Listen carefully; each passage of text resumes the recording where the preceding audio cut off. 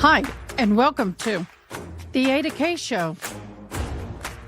I am Ada K. Brown, and am currently a criminal justice major, and I'm a deaf courtroom commentator.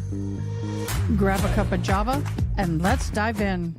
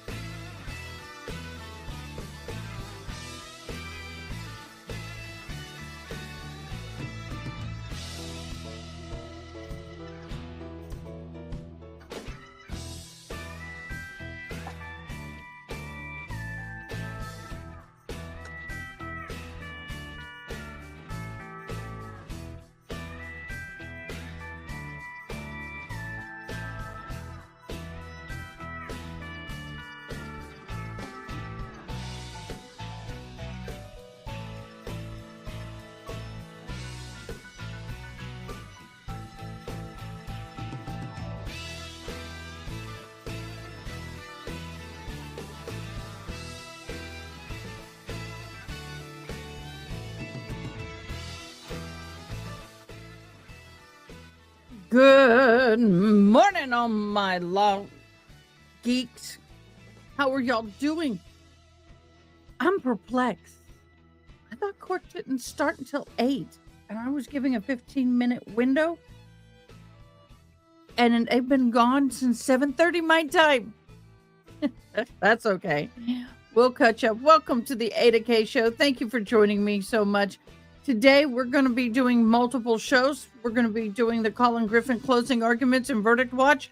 And then, if the baby Evelyn starts, we'll be watching that. If not, we'll be going over to the Cemetilli trials. So we've got a lot on our docket this morning. Thank you so much for joining me.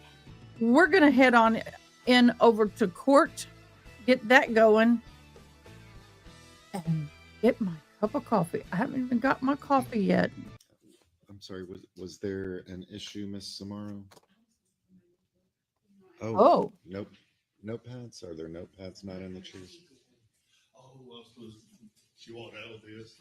Okay. What is an issue, my dear? What is the issue? There's an issue? All right. As I mentioned at the end of the day yesterday, both the state and the defendant have rested their cases. The attorneys will now have the opportunity, if they wish, to make a closing argument. They Please always remember wish. that what the attorneys say is not evidence, nor is it your instruction on the law. However, do pay close attention to what they have to say. Their arguments are intended to aid you in understanding this case. Each side will have equal opportunity, but the state is entitled to divide its argument between an opening and a rebuttal after the defendant has given a closing argument. Does the state wish to give a closing argument? I do, Your Honor. Of course. Of course we do.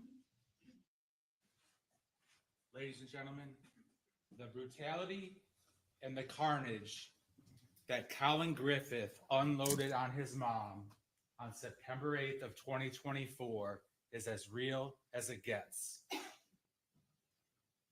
First, I'd like to thank you for not only being here, but for your attention. When you came to jury selection, you had no idea what type of case you might encounter.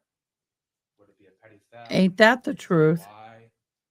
But what you ultimately heard and sat on was a first-degree murder case with a second count of kidnapping. So to hear and see what you had to go through is not something that jurors see every day, and most certainly most people never think about or see. But you've heard and seen the evidence, and later this morning and into the afternoon, you will be doing what you came here to do. And that is to dispense the ultimate form of justice. Not because I'm asking you to do this or suggesting you do this, but based upon the facts and the evidence, the defendant sits there, a guilty person who stabbed his own mother in the neck and then watched her bleed out in front of him. The lady that brought him into this world here on earth, he took out of this world and this earth. But see, at the end of this, he has to watch you come back through those doors. And he has to stand and he has to listen to the verdict. And that verdict is out of my control. It's out of their control. It is 100% in your control. And I have faith and confidence based upon what you heard and saw that you will do the right thing and you will hold him accountable for the fury he unleashed on his mom. Because the cold hard facts and the reality is quite unthinkable when you really think about it. The reality of what that person did to his mom is a second-by-second nightmare for her. She left this world knowing that the person that took her out was the son that she gave everything to. When you're in the quietness and the privacy of the jury room, I want you to take a close look at that knife. And remember, each inch that knife went flying through Kathy Griffith's neck. Good morning, Hilly Mal. Through each part of her human anatomy that Dr. Graham described. Because the reality of it, there isn't just a defendant and a victim and this happened and that happened, but the reality of it, for what the defendants accomplished, which is exactly what he wanted to do for so long. The writing was on the wall, ladies and gentlemen. The writing was on the wall. The defendant knew what he wanted to do, and it was just a matter of time. Why? Why did he have such deep-seated hatred for his mom? The lady that was just concerned about him making it to Domino's to work his 4 o'clock shift on Sunday. That's all that she wanted. They can say whatever they want about Kathy Griffith. It's all right. I'm not afraid. You shouldn't be afraid either. Because on Sunday, September 8th, Kathy Griffith did no harm, meant no harm to her son, Collin Griffith. She had one objective only that cost her life. And I don't know if it's sad or if it's admirable, but she knew. I don't know what you mean, Ada. Haley Mouse. If there's something wrong, I need you to tell you. I need you to tell me exactly what's wrong. We heard from Detective Lacey Hey, Jess. Zanoniani that Kathy Griffith literally said she knew she would die, but as long as it meant that she could spend some more time I think I saw it. It was worth it to her. Is that correct? And what thanks did Kathy Griffith get from her son? What thanks did she get? She got a foot-long butcher knife rammed into her neck. And you heard the pathway of destruction. Feeling everything through her neck, through those neck muscles, through the esophagus, through the trachea, through the cartilage, and on and on and on, as it ripped through her neck, and the shock and pain going through her body as the defendant was happy. As he followed through with what he said he would do. If nothing else, he's a man of his word. He said he would kill his mom, and he took her out. But you know what? Now he's in a court of law. Now he has to suffer whatever comes his way in the form of a verdict. And that verdict is guilty. That's guilty for what he did to his mom. As she's on the floor trying to get up, but she can't get up. She's got a gaping, open wound in her neck, compliments of her son. Thanks, Collin Griffith. Appreciate that. Kathy, who was literally dusting off his domino shoes, doing his laundry, buying him Starbucks, taking him to the movies, buying him things, getting him a phone, a computer. Now, yes, these are things that you would hope a mom would do, but not all moms do that. Whatever issues Kathy had, she didn't lack for love of her son. She wasn't there to do him harm on September 8th. Her motives were quite simple. Her motives were for Collin Griffith to return to her household by 10 a.m. Sunday. That's all she wanted. She wanted her son, who she was dusting off his domino shoes and making sure that he had a clean uniform, to be home in time to go to work. That's all she wanted. The clock was ticking. Once he turned 18, she knew he was gone. He wanted nothing to do with her. He had told her flat out he wanted to kill her. He had attacked her before. He had already killed somebody in Oklahoma. And she knew what was going to happen to her. But despite that, all that she wanted was every single minute she could have with her son. Well, she got to spend the last seconds of her life with her son as he watched on, as she gushed blood out of her open, gaping wound. The death was not instantaneous. She bled internally. She bled externally. She was fighting to get up. You see her arm finally comes underneath the island. And there comes a certain point, ladies and gentlemen, where that last drop of blood came out of her, where she took her last breath and she died and left this earth knowing that her son butchered her. And that's the reality of it. You take a look at that knife and you'll know what it went through, who it went through, who was holding it, what their intention was, and what they wanted to do. Operation Kill Mom accomplished. That's exactly what Collin Griffith did.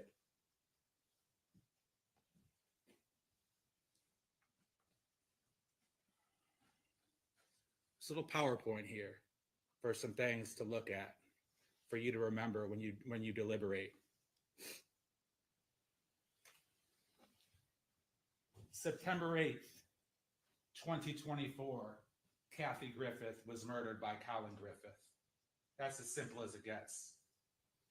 But going back the year earlier, the first person the defendant killed before he killed Kathy Griffith, he killed that person when he shot that person 2 times with a handgun, once in the chest and once in the head.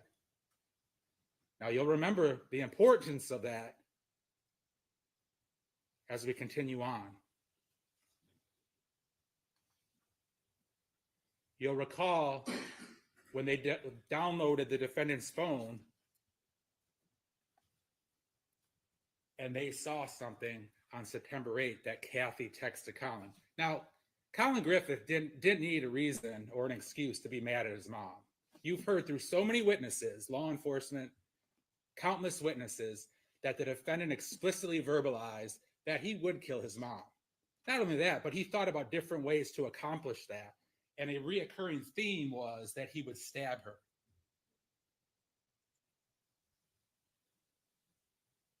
You don't have to guess what he was thinking or what he wanted to do. You heard from multiple law enforcement officers the defendant's statements about that he would kill his mom. And when they asked how, he gave a plethora of ways, including throwing her out of a car, shooting her, but stabbing her was a reoccurring theme. For whatever reason, the defendant got off on that. And you will recall that the defendant's anger towards his mom, it was already over brimming. But his anger was just intensified when on Sunday, September 8th, the last day of Kathy's life, she wrote the following to Collin. Mind you, her only intention, despite all these threats that she didn't want to have to carry through with, was to get the defendant home. That's it. But she wrote to him, Collin, the recordings of you admitting to killing, and then she wrote the person's name, and planning Hello, the Penny. murder, Hello, there are Jesse. 4 different Hello, instances from my ring sunny camera, day. are all going to Hello, Bob, Haley Mouth. Susie, Amanda, and Chris at 3 p.m. today. Not finding what I need. Plus, the recovered audio from Chuck's iCloud, where you told your dad you hated me and I was an evil bitch, are being sent too. Let's stop for a minute. The defendant called and thinks his mom was an evil bitch. That has just so much malice and hatred, once again, to the lady that was trying to do everything she could. I mean, God, we saw Ring videos. She's cleaning all the time. She's doing laundry. She makes sure that his house is stocked with food. She has clean clothes for him. He has his own room. He has his own Xbox, computers, cell phone. She's giving him the credit card to go to Starbucks to buy sandwiches and drinks, taking him to the movies, anything and everything to make him happy. And you know what kind of thanks she got. Thanks to Collin Griffith, stand-up guy that he is. And then what did she expect from him? Did she expect for him to be remodeling the house or doing all this work? No. She wanted minimal things. She wanted respect, as any mother deserved. She wanted the defendant to pick up a damn finger and do some chores, to weed whack the backyard. Was it 10 acres of property that she wanted him to go outside in the 90-degree weather and push a lawnmower? No. It was a nice, modest backyard that she wanted the defendant to take care of some business, like the man he was supposed to turn into. But if it interfered, God forbid, with him playing video games or him taking his walk, then piss on his mom. That was his attitude. It's 100% his attitude. He didn't want to be bothered. She wanted him to put up a bookshelf. The defendant didn't want to do it. She wanted him to clean up the room because there were a bunch of ants and cockroaches that were crawling around Collin Griffith's candy bags, but it might interfere with him getting some fresh air. So he just blew her off. Day after day, time after time, the defendant wanted to do nothing but what he wanted to do. And you know what? Life would go on if that was the worst of his ways. But he also had that hatred. So every time his mom would ask him to do something reasonable, that hatred would thrill him. He has told you what he thinks of his mom, that she is an evil bitch. This is what he's saying about his own mom who brought him into this world, his own flesh and blood, and that's what he thinks of her.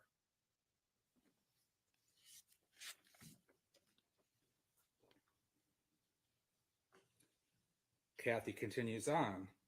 My dad is sending me his recordings of you telling him how you planned my murder back in February. Audio, video, email, texts, and phone records are all being sent.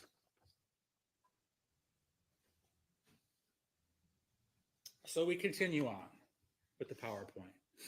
This is the last day of Kathy Griffith's life.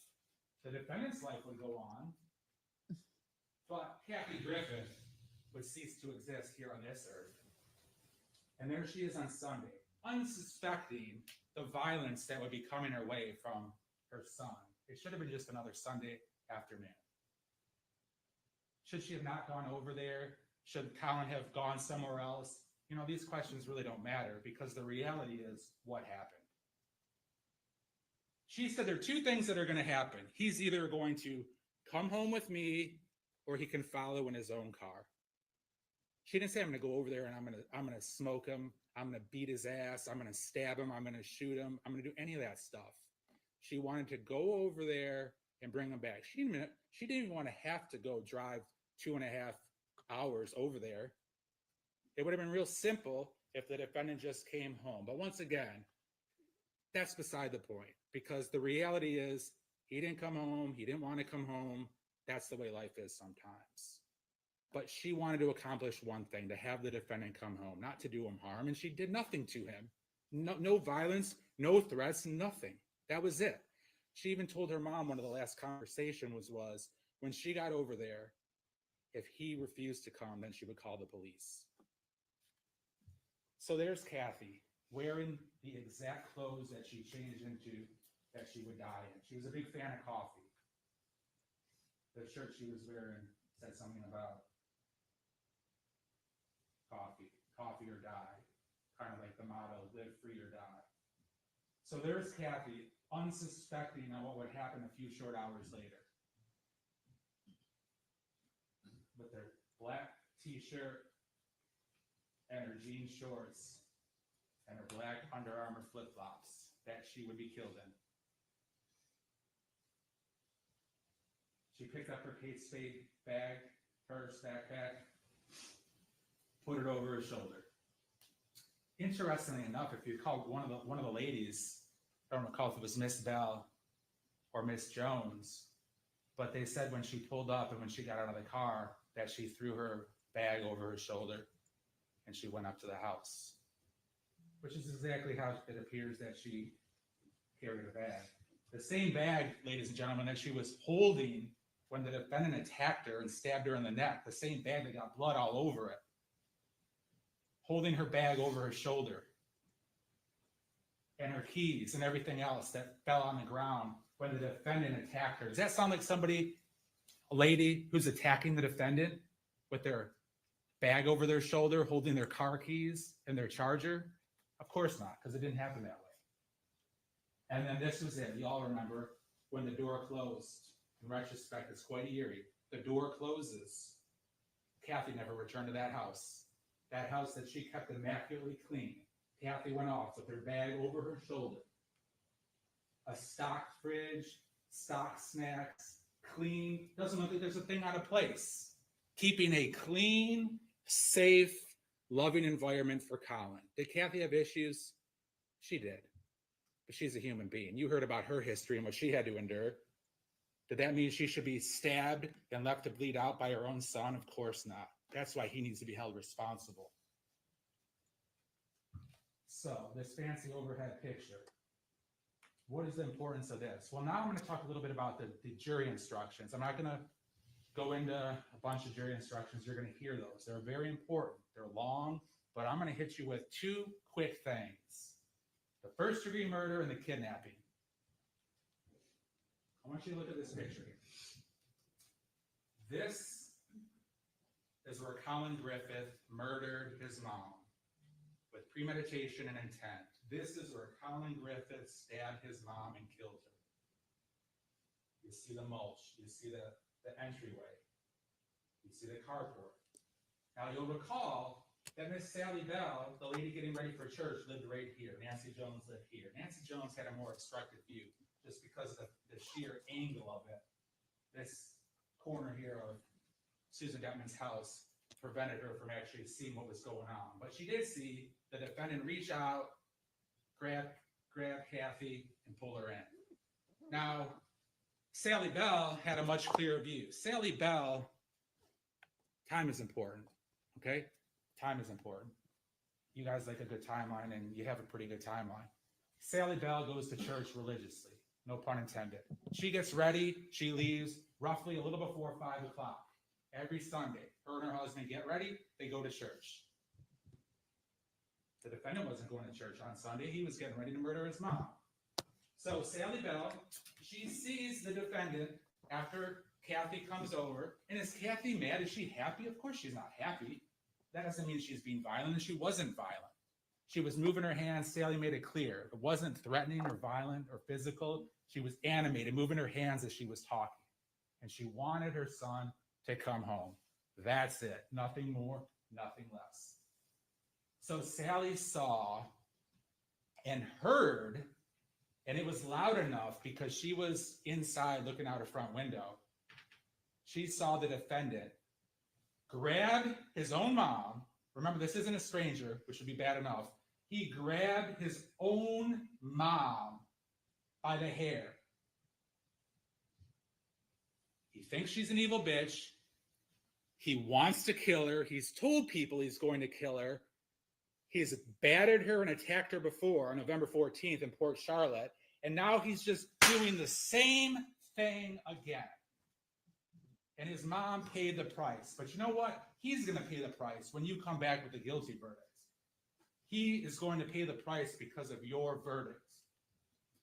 And he grabbed his mom by the hair, and she said, stop, you're hurting me, let go. This is his mom begging and pleading for her own son to stop pulling her hair. Who does that? He does that, and he did it. So what happens? Who's doing violence to who? I ask you that. Who is being violent to who? The mom is not being violent in any way, shape, or form to her son. She is doing nothing to him. Nothing to him. But good old Collin Griffith grabs his mom and he yanks her, he pulls her, he drags her. Who cares what verb you want to use? The point of the story is that he pulled her and dragged her into the house. She didn't have a choice because her hair was being pulled and her head and her body was being dragged into the house. Why did the defendant do that? Because he was about to unleash and quench his bloodlust for his mom. He was going to accomplish what he wanted to do for whatever it was, weeks, months, a year. And his bloodlust was going to be quenched at the price and at the cost of his mom and her dignity and her life. So why did he bring her inside? Well, it's quite clear why he brought her inside: to unleash additional violence on her. He wanted to isolate her. He didn't want witnesses to what he was about to do. Okay? That was roughly around 5 o'clock. Now, I want to tell you something. The 911 call was at 6:14, okay? That is an hour and 15 minutes. I'm going to tell you something. They weren't talking or hanging out for an hour and 15 minutes. Quite the contrary. This was a powder keg that was exploding. This was a powder keg that was exploding. What was he doing for that hour and 15 minutes after he killed his mom? Connect the dots, do the math. But as soon as he pulled her inside, it was just the continuation of the beginning of the end. So for kidnapping, I'm going to start with count two. Count two, kidnapping. This is what I have to prove. 3 elements. Collin Griffith forcibly or secretly or by threat confined or abducted or imprisoned Catherine Griffith against her will. That's exactly what he did. He forcibly grabbed her by the hair and pulled her inside against her will. Did she enjoy that? Did she walk into that house voluntarily when Collin dragged her inside? When, as she said in one of the videos, when he already beat her ass on a number of occasions? No, quite the contrary. He forcibly did those things against her will. So now Kathy knows what's going to happen. Maybe she doesn't know she's about to get killed, but she knows the violence that's about to happen. Because now the defendant has her all alone with no eyes to see, no neighbors to help, and he has her all alone. He's a lot bigger than her. He's a lot stronger than her. He weighs a lot more. He's younger than her. And she was alone. Now, this is no stranger to her. She shouldn't have had to have been afraid of her own son. But now the reality is he's dragged her in by the hair. She's begging for him to let go. But does he care? No. And he amps it up even more. He yanks her and pulls her so hard that, as we recall, in the mulch here is one of her AirPods. Boom. They go inside. She would, you know what? She never came out of that house again alive. She came out dead, with no blood in her body. Thanks to Collin Griffith. This is the last time that she would enter any place And this is the pathway to further destruction. This is literally the trail to her death at the hands and the knife of Collin Griffith. He yanked her by the hair. She didn't stand a chance. He dragged her, pulled her, get out of the source, use whatever words you want to use, and he brought her, boom, through the living room. Her other AirPod falls out. This is the violence and the force that the defendant's doing. Not only that, she loses her AirPod case. And we know where this is headed. We know the path that this is headed. That house is immaculate. Susan Detman keeps an immaculate house. That is a fact. That is evidence. Susan Detman keeps an immaculate house. Kathy Griffith, her daughter, keeps an immaculate house. There's no signs of a long fight. Kathy Griffith was in no position or no desire to fight.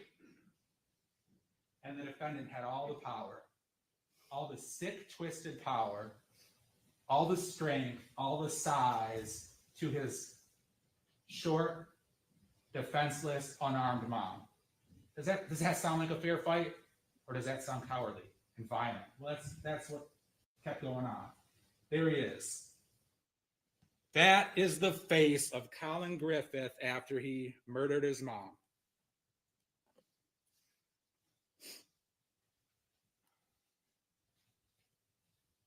Those are the eyes that looked at his mom as he shoved that knife so deep in her neck that it literally came out the other side of her neck. That, ladies and gentlemen, is Collin Griffith.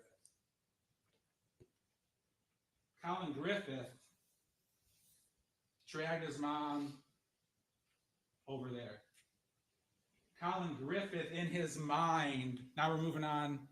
Well, I suppose before we move on to the premeditation part, I told you there were 3 elements of kidnapping. We've already hit the first one. Second one, Collin Griffith had no lawful authority to do so. Of course, he had no lawful authority to do so. You don't have lawful authority to batter somebody, to grab them by the hair against their will and yank them into a house so you can abuse them and violate them and destroy them more.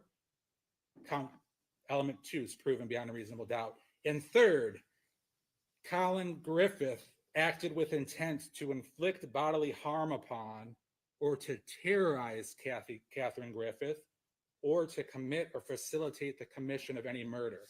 That's a lot of words, but you'll take your time when you have the jury instructions. What did Collin Griffith do? He acted with the intent to harm Kathy Griffith, to physically destroy Kathy Griffith, to terrorize Kathy Griffith, and to kill Kathy Griffith. That third element's proved every which way possible.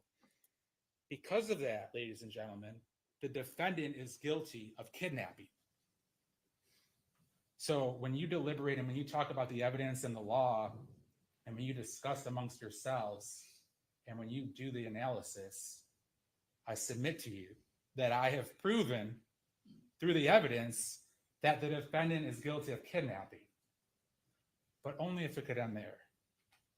Only if it could end there. Life would have gone on for Kathy Griffith. But it couldn't end there because of the defendant's conscious decisions. Because of his actions, it couldn't end there. Life could have gone on, but it didn't for Catherine Griffith because of what the defendant wanted to accomplish and what he didn't stop doing until he had accomplished it.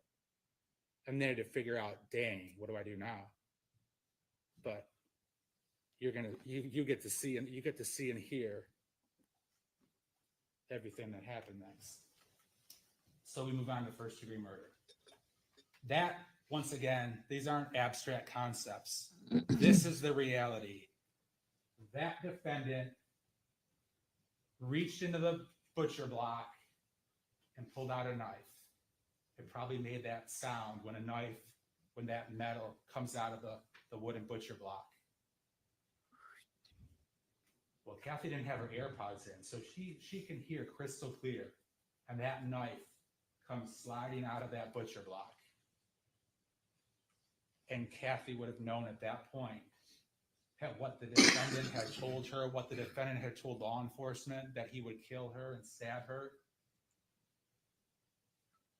that's how it was going to end for her. So the reality is the defendant pulled the knife.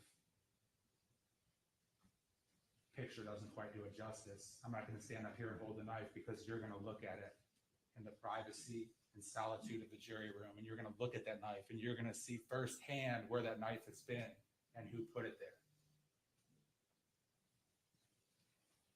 So Kathy gets stabbed in the neck with such force. You know the pathway, you know everything that happened. You heard from Dr. Garavan, who was very detailed about his expertise, how many countless stabbing cases he's worked. Never has it been an accident or somebody falling on a knife. The force that that knife took, the things that it cut through, the open, gaping wound, her bleeding out to the last drop is gone. So, back on September 8th, 2024, after Kathy struggled to get up, struggled to do whatever somebody who's just about to die tries to do, knowing that their son just ensured their death. Mind you, this was at about 5 o'clock, ladies and gentlemen, because that's when Sally Bell saw the defendant yank his mom in by the hair. 5 o'clock. Yet it takes an hour and 14 minutes for the defendant to call 911. Yeah, it did. You're going to hear two clips. One is just the very intro. It establishes the time. It establishes the first words out of the defendant's mouth.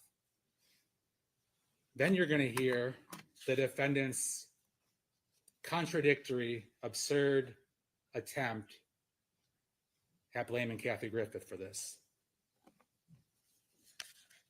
Good morning, Tash. Good morning, Kathleen. Good morning, Dawn. Hello, sunny day. Good morning, Penny. And good morning, Haley Mouse.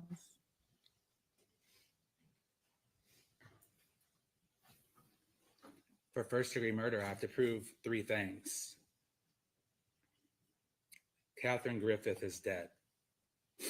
That's an understatement. Number two, the death was caused by the criminal act of Collin Griffith. It was a homicide by Collin Griffith, stabbing his mom in the neck and watching her and letting her and being happy that she bled out and died. And three, there was a premeditated killing of Catherine Griffith. Ladies and gentlemen, when the defendant dragged her inside and dragged her to the back of the house, to the kitchen, when he reached for the knife, when he pulled the knife out, think about it. Any step of the way, he could have thought to himself, you know what? This is messed up. I shouldn't be doing this. I can't be doing this. Yeah, I want to kill her, but this is my mom. You know what? Damn, I'm going to stop. I'm not going to do this. He had time to reflect. But his reflection was it Collin 1 or Collin 2? We'll get to that a little later. But his reflection was, yeah, I am going to kill, I am going to stab this evil bitch. And that's not me saying it. That's the defendant's own words. He showed his intentions by his actions and by his words and what he said he was going to do. He was going to kill that evil bitch, his own mom. And so he did. So Kathy Griffith is laid out on the floor, has taken her last breath, has bled out her last drop of blood. Catherine Griffith has been murdered by Collin Griffith. The crime is over. The defendant is guilty of first-degree murder.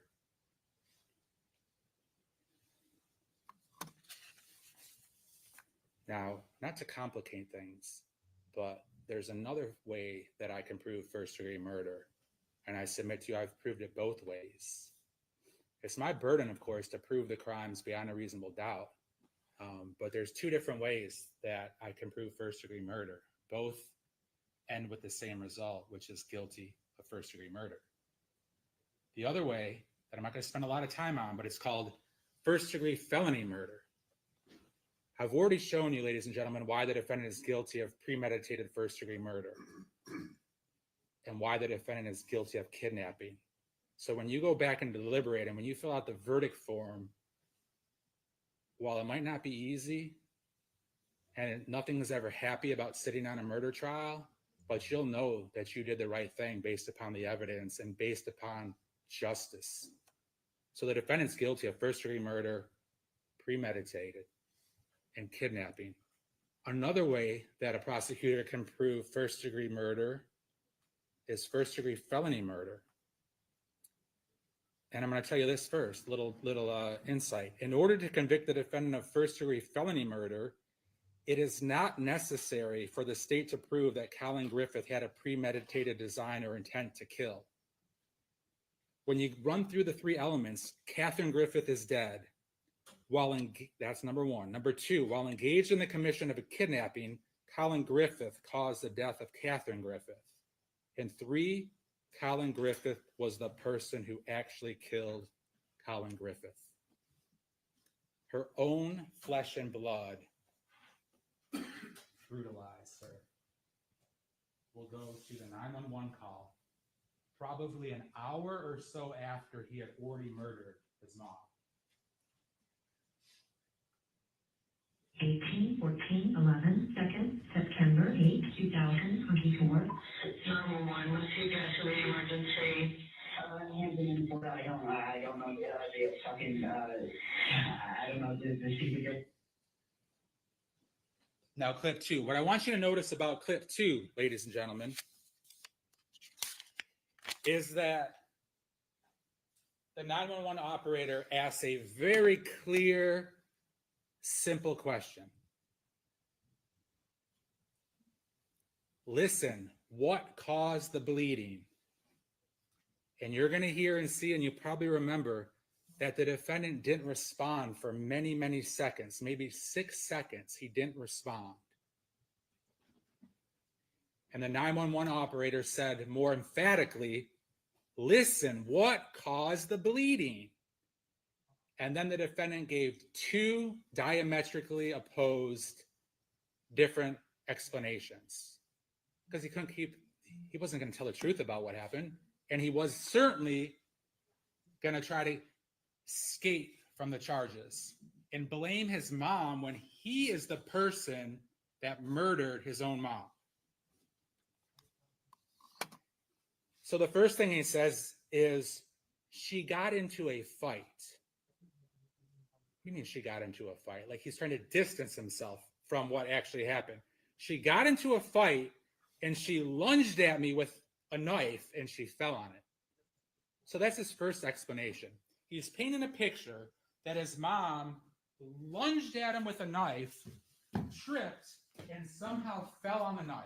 That's preposterous. Not being disrespectful, but that's preposterous when you think about common sense and you think about physics and when you think about reality. That just didn't happen. The evidence is to the contrary, but that's his first statement, that she lunged at him with this knife and tripped and she somehow falls on the knife. That didn't happen. Then the 911 operator says, where is the knife right now? And who did she get in a fight with? And then the defendant says something completely different because it's not the truth. The truth doesn't change. The truth is that the defendant stabbed his mom right in the neck, and then it ripped through and came out the other side. That's reality of what happened. And then the defendant changes his story. He thinks he's helping himself by elaborating or trying to prove to himself what happened or prove to others. And then he changes his story. Instead of her lunging at him and falling on the knife, now he says, she came at me and we got into a fight for a long time. Then she got on top of me and fell on it. Twisted it back, whatever that means. So listen, what caused Listen, what caused the bleeding? She got built and we went digging in the night and she fell on it.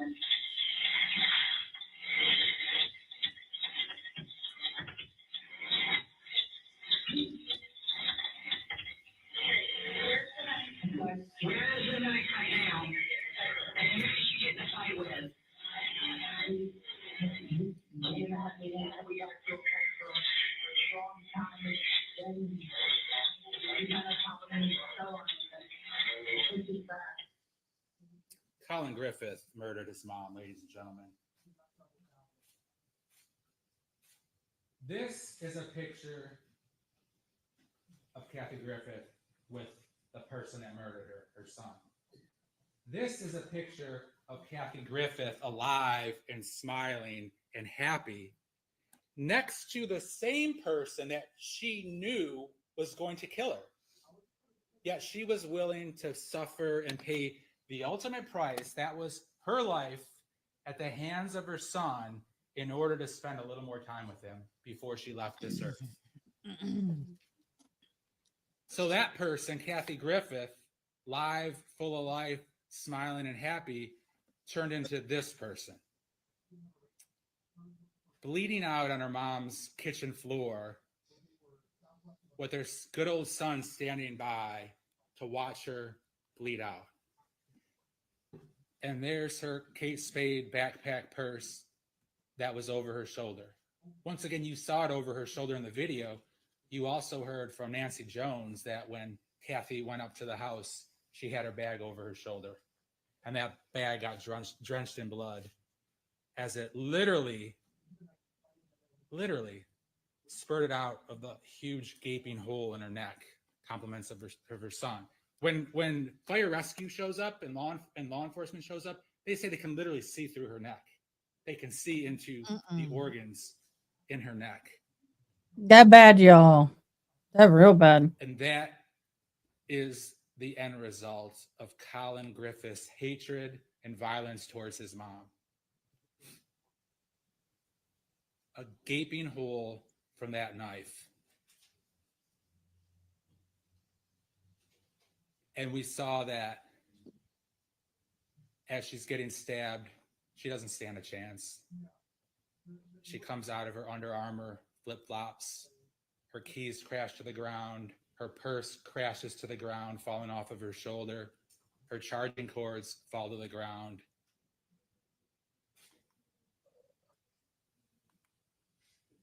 She struggles to get up. You can see things she's grabbing onto.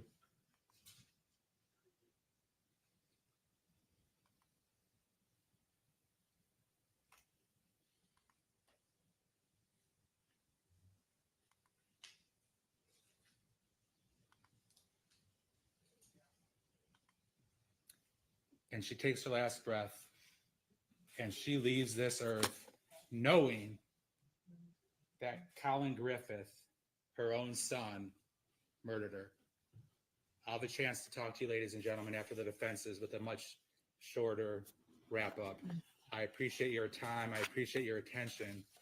And when you come back through those doors, you should come back with nothing short of pure 100% justice. And that's finding the defendant guilty as charged of both counts for what he did to his mom on September 8th, 2024.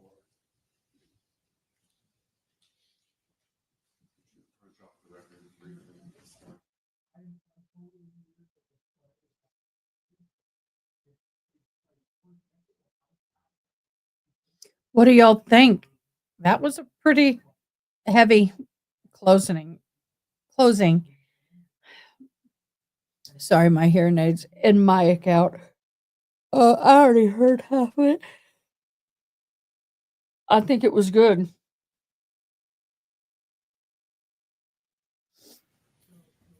How are y'all doing? It's an early morning. Defense, we're going to just take a short 10-minute stretch break. All right, please.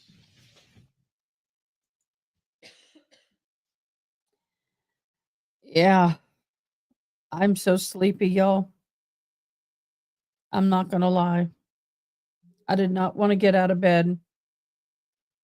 I didn't want to get out of bed this morning. The last couple of nights I've slept so well. Why do I sleep good when I have to get up at the butt crack of dawn? Oh. And they said they were going to start at 9 their time, which is 8 my time, and I get up and they're already live. I'm like, "What?" Yeah, that was not fun. I think I'm going to have to switch ears. This echo is driving me crazy, and it's only in my hearing aid. Makes it hard for me to.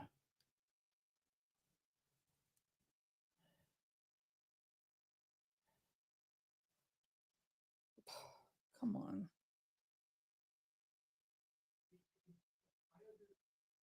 Oh.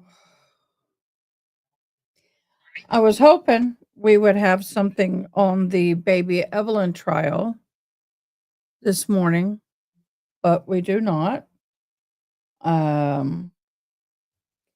So that trial they are still picking the jurors, even though they have 17 jurors. So, oh, wrong way. They have the 17 jurors. So I don't know why it hasn't started yet.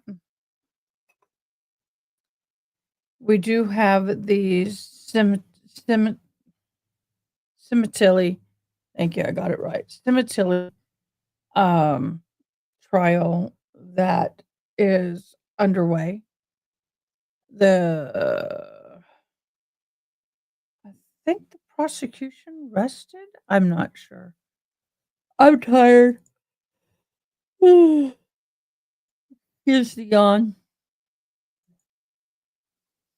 Problem is I get comfortable in here and it's like a womb in here. There's no light outside of the artificial light here. Ms. Thornhill? Not a good environment for someone struggling to stay awake.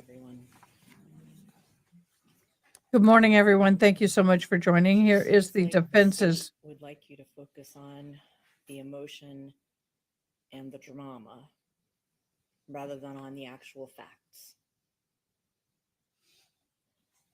You can't ignore the facts in this case. What's your job as jurors?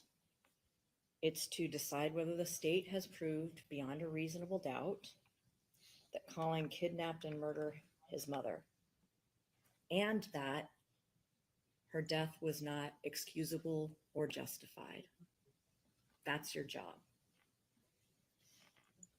We start with the presumption of innocence, as the judge will remind you again when he reads the instructions. That means that you have to believe that Collin is innocent, unless and until the state can overcome that presumption with evidence beyond and to the exclusion of a reasonable doubt. Not words that they may say, characterizations of how things might have happened, but actual facts. We can offer interpretations of how you should look at various facts. The facts also include testimony, but it is your job to decide what the facts are and what they mean, and whether the state has used those facts to prove beyond a reasonable doubt that Collin is guilty of anything. So the state offered a number of witnesses. You guys have been here for over a week now, and they presented a lot of exhibits and evidence. I'm not going to go through all of the witnesses and all of the exhibits. You all took notes, and the exhibits will all be back there in the jury room with you. So you can look at any number of them. You can look at all the text messages that were admitted into evidence, even if they weren't all played on the screen. You can listen to things. You can watch the Ring video. That will be up to you. Those are facts. The witnesses. In a move that you might find surprising, I'm not going to argue to you that the state's witnesses were unreliable or that you shouldn't believe them, with one exception. Most of the witnesses were pretty straightforward in answering the questions. You know, like I said, it's up to you to decide how to interpret what they said. But the one exception, and it might not even matter in the long run to your inquiry, your decision, because for the most part, what the witnesses told you isn't in dispute. And that one exception is Robert Wolantis. I may have seemed harsh with him when I questioned him, and I apologize for that. I wouldn't wish the death of a child on anyone ever. But Mr. Wolantis wanted you to believe that he was very close with Kathy and with Collin, and that he was close enough with Collin that Collin confided in him several months before Kathy died. So, how close was Robert Wolantis with Collin and Kathy? He was not invited to Kathy's celebration of life. He didn't even know that she hadn't been buried. If you recall him going on and on about how funerals are for those left behind. And that's not to say that, it's not to say anything bad about Mr. Wolantis, but it's something you can consider in evaluating the credibility of his testimony. He went on one trip with Kathy a few years ago that Susan paid for. He talked to Collin on the phone a total of 3 times, unless you believe there was this second mysterious phone that Mr. Wolantis claimed that he talked to Collin all the time on for either every week or every other week. There's no evidence of that. Susan told you about a phone that she got for Collin when Kathy had kicked him out one of the several times that she bought for him to use because he'd been kicked out without his phone. It was active for a couple of weeks. It's another thing you can consider in deciding whether you think Robert Wolantis was reliable.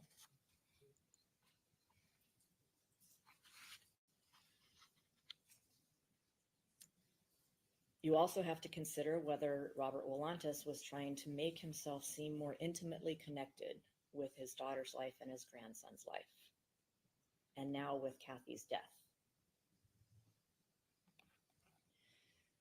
Remember, he was the one who called Polk County Sheriff's Office. He was not the go-to family member that the detectives wanted to speak to get information. They didn't seek him out. He reached out to them. And he reached out to them only weeks after Kathy died. Not right away, not, oh my goodness, my daughter died. I have this important information that may help in the investigation. No, it wasn't until after he watched Grady Judd's press conference that was extremely detailed in describing the wound that Kathy suffered and how she died that Mr. Wolantis called the sheriff's office. You can consider that in determining whether you think his testimony is reliable. You can also consider the language he used in describing what Collin said to him, allegedly, about wanting to slit his mother's throat and watch the blood and life seep from her. You've heard Collin's words several times on the 911 call, on the Ring videos. That sound like something Collin would say, or a way he would describe anything that he says? Or does that sound like Mr. Wolantis putting words in Collin's mouth?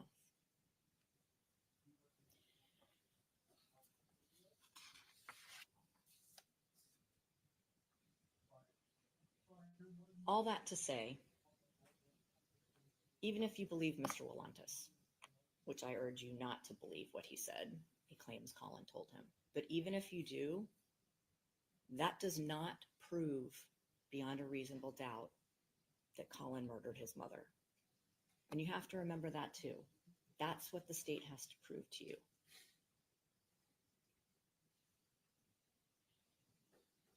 So dealing with that one witness, let's move on to the charges against Collin. The kidnapping. The state has to prove to you beyond a reasonable doubt that Collin, by force, threat, or secrecy, confined, abducted, or imprisoned or isolated Kathy against her will. And at the time he supposedly did any of those things, at that time, he had the intent to commit great bodily harm or terrorize her. Okay? So what did the state present to try to convince you that there was a kidnapping? They presented the witnesses, the neighbors, Sally Bell and Nancy K. Jones. Both of them are neighbors of Susan's. You've seen the photos of where they lived. And you heard them say that Kathy was the one being aggressive right when she arrived. She whipped the car out of the driveway to pull it up against the curb or the grass. She slammed her car door. She slung her backpack over her back and she marched up to the door and went inside. Went inside that house of her own accord. When she comes back out of the house, she's throwing things into Collin's car. And you can see in the photo of the interior of his car, there's clothes thrown in the back and there's his computer and his phone on the front seat. And she's yelling and gesturing and stomping around. And then she goes back up to where Collin is standing in the doorway. Because remember, neither of those witnesses told you he was ever anywhere other than in the doorway. Not in the mulch where an AirPod was found, but in the doorway around the corner. So Kathy comes up to him. She's making a scene. Obviously a scene that's loud enough, noticeable enough that the neighbors are looking to see what's going on. She's already drawn their notice. And as she's on the carport floor and Collin's standing in the doorway and she's still gesturing, he puts his hand, and the witnesses differ, on her neck area, on her shoulder, by her ponytail, and they said pulled her inside. Not dragged, not grabbed her by the ponytail, more like, and this is something you can decide, more like an ushering, like, oh crap, you're causing a scene, like Kathy can, seeing it in the state's own evidence. Let's bring this inside so that we don't get the wrath of the neighbors up or cause attention to be drawn even more to our argument. That's a more reasonable interpretation of those facts.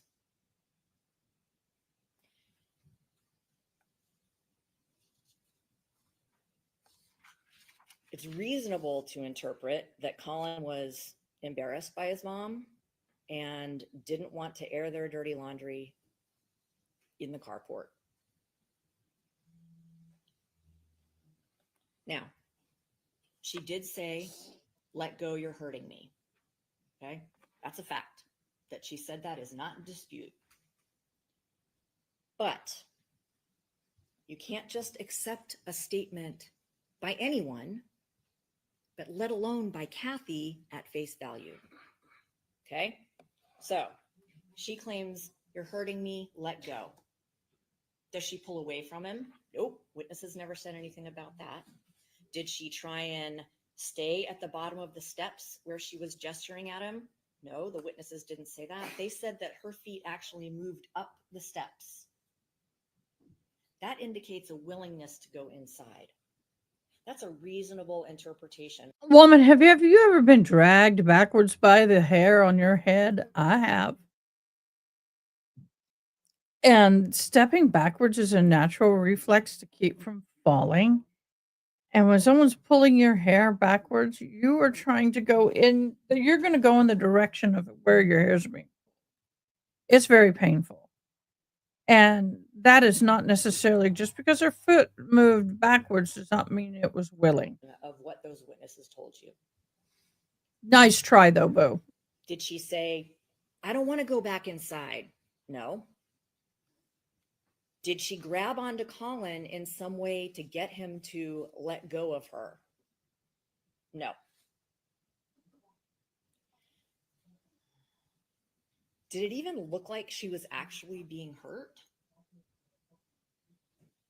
Don't you think, isn't it reasonable that if Sally Bell or Nancy K. Jones thought that Kathy was actually being harmed in any way whatsoever, that they wouldn't have either called 911? They didn't want to get Kay Jones involved. would have called Susan because remember, she was house sitting. She was aware that Collin was allowed to be there, that he had arrived the day before, his car hadn't moved. So she's sort of keeping an eye on the house. If either of them thought that Kathy was actually being harmed or being forced to do something against her will, don't you think, as the good neighbors that they were, they would have alerted someone? No, they were not good neighbors because they should have They didn't, alerted someone. because Kathy's saying she was being hurt and let me go, and they don't know her. But I think you can interpret that statement from Kathy, knowing what you know about Kathy, as being just one of the many things that she claimed happened that didn't actually happen. Mm. For instance, when she said on one of her multiple phone calls to Susan or in a text to Collin, there are a lot, so I'm sorry if I don't remember exactly where it came from. She said, I'm scared, Collin, you battered me or you hit me or you beat me before you left on Saturday. Mm-mm. Remember the ring videos in every room in the house except the bathroom. And for the most part, she and Collin are on ring video. The state has given you some ring video. The defense has given you some additional ring video to sort of fill it out a little bit better. On none of that ring video is Collin ever touching her. So isn't it reasonable that even though she claimed Collin hit her, beat her, struck her before he left the house on September 7th, and there's no proof of that, that her saying hurt me, let go, was just her making something else up?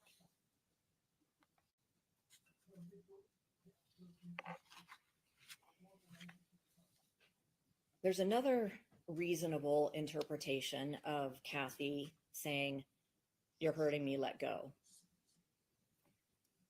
Remember, she was furious with Susan, with her mom, like furious. You heard her yell several times on the ring video at Susan. She was pissed off that Susan had let Collin come to her house, which, as you may recall, I asked several witnesses about this.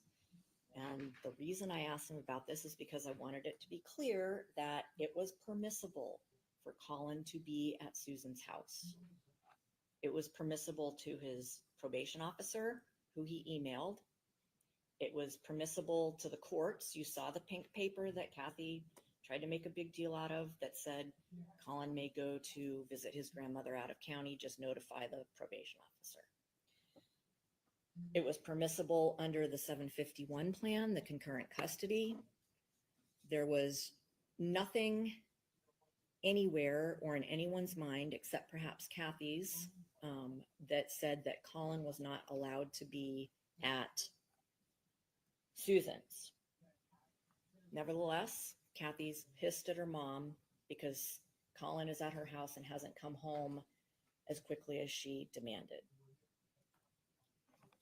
Remember, she'd also made some threats to Susan in her text, saying, your HOA hates you, and Freddie, Susan's dog, doesn't have a dog tag, and that's a violation. A violation of what? I don't know. But Kathy's mad enough at Susan at this point that who knows, maybe she was trying to get Susan in trouble with her homeowners association by causing a bigger scene than it actually was. I'm not saying that's for sure what happened, I'm giving you reasonable interpretations of Kathy's behavior.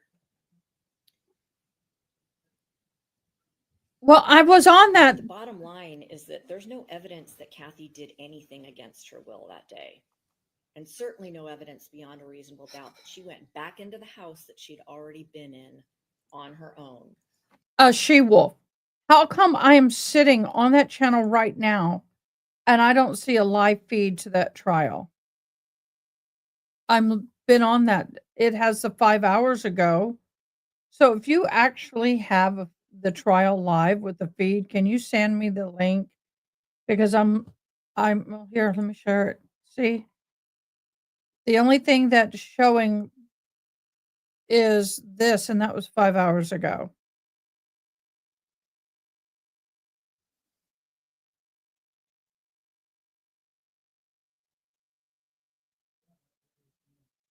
So if you got a better, can you send me the link itself, please? Well, maybe I just found it. See, I click on that, it goes to that. So I don't have what you got. So can you let me know? Appreciate it. Thank you.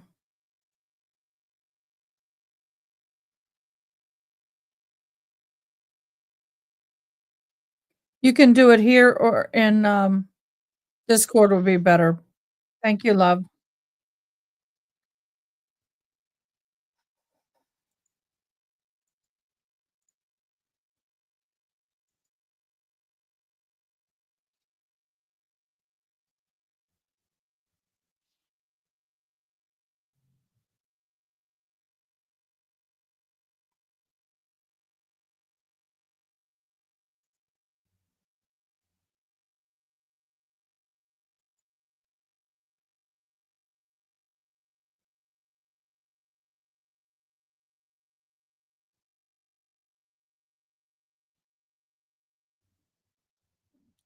I, I'm not finding it. Please send it to me, love. All I'm getting is the jury selection. Why I'm not getting it, I don't know.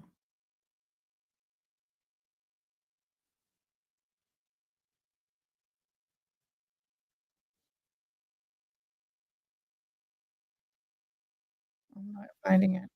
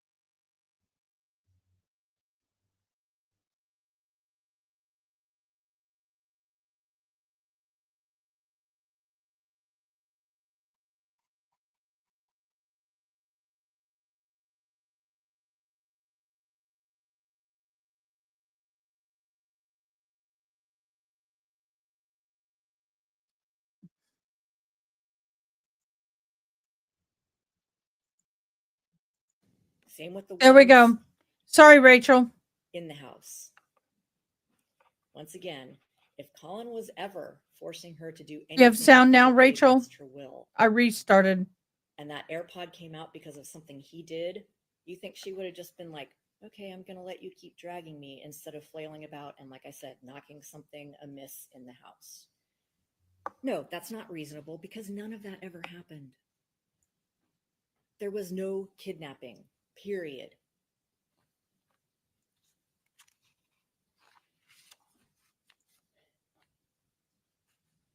The felony murder count, just also first-degree murder. If you were to find Collin guilty of that, that would mean you have to find beyond a reasonable doubt that he kidnapped Kathy, and that during that kidnapping, he caused her death. So I've already told you all the reasons why I think the state has utterly failed to prove a kidnapping. But even if you did find that, because I don't want to presume that you're going to find anything, I'm here to make suggestions, not to tell you how to do your job, like the prosecutor was trying to do.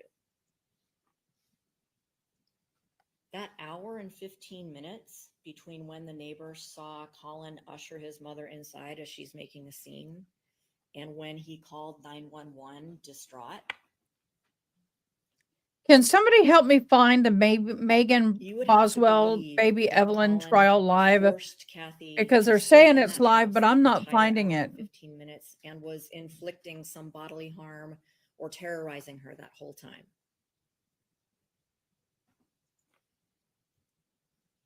That's not reasonable.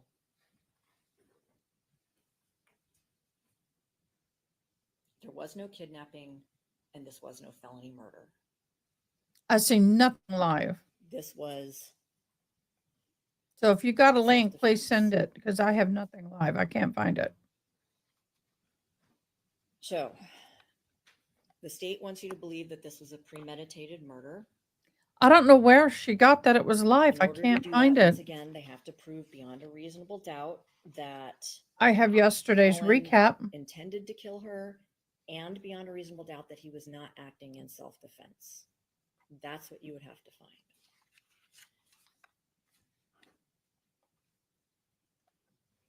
You heard a lot of outrage from the prosecutor in his closing statement. And this is an awful situation.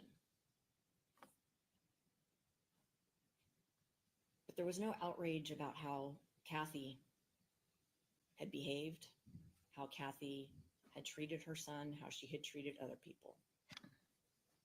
And I'm not saying you have to have outrage at that.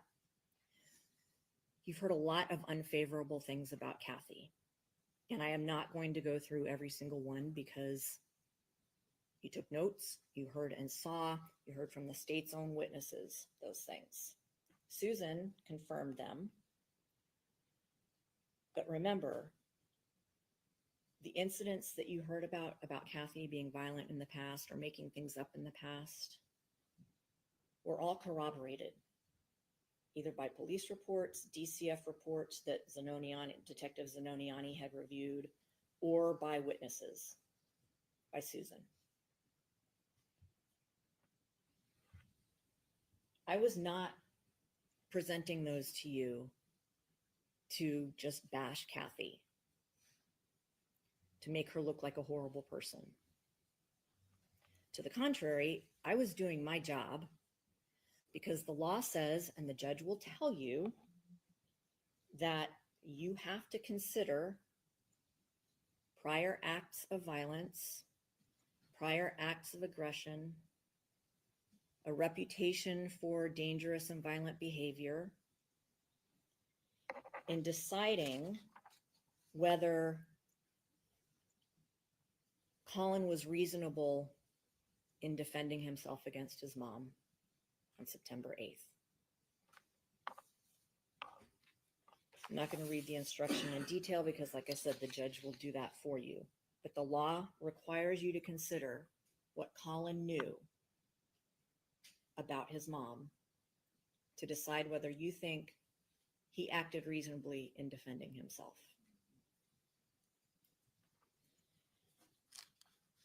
You have to decide the reasonableness of Collin's actions in light of all of those things.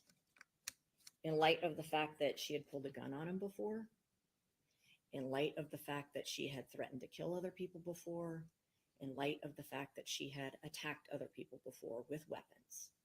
Some of these things in front of Collin. So it's not even just hearing about it, it's witnessing it. He knew all those things about her. He knew what she was capable of when she was angry. He knew all of this, and it was in his mind when she came to him on September 8th.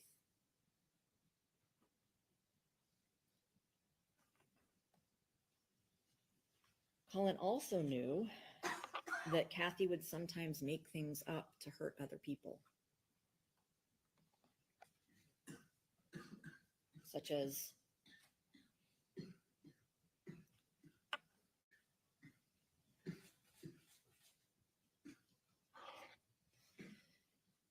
he knew that she claimed someone strangled her. She even claimed that she had video of it, but when the police reviewed it, it showed you she was strangling herself.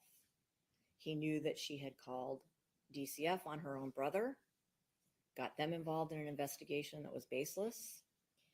He knew that his mom claimed to do everybody else's schoolwork, including her own mother's dissertation for her PhD. He knew this about his mother. Now, luckily, those threats and made-up stories that Kathy had told in the past didn't ever result in any serious consequences for those people. But Kathy had never suffered the consequences of making those stories up either. And what happens when you don't suffer consequences? You continue the behavior. And sometimes she was actually even believed when she made things up. One glaring example. The day that she pulled the gun on Collin, threatened to shoot him or herself, and then handed him the gun and said, "Just shoot me," Collin immediately tells his teacher or professor, who talks to the school resource officer. Thank who you, gets She the Wolf. deputies But do you involved. have a link? The deputies go to Kathy at her house. And Kathy says, "No, I never pulled a gun." "What? He's just being a brat. He was failing classes, so I disciplined him by taking away his phone and his AirPods." And they believed her. Okay. Now, at the time, maybe that wasn't so astonishing. But remember what Susan told you. Susan told you that Kathy admitted to her that she had actually pulled a gun on Collin. So Kathy lied to the police. She also lied about him failing his classes. That was never true. And convinced them that Collin was just being a brat. But was he? Despite the fact that Collin had given a detailed account of what his mother did to him with her gun, they didn't believe him. They believed that he was just being a brat. Don't get me wrong, Collin could be a brat. I am not trying to make him look like an angel and Kathy look like the devil. You heard him on the Ring video and how he talked to his mom. Disrespectful. Absolutely. But that doesn't make him a murderer.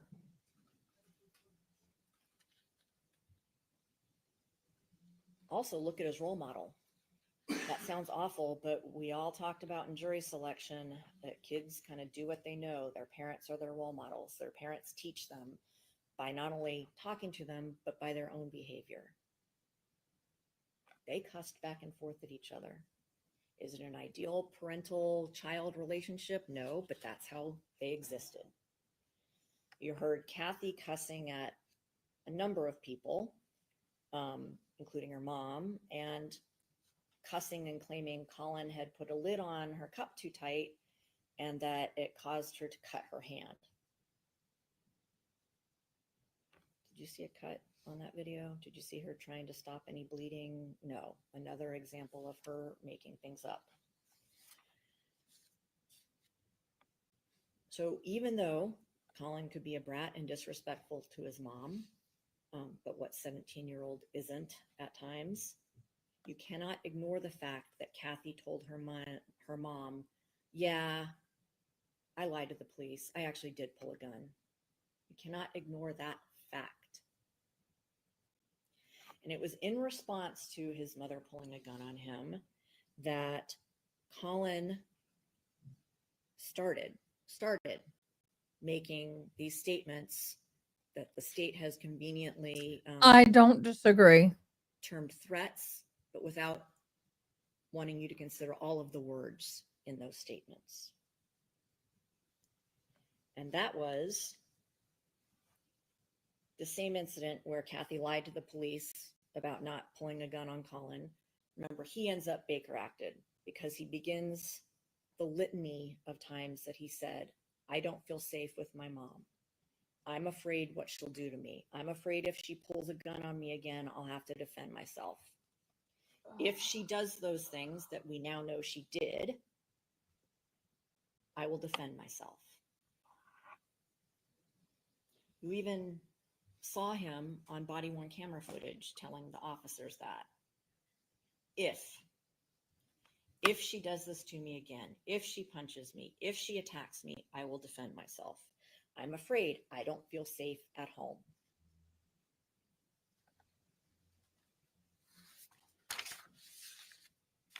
But no one would listen. Over and over and over, he tells people in authority this. They believe Kathy, they don't believe him. I want to propose a possible reason why they didn't listen to him. Once they found out that he had been arrested for a shooting death in Oklahoma, despite the fact that he was never charged with that, everybody decided, we can't believe him. We have to believe her. Look at his past. And that is an awful shame, because there are facts and evidence to show you how Kathy behaved. You have her own words to her mother that she pulled a gun on her own son. People in authority ignored Kathy's well-documented history of violence towards others. They ignored her well-documented history of aggression and volatility and impulsivity. They ignored the fact that she owned a gun. They ignored the things she had done to her ex-husband.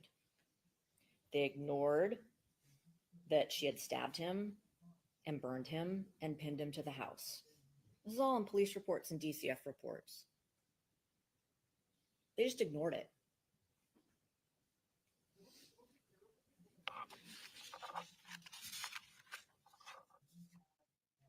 And these are just the documented episodes that we know about of Kathy being violent towards others. You saw how she acted on her own Ring video, right? And this is her knowing she's being recorded. So if that's how she behaves when she knows she's being recorded, think about what she might do when she's not being recorded.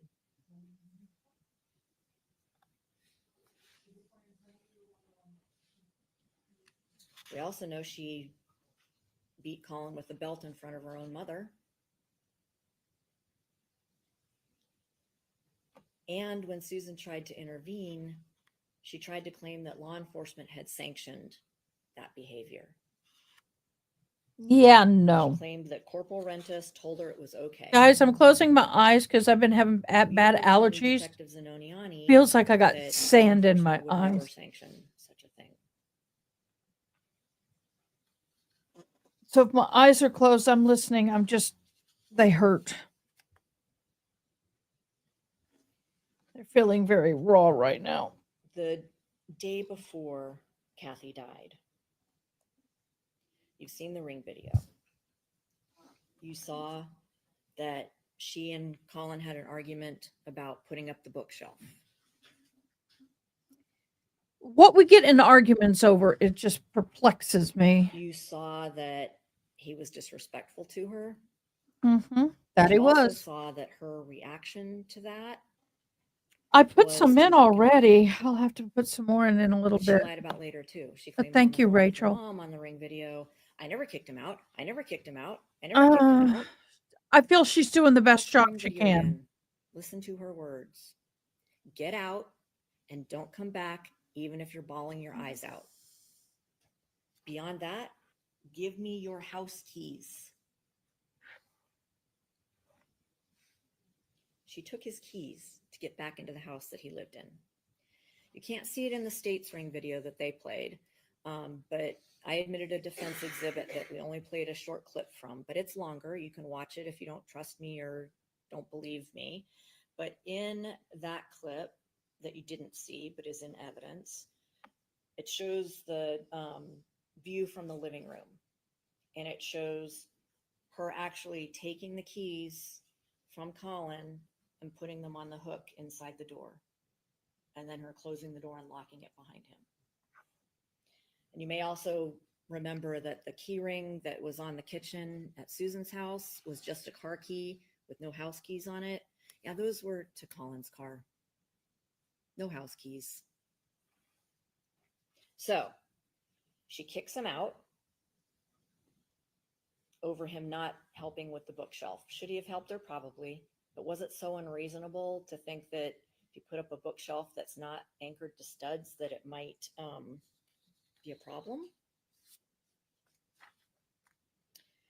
So all of this is going to Collin's state of mind the day before Kathy comes to him at Susan's house. It's something you must consider when you're deciding whether the state has proved with facts and evidence beyond a reasonable doubt that Collin wasn't reasonably defending himself against his mother on September 8th. And would a reasonable person defend themselves like Collin did? Sort of on a separate note, the state has argued that the text that Kathy sent to Collin, threatening all sorts of things, because you know she threatened all sorts of things that were not true, right? Won't go through all of them. But that this text where she says she's going to send all these ring videos of him supposedly confessing to planning a murder in Oklahoma, that provides a motive for Collin to want to kill his mom. Okay. First of all, you have to believe that the threat was true. Given what you know about Kathy, given the fact that no one's seen any ring videos of any such nature, and given the fact that Collin has never been charged with anything in Oklahoma, and given the fact that her deadline of 3 p.m. when she was going to supposedly send these to all these people had long passed before she got to Collin, isn't it reasonable to think this is just another thing that she made up? Because if those things existed, they'd be out there. They would have been in front of you. And don't you think Collin knew that that was an empty threat? Knew that no such recordings existed? So this big motive that the state wants you to believe in, also BS.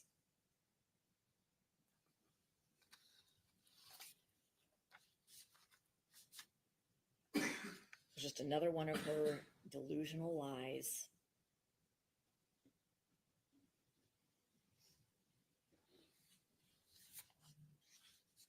Something else she made up, like she made up things all the time, and that the state's own evidence proves to you.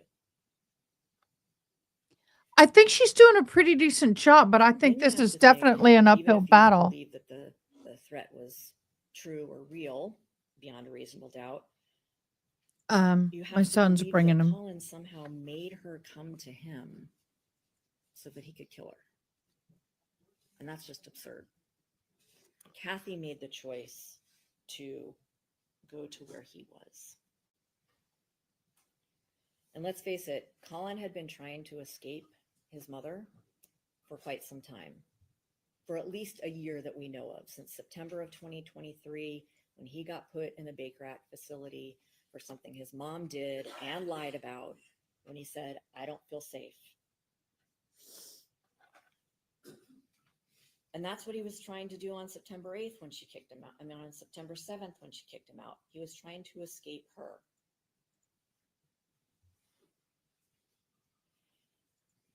Think about this. All the times that you've heard about Collin saying, "I don't feel safe. If my mom attacks me, I'll defend myself. If she comes at me, if she pulls a gun on me, if she punches me, I'll defend myself." Remember, Collin told people that he would rather be in the Baker Act facility than at home with his mother. He told people in authority he would rather be in jail than at home with his mother. Wow. He told people in authority he would rather be in foster care than at home with his mother. That's bad, y'all. And the state I've been in also believed foster that care. Collin I was just a know. brat who didn't like the discipline he got, so he murdered his mom. That's also absurd. Because as the state has pointed out many times, Collin had what they think is a great life with mom, right? So he gets to go on trips. Absolutely got to go on trips. He lives in a clean, nice, organized home with plenty of food. Yes. He has a phone. He has an Xbox. He has a computer. He gets to go to college. Don't you think Collin, as smart as he was to be able to graduate early, would know that if he actually were to be placed in the Baker Act facility instead of going home with his mom where he didn't feel safe, or remain in jail instead of going home with his mom with whom he didn't feel safe, or went into foster care instead of going home with his mom with whom he didn't feel safe, he would get none of those wonderful things. None of them. He would not have a phone. He would not have an Xbox. He would not go on trips all over the country or the world. And yet he still said, "Please re-Baker Act me. Please don't send me home from jail with my mom. Please, I'd rather go to foster care." These are the things you know and that the state has proved. Collin was trying to escape his mom because he was scared. He was scared of what she would do to him, and if she attacked him, what he would do in response.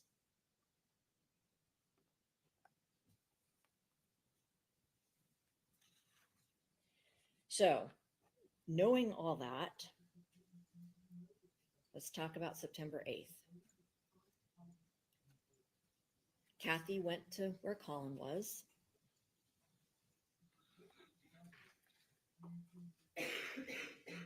Isn't it reasonable to believe, because let's be clear, the state has offered no proof, zero proof of what actually happened in Susan's house on September 8th?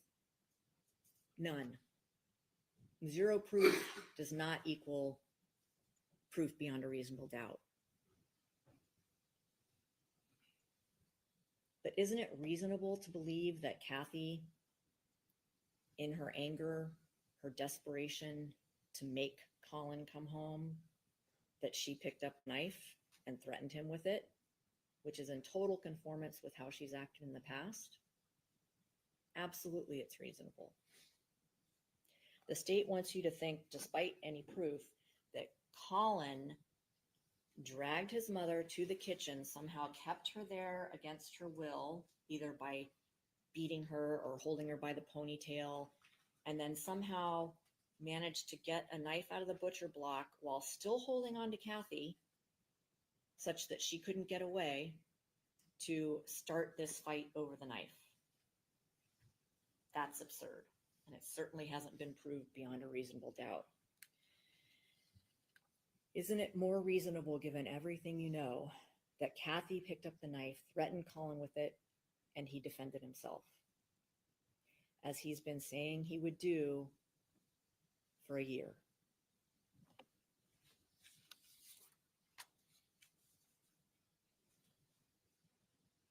Isn't it also reasonable that Kathy knew what the outcome was going to be when she picked up a knife and threatened Collin with it?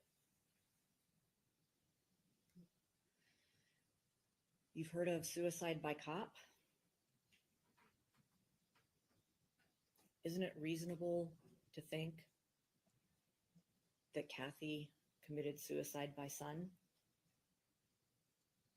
She had never been able to successfully commit suicide before, despite her many attempts.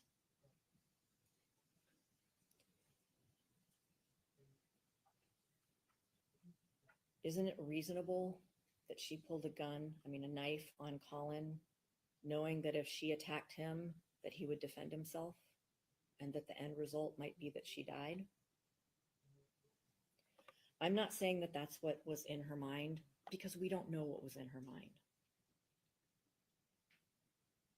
I'm saying that it's a reasonable possibility given everything you know about her. It's also a reasonable possibility, a reasonable interpretation, that she attacked Collin with the knife. He has wounds.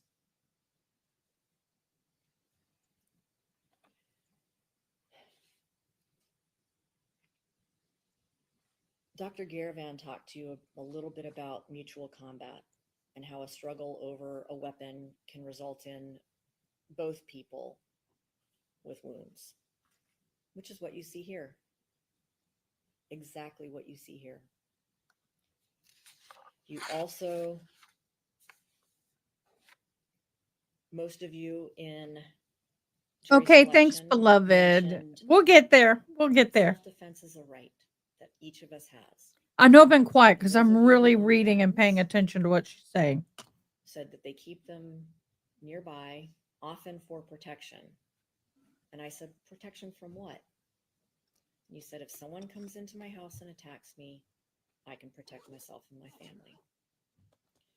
So isn't it reasonable that that's what Collin did here? When Kathy came into the house where he was living, for all intents and purposes at that point, and that she attacked him with a knife, that he defended himself, as was his right.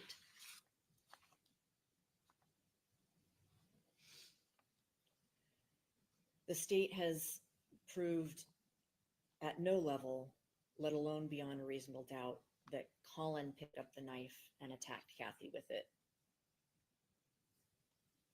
That means you have to try and figure out, if there's no evidence of exactly what happened, you have to think about what was reasonable. And it makes way more sense, given what you know, that Kathy attacked Collin and he defended himself.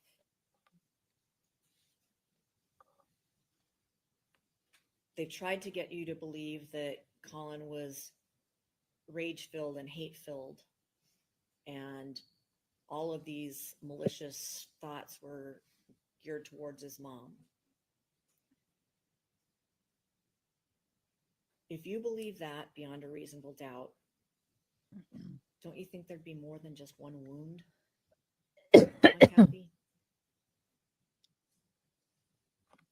Sorry, she had two wounds. She had the neck wound and she had the hand wound. Those could have happened at the same time. You don't know whose hands were on what part of the knife during this struggle. If Collin was so rage-filled and had such hatred for his mom, don't you expect that there would be 5, 10, 20 stab wounds? That's something you can consider too.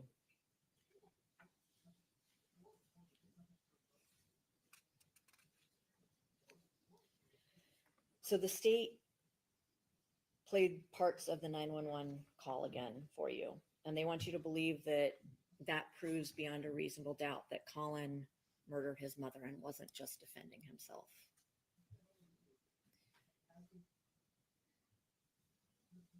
You can believe or disbelieve what Collin said. If you don't believe what Collin said, that still doesn't mean that the state has proved beyond a reasonable doubt that he murdered his mother. Remember that. Also consider that Collin said there was a long fight and she fell on the knife. Knowing his history, don't you think of not being believed by people in authority repeatedly, that yeah, he may have not told the entire truth because he was scared. That doesn't make him a murderer.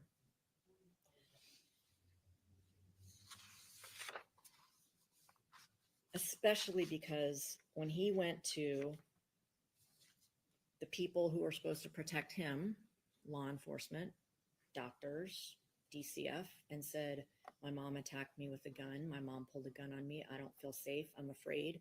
I'll defend myself. Don't you think and then believing her when she says absolutely never happened, he's just being a brat. Don't you think he might be a little scared when he's talking to a 911 operator? Not to mention the possible shock because of what he had been through in a struggle over a knife with his own mom. And let's not forget the one wound to Kathy's neck. State wants you to believe that it was some vicious, forceful, rage-filled wound. But remember what Dr. Garavan said? He said that it actually doesn't take much force to go through the soft tissue in the neck. The biggest point of resistance is the skin itself. And that resistance is even less if the knife has a pointy triangular tip, which is what we have here. So, knowing that it wouldn't take much force to inflict that wound, knowing that Kathy has been violent in the past, knowing that she has threatened people in the past, knowing that she has attacked other people, isn't it reasonable that she pulled the knife on Collin, he defended himself, and there was a long fight over the knife? The messiness of that confined space between the island and the cabinet and the stove supports that there was a struggle over a knife. And don't you think it's reasonable that during a struggle over a knife in that confined area, and who knows what positions anybody was in, state sure can't prove any, that gravity may have played a part in that little bit of force that was necessary to cause that wound?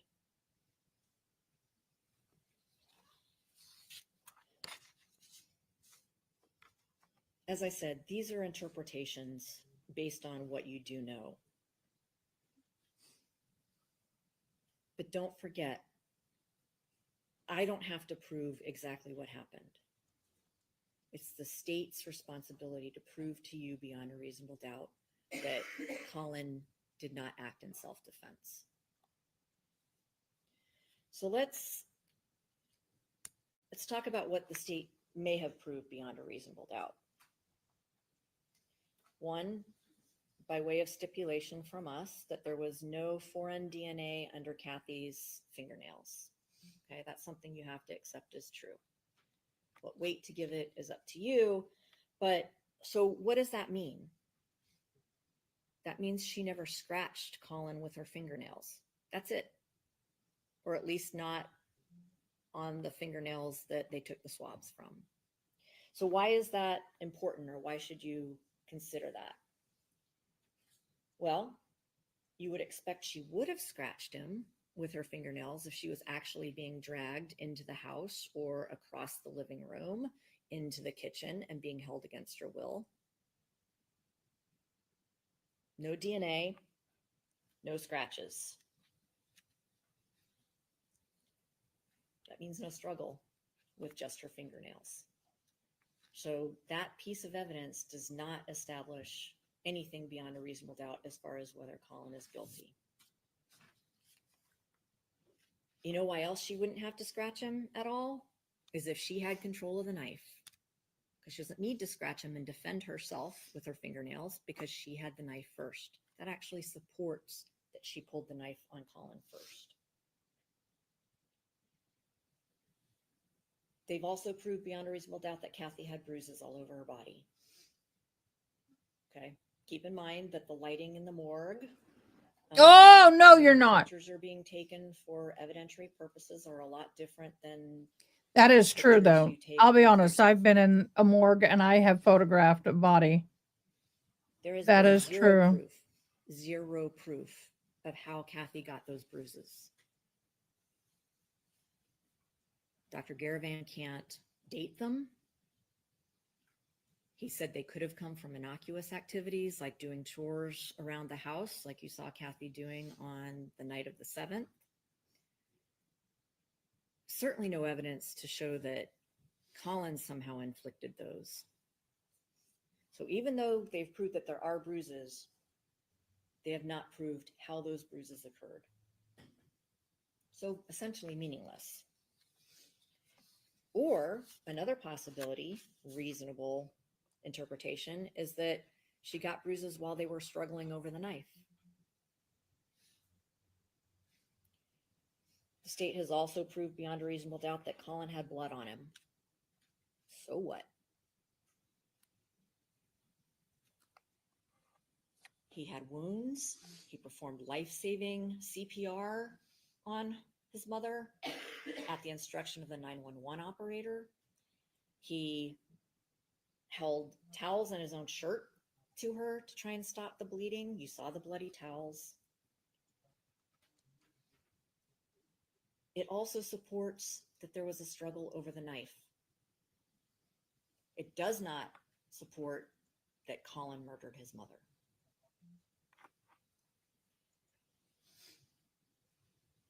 The blood on his eyeglasses frame, I hope that was clear when I was asking the crime scene tech that if somebody's holding towels and doing CPR and in this confined space, that they might adjust their glasses and get blood on it that way. That was good. But what about the blood? She did good on that. That was a good question. Hey, June, how are you? Absolutely not. You asked the Guilty question or about hung? the Guilty or Collin's phone being hung? in the car, He won't be and found that not Kathy's guilty. phone could have been in her If he is, backpack, I'd be shocked. and that was Kathy's phone that was used to call 911. So blood being on the backpack doesn't prove Collin's a murderer either. That's true. It may prove that Collin, after he tried to stem the bleeding before he called 911, had to go look for the phone to call 911. True. Or that in their struggle over the knife, before he called 911 in that confined space, that's how the blood got on him.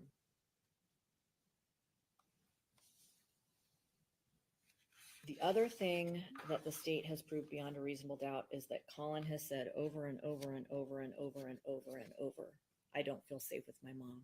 I'm afraid she'll attack me. I'm afraid she'll hurt me, and I'll have to defend myself. They've tried to skew the statements to make it sound like he just walks around going, I'm going to kill my mother, not if she does something to me first. So I want you to think about this. If Collin really wanted to kill his mother and that he wasn't acting in self-defense, why on earth would he have telegraphed this to every person in authority at any chance he got?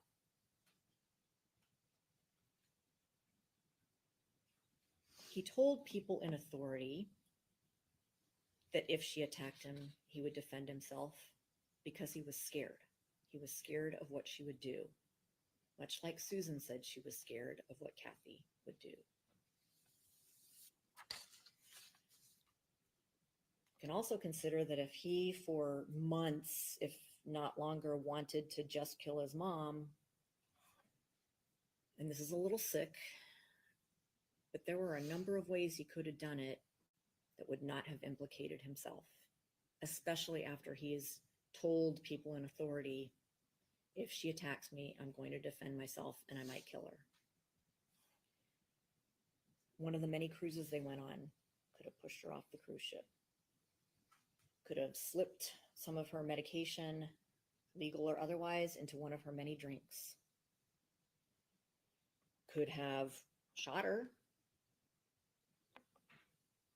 If he was as forcefully strong over Kathy as the state wants you to believe he was, he could have forced her into the bathroom in their own home where there were no ring cameras and slit her wrists in the bathtub. And in any of those scenarios, he wouldn't have had to rely on her coming to him, her driving hours to get to him.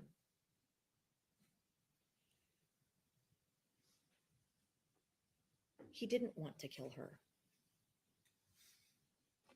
You heard him on the body-worn camera footage. I don't want to kill her, but if she attacks me, I will defend myself.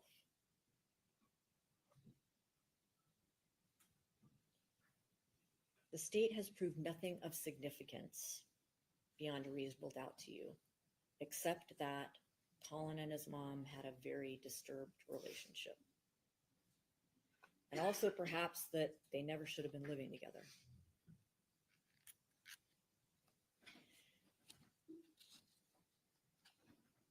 You heard about other family members who were periodically estranged from Kathy.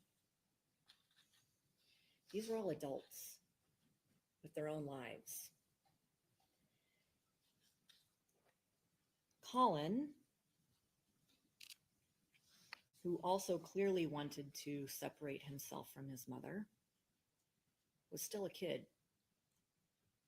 without the agency or the autonomy to really sever any connection with her, right? He's telling people, I don't feel safe. I don't want to go back with my mom. And yet they kept making him do that.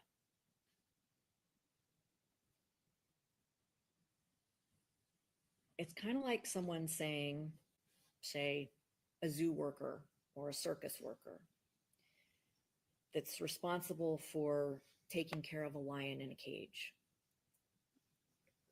Don't make me go back in that cage with that lion. It's bared its fangs at me. Thank you It's guys reared for up at me. liking. It Like has every 11 dog, of I you. was Let's able see to how keep many out are. before it attacked me Let me and see. caused me harm. And the zookeepers and the circus people Whoa, we're kept doing saying, good "You're today. fine. Thank you You're fine. Go guys. back in the Appreciate cage. Go it. back in the cage," and closing I'm the just door really paying behind attention him. to her. Doesn't mean that the lion is in attack mode all the time. The lion could be majestic and charming to audiences and cute even sometimes. Could seem calm, like you'd want to pet it. But it was, after all, a violent being.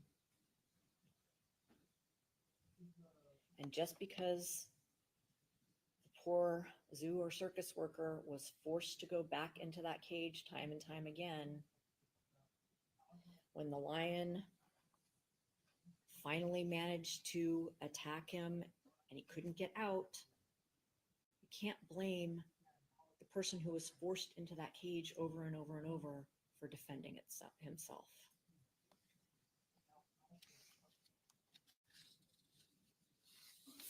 Each one of the authority figures that Collin begged to take him away from his mother ignored him, failed to protect him. I do agree that there was some failure in that department. I really do. They had the power to make the if part of Collin's statements that he might harm his mom not come true. And they didn't. So There's a lot of failures There's on a a lot lot. of parts here, but he's still I'm gonna responsible. give you one final thought. Wasn't like he was 10-year-old and went nuts. Oh my gosh, you're gonna pull that out? Collin is presumed innocent. Okay?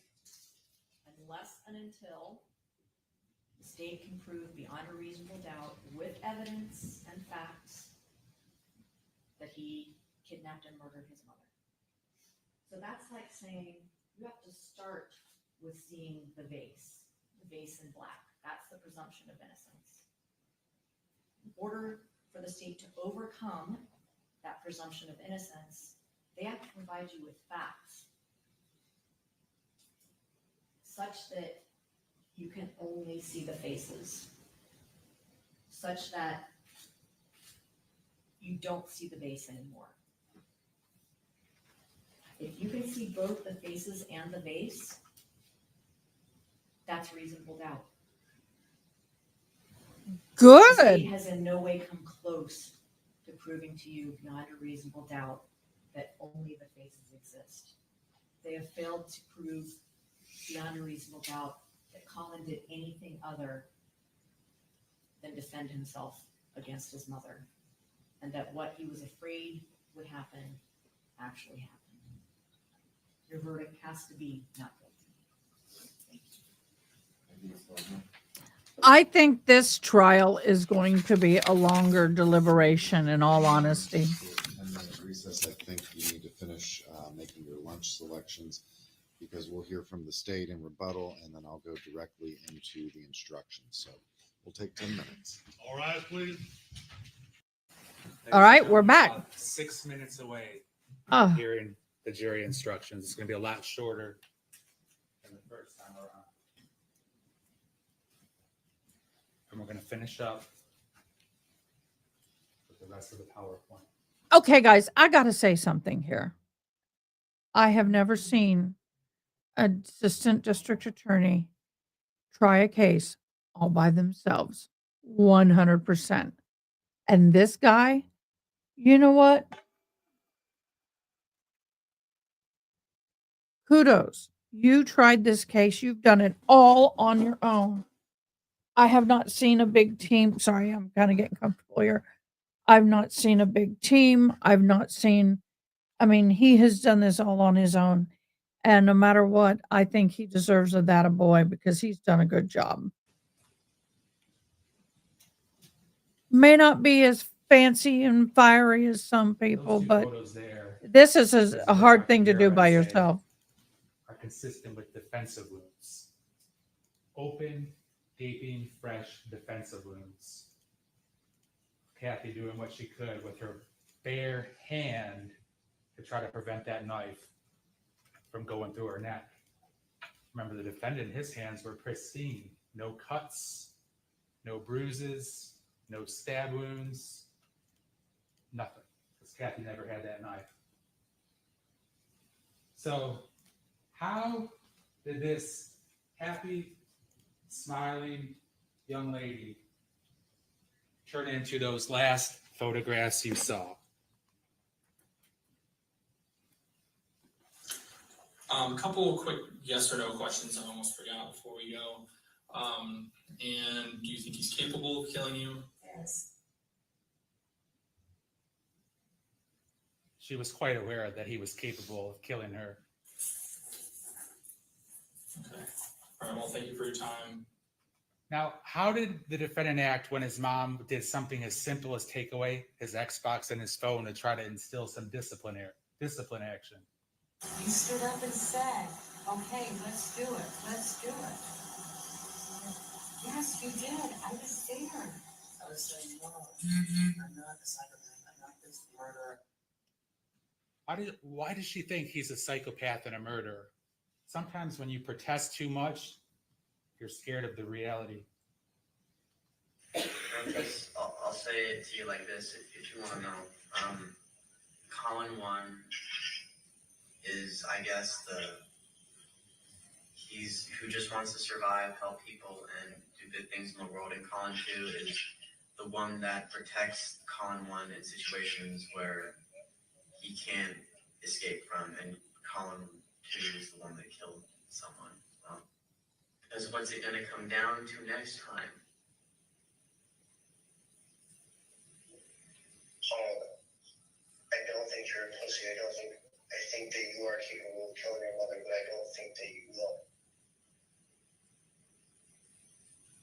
No, why would I? Collin, I will let you get to that.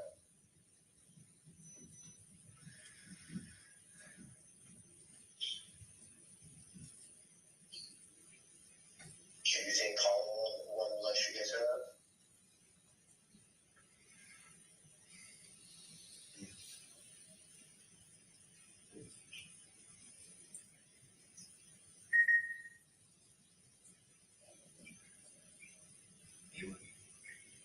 I can't hear you, sir.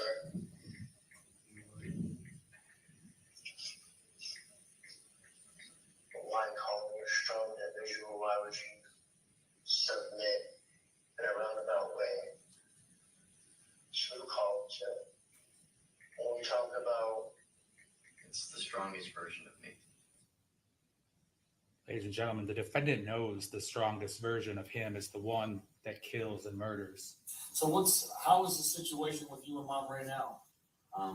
Things calm down and No, you guys no, able no, to sir. get along? Where are we at? No, sir, it's not good. She thinks that I get shit out of her. I don't. She thinks that I'm like psychotic, like literally psychopath, sociopath, something like that. I don't know exactly where she's at. She thinks I'm gonna kill her. She's 100% on the money. Okay, what about you doing something to her? Are you able to control yourself? I'm in a constant state of fight or flight, and I don't know. If I think she's gonna do something, even if she's not, I might act. Oh, he acted all right. This is what the defendant said to his own grandpa, Robert Willantis, whose daughter was brutalized by the defendant. My grandson was very aggravated at his grandmother and his mother. He said, I am so tired of these two bitches. I'm disgusted. He said, my mom, I keep thinking over and over, I want to slit her throat. I want her to bleed out. I want to smell the blood. I want to feel the blood. I want to feel the life and the blood leaving her body. And that's exactly what he did. And that's just not Robert Willantis saying that. When you look back at the text message that Kathy sent to the defendant before she came over, she said to her son, my dad is sending me his recordings of you telling him how you planned my murder back in February. So that just corroborates what you should already know, that Robert told his daughter what was coming her way. And what was coming her way was exactly what the defendant said he wanted to do with her. And that, ladies and gentlemen, is exactly what he wanted to do as he left his mom with that gaping hole, just as he said he would. So the talk is done. Now it's time for action. When you go back in that jury room and deliberate, come back, dispense justice in the utmost way. Thank you.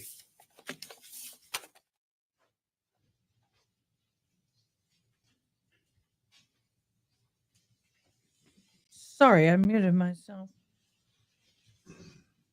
Good job. All right, members of the jury. Sounds like I'm talking to my thank you for your dog. attention during the trial. job. Please pay attention to the instructions you're Good about to girl. receive. Now, if you've been taking notes, you're welcome to continue doing so. But before you make that decision, be advised you will receive a written version of these instructions.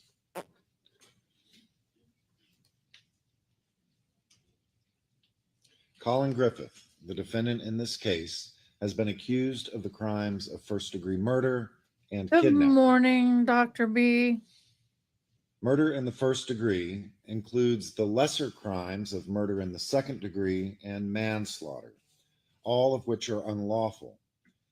However, a killing that was excusable or that was committed by the justifiable use of deadly force is lawful. If you find that Catherine Griffith was killed by Collin Griffith, you will then consider the circumstances surrounding the killing in deciding if the killing was first-degree murder or was second-degree murder or manslaughter, or whether the killing was excusable or resulted from the justifiable use of deadly force. The killing of a human being is justifiable homicide and lawful if necessarily done while resisting an attempt to murder or commit a felony upon the defendant, or to commit a felony in any dwelling house in which the defendant was at the time of the killing. The killing of a human being is excusable and therefore lawful under any one of the following three circumstances. 1.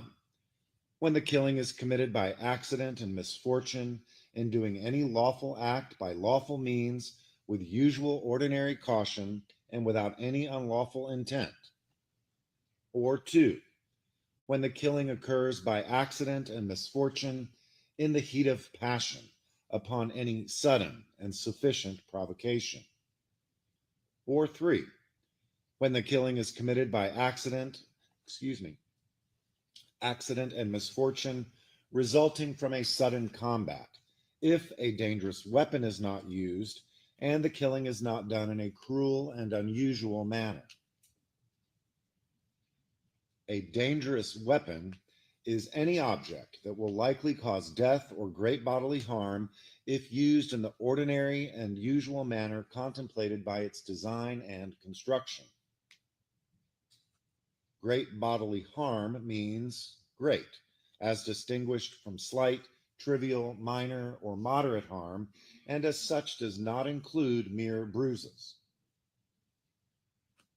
I will now instruct you on the circumstances that must be proved before Collin Griffith may be found guilty of first-degree murder or any lesser included crime. Now, there are two ways a person may commit first-degree murder. One is known as first-degree premeditated murder, and the other is known as first-degree felony murder. To prove the crime of first-degree premeditated murder, the state must prove the following three elements beyond a reasonable doubt. First, that Catherine Griffith is dead. Second, that the death was caused by the criminal act of Collin Griffith. And third, that there was a premeditated killing of Catherine Griffith. An act includes a series of related actions arising from and performed pursuant to a single design or purpose. Killing with premeditation is killing after consciously deciding to do so. The decision must be present in the mind at the time of the killing. The law does not fix the exact period of time that must pass between the formation of the premeditated intent to kill and the killing. However, the period of time must be long enough to allow reflection by the defendant. The premeditated intent to kill must be formed before the killing. The question of premeditation is a question of fact to be determined by you from the evidence. It will be sufficient proof of premeditation if the circumstances of the killing and the conduct of the accused convince you beyond a reasonable doubt of the existence of premeditation at the time of the killing. To prove the crime of first-degree felony murder, the state must prove the following three elements beyond a reasonable doubt. First, that Catherine Griffith is dead. Second, that while engaged in the commission of kidnapping, Collin Griffith caused the death of Catherine Griffith. And third, that Collin Griffith was the person who actually killed Catherine Griffith. In order to convict the defendant of first-degree felony murder, it is not necessary for the state to prove that Collin Griffith had a premeditated design or intent to kill. To prove the crime of kidnapping, the state must prove the following three elements beyond a reasonable doubt. First, that Collin Griffith forcibly, secretly, or by threat, confined, abducted, or imprisoned Catherine Griffith against her will. Second, that Collin Griffith had no lawful authority to do so. And third, that Collin Griffith acted with intent to inflict bodily harm upon or to terrorize Catherine Griffith, or commit or facilitate the commission of any murder. In order to be kidnapping, the confinement, abduction, or imprisonment, A, must not be slight, inconsequential, or merely incidental to the murder. B, must not be of the kind inherent in the nature of the murder. And C, must have some significance independent of the murder, in that it makes the murder substantially easier of commission or substantially lessens the risk of detection. Secretly means the defendant intended to isolate or insulate Catherine Griffith from meaningful contact or meaningful communication with the public. Now, in considering the evidence, you should consider the possibility that although the evidence may not convince you that the defendant committed the main crimes of which he's been accused, there may be evidence of other acts that would constitute a lesser included crime or crimes. Therefore, if you decide that the main accusation has not been proven beyond a reasonable doubt, you will next need to decide if the defendant is guilty of any lesser included crime. The lesser crimes indicated in the definition of first-degree murder, as I've said, are second-degree murder and manslaughter. The lesser crime indicated in the definition of kidnapping is false imprisonment. To prove the crime of second-degree murder, the state must prove the following three elements beyond a reasonable doubt. First, that Catherine Griffith is dead. Second, that the death was caused by the criminal act of Collin Griffith. And third, that there was an unlawful killing of Catherine Griffith by an act imminently dangerous to another and demonstrating a depraved mind without regard for human life.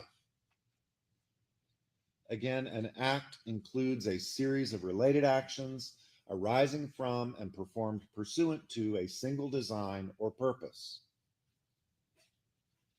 An act is imminently dangerous to another and demonstrating a depraved mind if it is an act or series of acts that, one, a person of ordinary judgment would know is reasonably certain to kill or do serious bodily injury to another, and two, is done from ill will, hatred, spite, or an evil intent, and three, is of such a nature that the act itself indicates an indifference to human life. In order to convict of second-degree murder, it is not necessary for the state to prove Collin Griffith had an intent to cause death. To prove the crime of manslaughter as a lesser included crime in count one, the state must prove the following two elements beyond a reasonable doubt. First, that Catherine Griffith is dead. And second, that Collin Griffith intentionally committed an act or acts that caused the death of Catherine Griffith. Now, every person has a duty to act reasonably toward others. If there is a violation of that duty without any conscious intention to harm, that violation is called negligence. Collin Griffith cannot be guilty of manslaughter by committing a merely negligent act, or if the killing was either justifiable or excusable homicide, as I have previously instructed you.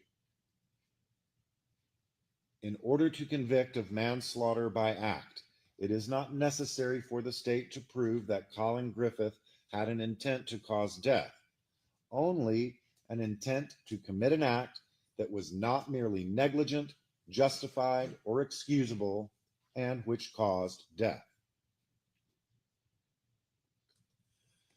To prove the crime of false imprisonment as a lesser included offense in count 2, the state must prove the following 2 elements beyond a reasonable doubt. First, that Collin Griffith forcibly, secretly, or by threat confined, abducted, imprisoned, or restrained Catherine Griffith against her will. And second, that Collin Griffith had no lawful authority to do so. Again, secretly means Collin Griffith intended to isolate or insulate Catherine Griffith from meaningful contact or meaningful communication with the public.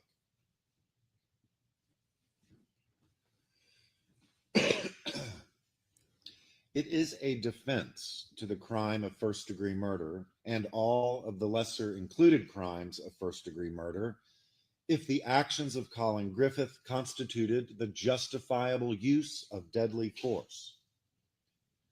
Deadly force means force likely to cause death or great bodily harm. Again, great bodily harm means great, as distinguished from slight, trivial, minor, or moderate harm. Collin Griffith does not have the burden of proving that he was justified in using deadly force. Instead, for you to find the defendant guilty, the state must prove beyond a reasonable doubt that the defendant was not justified in using deadly force. The law on justifiable use of deadly force is as follows. Collin Griffith was justified in using deadly force if he reasonably believed that such force was necessary to prevent imminent death or great bodily harm to himself. Collin Griffith had no duty to retreat before using deadly force. If Collin Griffith was in a residence in which he had a right to be, he had no duty to retreat and had the right to stand his ground and use force, including deadly force, if he reasonably believed that such conduct was necessary to prevent imminent death or great bodily harm to himself. The use of deadly force is justifiable if Collin Griffith reasonably believed that the force was necessary to prevent imminent death or great bodily harm to himself while resisting any attempt to murder him or commit an aggravated battery or aggravated assault upon him. In deciding whether Collin Griffith was justified in the use of deadly force, you must consider the circumstances at the time the force was used. The danger need not have been actual. However, to justify the use of deadly force, the appearance of imminent danger must have been so real that the defendant actually believed the use of deadly force was necessary. Moreover, to justify the use of deadly force, a reasonably cautious and prudent person under the same circumstances would have believed the use of deadly force was necessary. Residence means a dwelling in which a person resides, either temporarily or permanently, or is visiting as an invited guest. However, the use of deadly force is not justified if you find that the defendant was attempting to commit, committing, or escaping after the commission of kidnapping. If you find that Collin Griffith, who, because of prior threats or difficulties with Catherine Griffith, had reasonable grounds to believe that he was in danger of death or great bodily harm at the hands of Catherine Griffith, you may consider this fact in determining whether the actions of Collin Griffith were those of a reasonable person. If you find that at the time of the alleged first-degree murder or any lesser included offense, Collin Griffith knew that Catherine Griffith had committed an act or acts of violence, you may consider that fact in determining whether Collin Griffith reasonably believed it was necessary for him to use deadly force. If you find that Catherine Griffith had a reputation of being a violent and dangerous person, and that her reputation was known to Collin Griffith, you may consider this fact in determining whether the actions of Collin Griffith were those of a reasonable person in dealing with an individual of that reputation. If you find that Catherine Griffith had a reputation of being a violent and dangerous person, you may consider this fact in determining whether she was the initial aggressor. In considering the issue of self-defense, you may take into account the relative physical abilities and capacities of Collin Griffith and Catherine Griffith. Now, if you find that Collin Griffith committed second-degree murder or manslaughter, and you also find beyond a reasonable doubt that during the commission of the crime, he personally carried, displayed, used, threatened to use, or attempted to use a weapon, you should find him guilty of second-degree murder with a weapon or manslaughter with a weapon. A weapon is defined as any object readily capable of inflicting bodily harm if used in the ordinary manner contemplated by its design and construction. If you find that Collin Griffith committed second-degree murder or manslaughter, but you are not convinced beyond a reasonable doubt that he personally carried, displayed, used, threatened to use, or attempted to use a weapon, then you should find him guilty only of second-degree murder or manslaughter.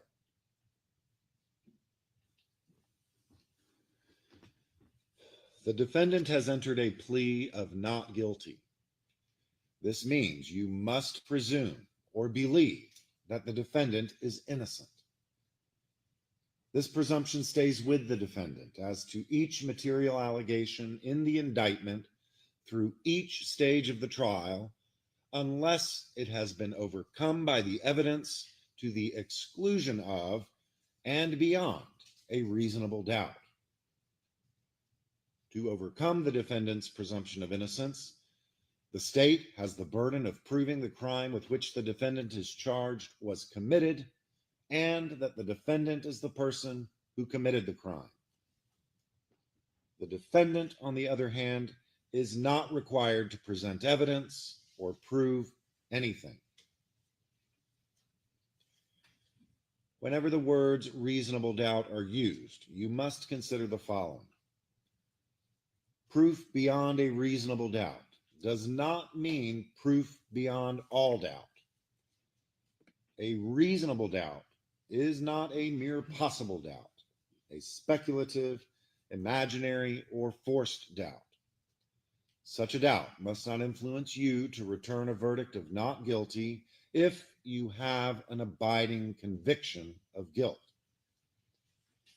On the other hand, if, after carefully considering, comparing, and weighing all the evidence, there is not an abiding conviction of guilt, or if having a conviction, it is one which is not stable, but one which wavers and vacillates, then the charge is not proved beyond every reasonable doubt, and you must find the defendant not guilty because the doubt is reasonable. It is to the evidence introduced during the trial and to it alone that you're to look for that proof. A reasonable doubt as to the guilt of the defendant may arise from the evidence itself, a conflict in the evidence, or a lack of evidence. If you have a reasonable doubt, you should find the defendant not guilty. If you have no reasonable doubt, you should find the defendant guilty.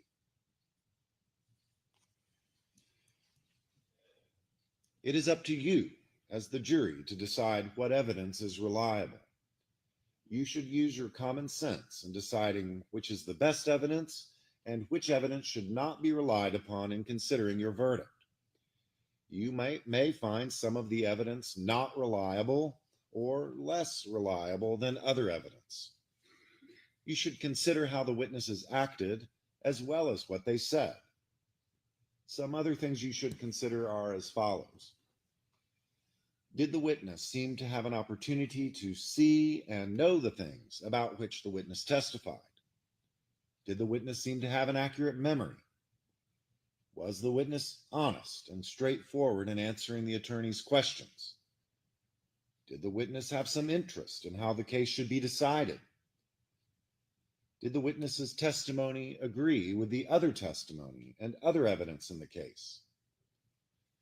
Did the witness at some other time make a statement that is inconsistent with the testimony he or she gave in court?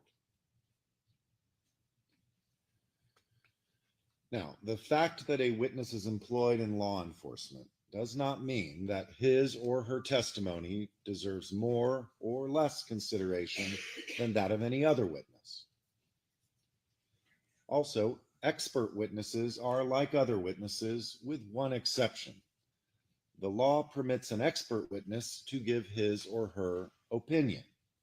However, an expert's opinion is reliable only when given on a subject about which you believe him or her to be an expert. Like any other witness, a juror may believe or disbelieve all or any part of an expert witness's testimony. It is entirely proper if called to the courtroom. A witness should not be discredited simply for discussing his or her testimony with a lawyer. You may rely upon your own conclusions about the credibility of any witness. As I've said, a juror may believe or disbelieve all or any part of the evidence or the testimony of any witness. The Constitution requires the state to prove its accusations against the defendant. It is not necessary for the defendant to disprove anything, nor is the defendant required to prove his innocence. It is up to the state to prove guilt by evidence. The defendant exercised a fundamental right by choosing not to become a witness in this case. You must not view this as an admission of guilt, nor be influenced by his decision in any way. No juror should ever be concerned that the defendant did or did not take the witness stand to give testimony in the case. A statement claimed to have been made by the defendant outside of court has been placed before you. Such a statement should always be considered with caution and weighed with great care to make certain that it was freely and voluntarily made. If you conclude that the defendant made the statement, you must also determine from the evidence whether the defendant's statement was freely and voluntarily made. In making this determination, you should consider the total circumstances, including, but not limited to, whether, when the defendant made the statement, he had been threatened to get him to make the statement, and whether anyone had promised him anything to get him to make the statement. If you conclude the defendant made the out-of-court statement, but that it was not freely and voluntarily made, you should disregard it. The following are some general rules that will apply to your deliberations, and you must follow these rules in order to return a lawful verdict. First, you must follow the law, as I am now spelling it out for you in deciding your verdict. If you fail to follow the law, your verdict will be a miscarriage of justice. There is no reason for failing to follow the laws in this case. All of us are depending upon you to make a wise and legal decision. This case must only be decided upon the evidence that you have heard from the testimony of the witnesses and have seen in the form of the exhibits and evidence and these instructions. This case must not be decided for or against anyone because you feel sorry for anyone or are angry at anyone.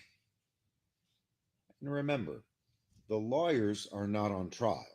Your feelings about them must not influence your decision in any way.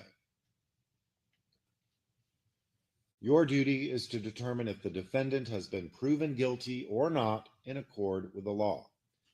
It is my job to determine what an appropriate sentence would be if the defendant is found guilty. Whatever verdict you render must be unanimous. That is, each juror must agree to the same verdict. And your verdict must not be influenced by feelings of prejudice, bias, or sympathy. It must be based on the evidence and the law contained in these instructions. Deciding a verdict is exclusively your job. I cannot participate in that decision in any way. Please disregard anything I may have said or done that makes you think I prefer one verdict over the other. You may find the defendant guilty as charged I'm or with you, guilty of Tash. such lesser included crimes as the evidence may justify or not It's a guilty. love-hate.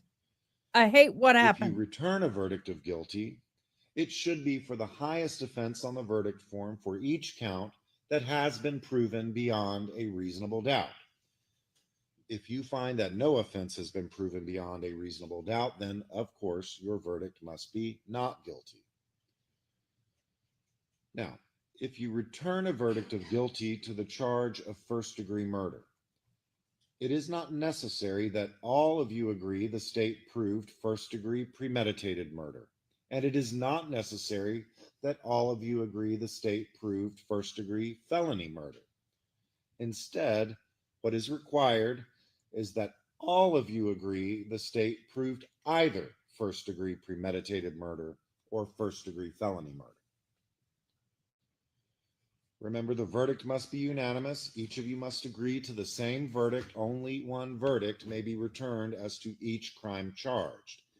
It must be in writing, and for your convenience, the necessary verdict form has been prepared. It is fairly straightforward, but the law requires that I show it to you, explain it, and read it into the record. And I this is don't it. disagree with It you is on 2 that. pages long. At the top of the first page is what we call the caption. That gives you the information about where the case is pending, who is involved, and so forth.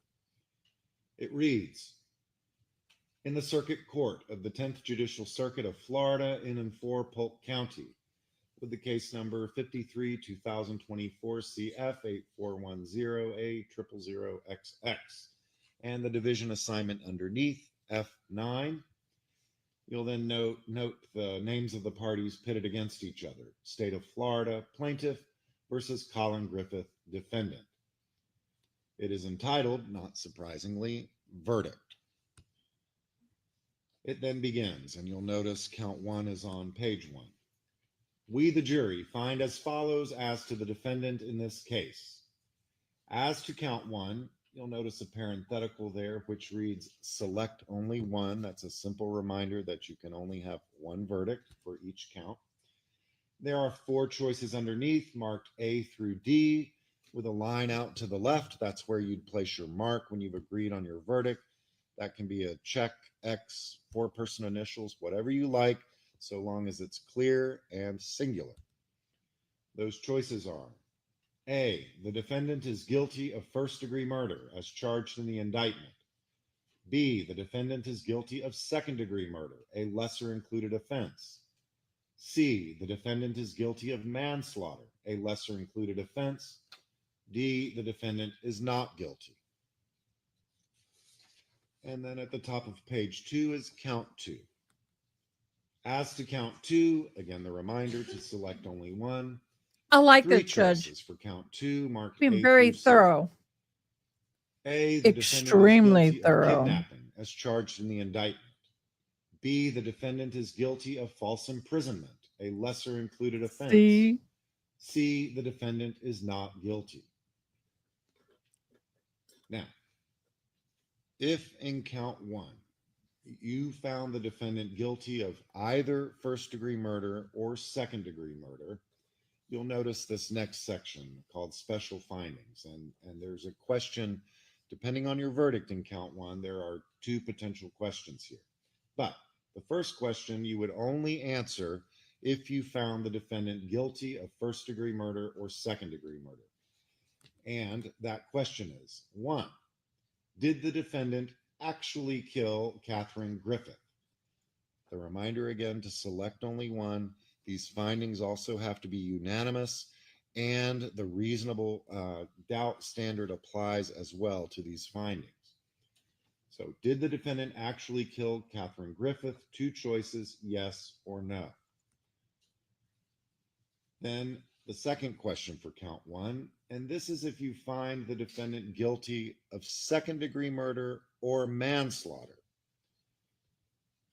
And that question is, during the commission of the offense, did the defendant personally carry, display, use, threaten to use, or attempt to use a weapon? Again, select only one, yes or no. So, if you find the defendant guilty of first-degree murder, you would only answer question 1. If you find the defendant guilty of second-degree murder, you would answer both questions. If you find the defendant guilty of manslaughter, you would only answer the question. If you find the defendant not guilty, do not answer either question. It concludes, so say we all, this blank day of February 2025, and then there's a place for the foreperson signature and underneath to print his or her name.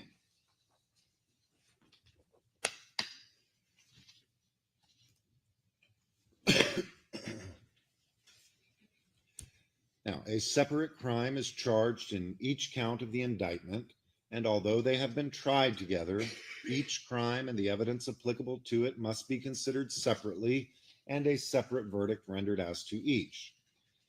Now, a finding of guilty or not guilty as to one crime must not affect your verdict as to the other crime charged, except, as I'm about to explain to you in the instruction regarding legally interlocking counts.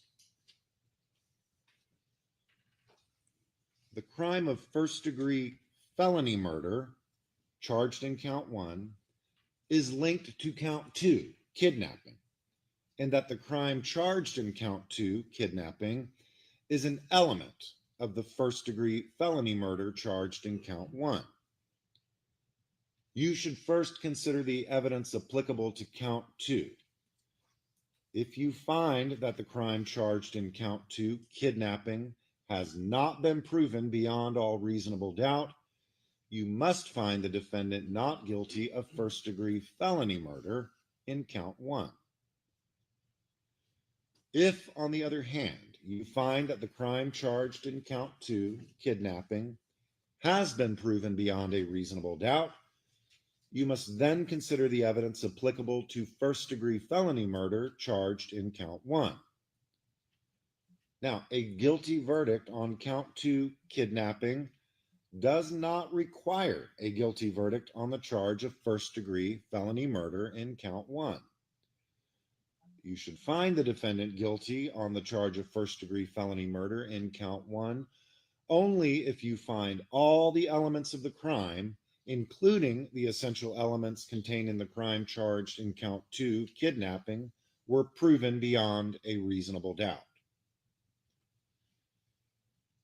However, the alternative crime of first-degree premeditated murder in count 1 is not linked to any other count in the indictment. A finding of guilty or not guilty as to count 2 must not affect your verdict as to the first-degree premeditated murder in count 1. In just a few moments, Mr. Hertel will take you to the jury room. The first thing that you should do is select a foreperson who will preside over your deliberations, much like the chair at a meeting. It is that person's main function to see to it that your discussions are carried out in an organized fashion and to make certain that each of you has a fair opportunity to be heard. It is that person's job, as I've said, to sign and date the verdict form when you have agreed on your verdicts, and to bring the verdict form to the courtroom when deliberations have concluded. During deliberations, jurors must communicate only with one another and only when all jurors are present in the jury room. That means if someone steps into the restroom, all discussions about the case must stop until that person returns. You are not to communicate with anyone outside the jury about this case until you have reached a verdict. Remember, you must not talk about this case in person or through the telephone, in writing, or by use of an electronic device, or by any use of electronic media. Do not contact anyone to assist you during deliberations, and know that these rules will continue to apply until you are discharged at the very end of the case. If you become aware of any violation of these instructions, or any other instruction I have given you during your service, you must tell me by giving a note to the bailiff. Now, many of you have cell phones, perhaps other types of electronic devices with you. The law does not permit those things to go to the jury room with you during deliberations. Mr. Hertel will be collecting those things from you. They will be securely stored away in an evidence closet. No one will have access to them. And they will be returned to you promptly upon your discharge. Or if your deliberations aren't concluded today, you will be given. See, I'd have a problem with that because my cell phone controls my hearing aids and I have to have it in order to control my hearing aids. So what would they do with me? Them for the overnight recess. I would ask that you put those things on silent or vibrate. I do have other business to conduct in the courtroom. It would be distracting if your cell phones are ringing over there in the closet. You think? If you need to communicate with me during deliberations, please do that in writing by sending a note through the bailiff. Now, if at the time you send such communication you have taken a vote, please do not disclose the nature of your vote to us. That has nothing to do with any of our functions. It is your private affair. If you have questions, I will have to talk with the lawyers about your questions before I answer, if I'm able to answer. That could take some time.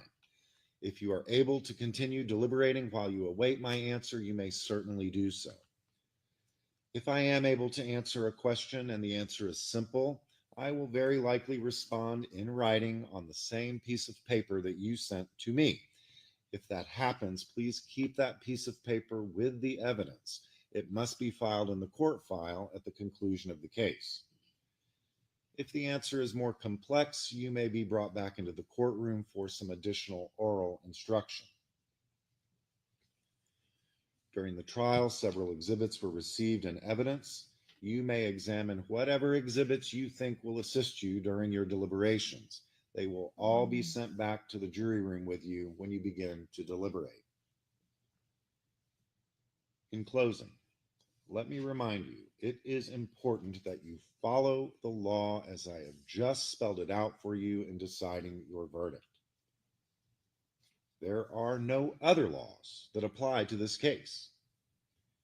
Even if you do not like the laws that must be applied, you must use them.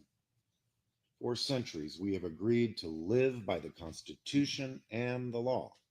No juror has the right to violate the rules that we all share.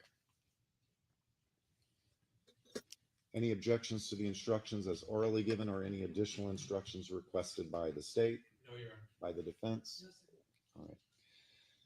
Before I identify our alternate jurors, which is my least favorite part of the trial, and send you back to deliberate, I want to know if any of you are aware of any violation or if any of you have been exposed to any information, I have. anything that might impact your ability to Wake up, continue y'all. Come serving on. fairly I know and it's early. impartially.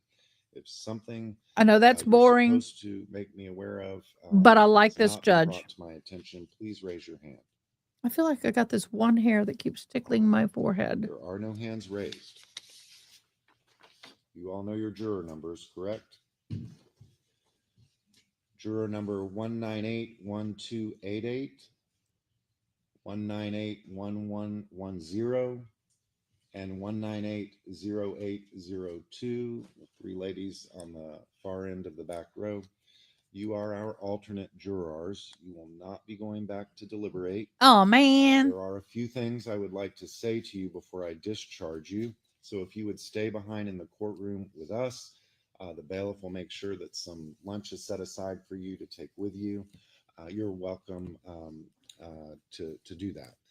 So if you'd stay behind with us for just a moment, for the I'd rest stay. of you, I we will wouldn't go send back. the written instructions, the verdict form, and the evidence to you. I want to be there for the You may verdict. now retire to consider your verdict.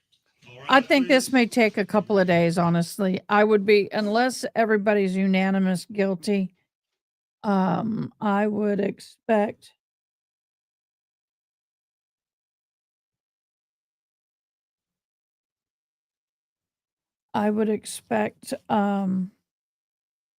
if it's not a unanimous guilty, I would expect we would have multiple days of deliberation. It would not surprise me if this did not come back as a hung jury, in my humblest of opinions. But Ladies, I'm not sure. who how you am feel. I? Oftentimes, the alternate is quite disappointed Who to am find I? out they've This devoted so much of their time to the Okay, I system can't be and they doing that. feel I'm like gonna they get can it. do I hummed a almost few a bars perfect of a job song as and they juror tried to back in the copy jury strike room. right Many alternates are thing quite on me, and relieved I to find out they appealed don't it and said, have to "How is do that that copyright when process. I'm humming my own?" I did, yeah. Wherever you They fall on released that it. spectrum, I hope that you understand that Mm. you have My son performed bought a this for vital me. service Oh, by one of my being favorite vacations we took to the across the coast nation every day was in state not and cheap, federal court, but in criminal and civil cases bling alike. bling. Alternate jurors are selected, many times more What are than y'all's one, thoughts? such as We've in all this been kind of case. quietly And more listening. often than you might think, the alternate or alternates are called Why upon to can't take we the hear the seat of someone court? who is excused for one reason or the other during the case. That is especially Are true y'all and hearing it? happens frequently in cases Nope. covered by the media. This case has received significant media attention, national media I haven't attention, touched anything. and the danger that Okay, we're in jury watch. I don't have a timer. I didn't set one up. I'll go ahead and do one now. Stopwatch it. We'll start it now, although I'm sure other people have it. I would not be surprised with a hung jury on this one because this is a hard case. You got somebody who is very hard trying to tell people, if you put me back there, I may have to do something I don't want to do. And then you have someone that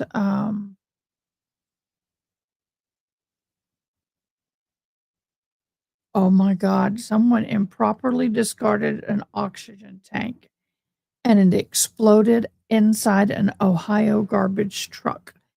And there's a man who's physically doing the doing the garbage, not an automated. Let's see where he is. He's only on 16 minutes, so or 15 minutes behind them. Okay.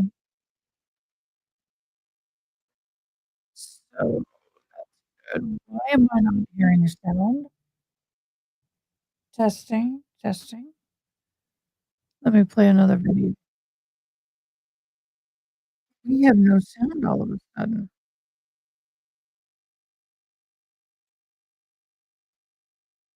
There we go. Okay, we're good now.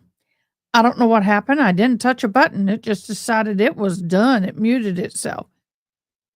So we are on jury watch, verdict watch. We have another case that's going to be starting in 22 minutes. That is the love affair murder trial of Monica Simontilli. Yay, I think I finally said it right. We are also being very watchful. If anybody can find it, if anybody does allocate the trial for baby Evelyn, we will be doing the baby Evelyn trial. I have got it set up to where I can go to a separate live if need be. Let me put this over here with this one. There we go. So I've got everything set up. So if I need to create a secondary live, we can. But in the meantime, he's going to be right here. By the way, I'm so excited, y'all. I'm really excited because our live with Bob the other night, Bob Mata,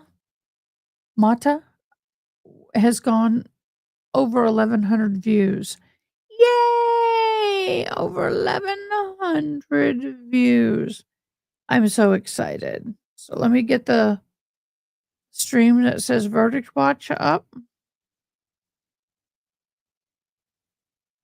I thought I had a Verdict Watch ticker. There it is. We are now in Verdict Watch.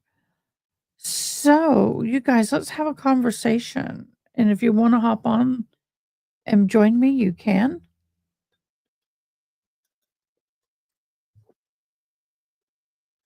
I don't know why I've been so dry mouthed today. Oh, I know what I'll do. I'll put up a I'll put up I'll put up a poll.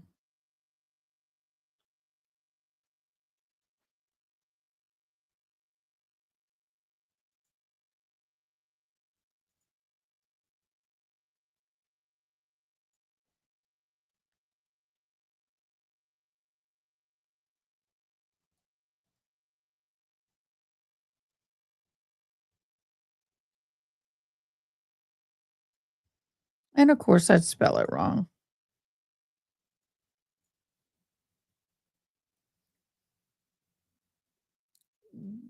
One day,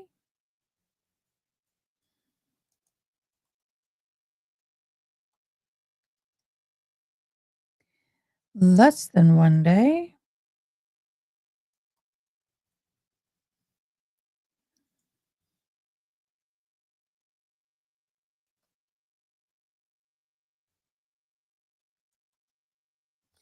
two days,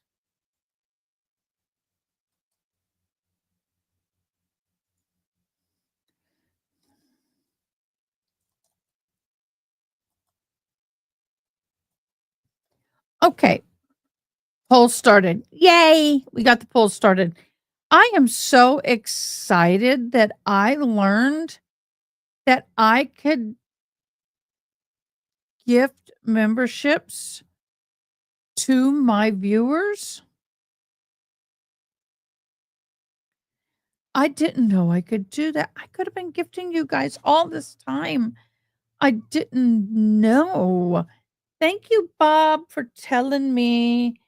I greatly appreciate that. That's so awesome. Let me go ahead and change this up a little bit. We're here.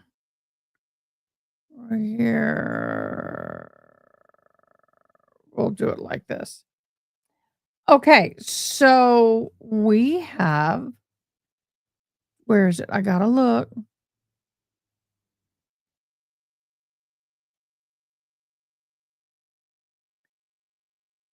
We have, I'm gonna take that off. That's the live for this. I need to bring it over here.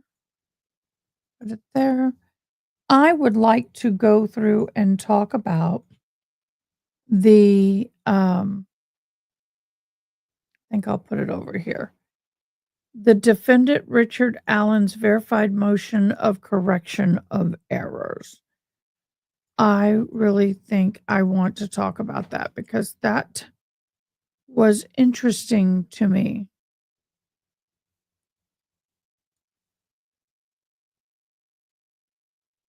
I'm trying to get it up.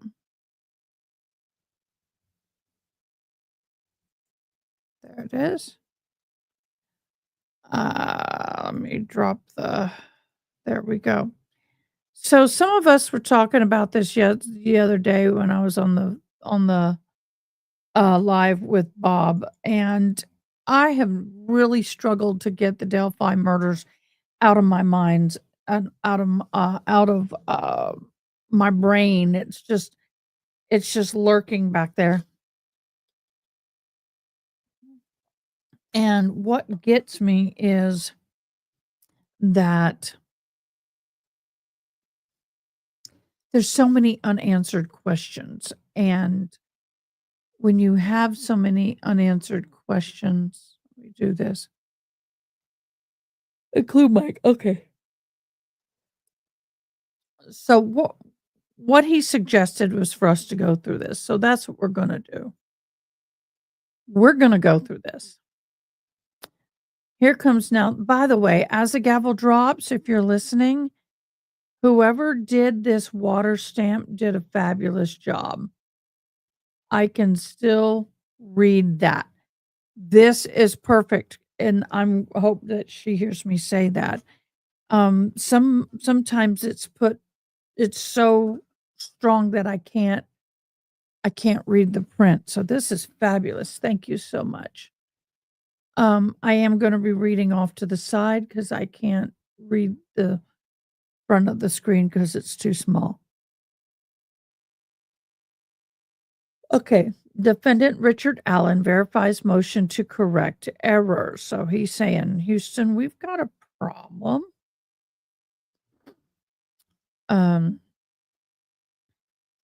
Mods, if somebody, let me do this. I was going to have one of my mods keep an eye out on court just so I make sure that I don't accidentally miss the verdict while reading this, which can happen.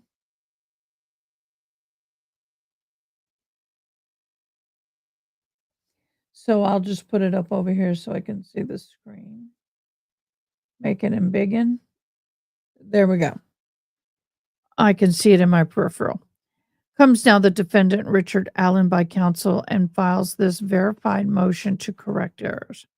For the reason that follows, the court should either vacate Mr. Allen's conviction or set the matters set out below for a hearing. I honestly don't think he's going to win this first appellate. I agree with, excuse me, I need coffee. I agree with Bob. In violation of the 6th and 14th Amendment, Mr. Allen was deprived of counsel and the safekeep proceedings of November 3rd of 2022. The proceedings, in parentheses, was a critical stage at which Mr. Allen was entitled to be represented by counsel. And under the United States versus Chronic 466 U.S.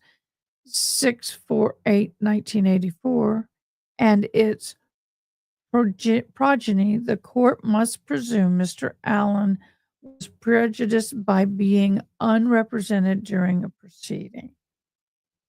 What? Hi, baby girl. Do you need to go potty? In a minute. Indiana Codes 35-33-11-1 governs safekeeping proceedings for pretrial detainees and provide in full. Motion by the sheriff, proceeding attorney, defendant, or his counsel, attorney general, and then number 5, the courts. Alleging that an inmate in the county jail waiting trial is in danger or serious bodily injury or death or represents a substantial threat to safety of others. Now, this is talking about safety to others. The court shall determine whether the inmate is in immediate danger of seriously bodily injury or death or represents a substantial threat or safety to the others. So even though that he's supposed to be housed, I believe this is where this is going, in a jail, if they believe he meets all of the above requirements, the courts can step in.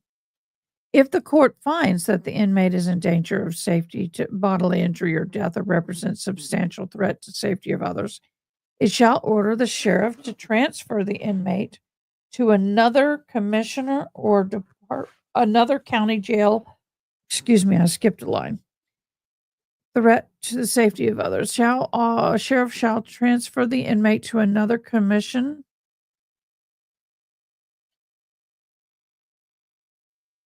another county jail, or to a facility of the Department of Corrections designated by the Commissioner of the Department as a suitable for confinement of that prisoner, and provided the space is available for the purpose of this chapter.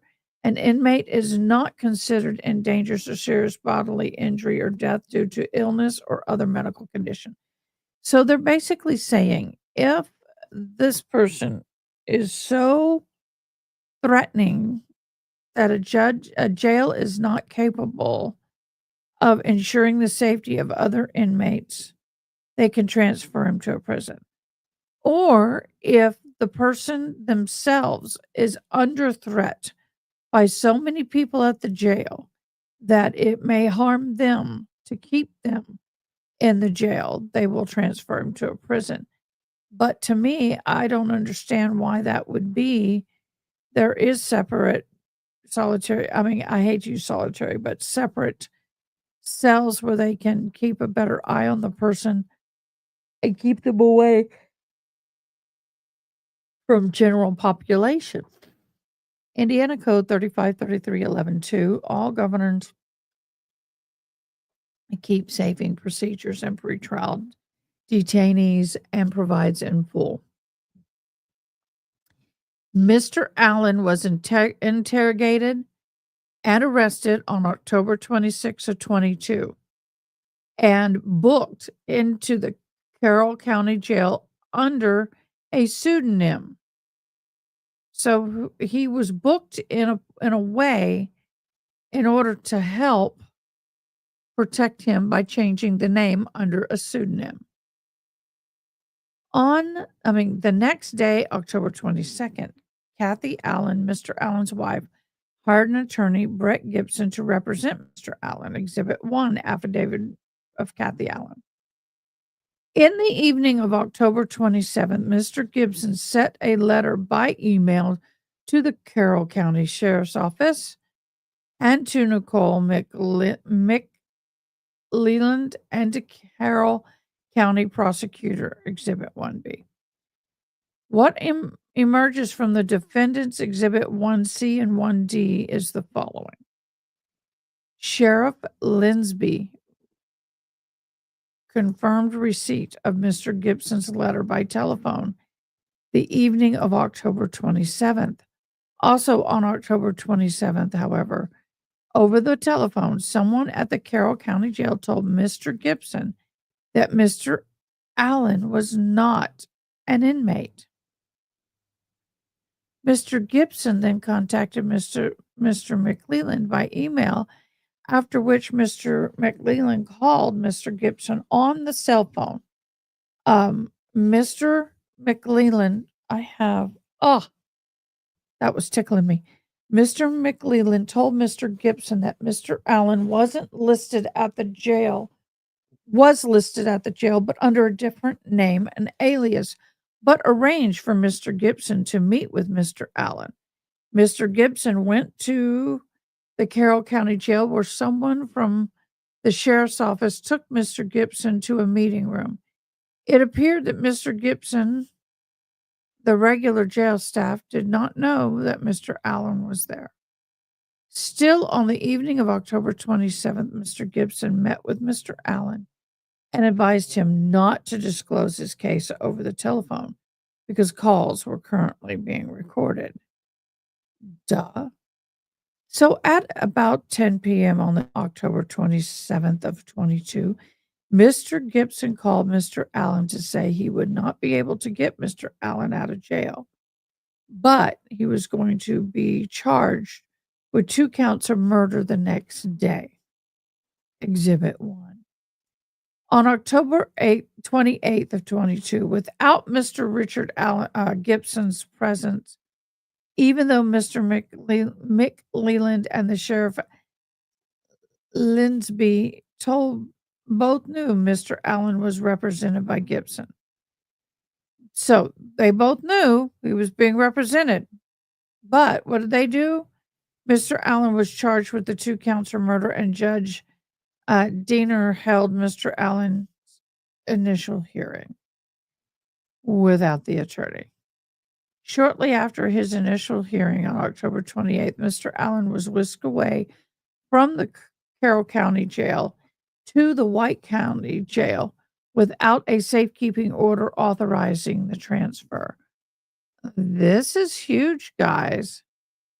That's huge. So up here, you have that they did not let Mr. Gibson's attorneys know that the attorney know they were going to do the hearing, nor did they let him know they were going to be moving him without the proper filing of a safekeeping order authorizing the transfer. So they just said, okay, we're just going to move him. We don't want him here. We're going to move him. Wow. November 1st. So he's been there for 3 days.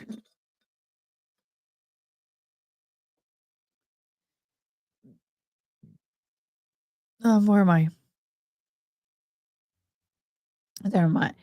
A letter from Mr. Allen was mailed from the White County Jail to Carroll County Courthouse.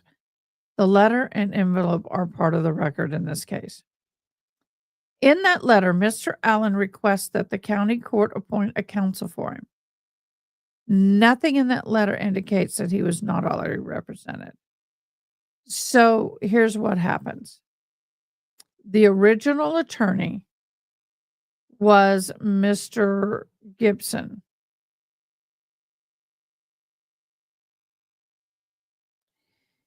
Mr. Gibson is the attorney that the wife hired, but that was only a $5,000 retainer.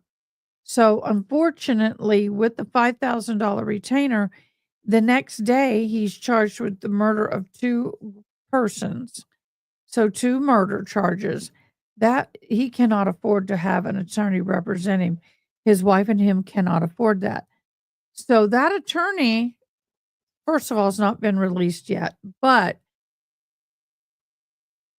I don't know if Mr. Allen knew his wife had hired this attorney or not. I don't know what he knew, but he asked for a court-appointed attorney. So on November 1st, letters was mailed from Mr. Allen from the White County Jail to the Carroll Circuit Court, indicating that he was wanting an attorney. But he did not note in that letter he was not already represented. So for some reason, although it had been sufficient postage and was correctly addressed to the Carroll County Circuit Court, Mr. Allen's letter for request for an appointment of counsel was turned to the White County Jail.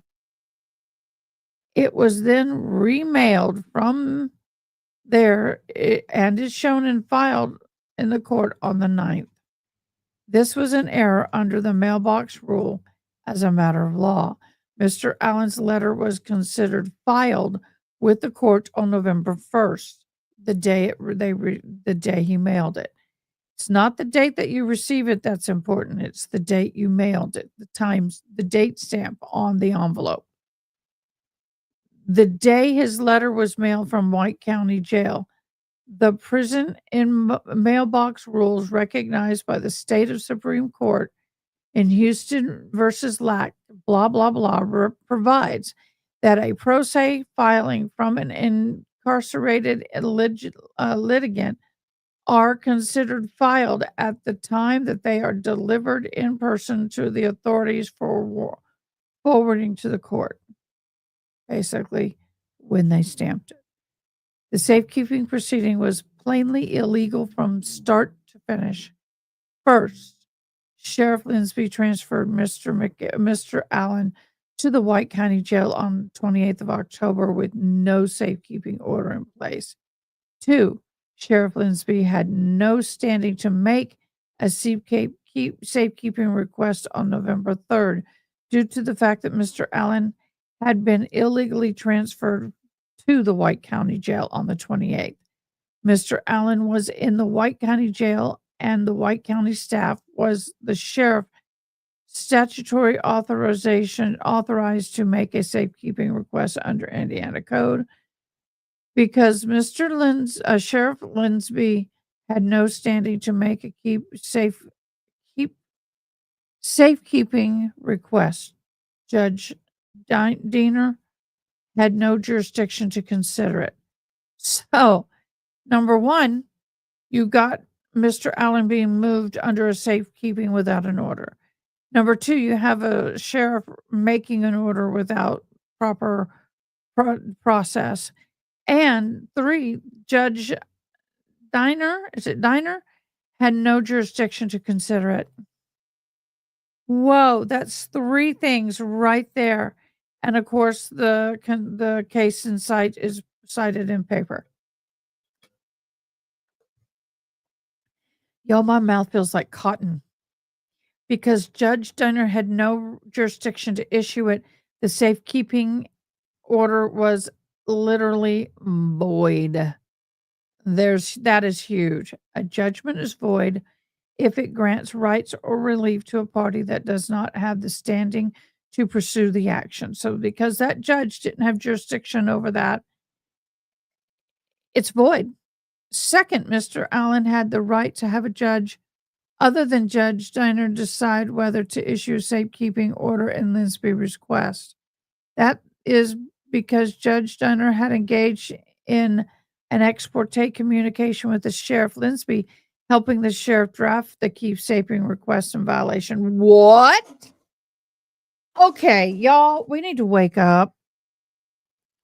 I know it's one of those days that I feel like I weigh 1,200 pounds. I got to stand up for a sec.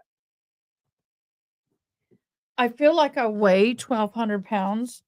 I am cotton mouth. I will be honest, I'm not at my best, but holy crap. We got to wake up on this. I'm going to sit up. I'm just trying to get more comfortable. For those of you who don't know, I suffer from really bad rheumatoid arthritis and it's rearing its ugly head.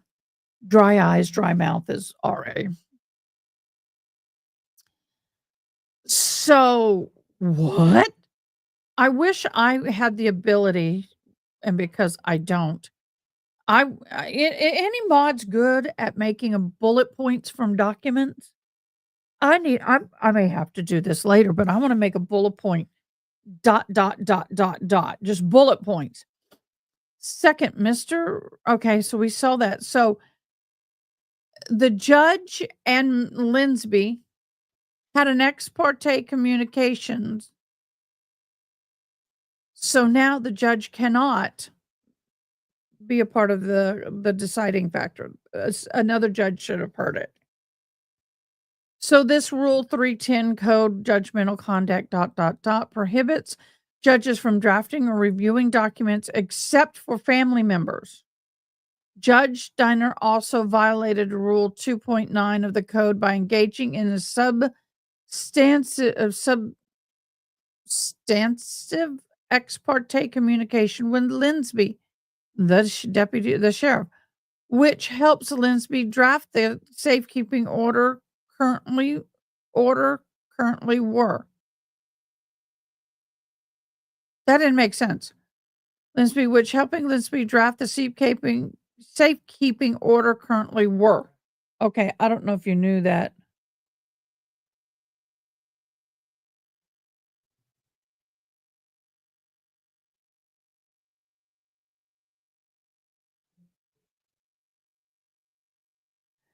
Oh my gosh. Okay. Having violated. Hold on. Someone came in the shop. Okay. Having violated both rules 3.10 and 2.9, Judge, I guess it's Diener was obligated under Rule 2.11 code of the code to recuse himself and request and appoint a special judge before he issued the safekeeping order, not afterwards, which is what he did. Holy crap. So he should have had another judge review the order and make a decision on it, not himself. A judge's obligation not to hear or decide on matters in which disqualification is required applies regardless of whether the motion to disqualify is filed. Third, This keeps going, y'all. Sheriff Linsby in November 3rd requested by staff requested by the sheriff of Carroll County, Indiana, to transfer the inmate from custody of the sheriff to the custody of the Indiana Department of Corrections or for safekeeping. Was not served on anyone. What? You didn't serve it? There was no certificate of service attached? So not only would the judge have to recuse himself and have another judge look at this, and then that judge, hi, toxic. By the way, do you see how this looks right here? Flawless. However you did this with your watermark is easy and perfect to read. Thank you so much. I really appreciate that. I'm so blessed that they are doing that. By the way, while I'm talking about toxic and we're reading documentation, I need to give a shout out to them. They are absolutely the bomb. As the Gavel Drops is partnered with us, and we are so blessed to be able to access thousands of documents for over 500 cases that As the Gavel Drops is following. If you would like to be able to view documents like this yourself, you may go to Discord, sign up for an account of Discord if you don't have one, then go to As the Gavel Drops within Discord and register and validate your account. Once that happens, you too can download videos and documents for your viewing pleasure. Please, if you do share these documents or anything you gain from As the Gavel Drops in any public place, whether it be video or in paper print, give due credit, as they work hard to help provide these documents. And you may go buy them a cup of coffee to help pay for said documents. Toxic, if you can please throw up the links, I would appreciate that. There you go. So I'd appreciate it if you would throw up those links. I just bless them with a cup of coffee. Absolutely adore As the Gavel Drops, and we all need to be supportive of them because I couldn't do this without them. Hi, Crystal. Hello. Thank you for joining us. I'm only on page 5 of this, and I am flabbergasted. Actually flabbergasted at what's going on with Mr. Allen. Oh my gosh, congratulations. That is so amazing. Y'all, that's a huge accomplishment. 3,800 members in Discord.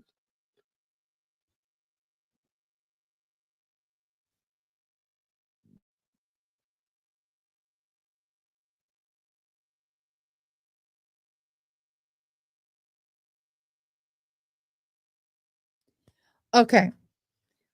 So number 1, we have an issue with the lawyers and the fact that they had a hearing, and both the sheriff and the county or district attorney knew that Mr. Allen's wife had retained an attorney. They had a hearing without said attorney. Then Mr. Allen filed a request for after the hearing, and he was charged with 2 unalive or red rooms. Has requested for a court-appointed an attorney because they can't afford an attorney to represent him with the charges he has. So this attorney found out also that there was a request by the sheriff to do a safekeeping situation for Mr. Allen. They did book him in the jail, but booked him under an assumed name. So when the attorney called up looking for him, he wasn't there. Well, he was there under an assumed name. They got that straightened out. Now we're at the part where number 3, the third probably is, thank you so much, June. The third problem is, and Case Wonga, hello, is that now Sheriff Linsby went to the judge, and I'm Judge Diner, if I'm saying it right, and they had an ex parte, and the judge helped him draw up a motion request for a safekeeping on Mr. Allen. All of that was done without a lawyer present for Mr. Allen. And then the judge who assisted in the drawing up of the paperwork for safekeeping with the sheriff had the audacity to make the decision on whether or not to grant it when he had no legal right to do so. He is breaking a code of conduct. He's breaking rules. He cannot have an ex parte without the other attorney present for the defendant, number one. Number two, if he's involved in an ex parte where something is drawn up, another judge has to hear it. This judge, y'all, then they never served it. They have to serve it to the attorney and or to the person that they have being held in the jail. So they moved him for safekeeping on request that was made by motion by the sheriff, that the judge helped the sheriff draw up the proper paperwork, and then he ruled on his own motion, which is illegal. They didn't even serve the papers. So that's where we are. There's no certificate of service attached, and under Indiana code and most state codes, it's required a safekeeping request to be made by a motion. That means the other attorney needs to be there, who's ever representing Mr. Allen, and Mr. Allen needs to be there. 3, requiring that Sheriff Linsby motion for a safekeeping order to be served on the parties, and it was not. Because Sheriff Linsby knew that Mr. Gibson was representing Mr. Allen at that time, he was required to serve Mr. Gibson with the motion for safekeeping order and never did. Even if he claims Mr. Gibson was not representing Mr. Allen at the time, Sheriff Linsby was required to then serve Mr. Allen personally. No service for motion was given to either Allen or Gibson. 4th, Sheriff Linsby, safekeeping request was not even verified. There was therefore literally no evidence before Judge Steiner from which he could make a factual finding required under the Indiana Code that will authorize safekeeping order. 5th, before a factual finding was required to authorize the safekeeping order or hearing with notice of the parties on Sheriff Linsby's safekeeping request was required. Y'all, this is pissing me off. The more I read, the more angry I get. And you know what, guys? None of us would ever know any of this if we were in Mr. Allen's shoes. You don't know what the law is. We're not lawyers. He had no idea this was happening. 6, perhaps most importantly, okay, we're going to highlight that, Mr. Allen had an absolute right to refuse. That is right. He has the right to refuse being transferred for a safekeeping. He can say, I resolve the county of its right of any liability of my safekeeping. I refuse to be transferred to any other facility. Under the law, he's to be held in a jail, not in a prison. He has not been convicted.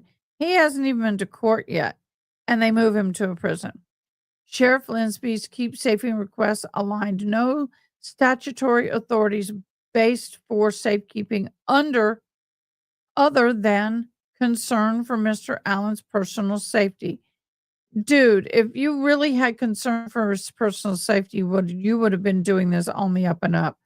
You did this on the down low, dude, and that is just absolutely insane. If the reason for safekeeping transfer is only a defendant's personal safety, a defendant may refuse the transfer. They keep him in a room away from general pop in the jail. That's it.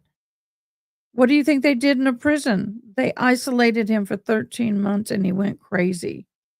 He literally went crazy. Mr. Allen had no opportunity to exercise his rights to refuse the transfer to I'll just do IDC custody or to make any objection set out above to the entirety course of the proceeding. That is for a quite simple reason. Mr. Allen, either personally or through his lawyer, Mr. Gibson, had no notice of a legal skullduggery. I like that word.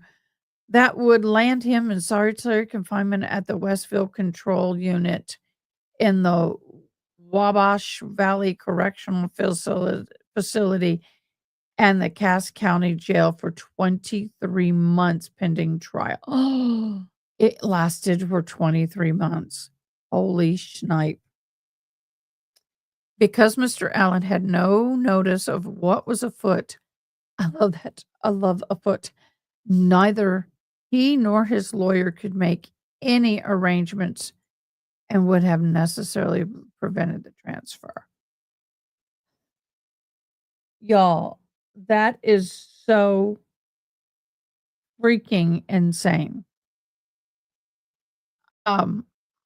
Wow. Finally, Mr. Allen's own absence from the self-keeping proceedings should have been treated no differently from the abuse of a lawyer to represent him. Absence of a lawyer to represent him. Indiana courts hold pro se litigants to the same standards of trained lawyers. One consequence of this should be that the Sixth Amendment, Article 1 and 13A of the Indiana Constitution should apply when a pro se litigant, okay, this is good, should apply when a pro se litigant is excluded from proceedings at which he or she has a right to be present and participate in. So even at best, if they felt that Mr. Gibson was not a part of his case anymore, he was no longer his attorney, then Mr. Allen was pro se and he had a right to be present at a motion hearing, which really didn't even happen.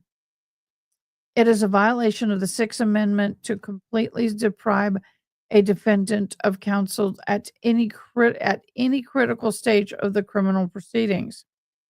The safekeeping proceeding, such as it was a critical stage at which Mr. Allen had a Sixth Amendment right to have his lawyer interpose all of the objections to the November 3rd safekeeping order set above.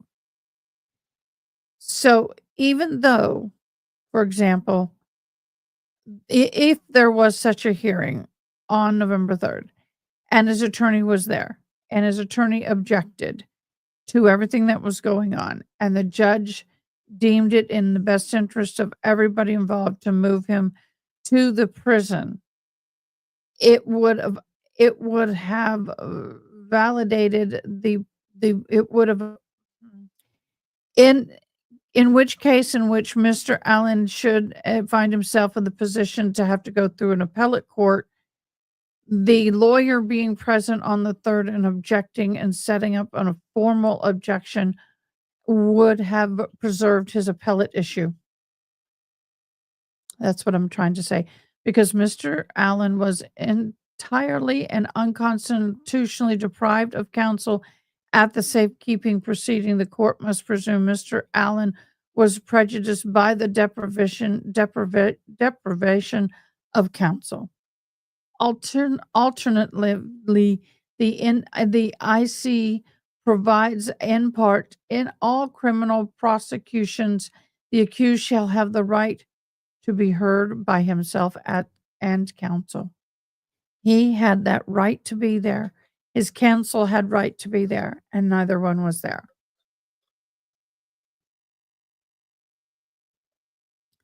This affords the citizens even greater protection than its federal counterpart.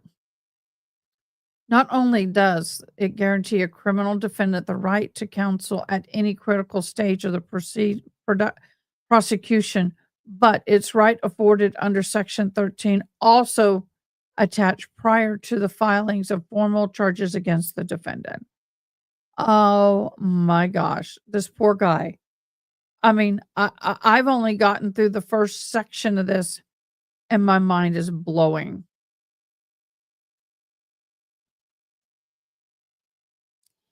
Recognize that the right to counsel attaches upon request. Mr. Allen was not afforded either the right to be heard by counsel or by himself at a safekeeping proceeding. This should be particularly disturbing because he had been given an opportunity to do so. Mr. Allen had an absolute personal right to refuse the transfer into the Department of Custody and should refuse it. Either case, accordingly, the court should vacate Mr. Allen's conviction or set this motion for a hearing. They'll set it for a hearing and it will be denied. I cannot imagine them overturning this on this, but I think they should. The violation of due process clause of the 14th Amendment, NAPU versus Illinois, and its progeny. The state presented the testimony of Brad Weber that Mr. Weber arrived at home in his white van about 2:30 p.m. on February 13th of 2017, either knowing that the testimony was false before it was elicited or filing it to correct it once it had been elicited. Okay, I'm lost on that. A conviction obtained through the use of false evidence, okay, known to be such by the representatives of the state must fall under the 14th Amendment. Well, do we know what evidence? Oh, the above.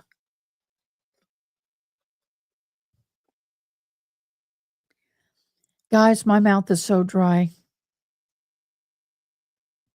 I feel like my lips are sticking to my teeth. A conviction. Okay, so the same result obtained when the state, although not soliciting false evidence, allows it to go uncorrected when it appears. So if they don't correct the mistake, it's just as bad. At trial, the undisputed evidence was that LG's cellular telephone stopped moving at 12:18 p.m. February 13th at 17 or 7 minutes until 2:25 p.m.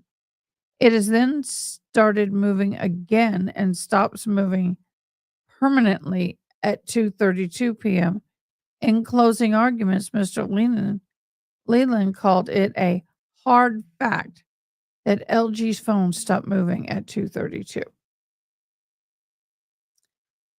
Oh my gosh, y'all. That's insane. The state introduced all alleged confessions by Mr. Allen to Dr. Monica Walla, a psychiatrist contracted by the IDC to treat inmates, Indiana Department of Corrections, inmates at Westville Correctional Facility. In this alleged confession, Dr. Walla said that Mr. Allen said he had abducted LG and AW on the south side of the Monron High School bridge and forced them down the hill to the south side of Deer Creek. Dr. Wallace said that Mr. Allen stated that this is the way it should be done. Deer Creek. Dr. Wallace said, Mr. Allen said, should be Mr. Allen stated, he was on the south side of Deer Creek and was planning on intimately assaulting LG and AW when he was interrupted by a van. Dr. Wallace stated Mr. Allen said he became scared, and when he saw the van and crossed Deer Creek from the south to the north, from Weber property to Ron Logan's property, taking LG and AW with him.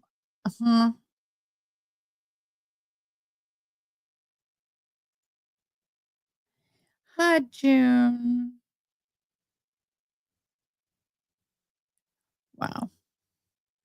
Guys, I'm going to do something. I hope you don't mind. I'm going to take a quick comfort break. I'm going to go get me some gum that's not in this room that might help. It's just so difficult right now.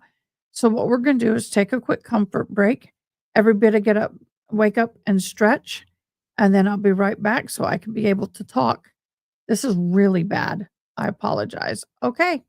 Be right back.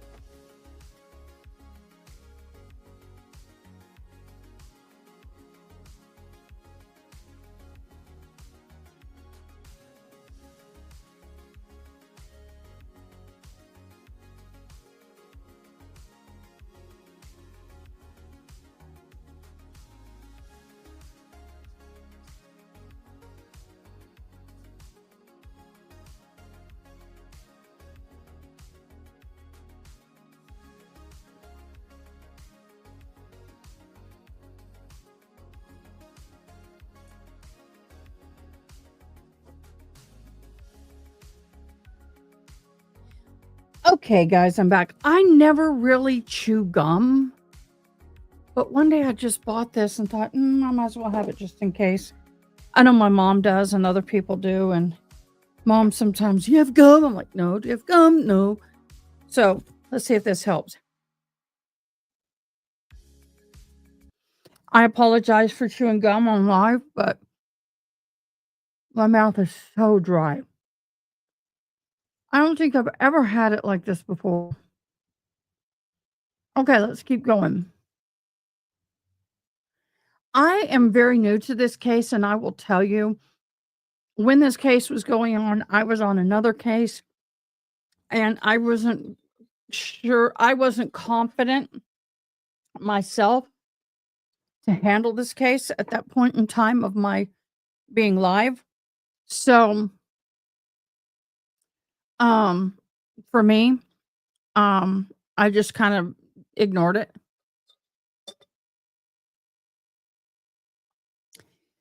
And so I'm revisiting this, and there's a lot of this stuff that's new to me.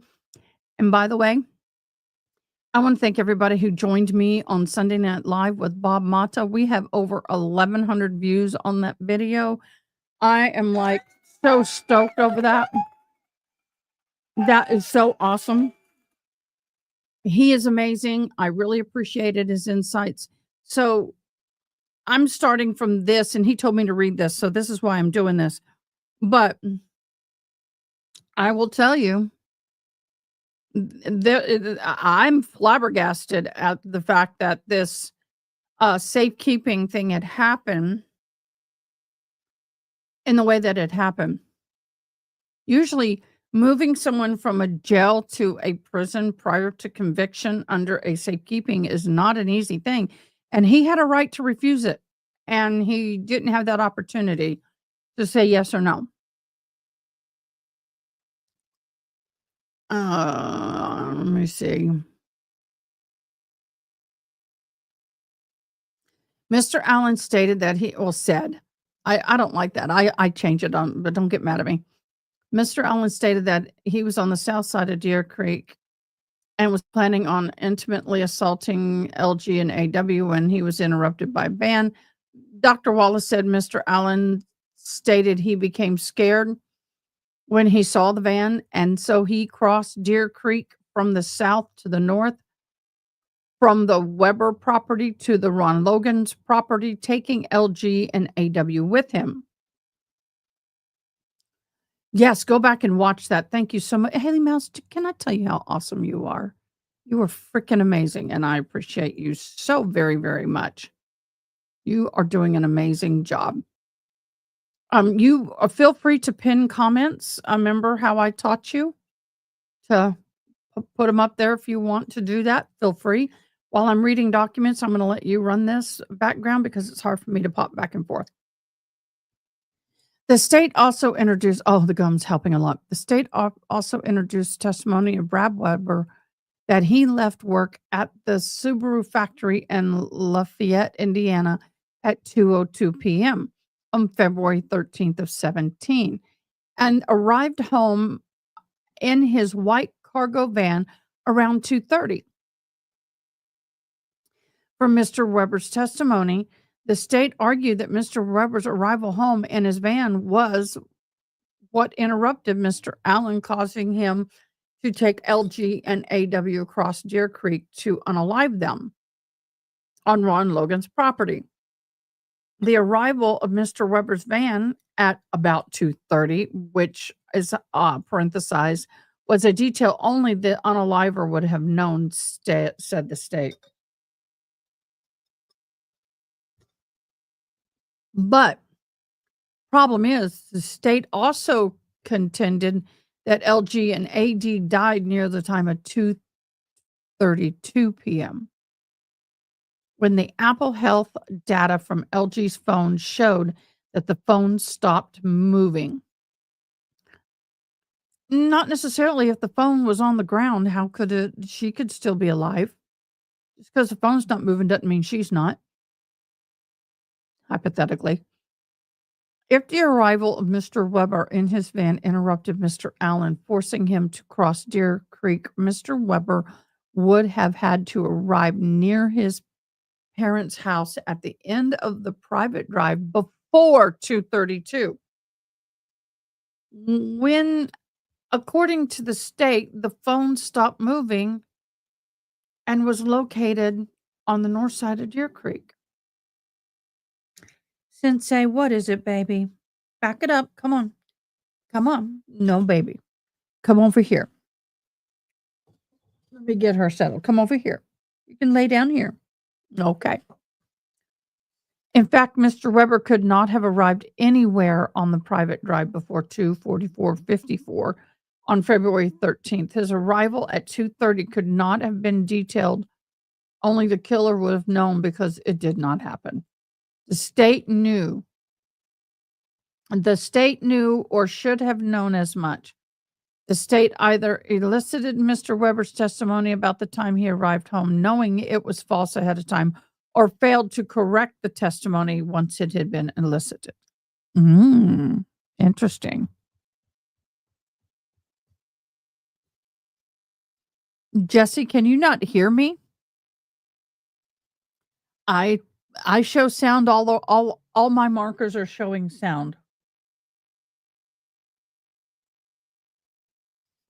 All my markers are showing sound. So if anybody else is having a problem, let me know.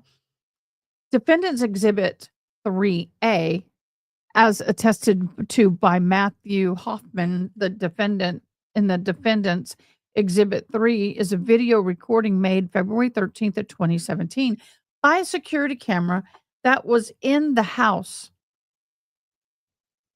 at 599 West County Road 252 North or W252N.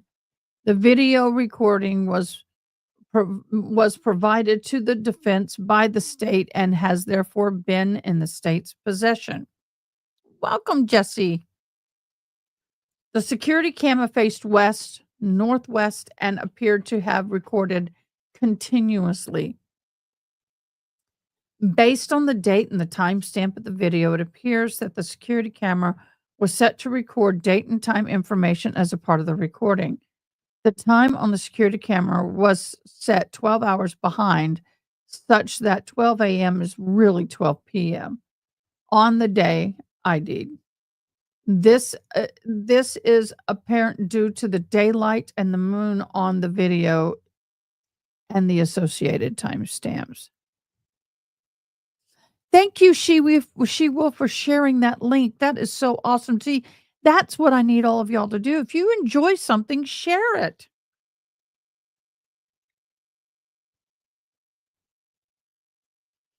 I know. Was it good? Put it back down and put this back up.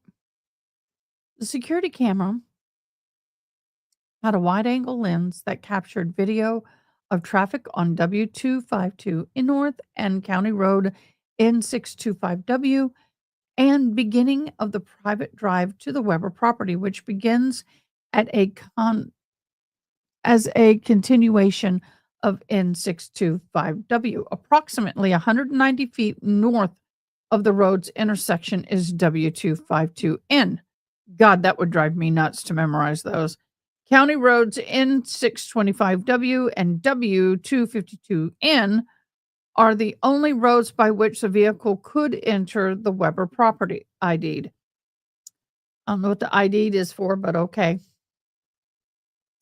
According to the time and date stamp, the security camera's recording Exhibit 3A shows a white vehicle going north N625W, entering the frame at approximately 2:44:33, 2 p.m., 44 minutes and 33 seconds on February 13th. ID's Exhibit 3A also shows a white vehicle continuing onto the private drive into the Weber's property at approximately 2:44:54 p.m. The exhibit viewed YouTube the following address.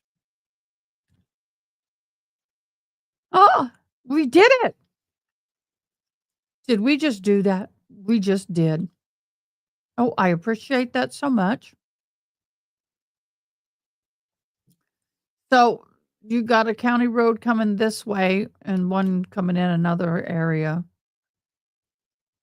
This is 8 minutes long. Let's zoom this.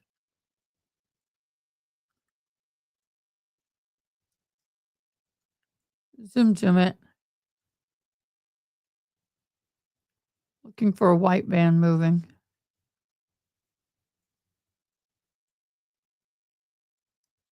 Okay.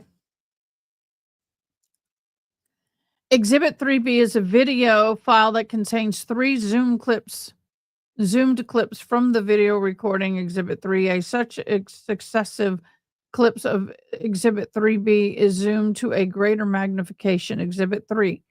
In all 3 zoom clips of Exhibit 3B, a white cargo van going north on into, I'm just going to go 6:25, just after 2:44, 3 p.m.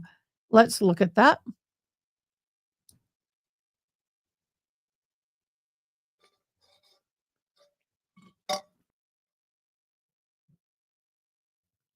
Okay, here it comes over here. I don't know if you can see my arrow. You probably cannot. It's getting ready to cross in front of, oh, yes, you can.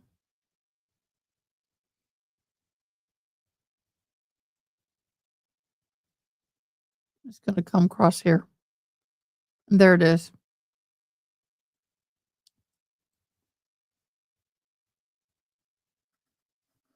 What, baby? Is a kitty driving you crazy? I'm sorry, honey boo. Okay, so we saw that. Yes, Jesse, is your sound okay now? Exhibit 3C is a PDF with the still photographs taken from Exhibit B, and we don't need to open up those. These are 3 stills showing the white cargo van, number 1, just before it passes the white sunlit house in the background and the west side of N625W. Number 2, it blocks the sunlight as it blocks the sunlight of the house. Number 3, just after it passes the sunlit house. So here, Gary, they show it to us. Wonderful. Exhibit 3 is photographed of Brad Weber's white cargo van provided to the defense by the state and therefore has been in the state's possession. So what they're basically saying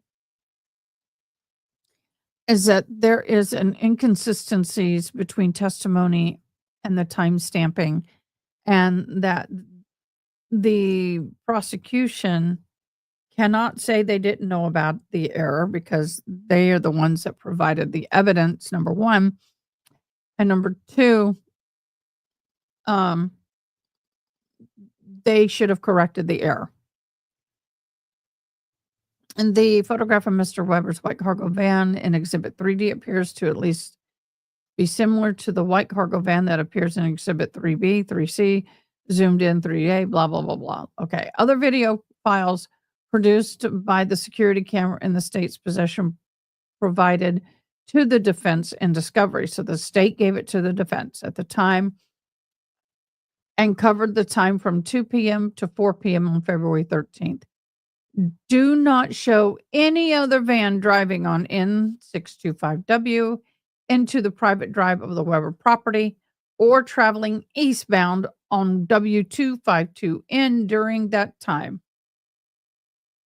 3030. Okay, Exhibit 3A, 3B, 3C reflected that. If Mr. Weber returned home in his cargo white van, he could only have arrived home some minutes after 2:44:54 p.m. on the 13th of February, 2017. 12 minutes after the time of the extraction of LG cellular data phone shows the phone stopped moving at 2:32. Either the white car van, okay, here we go. Either the white cargo van shows in Exhibit 3A, B, and C is Mr. Weber's with him arriving home some minutes after 2:44:54 p.m. on February 13th, or it is not.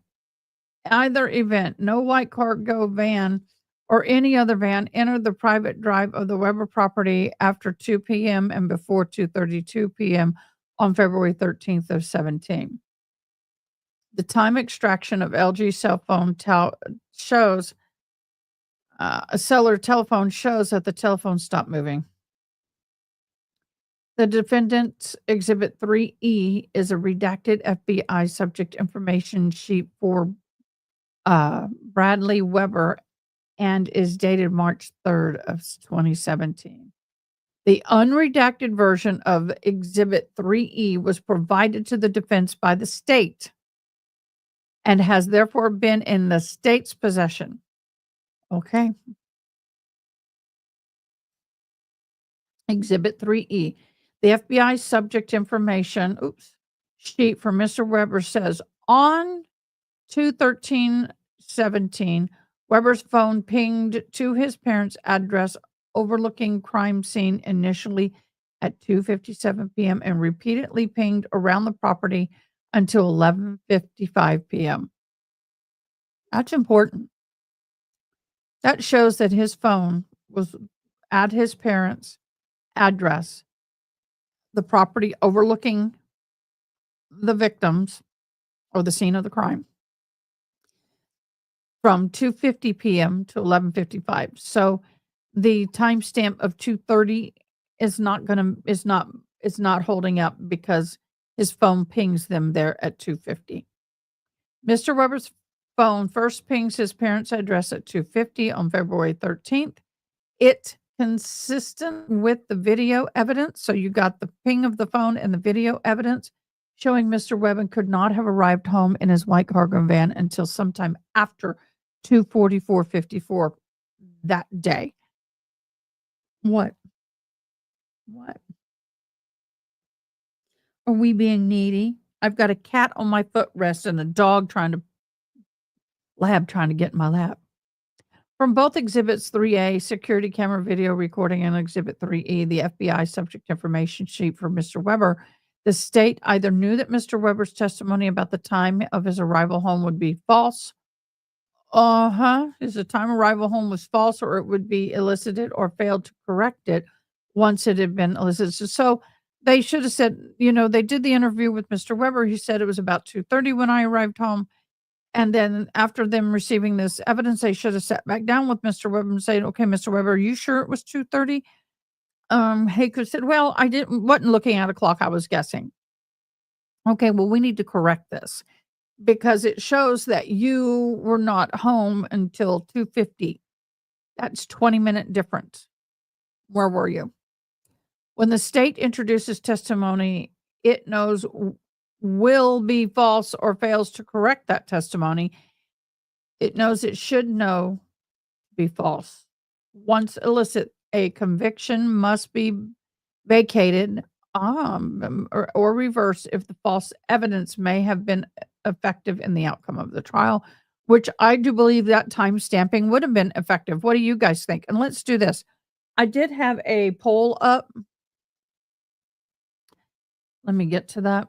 I did have a poll up for this case. Let's look at that real quick. What does it say?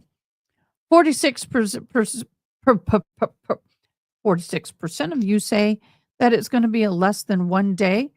38% it's going to be 1 day or between 1 day. 8% 2. 8% says more than 3. I'm going to end the poll. Thank you so much for participating in that said poll. I appreciate it. Let me close that out. Get this back over here. So I'm sitting here. If I was a juror and I heard any of this, I couldn't convict. Just on principle of law. Outcome of the trial. To receive a new trial, the defendant must show 1, that there was false testimony. Okay, there's false testimony. There it is. 2, that the government knew or should have known it was false. Yes.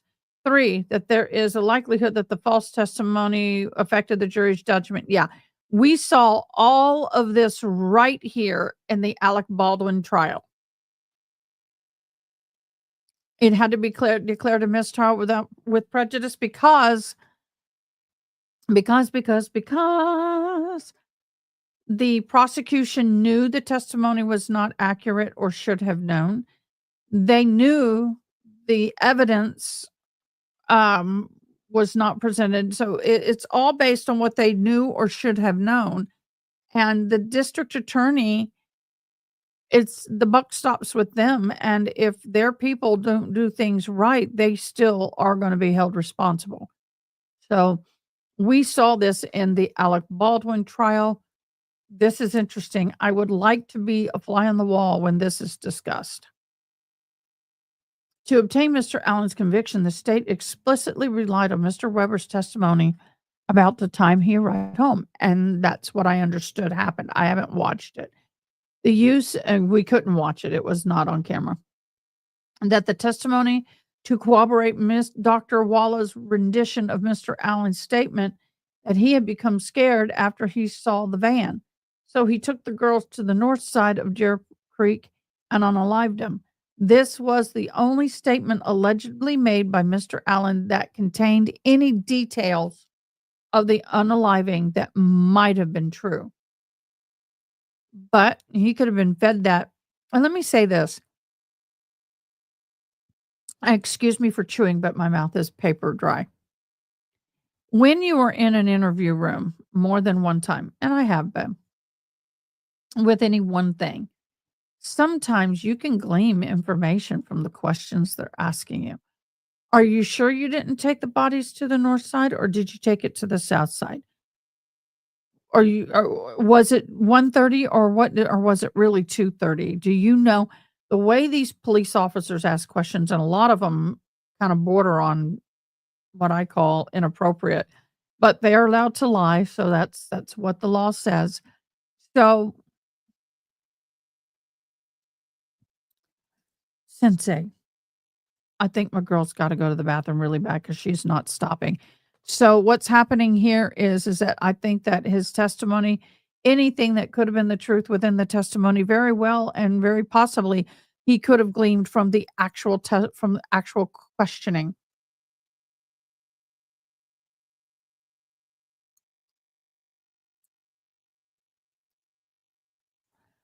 We're checking in on the trial for the baby.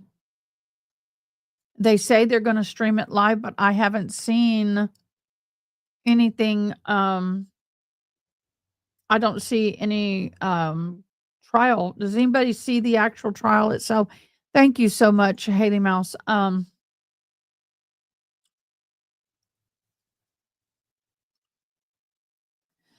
My grandmother's name was Goodwin.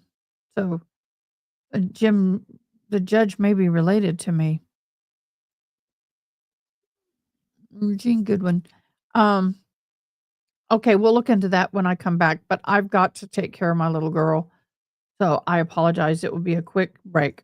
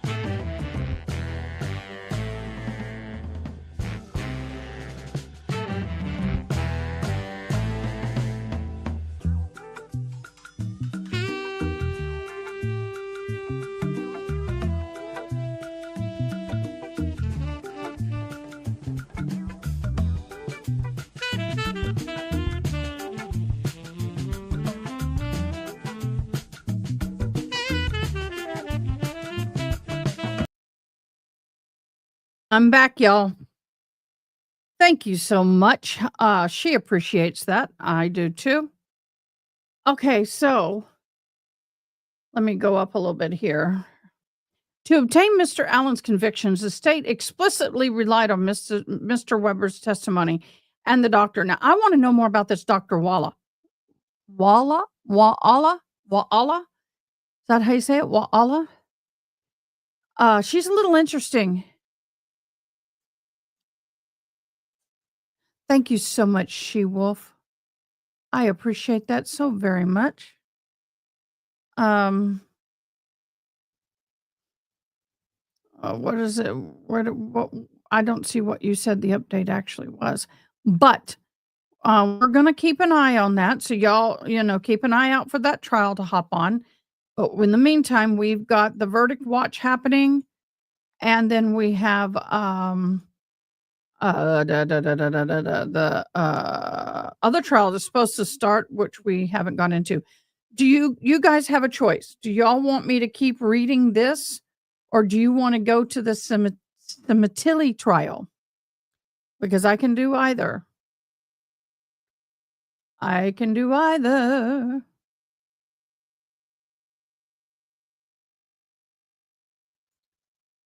Let me play this and see what that says.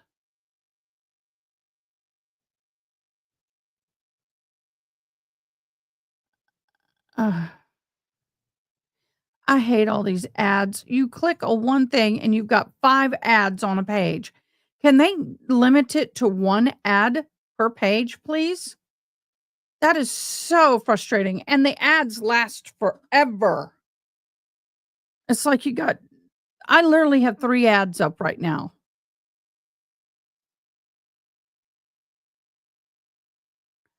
Okay, I want to play this.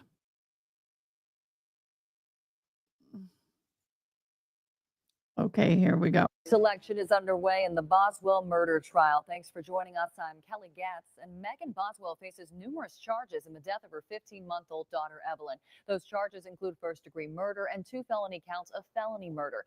ABC Tri-City's Ansley Daniel has been in the courtroom all morning and has the latest. Ansley, what can you tell us? Well, Kelly, day 2 of jury selection for the Megan Boswell trial is going much faster than what it did yesterday.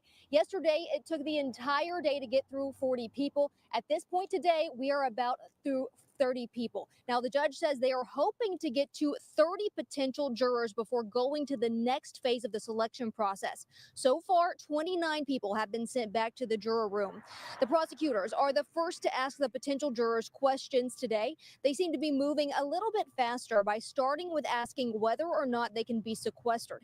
There were actually a few people who hadn't heard anything about the case and didn't even know what it was about. Yesterday, everyone who walked in had some sort of knowledge about the case. Now, there are between 15 and 20 people left to go through this afternoon before the next panel comes in. It's unclear as to whether or not we'll get to that panel, but at this point, it could be likely that we could have a jury seated by later this afternoon. Live in Bluntville, Ansley Daniel, News Channel 11. Ansley, thank you. And as a reminder, as soon as jury selection is over and the trial officially begins with opening statements, we will have live coverage the entire time on our website, WJHL.com, along with updates on air in our newscasts. Many people with stubborn acne come to me after. I don't care about acne and I don't care about your damn commercial. I am so fed up with these damn commercials. Excuse my French. It gets to the point that it's obnoxious. Arr. No, guys, I'm not kidding. I am so frustrated with these commercials. I click on something and try to read it to get documents, for example. And there's like 10 different clicks I have to do, and then I have to read the document or read the article through rows of advertisement. It's like, really? Okay, so let's do this. Let me have a little reading break. Let's go over to this trial.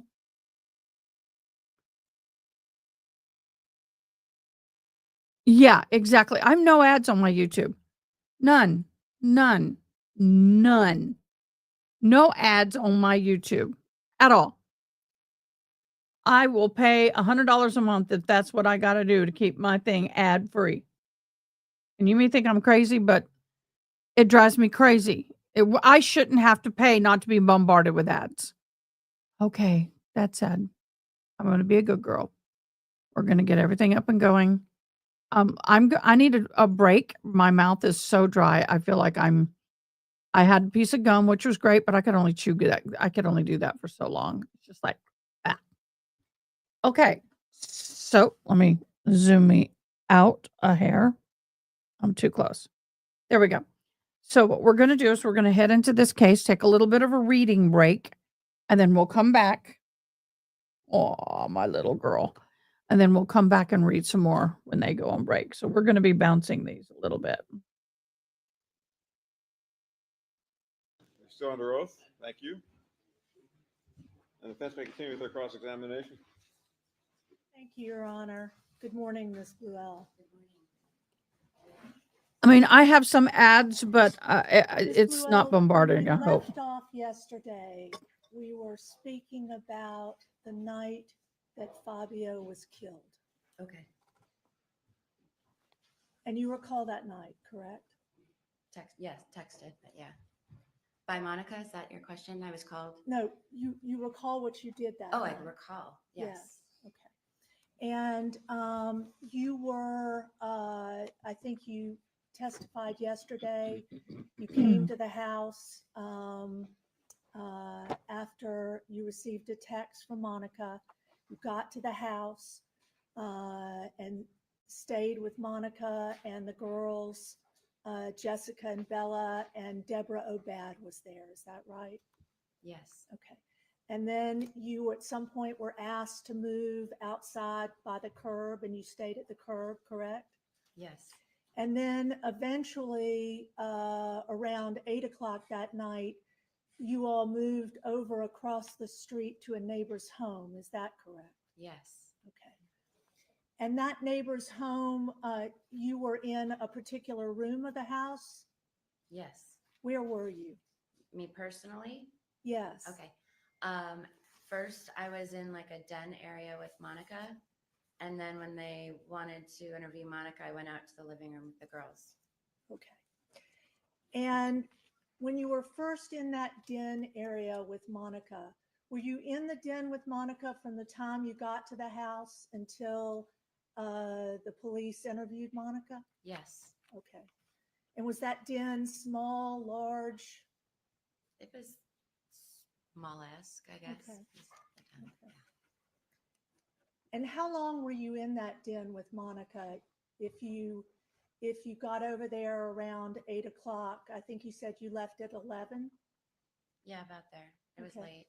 I don't know what time we got to the neighbor's house, but it was, I don't know. Okay. Were you there for 10 minutes, 2 hours? It was several hours. Several I don't know how hours. many. And Miss Bluell, while you were in this den with Monica, was anybody else in there with you? There was one other man. I didn't know who he was. Okay. He was in the den with you for those hours? For a while. Okay. I wouldn't. And did anybody else come in or out while you were in that den with Monica before she was interviewed by the police and you say you went to the living room? Just through the door, or like came in and sat with us? Came in and was with you, talking to you or interacting with you? No one came in and interacted with us. I mean, people would pop their head in and be like, do you need anything? But like, not a substantial conversation, no. Okay.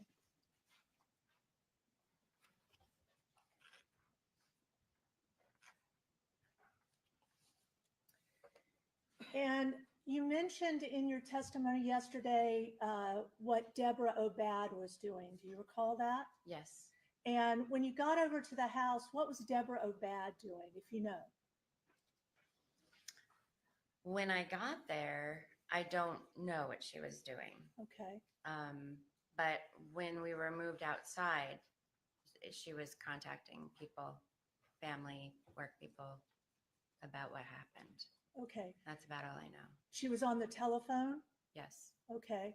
And when you say she was contacting work people, she was, I think you described her as the doer. Is that Yep. how you described her? Yes. And she was making calls. Mhm. And was she interacting with you and Monica, or you were just with Monica at that time? She would come over to where we were and say, I've contacted so-and-so, they're going to work on a flight, that sort of thing. And then she'd go off again. Okay. So she would periodically tell you what she was doing, but you weren't telling her what to do. Monica wasn't telling her what to do. I wasn't telling her what to do. And I mean, I think Monica might have said, like, have you, called so-and-so, I think there was that kind of back and forth, but Okay. I don't recall specifically if Monica told her to do anything. Okay. And yesterday, you said that you were consoling Monica. Yes. Were you hugging her? Yes. My arm would be around her. Okay. Yeah. Were you giving her tissues? Or did she have tissues? Yeah, she had tissues. for Okay. Sure.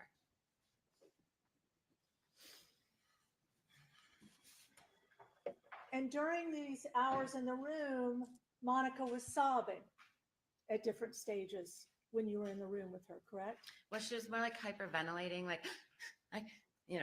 like that. Yes, that's what she was doing. But she was sobbing also. Could you clarify sobbing? I mean, I feel like I've represented what I noticed. Well, how would you define sobbing? Sustained. Ms. Bluell, you were interviewed in this case back on July 15th, 2020, correct? Yes. The detectives came to your house and they sat down with you for a couple of hours, correct? Yep. And Detective Roberts and Detective Klotz asked you about the case, correct? Yes. Asked you specifically what you were doing that night with Monica? Yes. And you were telling the detectives the truth, correct?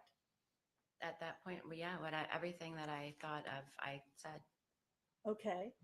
And that interview was recorded and a transcript was made, correct? Yes. Okay.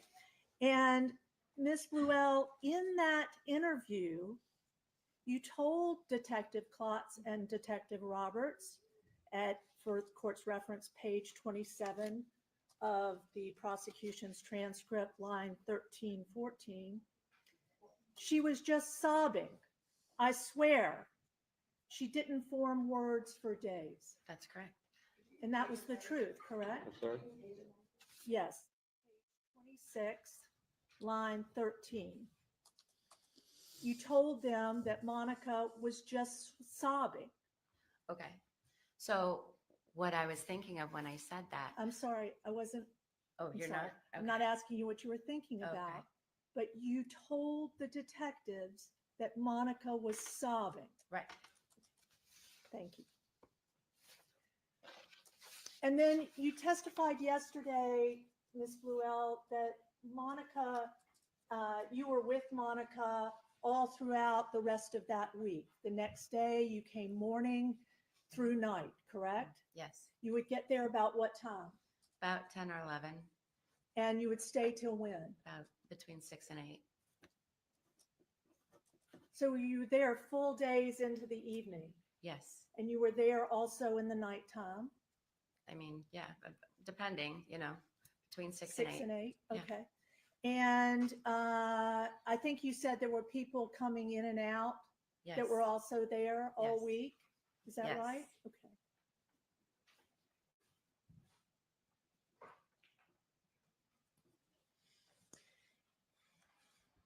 And yesterday, Ms. Stagel, the prosecutor, asked you about whether Monica ever voiced any concern about being in the house. Do you remember that? Yes, Okay. And you said she hadn't, correct? correct. Okay. But you were in the house that week. Fabio was killed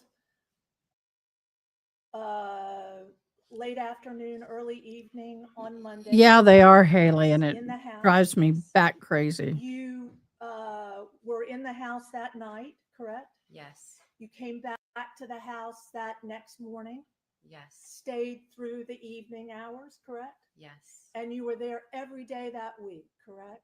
yes. Okay. And Ms. Bluell, am I correct?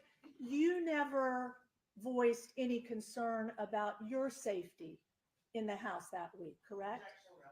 It's overruled. No, And I think you told the detectives that nobody was scared, correct? correct. And that the theory of the police at the time was that there'd been a burglary, correct? If you know, your understanding. Could you repeat the question? That your understanding was that everyone thought there had been a burglary. You thought that the operating belief at the time was that there had been a burglary. That's what they were reporting on the news, so we were talking about it. Okay. And you had even given an interview on the news, correct? I did. The night that Fabio was killed. The next morning, I was coming with a deli plate. And then you later gave an interview to the 48 Hours television show. Yes.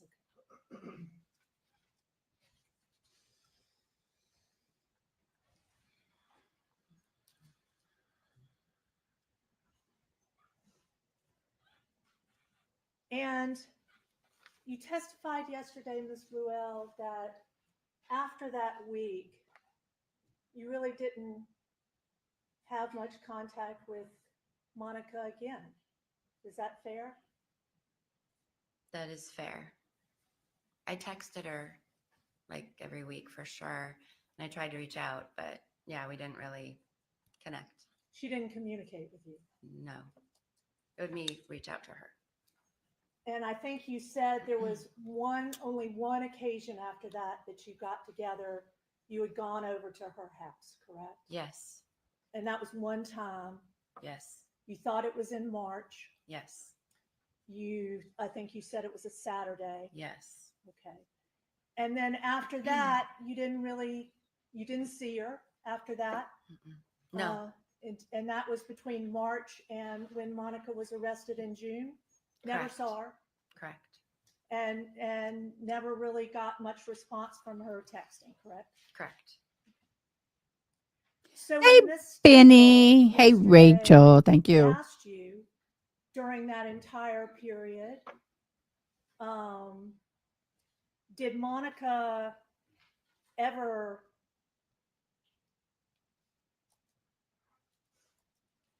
talk to you about Fabio or missing Fabio? You didn't really see Monica or talk to her other than that Saturday in March, correct? In person, no, but I didn't receive anything on text or when we did talk on the phone, which was rare. It didn't come up ever. Okay. But other And things how many did. times did you talk to her on the phone? I can't say completely true. I don't know. One? I mean, I can give you less than 10 times more than 5. And when she asked you, Ms. Stagel asked you if you saw her grieving after Fabio was killed, between the time the time you saw her that week Right. and when she was arrested and some months later. And you said you never saw her grieving during that period, correct? Yeah, I was not around her. Yes. You were not around her, correct? Correct. So So it if was, she had been grieving, you wouldn't have seen it. I would not have seen it with my eyes. Thank you. No further questions.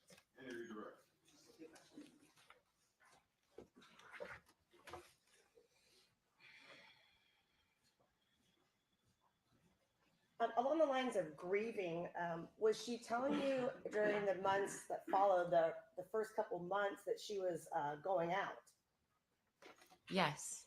And what did she tell you about that? She said that she liked to go out and dress up and have guys hit on her. And when she said that, then does that factor into your opinion that you didn't feel as though she was grieving? Yes. Why so? It didn't seem like she would, it just seemed odd that someone who was grieving really liked having other men hit on her and get thrilled. You know, it just seemed weird. And this was shortly after Fabio had been murdered? Yes. Now, you also testified that you'd been watching or viewing those Instagram posts where she was posting things about Fabio, the love of her life, right? Yes. Is it the same time frame when she's telling you she's going out and she's enjoying men hitting on her? Yes. As far as your concern about being in the house, when you went over there, was there other people there? When I went over there in March? When you went over there after the murder that first week, was there people around? Yes. Now, did you ever spend the night with her? No. Do you know if anyone spent the night with her and the girls? If you know. No. And to your knowledge, though, well, let me withdraw that. The defense was asking you, I know we're getting literal on the sobbing term, and you wanted to explain. So did you have an explanation why you used those words to the detectives back in 2020 that the defense read to you from your prior testimony? You used the word sobbing. Did you want to explain that? Sure. So what I meant by sobbing was she would be like, you know, and she was talking like that, which to me is how I talk when I'm like so upset I can't talk. So that's what I meant. Okay. So, and that's what you told the detectives. You're trying to describe her actions? Yes. Overruled. Okay. And again, no tears during the sobbing that you witnessed. I mean, I can say, I don't know. Okay. It's not something you recall, tears streaming down the face. It is not something I recall. All right. And then finally, one last point on the going out. Back in 2020, when you were interviewed, understanding it's a few years after the murder, you did tell the detectives what you testified today, correct? That what you just stated, that the defendant was going out, telling you she was going out, enjoying men hitting on her. Yes. And on a side note, did you ever go out with the defendant at any time before the murder or after the murder for karaoke? No. I have no more questions. Recross? No, thank you, Nora. Thank you, Ms. Well. You are excused. May call your next witness.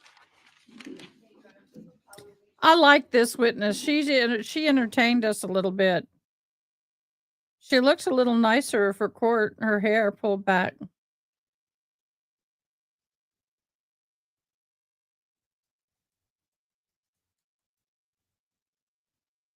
I'm in the process of trying to type up my notes, and I can't spell epinephrine. I'm so bad at spelling. So I put epi.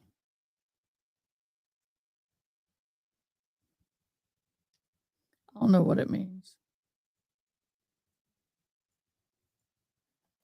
It sucks typing these notes. I may be thinking twice about doing this. I'm on day 3 and I'm on page 21. She looks a lot better today. I'm just going to take a break from this. I'm tired. She does look a whole lot better.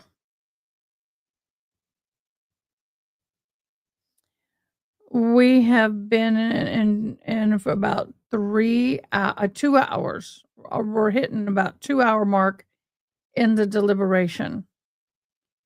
So I would suspect we won't have anything close to the end of the day if we have anything today. I'm not holding my breath for today, to be honest with you.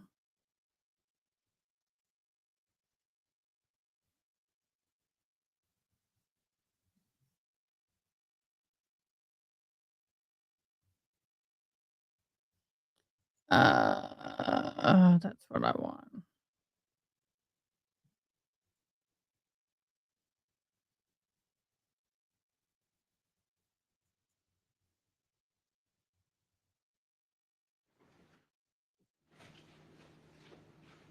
I had to email my teacher and let her know why I was dropping her class. Y'all don't forget to hit that like button and put the I liked on there. This looks like it may be a little interesting, y'all. Thank you. Please have a seat. Will you stand?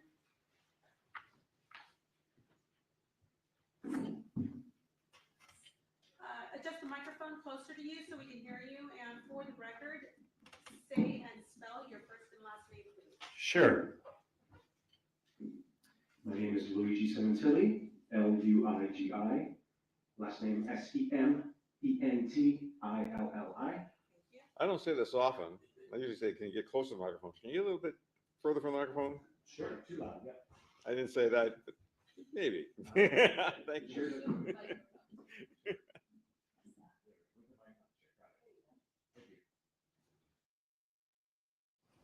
Thank you, Your Honor. Sir, are you the son of Fabio Cementilli? And how old are you? I'm 32 years old.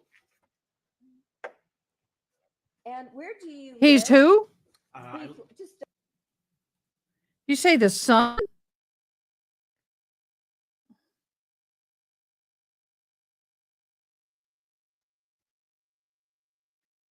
Well, I understand you can't stay, but I appreciate it. Yeah.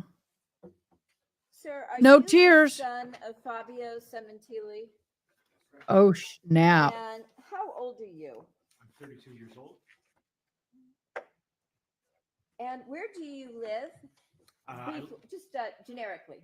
Sure, yeah. I live in Niagara Falls, Ontario, Canada. Ooh. He And traveled a long way. Your mother, what's her name? My mother's name is Vonda Carino.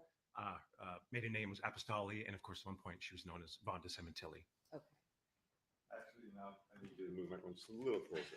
A little bit closer. Just a little bit. It's my fault. How's that? It is council's fault. Thank you. Did how long was your mother married to your father?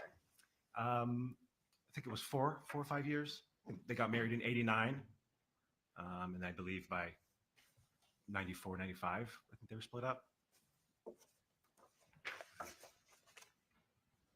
Could it have been earlier than This ought to be good, y'all. They got married? Yes. No, I'm pretty certain that they got married in '89, but of course they were together for a while before that. Thank you.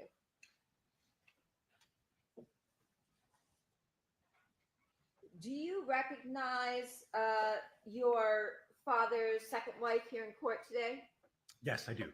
Can you identify her, please, for the record? Yep, right over there. She's wearing a cream women's jacket. Thank you. Your Honor, what's the people's next in order, please? 72. Thank you, Your Honor. I'm sorry? You haven't marked anything yet. Yes. Your Honor, I have a photograph of the witness with his father. If it could please be marked as people 72. Yes. Thank you. Showing you people 72. Do you recognize what? Sorry, ordered lunch. Oh, yes. I sure do. Yeah, that's me and my dad. That's in St. Catharines. Oh, I got to School, pay Brock attention. I'm not going to do anything And here. this is in St. Catharines, there where Brock University is. It's really close to Niagara Falls. He would often come to visit and just to make time to drive down and see me at school. So here we are after I think we had gone to sushi and then had, I think it was my girlfriend at the time, take this picture of me and him. Do you know approximately, given that you knew you were attending St. Catherine's at the time? There's no tears. No tears up there. She doesn't have Yeah, any this was- tears. This was probably No tears. This probably would have been 2016, I believe. Okay. This may have been the last time he came actually to see me in St. Catharines. Yeah. I think it may have been November.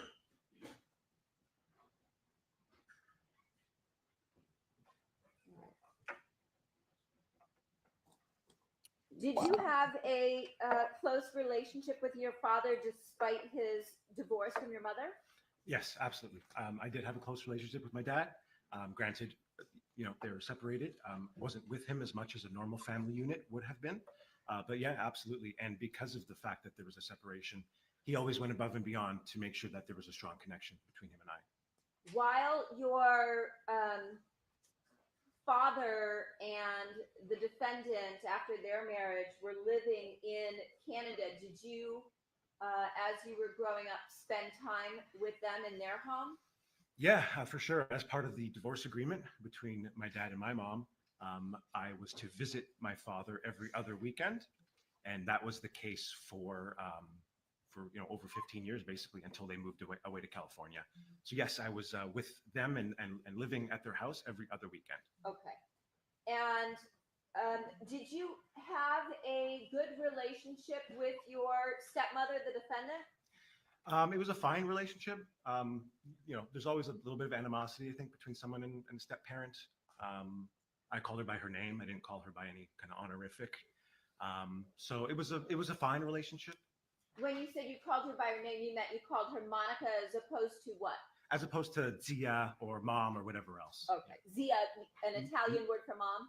Zia means aunt. Aunt. Yeah. Or really refers to anyone who's sort of older that you would want to use this word for respect. Yeah. Okay. Was there ever a time when you were at their house over that 15-year period where you heard the defendant and your father arguing or fighting at all? Yes, on more than one occasion. Yeah. Okay.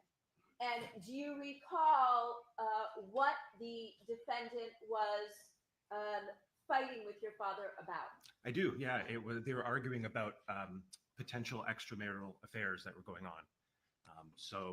By the defendant? By the defendant, yeah. So on one occasion, it was a text message or email that had been found, and I'm overhearing a very loud argument between them, and my dad being the one who found something that shouldn't have been found, perhaps, and then the defendant being defensive and apologetic and all that about that. And then there was another instance where I was in the car, and my younger sister Jessica, she was very young at the time. I want to say maybe 6, and she had inadvertently or unknowingly let slip in the car in conversation that the defendant, her mom, Monica, was flirting with someone at a grocery store on a regular basis. Oh, no bueno. No, no, no, no, no. The ramifications of what was said. And then as soon as that was said, even Monica reacted like, oh, why did you have to say that? Because of course now it's going to cause this argument. So yeah, multiple arguments about infidelity over the years. Yeah. Always on the defendant's side? Yes. Or were any of them on your dad's side? None on my dad's side.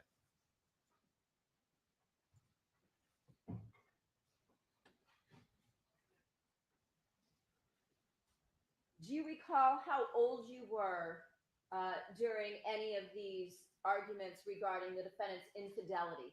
Yeah, so the one when we were in the car, I remember pretty vividly. I'm going to say I was probably 12 or 13 at that time. And then the one where emails and text messages were found was several years prior. So I was significantly younger, 9, 10, something like that. Do you remember approximately how old Jessica was when she made the comment about the flirting? Overruled. So in that case, if I was, say, 12 or 13, Jessica would have been 6 or 7. Now, did you have a close relationship with both Jessica and Isabella prior to the murder of your father? Prior to the murder, yes. Would you say that relationship has dramatically changed after your father's murder? Yes, that would be an understatement. During the time that your father was living with the defendant and your sisters in Canada, and you would stay over, who would you say would be the boss in the home? Who was in charge? It was Monica. Who was in charge of the family's financial situations? That would be Monica as well. Now, when it came to paying, let's say, for instance, your tuition or your housing while you were in college, who was the one that would have conversations with you and your mother about paying the tuition or your housing? That would be Monica as well. Once your father and the defendant and your sisters moved to the United States, did you still speak with your father on a regular basis? Yes. And did you also see him on a regular basis every year? Yeah, he would visit Canada, and then I would also make a yearly visit out to California. And when you would come to California, did you stay at the home with the defendant, your father, and the girls? That's correct. All right. At some point in 2016, prior to the murder, did you come to stay at the house? Yes.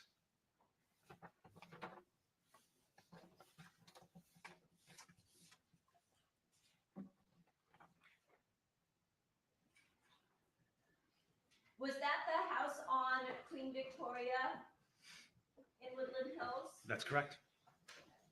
And where, when you came to the house, did you come by yourself or did you come with your girlfriend?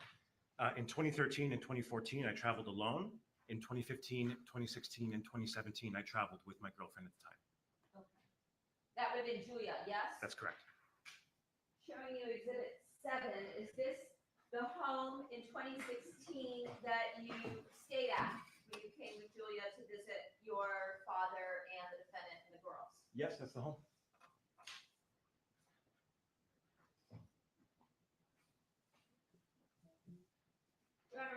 Another photo of the that's been shown already. The victim, along with his 3 children, if it could be marked as people 73. Yes.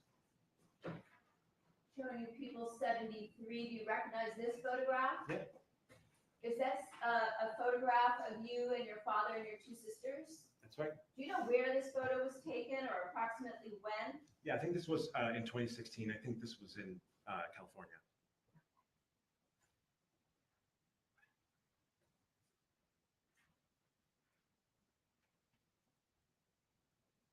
Looks like at perhaps a Starbucks. Yeah. For sure. There's a Starbucks there. I can see I'm wearing my Brock University shirt underneath the long sleeve thing. Rachel K, can you send me the link? While you were staying at with your father and your sisters and the defendant, where were you sleeping? What's the name of the in trial? Upstairs computer room area. Here I have a photograph, actually it's 2 photographs. It's titled Search Warrant 5012. Which is the what trial? Area, the date of June 14, 2017. Rachel, let me know what the name of the trial is so I can find it. Yes. Thank you. Showing you people 74. Is this the upstairs living room area? That's right. And just behind the couch area is near the window. What is this area here that I'm pointing to in the photograph on the left? That's an office desk, and we can see the office desk in greater detail on the right side. And whose desk was that? I mean, it was just sort of the house computer, but most of the time I saw Monica up there. Okay. I'm not finding it.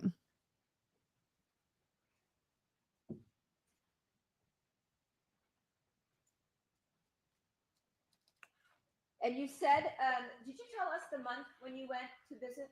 It's not Daniel Penny, is it? 2016, the last time. In 2016, I visited in August. Oh,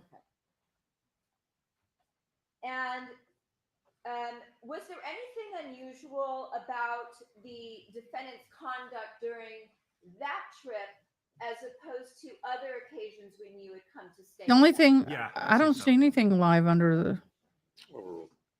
Why am I struggling to find anything today?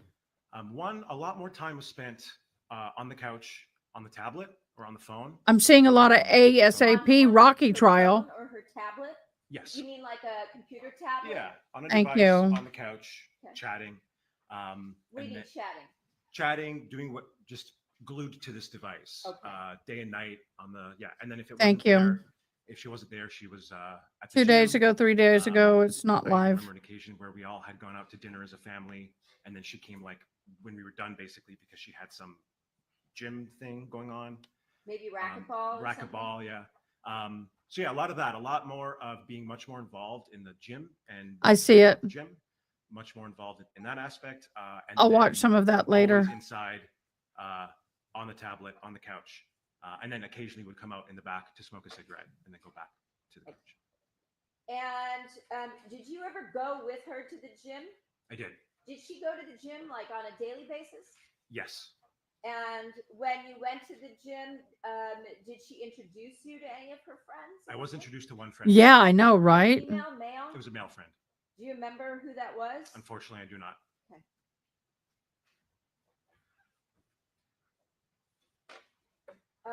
While you were in town in August of 2016, did the defendant purchase a vehicle?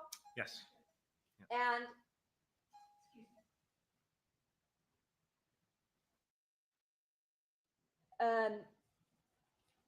what type of vehicle did she purchase? She purchased a red Fiat, the larger one. I'll watch some later.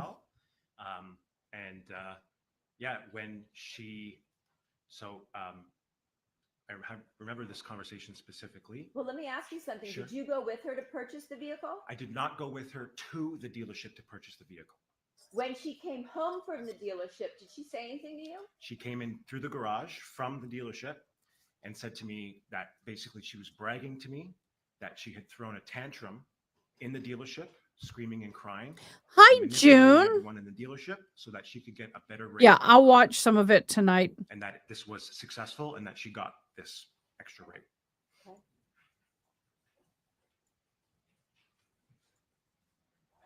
And where were you when she came in Thank from you. the garage? Where were you? I was in the kitchen. And was there anything else that was unusual during that trip that you remember? Did the defendant change at all in any way? Just becoming more fit, becoming more reclusive with gym activities.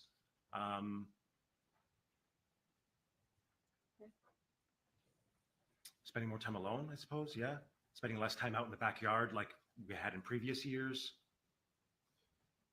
The backyard area where there's a covered patio and a pool? Yep, and where my dad spent most of his time. Yep. Did your dad tend to, when you were there, sit in a particular area in the yard? Yes, yeah, he sat in that one specific chair. Yeah, Would that be a chair underneath the patio area, that's right. the covered patio? That's correct. All right. It's close to the pool. With his back turned to the pool so that he'd be facing The sort tel- of at an angle towards the television? That's correct. All right. And is that where you would spend a lot of time with him? Yes, in one chair over. Now, you said prior to the murder, you had a close relationship with your sisters, Isabella and Jessica. In terms of a close relationship, did you communicate with them separate from your communications, let's say, with your father? Yeah. And would that be through their personal cell phones? Yep, social media, by phone. Yeah. In January of 2016, do you recall what you were doing around that time? January of 2016. Sorry, 2017. Yeah, January 2017, I was in grad school at Brock University. I just finished the first semester and was ready to begin the second semester. And that's when I received the phone call the night of the murder. Okay. And what were you getting a particular degree at that point in time? Yes, I was working on a master's degree in philosophy. Okay. So Smart dude. the night of January 23rd of 2017, you said you got a call. Who did you get a call from initially? My sister Jessica. Okay. And what was her demeanor when she called? She was freaking out. Said someone killed Dad, and saying, just sort of being hysterical. And then I think what I said, just not taking in the information, was let me talk to Dad. And then I think I hung up. She hung up the phone line. That call ended. But then we were again on another phone call, and then the phone was passed around to some other people. All right. So when the phone call ended, did you call somebody? Did you call your father's line at that point? I believe I did, because I hung up and then tried my dad's line, no answer, and then I believe I had gotten a call back from Jessica's number. I think was the order of events. But then that second round of conversations begun. And then did you speak to Jessica briefly before you said the phone got passed around? I think so, for just a moment. And I think she said, here, gave it to Deborah. Deborah, do you know somebody by the name of Deborah? So Deborah Obad was a neighbor of theirs, and sort of like one of the only family friends from the area, I suppose. Had you met her when you would come to visit once a year to Yes. Los Angeles to visit your dad? Yes. Okay. And so you knew who she was. Mhm. Is that yes? Yes. And did you also speak to the defendant during that same phone call? Yes. And did the defendant relay information to you from the defendant?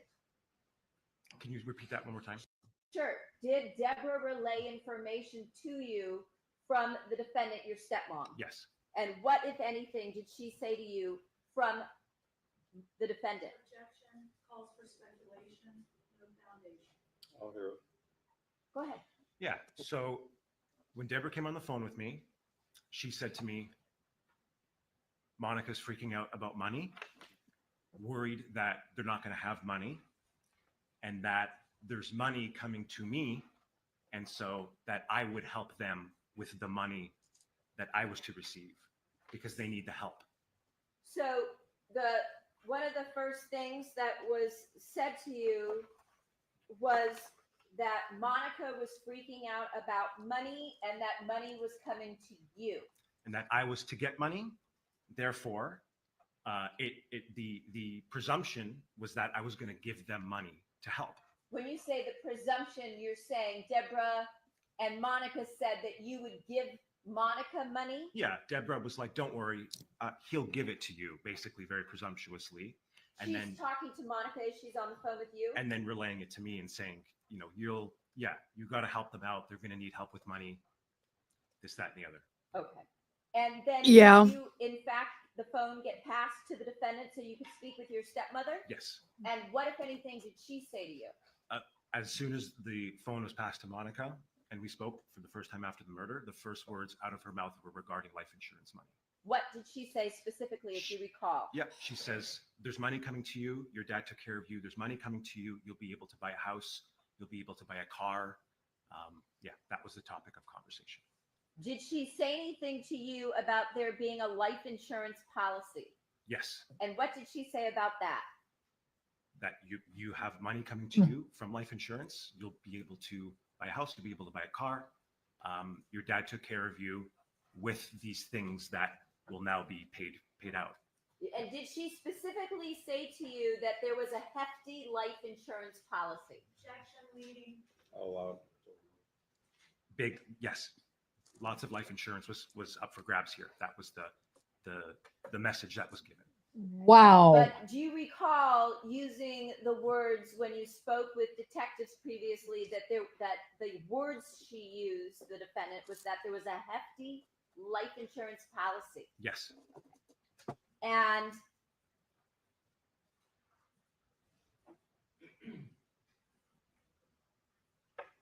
at the point in time when the defendant said to you, Greedy "Money's much?" coming to you, your dad took care of you, you can buy a house or you can buy a car," Did you know anything about what she was speaking? No, I had no idea about any of this. No. So you did not know anything about, you had not had prior conversations with your father about any type of policy Nope. regarding you as a beneficiary? No, none of the policies, not even the one, set up with the divorce from my mom. I didn't even know about that one. So no, I didn't know about any of that. Your mother had never told you about such a policy either. Was that a policy that you subsequently to your father's murder learned was through a company in Canada called Manulife? That's correct. And it was set up according to the Canadian law with regards to divorce settlements. It had to be set up at the time. And then, of course, this being a long time ago, no reason for me to think about it. My dad's alive and healthy. And then I learned about it. Yeah. Okay. Now, did other than talking about this significant amount of money that was coming your way, did the defendant talk to you that night about anything else other than life insurance? Or was that the only topic she spoke about? Objection, this states the evidence. Overruled. The night of the murder? Yes. That was the only topic of conversation. And this was a conversation that you had with the defendant within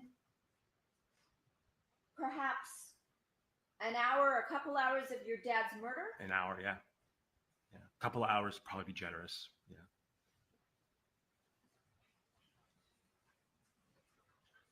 What was your state of mind at that point in time? Completely in shock, reduced to bafflement. Don't know what's real anymore. Trying to just keep my feet beneath me.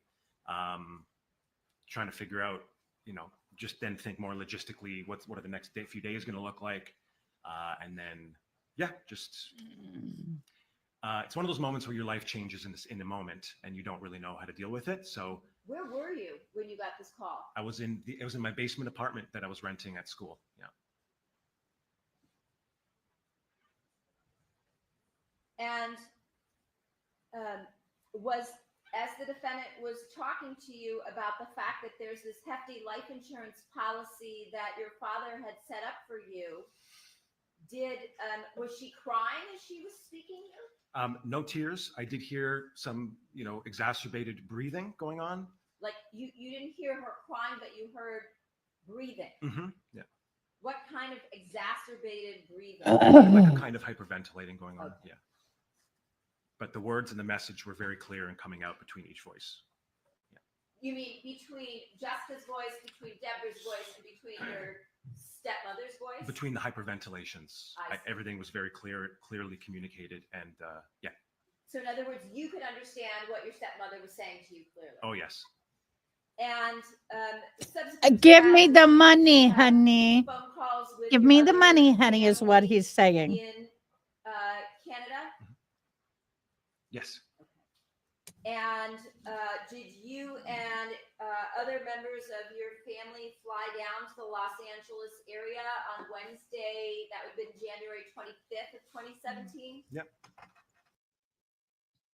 Rachel, in a way, I don't disagree with you, but as one who has done a lot of notification of next to kins, and one who is as a emergency services chaplain, I deal with a lot of grieving people.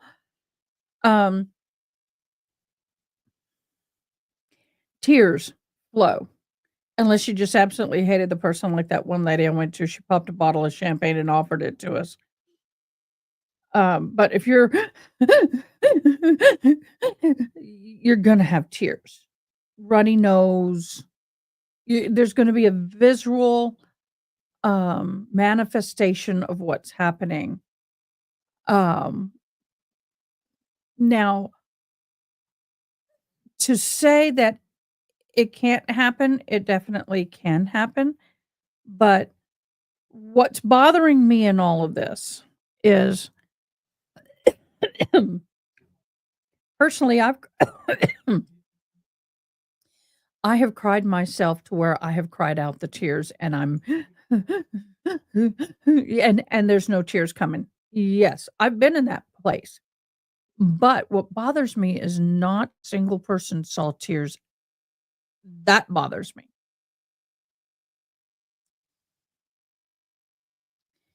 You're right, it can happen, but there's, just like in court, she's sitting here wiping like this on her face, but she's not great. I put a greasy fingerprint on my glasses.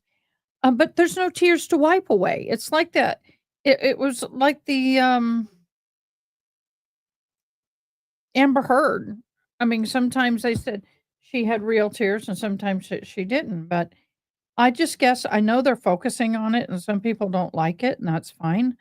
But it does show that if you are a truly grieving widow, your husband was just viciously murdered in your backyard, there's going to be something more than and that's it. That's what I see it as, but I could be wrong. In my humble dumb humble opinion. Oh, y'all, I can't get anything right today. It is one of them days. Forgot my socks at home, so my feet are cold. And while you were in Los Angeles, were you staying again at your father's home or were you staying elsewhere? If you recall. Yeah, so I that was kind of agree. a point of contention. I think that they are definitely using that to tank the jury. I'm not sure if I agree with that, but unless the other side objects. was thinking about where am I Oh, going I to do stay. have socks here. I assumed everyone was just going to be staying at hotels. Surprised to hear that that wasn't the case and that the defendant and I believe even my stepsisters were still staying at the house. I stayed in a hotel. Okay.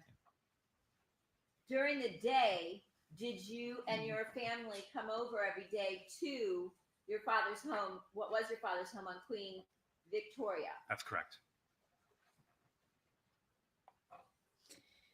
It's almost like a house here, Girls were guys. staying in the home? That's correct.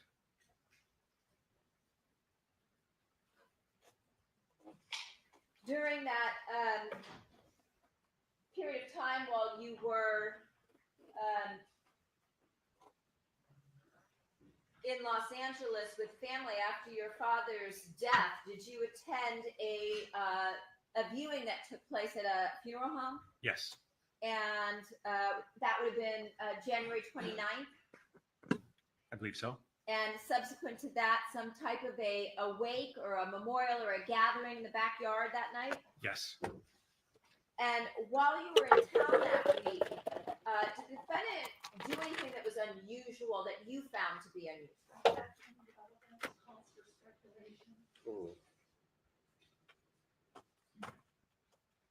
To give you anything? Yeah, so when I showed up to the Queen Victoria house, first time coming and seeing Monica in person since the murder, she hands me the Rolex watch that my dad was wearing when he was killed. Why would you? She also asked me to go through and take anything from the wardrobe or like his stuff. You mean like his clothing? Clothing and basically anything. Just kind of brought me through the walk-in closet and said, take whatever you want. Escorted you into the master bedroom walk-in closet? That soon? Yes, that's yes. And told you to take anything you wanted? Correct.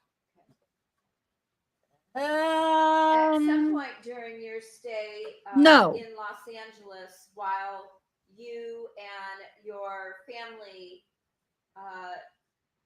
were there, that include, by the way, your aunts Loretta and Morella, and your uncle Marco, Yes. and some of your cousins. Yes. Yep. Did at any point in time did the defendant ask you to come upstairs? Yes. And where upstairs did she ask you to follow her to? It was that computer room where I previously tested that I would sleep in that room because there was like a bed off to the side. Okay. In Exhibit 74, to the left of the photograph, on the left, there are some beds set up. Is that right? Oh yeah, you can see the bed in the corner there. Yeah. With the white, looks like maybe turquoise and brown or black pattern on it. That's it. Okay. Looks like there's a red number 2 in the left-hand corner. she called you up into the family room. She asked you to sit down on a couch, or what was the purpose of this? No, so she brought me up to the computer area because you can see on the right there, next to the monitor is a printer, and then that printer is where it was printed out. This document that was the reason for me being brought up to be shown this document, and the document was a table showing the beneficiaries of the estate and all of the different sources of life insurance that would be due to be paid to each beneficiary and in what percentages. Your Honor, I have a document that appears to be a ledger of sorts regarding beneficiaries of the insurance policy, along with other stock options, profit shares, things of that nature. May it be marked as People 75? Yes. Rachel, I hope you told them to get the hell out of there.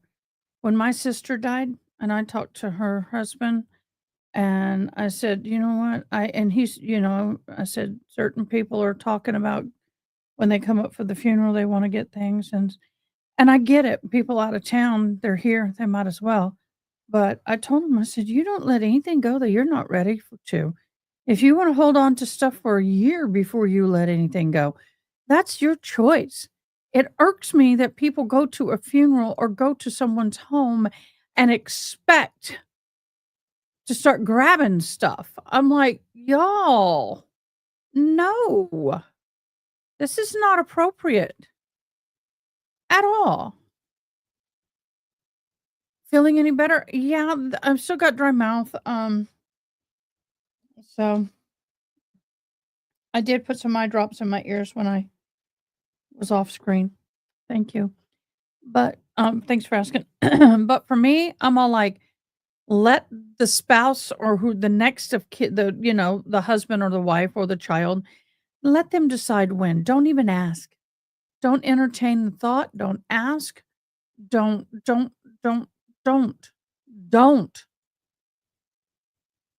Yeah, I'm thinking about doing that. I'm going to get some Ollie tea here in a minute. Showing you People I can't. 75. Do you know what? I can't do honey because if the bee collected pollen from a citrus tree of any citrus, orange, lime, lemon, grapefruit, it'll kill me.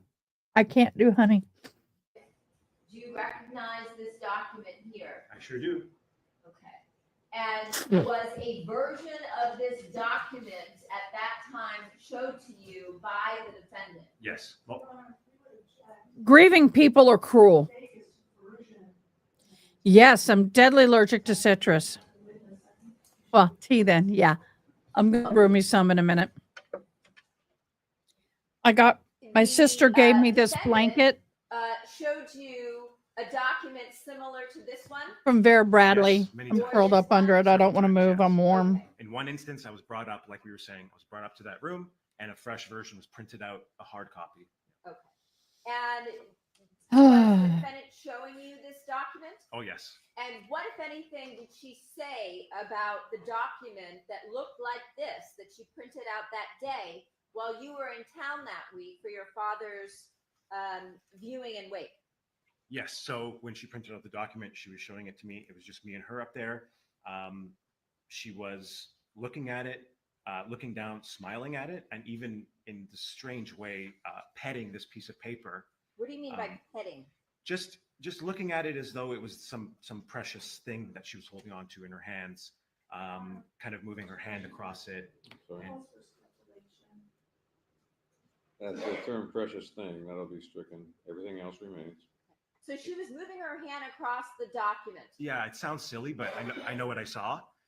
I was being shown this document and I was being shown, look at how fantastically large all of these numbers are. Isn't this great? That's what happened. And on the document, did the defendant point out for you and make any statements about how much money you were expected to receive? Yes, because that's included in the document. Okay, and that, if we look at this document, it has your name at the top in a couple of different locations, but it also has the name Monica, and then Jessica and Isabella's names, Mhm. correct? Yes. Okay. And along the left side of the document, there is different types of sources or types of properties such as life insurance, P&G stocks, Merrill Lynch, Wells Fargo, profit sharing, retirement accounts, things of that nature. That's a lot of zeros on those documents. That's a lot. And percentages, is that right? That's right. In each column for each person? That's correct. Percentages for each of the beneficiaries and how much of what was being allotted to whom. That's correct. And this was within a few days of your father's murder at this house, is that right? Yes, just a few days. Yep. And from the version of the document that she showed you that day, who was getting the most amount of money? Which beneficiary was getting the largest portion? Monica, the defendant. Overruled. And did you Ouch. have other conversations with the defendant that week about money? Yes, And who would bring that up? she would. And He gets it. how many The times others, did she the talk to you? if Monica's convicted, then her portion of whatever insurance money will be divided amongst the children. About money that week while you were in town? That week, probably half a dozen. And then in the months leading up to the arrest, I would say 75% of every conversation was about money, and not just money in general, but specifically about the life insurance. That ain't good. That's a no bueno. You returned home to Canada, you continued having conversations with the defendant? Yes, I wanted to check in and just try and be strong for them and see how they're doing there out because I'm far away. So Did you regularly call or text? I would regularly text. Yeah. And who would you regularly text? Monica. Okay. More than you would so before your father's murder? Yes. Okay. And during the conversations that you would have with the defendant via text, was there also conversations that took place via phone? Via phone call? Yes. I believe so, but it was mostly the text messaging that I recall. And you said most of those conversations, 75% of them, had to do with money and mostly life insurance. Yes, it was about the life insurance, this document, and over time the different figures being filled in with actual numbers. So it was that. It was a lot of frustration over her not receiving her portion of the life insurance and the different things that they were trying to do, the tactics they were trying to do to get them to pay out. And then thirdly, the fact that they were struggling with money, I was told.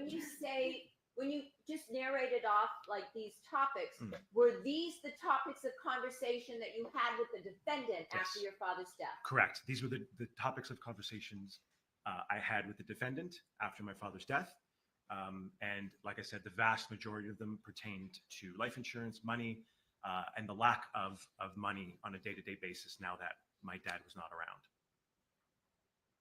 So she was complaining to you about the fact that she claimed she was having money problems. That's right.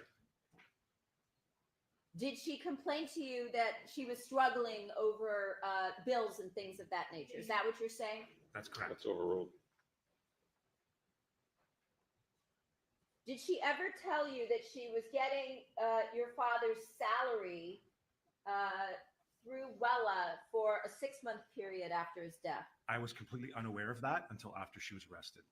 She never told you that? I was never told. She never told me that. Did she ever talk to you about her dealings with law enforcement?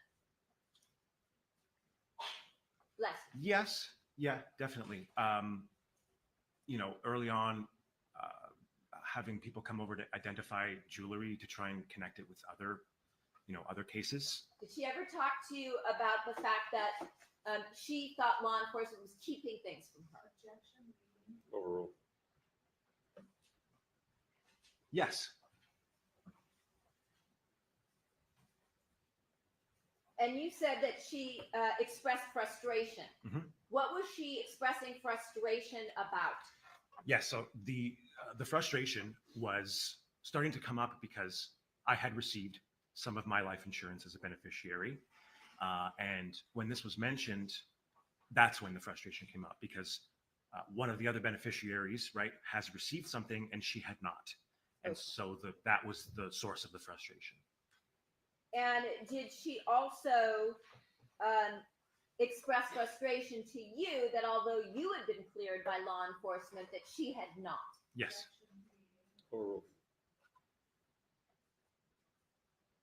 During this period of time, did you express sympathy and support for the defendant? Yes. Was some of that based on your following of any of her social media accounts? Yeah, sure. And what was it on the social media accounts that caused you to feel a particular way? Yeah, just the posts that came out after the murder, which all seemed to point towards the grieving widow. So lots of very sentimental, saccharine posts about their marriage and how great it was and how it was such a tragedy what happened. So yeah, a lot of people. These were highly visible posts being made. They were public, right? Yeah, people were seeing them, and of course, in the wake of what happened, and that my dad was popular on these channels as well. People were liking them and commenting and sympathizing. Yeah, absolutely. And you did that, of course. Yeah. And you followed her posts. Yes. Yeah. You felt heartbroken for her. Of course, yeah. That's why, as I mentioned before, I'm calling, reaching out, calling, connecting, just trying to check in and say, how are you? More often than not, more often than I did before, because of in light of all of this stuff happening. So yeah, for sure, we were all grieving together and for her, for sure, at the time. And you went out of your way to express that to your stepmother. Yeah. Would you say that after your father's murder, up until the time of her arrest, that you became, at least from your side, that you felt like you had become closer with the defendant? Absolutely. And subsequent to your, you and your family coming to Los Angeles in the days following your father's murder, did the defendant and the girls and all of your family travel back to Toronto for various memorials, funerals, things of that nature with respect to your father? That's correct. We all went back to Toronto and did a whole other set of funeral events. Yeah. Okay. And is that because your family, your father's side of the family is in Canada? Yes. And Your Honor, I have a photograph showing the defendant and the victim's 3 children in the back of a vehicle that we marked as People 76. Yes. Thank you. Showing you People 76. Do you recognize what you see here? Yep. And what is this? We're in the back of some kind of black car service to the funeral, I believe. Yeah. The Big Daddy hats there. We all were wearing those. I was one of the pallbearers and was wearing the hat as well. So that's from that event. And your 2 sisters are seated next to you along with your stepmother, yes, wearing the hat with the black veil. That's right. Now, what does Big Daddy refer to? My dad's nickname. Oh, so was he referred to as Big Daddy in the industry, and is that something you guys use? Yeah, so I think it started with work because he was such a leadership type figure at work and very charismatic, and then of course infected just kind of everything else, adopted it into his persona, so to speak, and so we affectionately called him that, even as a family, in the family as well. Okay, and so did you and the family have these hats made for purposes of the funeral? Yes. So that people that attended all could wear them if they wanted? That's right. All right. Now, you, after the defendant returned home with the girls back to the Los Angeles area, did you get a series of text messages from her with respect to money? Yes.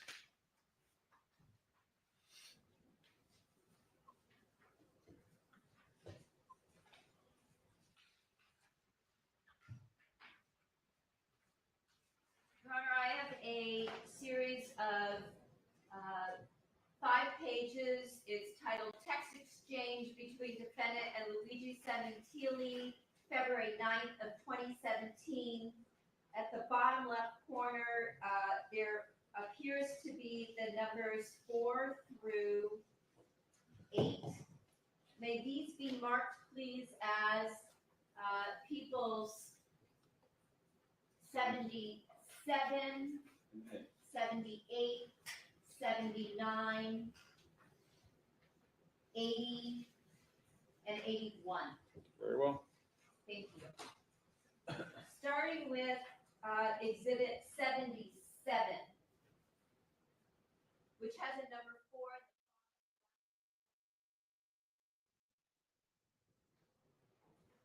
At the very top, the very first line, February 9th, 2017, 8:55 p.m. This is UTC time. So from the phone number.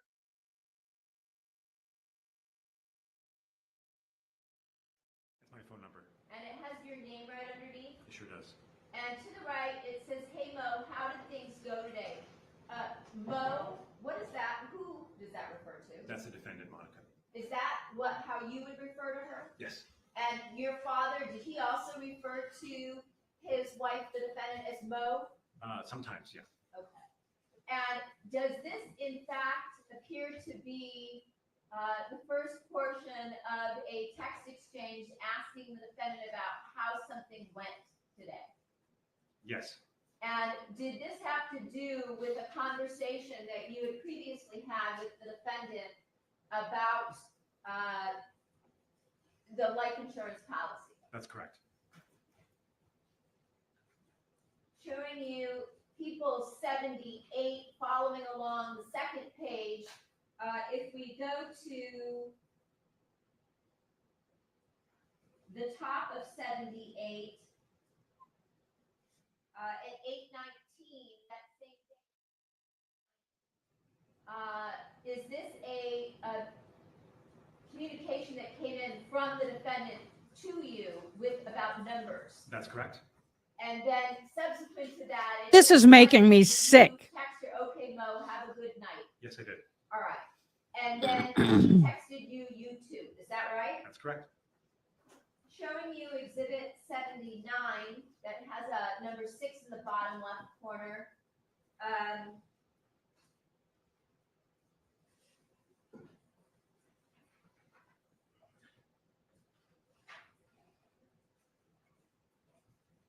February 9th, 8:26:04 p.m. Is this, again, a message from the defendant to you? That's correct. And she is texting you big numbers, unbelievable. I'm at Best Buy. When I get home, I'll text you pic of what you have coming so far, but then delete it. That's correct. I received that message. Okay. And so she was telling you to delete the picture she was going to send you? Yes. When someone Yes, sends you you can send something, me a picture related to life insurance. if someone sends you a photo and say delete it when we're done, I'm not on. Sorry. Someone sends you something and has to deal with money insurance and they say delete it. I would question as to why are you sending it? And then requesting that I delete the picture once I receive it. Okay. And subsequent to that, we see at 8:26 and 32 seconds p.m. you responded, "Okay, I will." Is that right? That's right. I won't. Showing you people's 80. I keep it. Another exchange of text messages coming in February 9th at 9 p.m. There's a JPEG or a photograph, and then underneath at 9:03 and 14 seconds p.m. Again, there's a message coming in to you. Is that right? That's right. And is this from the defendant? That's correct. And so here she wrote you question marks of the unknown. So more is coming. As it stands, girls are lower percentages plus your Manulife. Is Manulife the policy that you told us about is required by law in divorce settlements in Canada? That's correct. Great investments also, and life insurance is not taxable, exclamation point, and then a photograph. That photograph, is that what we see here to the right? That's correct. Okay. So this shows, again, a picture that the defendant sent to you. That's a with lot of money. Breakdown showing 25%, 20%, and another 20%, and a total of 259,792,000. Correct. Is that right? Yes. So this is what she sent you and asked you to delete. Is that correct? That's correct.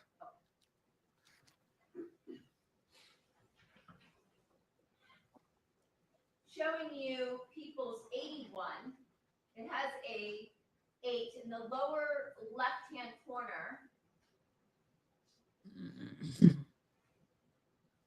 February 9, 2017, 9:04 and 56 seconds p.m. Is this a message from you back to Monica? Yes. And in this, did you say, okay, I'll delete it. We know the rest tomorrow? That's correct. And then she responded at 9:06 and 13 seconds back to you, Yes. saying, no, Monday is phone call meeting, so we can all know the question marks. That's correct. When you said that the defendant would send you various versions of that initial document and then fill in portions, that's when I was showing you People 75, correct? Correct. And so she would send you various versions of this document and have question marks put in certain areas? That's correct. And then over time, as I saw new versions, those question marks were filled in with the actual accurate figures.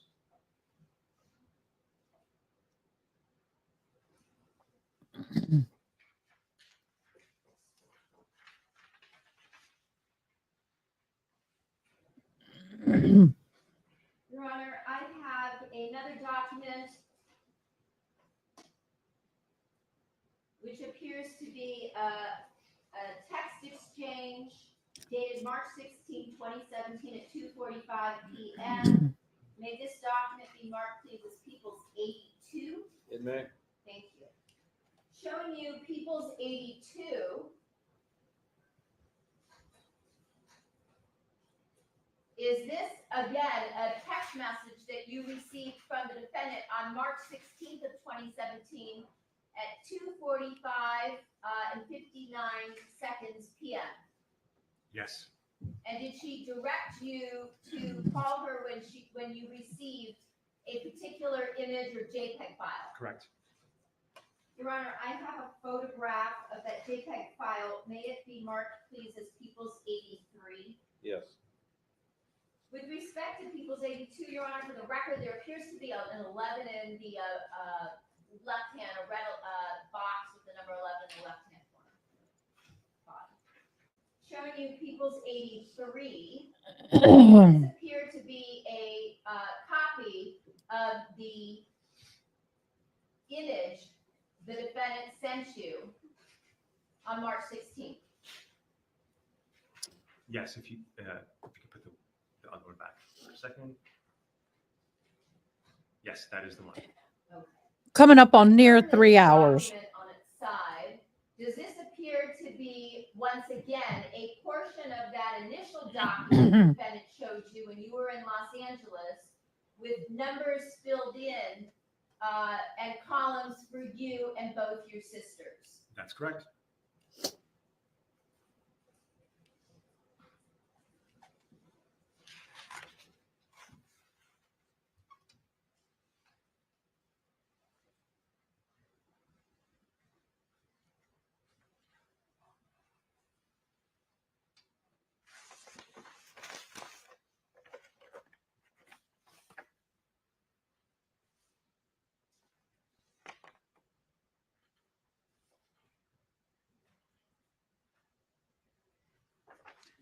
Now,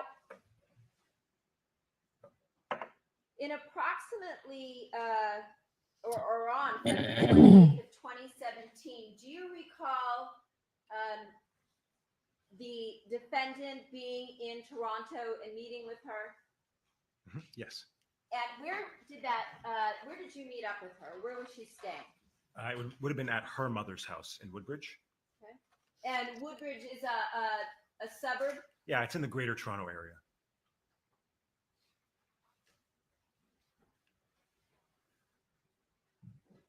And so you went to see her and the girls when they came in to town? Mhm.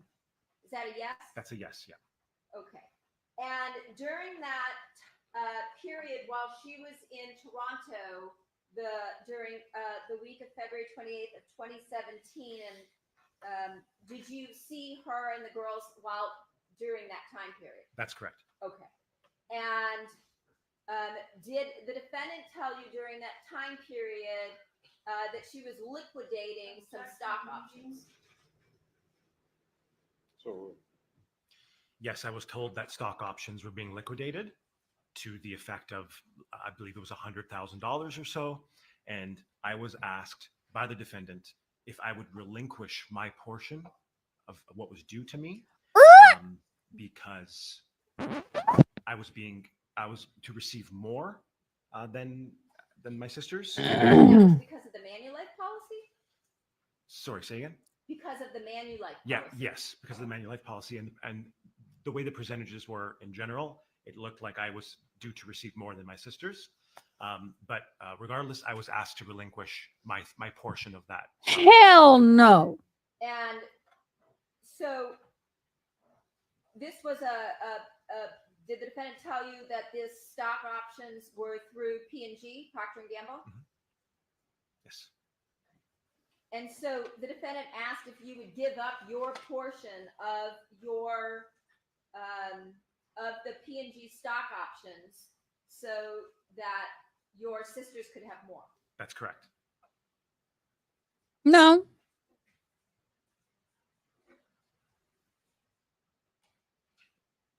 No. No, no, no, no, no. And did the No, no, defendant no, tell no, you no, that no. she Yes, used they're this because, stepsisters. she indicated she was having financial problems. it's getting close. I'll ask it another way. Did the defendant tell you why Interesting. wanted you to give up your Yes. portion of the stock? That would be Yes. funny to And see. why was that? Yes, it was because they're struggling financially and I'm due to receive more than the others.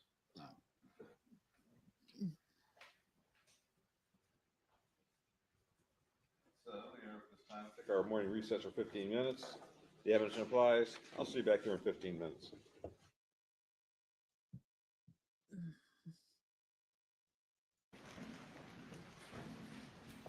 I would have told him, hell no. I would have told him no. If my sisters need something, they can come to me. But I'm not dealing with you.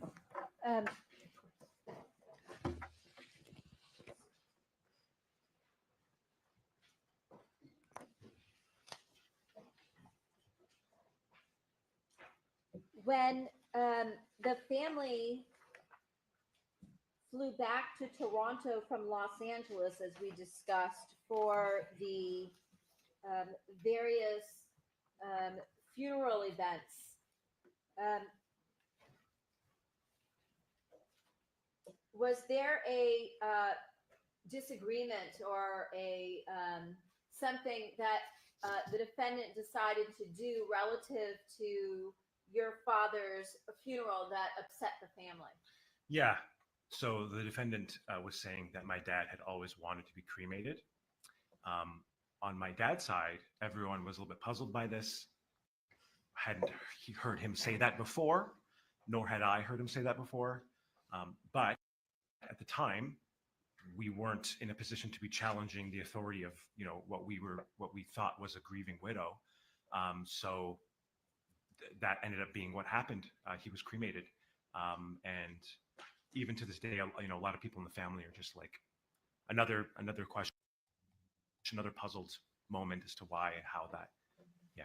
So you would never have your dad had never said to you that his wish was to be cremated. He never said that to me. No. Not And once. had anybody in your family, your father's family, ever been cremated before? No. And so when you all flew back to Toronto, We're watching, the defendant had your father cremated? We're watching the Monica Cementilli trial. We are on verdict watch for the Collin Griffin trial. Correct.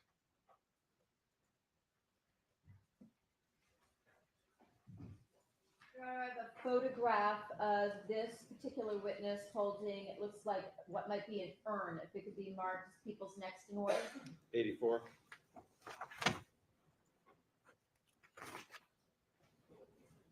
Showing you People's 84. Do you recognize what you see here? Yep. Hello. What do we see here? That's me holding an urn that has my father's ashes in it. They found the remains. Oh my gosh. They found the remains of Ole Miss student believed to have been found more than 2 years. What? What? That was one case that bothered me. Jimmy J. Lee has been found. Investigators say they found a necklace with Lee's name along with the remains. Carroll County Sheriff Clint Walker acknowledged a picture of the necklace, but said he had no comment. Timothy Harrington Jr. was tried for capital murder in Lee's death back in December, but that case was declared a mistrial because of a hung jury 11-1. That lone juror saying the lack of a body led to them being unable to convict. We will continue to follow this story and bring you updates as we learn more. So I wonder if now that they've found the body, if they can do it again. Body's been found. They'd have to have new evidence, but that would be interesting. And was that photograph taken at one of the funeral events back in Canada? That's correct. This is the Queen of Heaven mausoleum. Queen of Heaven. Ooh, interesting.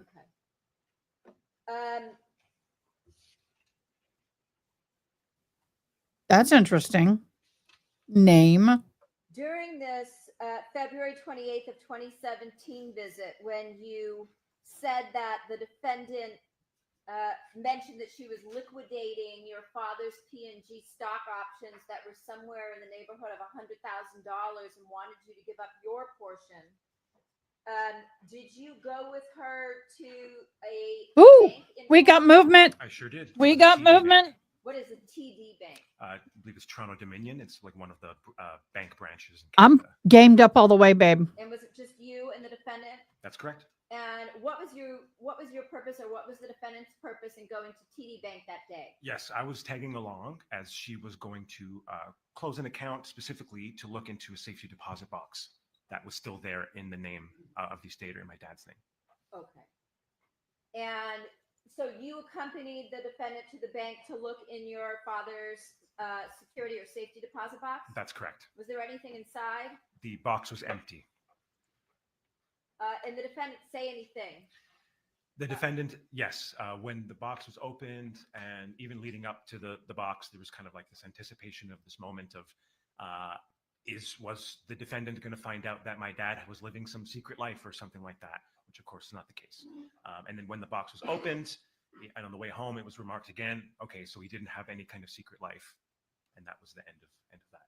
So she said, when you say it was said, you're meaning she said, the defendant said? That's right. No secret life. Yes, there was concern about whether maybe there was one leading up to opening the box. When the box was opened and revealed to be empty, it was then remarked again afterwards, okay, so then there was no secret life.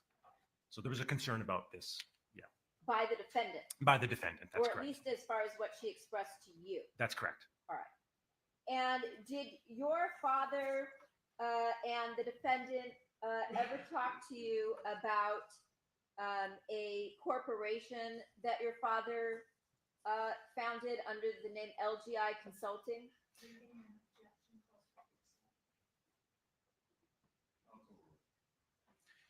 Yes, they did mention it to me. LGI Industries. I can't remember the name of the thing, but LGI. Yes, it was this this business entity that they had put together, and it was mentioned to me because of the name LGI, which are the first initials of myself and my two half sisters.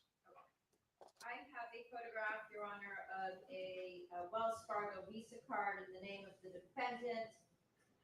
May this be marked, please, as People's 85. Yes.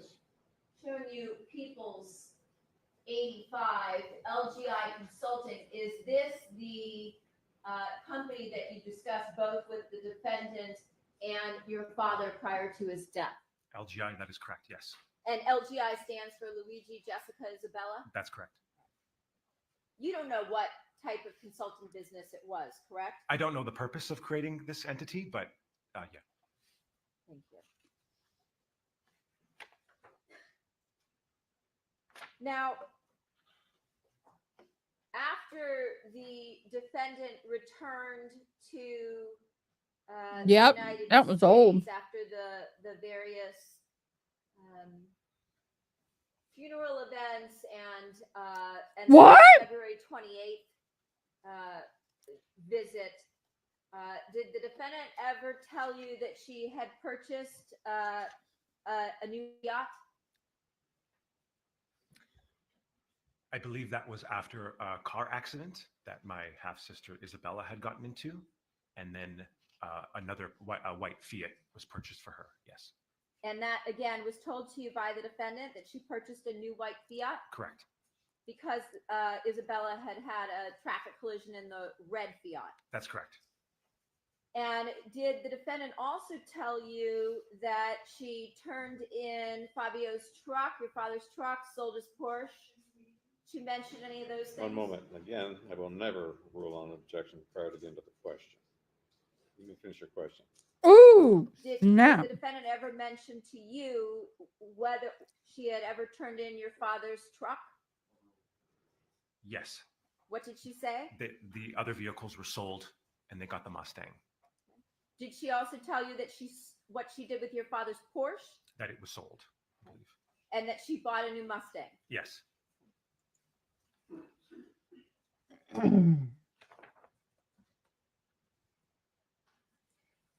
Did you receive, after the defendant's arrest, a phone call from a Detective Parshall with the LAPD Yes.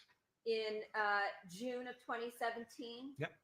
And after he told you that the defendant had been arrested, did you tell Detective Parshall about the fact that the defendant had, subsequent to your father's murder, constantly brought up the subject of money and life insurance? Yes. Did you also tell him that the defendant, as you've told this jury, had claimed that the police were withholding information from her? That's correct. And did you also tell Detective Parshall about the fact that the defendant had asked you to give up your share of your inherited stock options that your father left to you? That is correct. Did you also tell him about the conversation that you had within an hour or two of your father's murder with the defendant and Deborah Obad about the life insurance money coming to you? That's correct. Have you spoken to the defendant since her arrest in June 14th of 2017? I have not.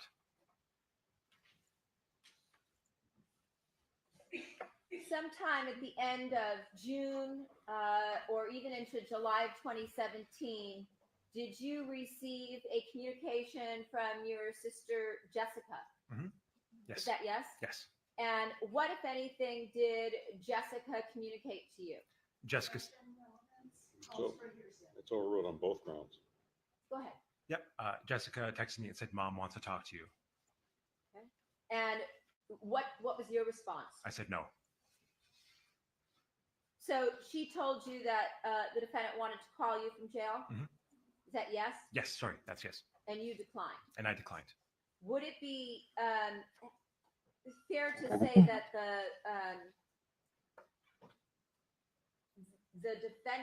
the defendant's arrest and some of the information that you and your family received has caused a large Finish your question, please. rift in your family? It's overruled. We're at 3 hours, 10 minutes. And the first. I can answer? Sure. Yeah, not only would it be fair to say that, but it's absolutely the truth. Yeah, absolutely.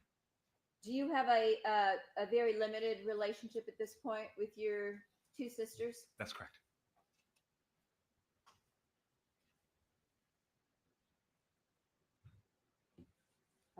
Since the defendant's arrest, have they come to Canada to visit you and your father's family at all? A few times, yeah. They visited with your father's side of the family? Sorry, good point. Let me clarify. When they come to town, they'll make time to go out to lunch with me, but they don't speak or see the rest of my dad's family. It's me and one other cousin, my cousin Daniel, that they will tolerate as like a safe space for when they visit and we go out to lunch.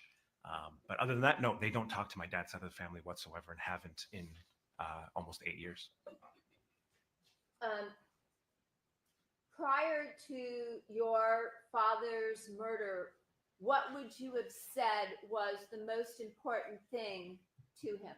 Family, yeah. Family and myself and my two half sisters. And yeah, even before, when we were kids, he would always say, those aren't your half sisters, those are your sisters. So stand on the first ground.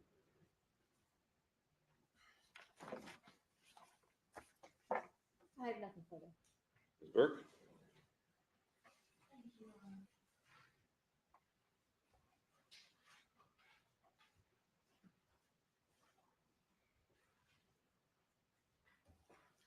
Good morning, Mr. Cementilli. Good morning.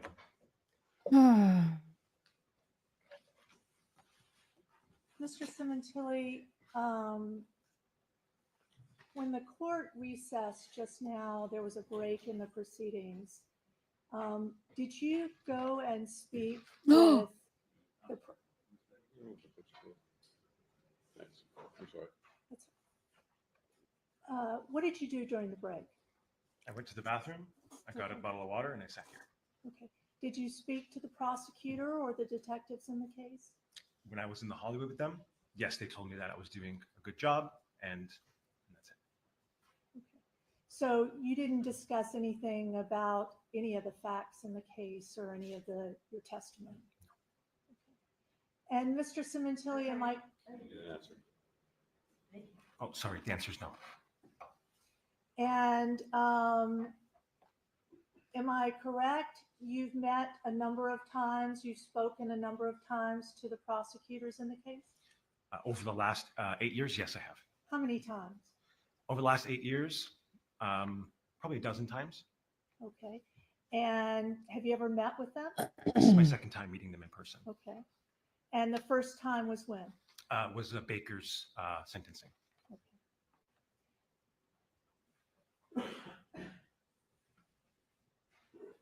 And I'm moving. Whoa, what's going on with my live feed? Why is it moving around? That's weird. Um okay. Whew, I don't feel good.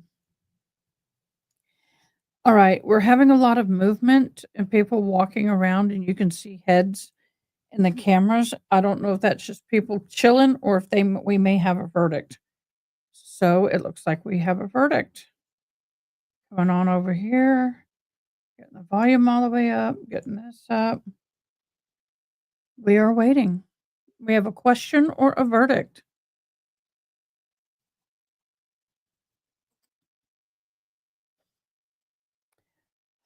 And I don't know. Okay, they're just chatting. So they're still counting elsewhere. We're at 3 hours and 15 minutes. Yeah, he just switched and stopped the clock, I think.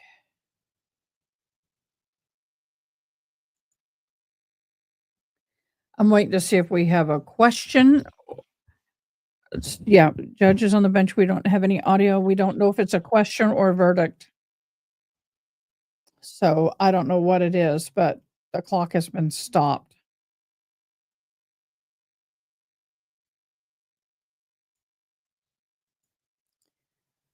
Oh, y'all. Okay, guys, real quick. Innocent or guilty? Hung jury. I don't think it's hung if they've come back only after 3 hours. I don't think they would come back. Um,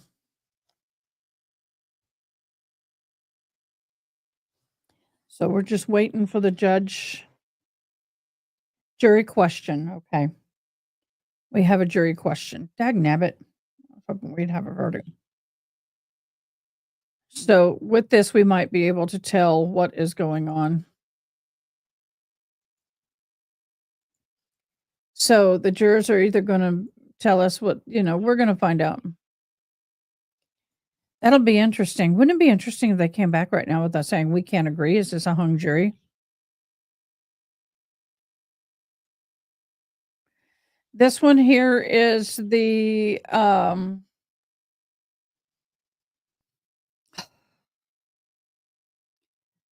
Griffin, Collin Griffin unaliving his mother.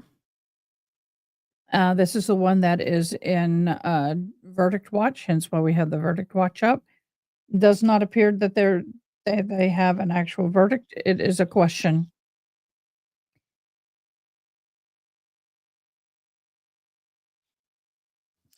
So it depends on the question. It depends on the answer, depends on how he's going to handle the answering of the question.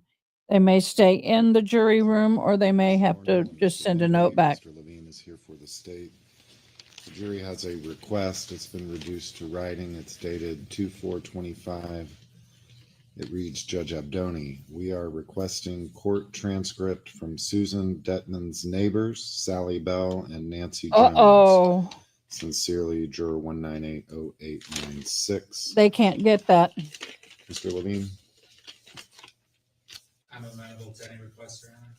Ms. Thornhill, Well, Judge, we're not real time, and I don't believe that a transcript is available for that, but I could be wrong. well, I don't think we provide transcripts because it's required to be done in open court. All I can do is permit a readback or a playback, but I don't think there's a recording. So is that correct, Madam Court Reporter? No playback? All right. So the bar has recommended certain instructions in this instance. First, the standard instruction directs or suggests they be told that transcripts are not available, but that they may have testimony read back to them. And then I can combine that with the instruction that talks about how long it's going to take the court reporter to prepare it for readback, and then tell them to discuss their request further. And if they're not able to resolve their question about the requested testimony by relying on their collective memory, they should write down as specific as a description as possible of the part of the witness's testimony they want to hear. So I can do that, or I can say no, just flat out no. So Mr. Levine? I'm fine with either one, Your Honor. Judge, if I could have a moment. Okay. This is why I always hate this section of the jury. That's why I take very tight I notes. hate to say no because there's obviously something they cannot collectively remember, but Judge, you have the look of you want me to say no on your face. I do. I should not play poker with you. No. Well, I should not play poker with anyone because I'm not very good at it. I hear that because I also am bad at that. At any rate, at this point, I think because it's such a general request, if you tell them that transcripts are not available and leave it at that, and then if they come back on their own with a more specific request, maybe we can entertain the idea of asking them if they, letting them know. No, they're not going to come back with a specific. Have a readback done. This could hurt him. Narrow down the request further. That would be No. basically baby steps. No. Are available. Please rely on your collective memories. No. Mr. Levine? Could you please read their question one more time? We are requesting, I think that says court. We are requesting court transcript from Susan Detman's neighbors, Sally Bell and Nancy Jones. So they're probably debating over the. I'm fine with the court Hold doing on. whatever he feels appropriate under the circumstances.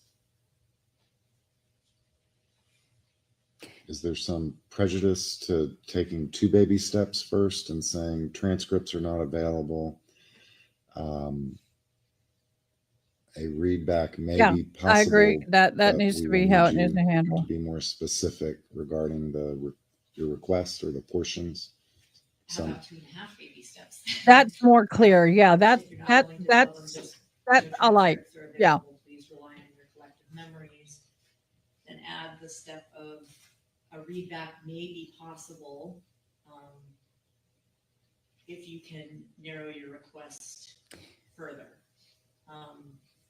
Just so that they don't come back and say, we want all the testimony of both witnesses read, because that I think is a problem, because then we could get into having a readback of every witness's testimony. She doesn't want to open the floodgates. All right, so let me cobble something together out of these various instructions. I think that they're trying to How determine long- whether well, or not she Okay. willingly Whether went they- into the house matter what they or, want. or was dragged in the house. Yes, they were They fairly weren't short. the longest witnesses in the world, but they also weren't the shortest. So yeah, that's what I think is happening. I think that they're trying to determine, was she actually dragged in or not? This is definitely not good for Collin.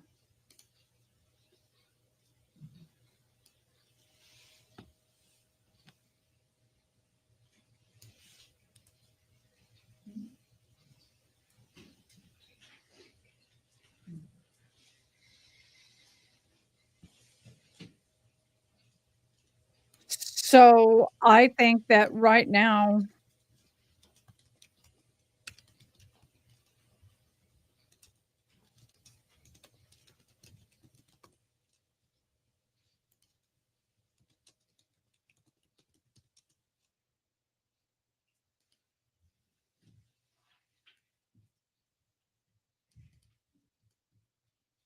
hold on. Out loud, and as I'm writing it down, I'm thinking though, if we ask them to narrow their request, then that might risk So the what I think is happening here is highlighting a certain this has to do whether or not this was kidnapping and whether or not my original request of just saying that no transcripts are available. there are no transcripts available. However, if they can give a Like I more said, no targeted transcripts available. part of the testimony, they may Just be able to clear read where it a back. readback may be possible. Possible. There it is.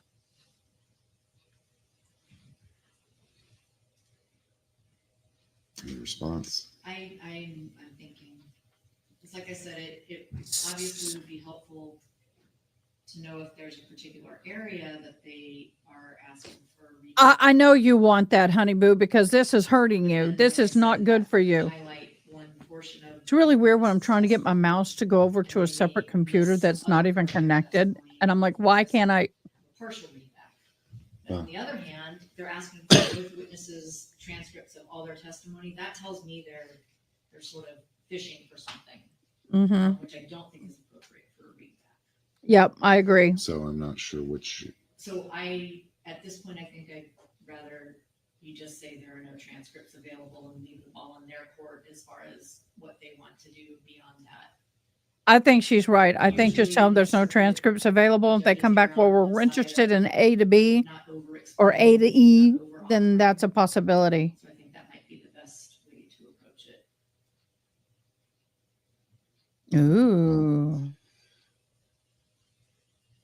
The instruction suggests that I can be somewhat generous in my response, but ask them to be as specific as they can.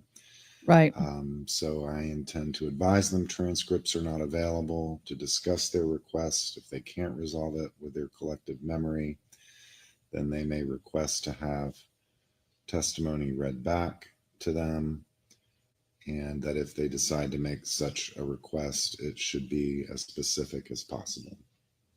That's acceptable to the state, Your Honor. And over your objection, Yeah, I bet it is. I will. That's how they will be instructed. So let me just finish here. So basically, this looks bad for Collin because if kidnapping was one of the charges, and so if they want the two neighbors next door, then they're fighting over that kidnapping charge. All right. And so I my think intention is to advise the members of the jury you have asked that transcripts of testimony be provided for y'all you. please hit that like button. I Transcripts are greatly not would available. appreciate it. However, a readback of testimony may be granted at the court's discretion.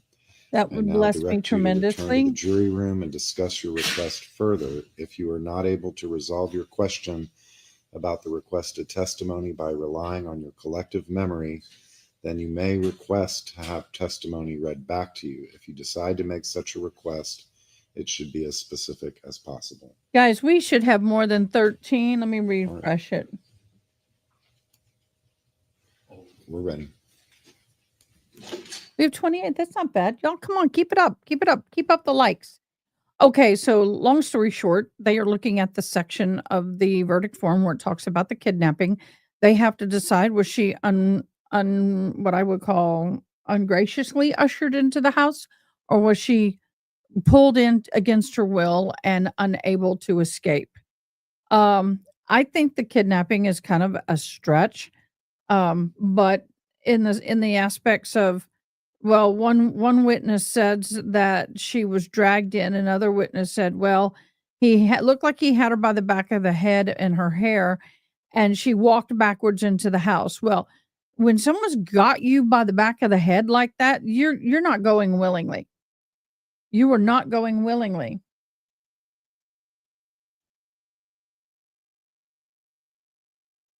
Today is Dr. Bullbutter's birthday. If she hops on, we're going to wish her a happy birthday. So if you see Dr. Bullbutter in here, y'all need to wish her a happy birthday, okay? I don't think she's been in today, or she was, it was earlier, and she didn't mention her birthday. But she's on another stream right now, and she said it was her birthday. So that is where we are. Okay, we're going to go back to the other trial and continue that one. Mr. Simontilli, am I correct that you, the first time you ever had any discussions with the police or prosecutors was after your stepmom's arrest? Right, I would too. So I didn't finish that. Sorry. So the other charge that they are looking at by this question is the kidnapping. And I understand that's what they charged him with, but I also wonder how much of this kidnapping charge, why in the hell am I having so much problem? Why is it showing that? Correct. I would say that's It correct. shouldn't I got a be. call from, I believe it was Parshall. So anyway, that's where we are. And that was right after the arrest. You received a call from Detective Parshall. I believe it was, yeah. Informing you that they had arrested your stepmom. Yes. And that was shocking to you, correct? You had never, during this whole Your request further. I'm going to back this up a little bit because I didn't know they were going to bring him in. I thought they were just going to write a little note. I think what I'm going to do is I'm going to switch the screen so I can monitor this better. What is going on with their feed? Law and Crime has got something weird going on with their feed.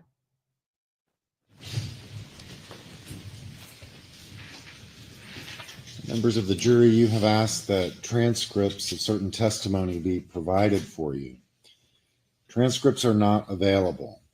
However, a readback of testimony may be granted in the court's discretion. I'm going to instruct you to return to the jury room and discuss your request further. If you are not able to resolve your question about the requested testimony by relying on your collective memory, then you may request to have testimony read back to you. Again, that would be granted in my discretion, if at all. Now, if you decide to make such a request, it should be as specific as possible. Hey, Tash, I see you're in You another may now live too. continue with your deliberations. All rise, please.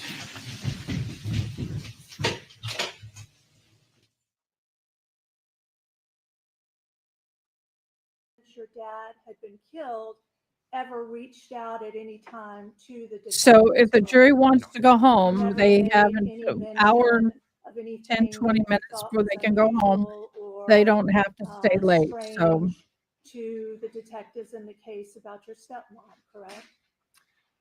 Did I bring anything to their attention yeah, that I thought was the unusual or jury. strange? No. At the time, Hold on. Hold on. The jury wants to end at 4:30 today.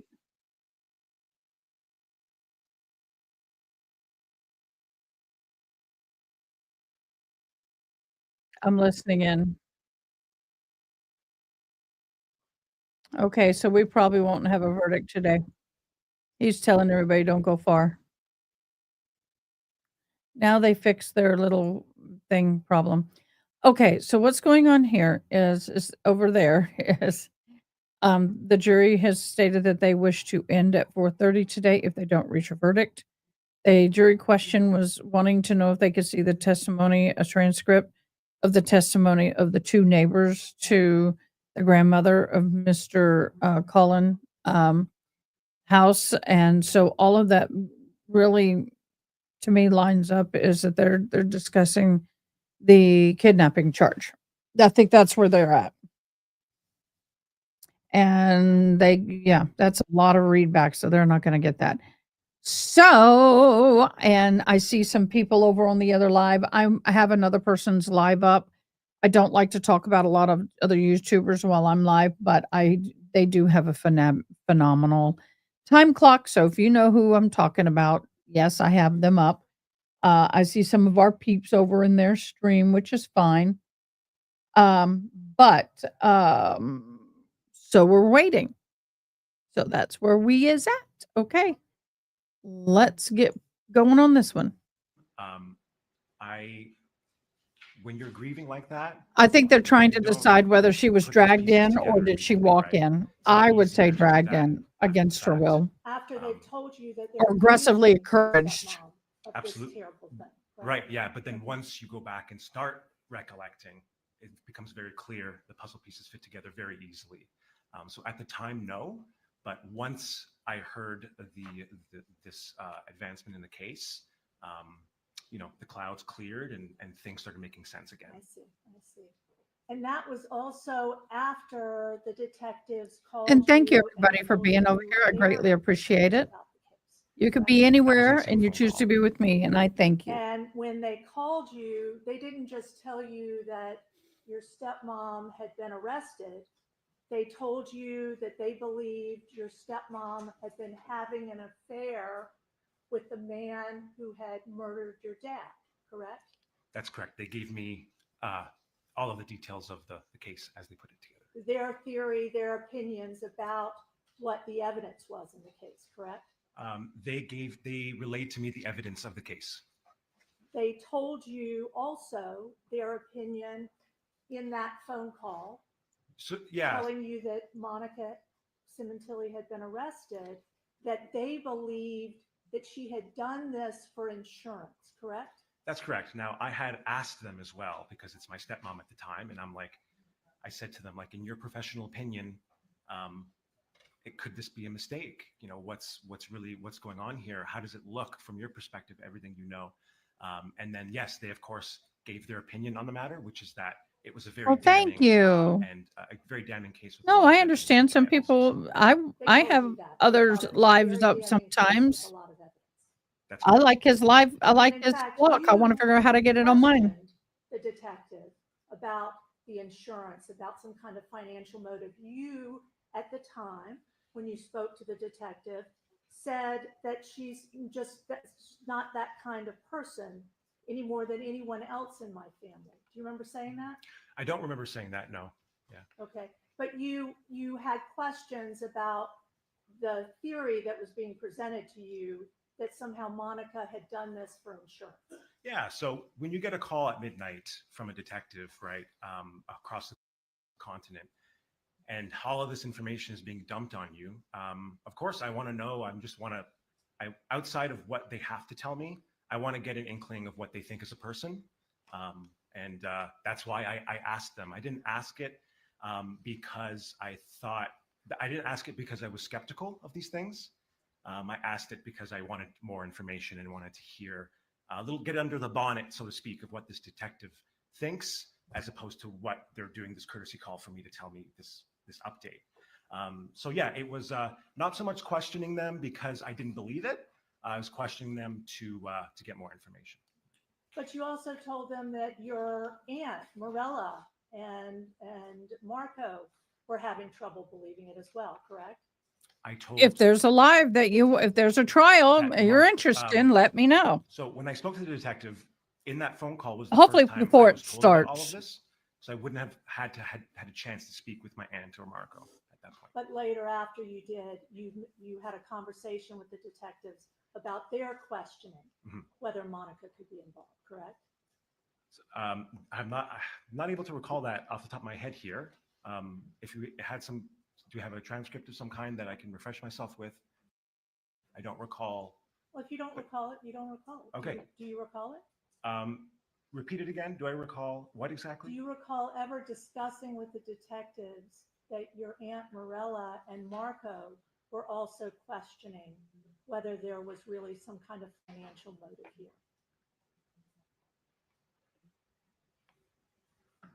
I want to say no, because as soon as the arrest happened, from our family perspective, it was bittersweet. Bittersweet because we've lost another family member, but bitter because we lost a family member. On the other end, sweet. We have a because case the stars did suggestion over align in and we Discord. did You can see leave the it there, truth or you in can this let me case. know here. So we weren't. I don't believe we were. If a phrase was uttered like that, Let me sure. rephrase. Yeah. ask the witness to be able to finish his answer. Finish your answer, sir. Sure. Let's say a statement was made like that to one of the detectives. I think we were just kind of doing our due diligence to say, like, is there a 1%, is there a 5% chance that this is a mistake? We were all on the same board. We kind of all understood and believed that. Oh, that's okay. what You was can leave it presented here as the too. case and the evidence is the case. I also have an email. But Y'all can it's send me an fair to email. say, and I just want to be fair, that you were shocked when the detective called you up, correct? Was I shocked? Yes, I was shocked, but I wasn't in disbelief. Let's put it that way. Yeah. And Mr. Simontilli, am I correct that it was only after that phone call that you were ever interviewed about anything you had observed or experienced with Monica after you were told by the detectives that they believed she had committed this murder, was involved, and it was for a financial reason? When Monica was arrested was when I started being interviewed about my experiences with the defendant. Does that answer the question? Yes, it was after that is what I'm asking. Yes, that's right. Before she was arrested, I was under the impression that it was what it appeared to be, which was, a home invasion. And so I was not interviewed by detectives prior to Monica being arrested. And you had one interview by detectives, correct? I believe it was, so it was the call from Parshal, which was really late at night, my time.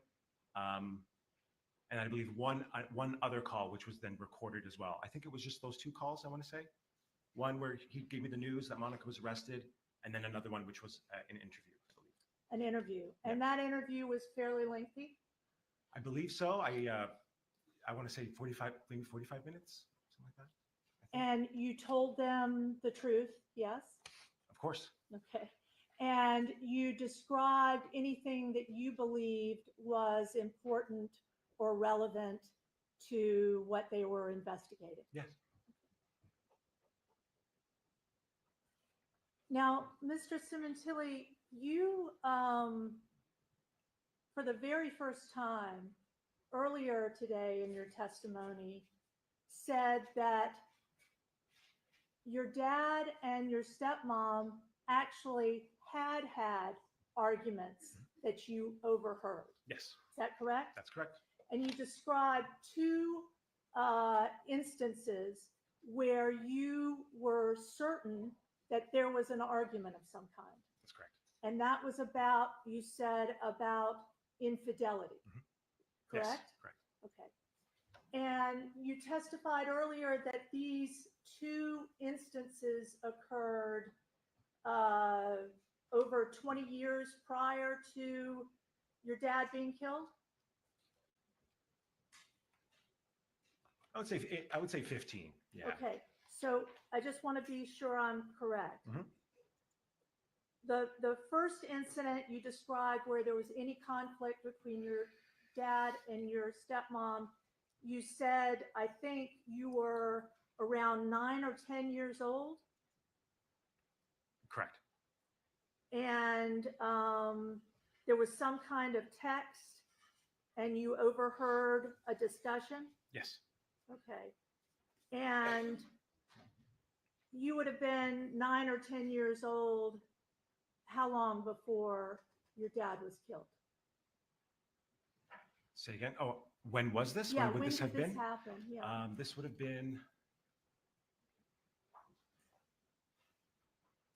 probably around the year 2000. So you would have been about 15 years old. In the year 2000, I would have been 8 years I'm sorry, old. you would have been 9 or 10 years old. Yeah, around 2000, 2001, 8, 9, 10, something around that ballpark. Yeah. Okay.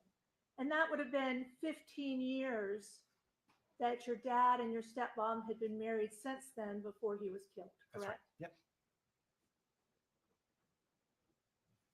And the other instance you spoke about today for the first time was about something when you say you were about 12 years old? Yeah, 12 or 13. Okay.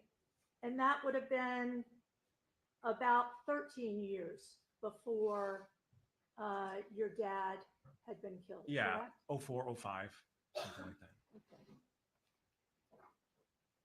And those were the only times that you recall ever having heard any conflict or instance of argument about any kind of infidelity or other matter.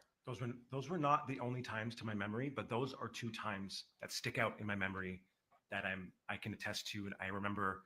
I can close my eyes and imagine being there. But there were domestic disputes that happened occasionally. These two were about infidelity. I remember them specifically, but there were other occasions too, and yeah. So one when you were 9 or 10, and one when you were about 12. There were at least these two incidents, yes. And you said that your stepsister Jessica was 6 at the time? Yeah, And that she was talking about her mom flirting? that's right. And you said there were other instances of domestic conflict. What were they? Yeah, just when you're an only child, sort of growing up and being in the house and spend a lot of time alone in your room, you hear what everyone in the house is talking about. So there were many occasions when I overheard discussions like this, discussions about infidelity. Now, in instances in where they erupted into like a bigger argument, these two that we've discussed come to me immediately off the top of my head are, for some reason, core memories for me. I don't know why.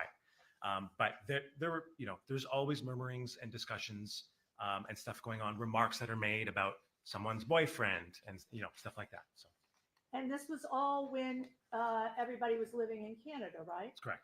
And how old were you when they moved to Los Angeles? I was, I believe, 18. I was 18 years old. 18 or 19. 18 or 19. And that was how many years before your That dad was killed? It was about 6 or 7 years. 6 or 7 years before your dad was killed. Yes. And you, before your dad was killed, and it sounds like after, you had a fairly good relationship, it would be fair to say, with Monica? I wouldn't say a good relationship. I would say it could have been a lot worse. That's for sure. We were friendly. We had a friendly relationship, but I wouldn't say we weren't close in any respects like that. You know, whenever there's a step parent step kid relationship, there's always some, you know, there's always a bit of animosity there, but could have been a lot worse. That's for sure. Animosity by who, Mr. Centilli? From both parties, probably. I mean, I have more than one step parent even, so maybe, you know, I reflect on this stuff a lot more. But there's always a little bit of animosity that kind of gets in the way in that relationship with you and that person. I'm sure there are instances of people who have great relationship with their step parents. But for me, it was as what you would expect with a step parent. Yeah. What was your animosity against your stepmom? Just that this person's not my mom. Just like the same situation on my mom's side as well. You know, just that something happened that caused my family to not be like everyone else's family. So. And your mom and your dad had gotten a divorce, correct? And your dad then married Monica, correct? Yes, correct. But that is what you're describing as the animosity. It's kind of hard to describe. It's hard because it's like you know, it's like a wart that's always there, and it's the evil stepmother wart that's always there on your relationship, so to speak, right? It's always a mustache on the Mona Lisa with that relationship. It wasn't ever going to be like a true guardian and someone who needs guarding. It was just your run-of-the-mill step mom, step kid relationship, full of, you know, angst growing up and a little bit of resentment, but overall friendliness, and could have been a lot worse. Mr. Cementilli, you described having come to Los Angeles in the fall of 2016 for a visit, correct? That's correct. And this was the fall before. Sorry to correct you. I visited in August. I'm sorry. Yeah, that's okay. That was my mistake. In August of 2016. And your dad was killed in January, right? Of 2017, that's right. Yes, okay. And you stayed in Los Angeles for 3 weeks? Yes. Okay. And where did you stay? I stayed mostly in that upstairs office area. Okay. Where they had a bed there. Yeah. Okay. And that was with your girlfriend at the time? Yes. Okay. And you stayed there for just a vacation? There was some purpose, or just to visit with your family? Just to see my family. Yeah. Okay. And Mr. Cementilli, you described some kind of incident where you said Monica had gone out and purchased a Fiat. Is that right? That's right. Okay. Was that incident you're describing when your dad and Monica went out to get the car? No. Your dad wasn't with her? My dad was not there. At all? Monica came in from the garage and said that she bought a new Fiat, and then the rest of the story about the tantrum to get the better deal, manipulate the dealership people to get a lower cost. So Monica came in from the garage, but your dad and Monica had gone to the dealership to purchase the Fiat, correct? I can't attest to that. To my knowledge, Monica went to the dealership. So you don't know whether your dad was there? I don't think my dad was there. I was not told my dad was there. My dad, I presumably would have been at work when this was going on because it was during the day. She came in and told me the story through a tantrum from the dealership. And in fact, if my dad was there, I don't think the tantrum would have happened. Okay. Yeah. But setting aside what you think or don't think about Sure. what somebody else would have done. you don't know one way or the other whether your dad accompanied your stepmom to the dealership that day, correct? You don't know. Overall.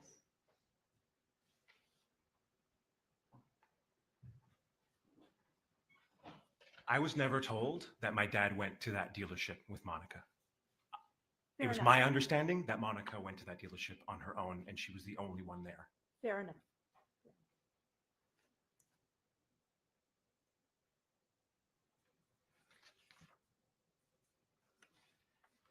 Mr. Simontilli, you talked earlier about learning about your dad's death. And I just want to ask you a few questions about this. You described how you first got a call from Jess, correct? Yep. And that's For your about 3 stepsister. hours and 50 I'm minutes. sorry, your half sister. And you didn't at first believe that it was real, Yep. and you actually tried to call your dad. Yes. Okay. And then at some point you called Jess back. I either called Jessica back or Jessica called me back. It was one of the two. But yes, the phone conversation restarted itself. Yeah. Okay. And you're not sure whether she called you back or you called her back, but you got on the phone with Jessica. Yes. And what did you talk about? So the first time when she answered the phone, she said, "Oh my God, you have to help someone kill dad." And I'm like, "What are you talking about?" I thought I don't know, they were up to some hijinks, who knows? And then slowly kind of realized, okay, this is not like a call I've received before. I said, "Just slow down, let me talk to dad." Of course, that's not going to happen. So then I believe that's when I hung up, tried to call my dad's, no answer. And then after that ended up being back on the phone again through Jessica's cell phone number. And then speaking with Jessica, yeah, not much was said. She said someone killed him, someone slit his throat, and then the phone was passed off to Deborah Obad. Okay. Before it was passed off to Deborah Obad, Mr. Simontilli, when you were talking to Jessica, it's fair to say she was hysterical. Jessica was freaking out, yeah. Okay. And I think you described at the time she was overwhelmed. That would seem appropriate, the appropriate word to use, yeah. Okay. Okay. And how long were you speaking to Jessica before she passed the phone off, Not, as you said? not long, with a matter of seconds. Okay. And then you got on the phone with who you've described as Deborah Obad, Mhm. correct? Yep. And you knew Deb, correct? Yes. You were friendly with Deb? I was friendly with Deb, yes. And Deb was a friend of your mom and dad's, or stepmom and dad's? Deborah was a friend of my dad and Monica, yes. Okay. Both of them? Yes. Okay. And you had seen her frequently at the house? When I visited California, Deborah would appear, yeah, once every few days, yeah. Okay. And you had spent any time with Deborah prior? Yeah, for sure. In the backyard, chatting. She had recently adopted a son. Yeah, absolutely. Okay. And when you got on with Deborah that night,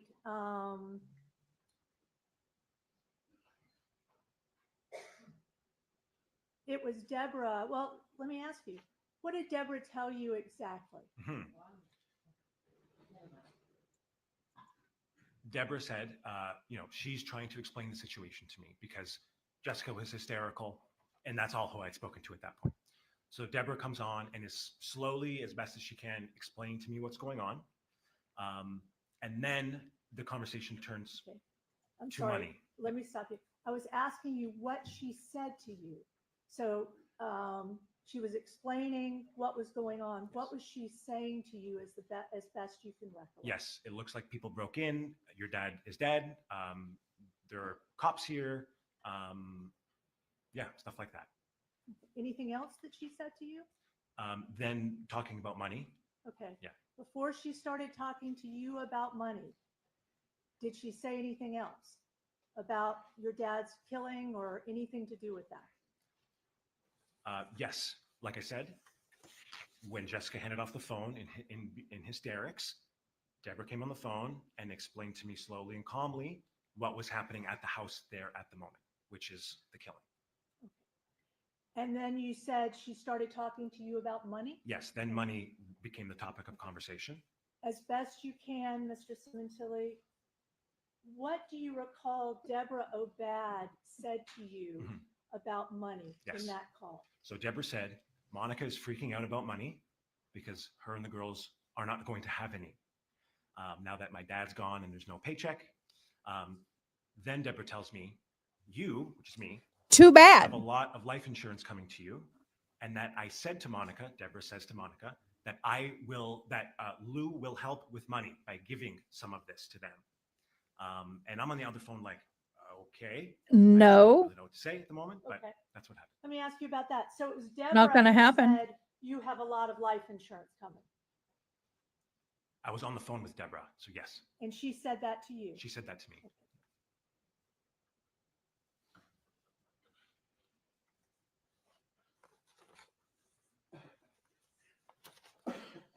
And Deborah told you that you had some kind of policy that money was coming directly to you?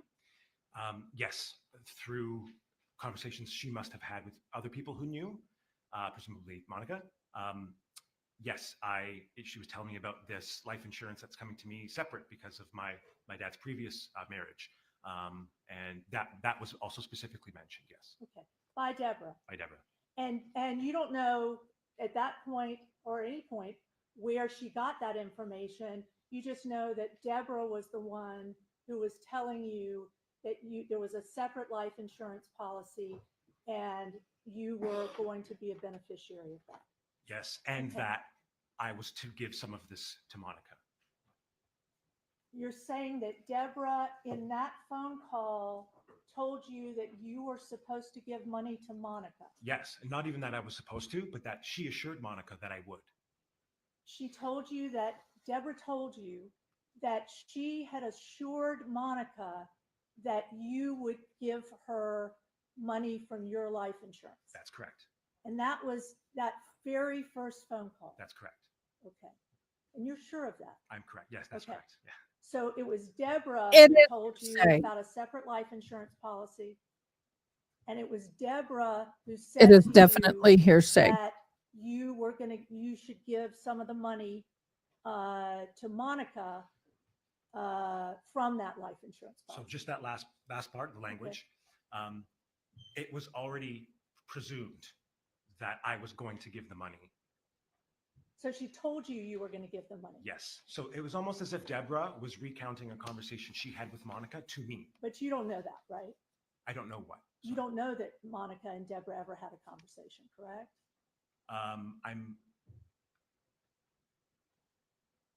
I don't know it with absolute certainty. Correct. However, she knew things that she couldn't have possibly known without.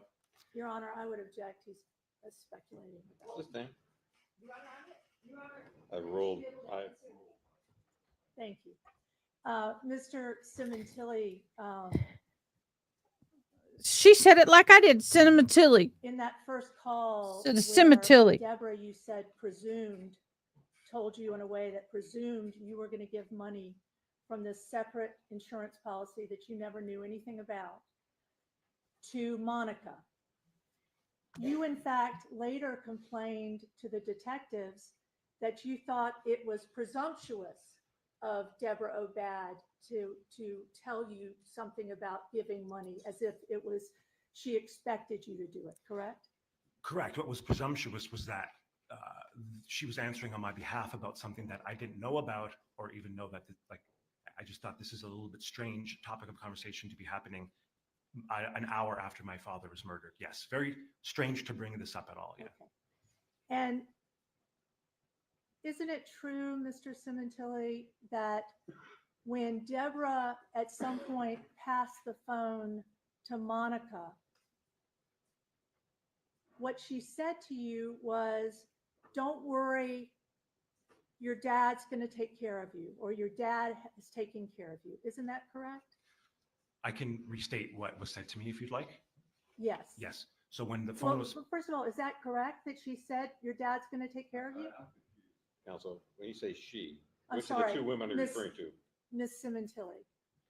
When Monica came on the phone, she Yes. said, your dad took care of you. There's lots of money coming to you. You'll be able to buy a house. You'll be able to buy a car. Okay, thank you, Daddy. She talked to you about continuing in school? Nope. Not to my knowledge, no. Okay. So your dad's going to take care of you. There'll be money to buy a house. So money now to- you're obligated to take care of me. And she never No. said anything about life insurance, correct? No, this is what she's talking about. She's talking about the life No, insurance. you believed it was what she was talking about, but she never said anything about life insurance specifically, correct? So whether or not she said those two words, life and insurance, to me, it didn't matter because I knew what she was talking about, Okay. especially the It fact was that Deborah implied. was on a moment before talking about this life insurance. So yes, she was talking about the life insurance. Thanks for being clear about that. Yeah, no problem. Okay. And after she told you this, did you have any other conversation with Monica? That night, specifically, Yes. I don't believe so. Okay. And when you were on the phone with Monica, you said she was hyperventilating? Yes. Okay. And I think you tell me the conversation lasted how long? It wasn't very long. It was 10 seconds, 15 seconds. Okay. So you made immediate plans to come down to Los Angeles? After the murder, Yes. as a family, we came down, yeah. Yes. Okay. And you got down there when? I don't remember the exact day. I'm sure this is all on the record there. I attended the events that were here.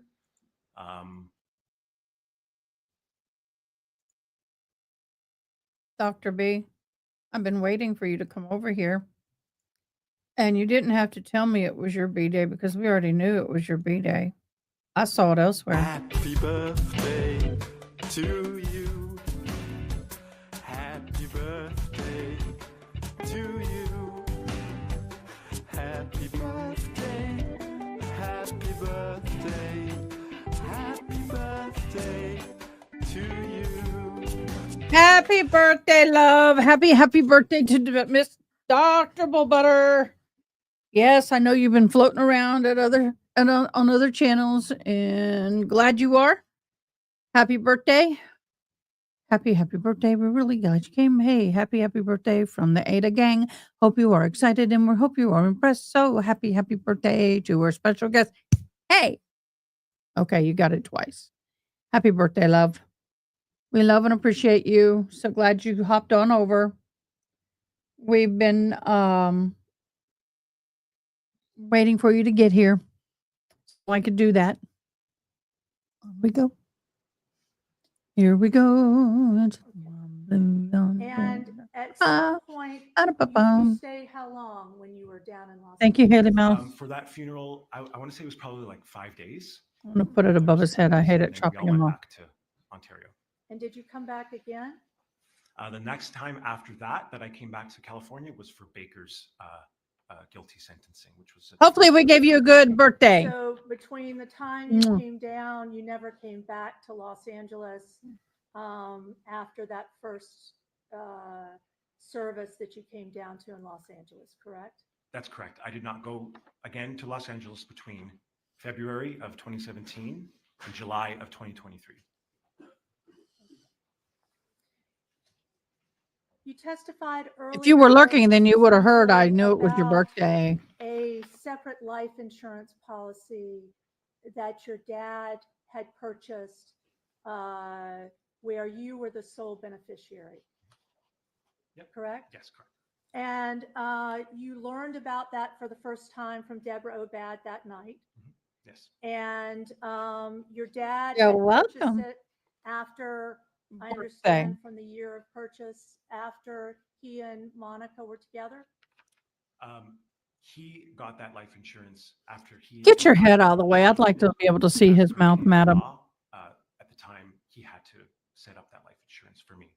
And he set up that life insurance after he and Monica were together, correct? I don't know that. I don't know when it was set up. to my knowledge, it was about the divorce between him and my mom.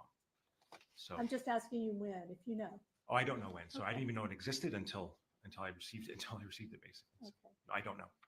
And once you knew it had existed, you learned that there was what kind of policy? You said a Manulife policy?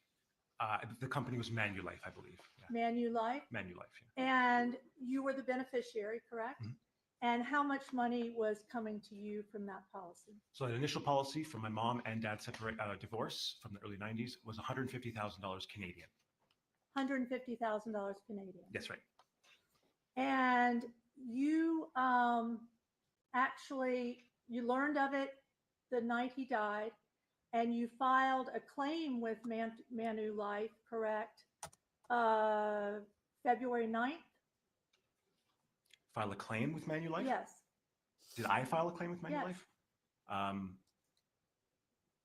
don't recall.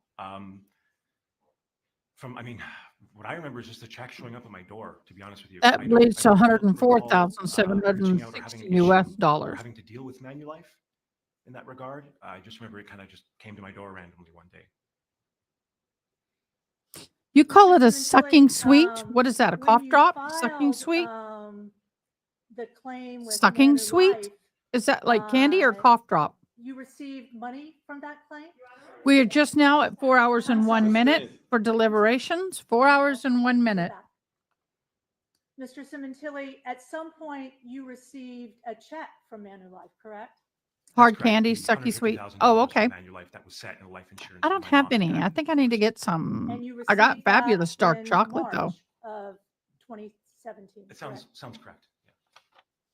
Sucky sweet. So I like you're that. saying that you're not sure who filed a claim Sucking or sweet. who asked that the monies be paid.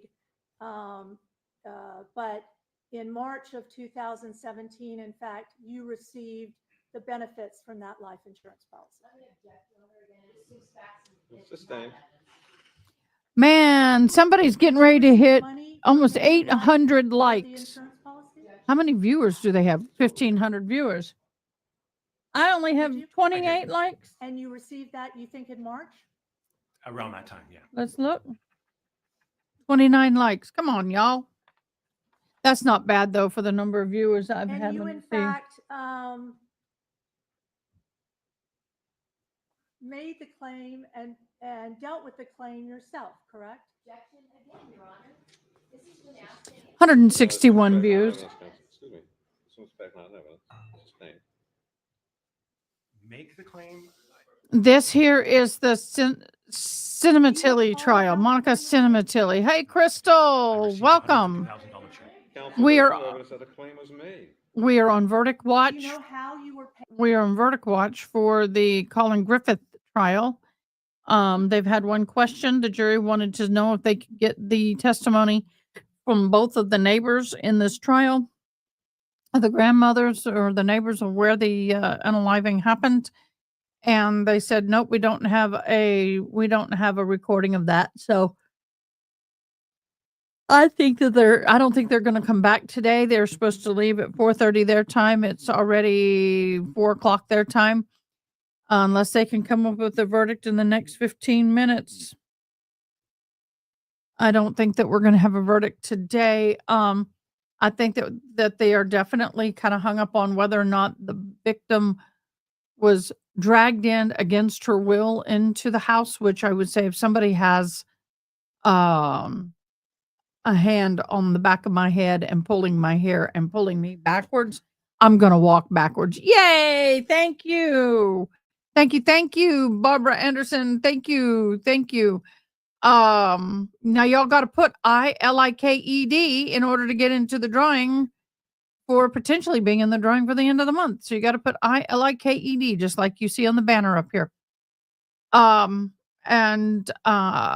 So anyway, they went back without an answer and they're still deliberating, but I think that they have someone holding out on the kidnapping charge. If they're stuck on the I didn't tell you to do that. If they're stuck on the kidnapping charge, then that tells me they've moved past all the other stuff. Manulife policy? I received a check at my door with my name on it. Okay. You, in fact, Mr. Simontilli, sent a series of texts to Miss Simontilli about you. Yeah, we got making a 20 claim and processing people a that claim. put I liked. It Come may on, have been the guys. case that I had to send a death certificate. Hit the like button, hit I liked. Might it refresh your recollection to see the text where you're talking about processing the claim with Manulife? By all means. Okay. You know, I don't know why she's going off on this poor kid. He's not a part of this. He's in Canada. His dad's down here. And you turn around and you get a call he's deceased, and you didn't know that there was any insurance policies that you benefited from. Right? It's not even for impeachment yet. It's overruled. Thank you. Nebraska girl living in New Mexico. You sent to Monica Simontilli? Yep. And does that refresh your recollection about talking about receiving life insurance? So I'm going to stop. I'm going to object. There's no indication he needs his memory refreshed. That was not the, excuse me a second, that was not the original purpose of refreshing his memory. Precisely. It was relating to a claim. Yes. Understood? Yes. I've got the text. It's fine, ask the proper question. Yes. And showing you this text that you sent, it looks like 2-5, I'm blind. Mm-hmm. Is that 2-9. 2-9? Can you review that text about processing a claim for insurance? Does Yeah, that refresh your recollection? Sure. It's one line of text that says, I dealt with Manulife, the claim is being processed. I think I maybe recall having to send them a death certificate as standard procedure for this kind of thing. But like when you say like make a claim, I just sent them a PDF and then they gave me the check to the door, right? I dealt with Manulife, the claim is being processed. And that was when? This says February 9th. Okay.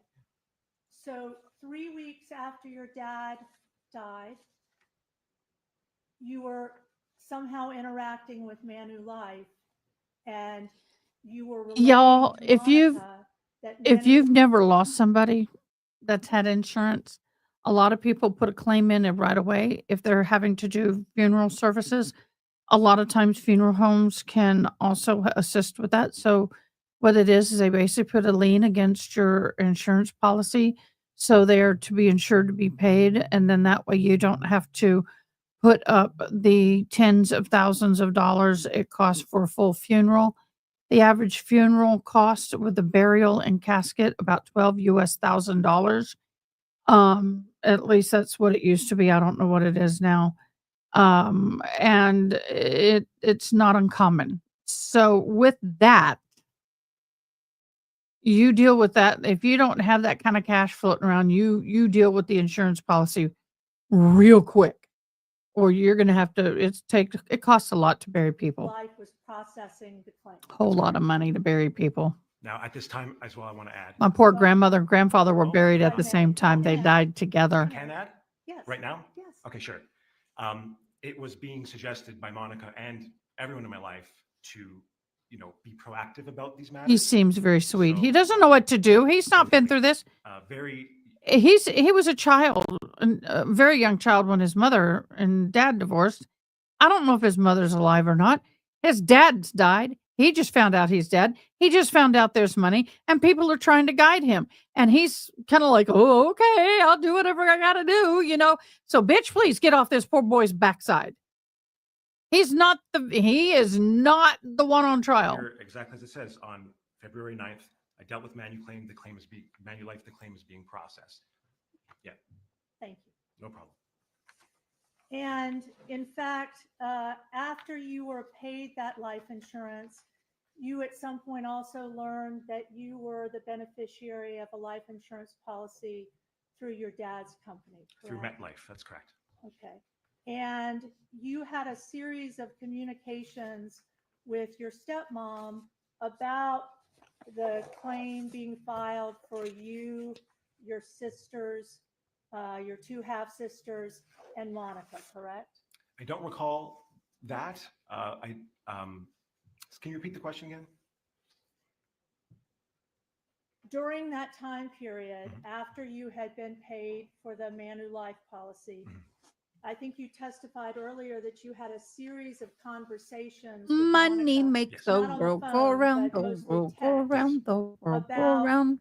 the claim being Money. filed and processed for the policy your dad had at the company. That's correct. Okay. That was all in relation to Monica wanting her portion to be paid out. I was not involved. I don't remember ever being involved in dealing with that red tape or with those claims. With the MetLife check, once again, it was one of those situations where I go to my door one day and there's a massive check here with my name on it. And then when I relayed that to Monica as well, then there was a lot of frustration Yes. and coming on because she had not received hers. Mr. Simontilli, am I correct that when you referred to those communications before and Ms. Silverman showed you pictures that Monica had Yep. sent to you There you go. of columns, portions of columns, those columns were for you and Jessica and Bella, correct? That's correct. Okay. So there was communication about monies that you and Jessica Bella were expected to be received. Yes, that's correct. Yeah. Okay. Sorry, I got caught up on the making the claim language is what caught me up on the last one. But everything you just said is correct. Okay. And did you send in any paperwork for the claim that was made on that policy that you and Jessica and Bella and Monica would receive? I don't believe so. Again, it was one of those weird situations where I'm at home and to my door comes a check for $259,000. And I didn't know, I knew that something was to come. I didn't know when it was going to come. I had an idea of how much, thanks to this document that I saw 5-6 times. But yeah, it just kind of showed up one day. Yeah, I don't recall, yeah.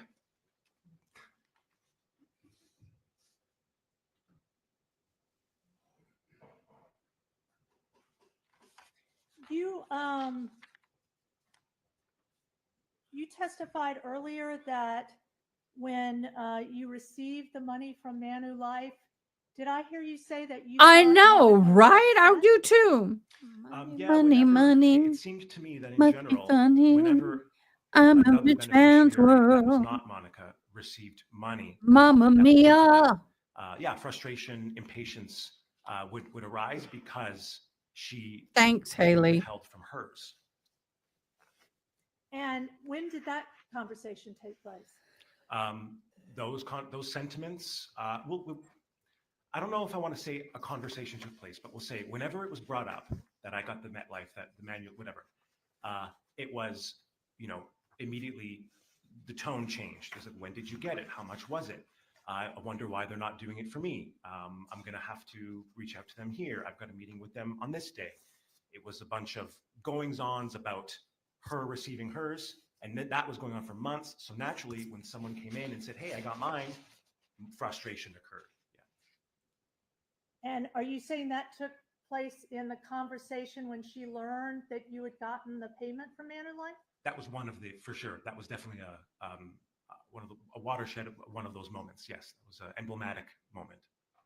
Okay, but the first time you told her that you got the Manulife policy was on March 6th, correct?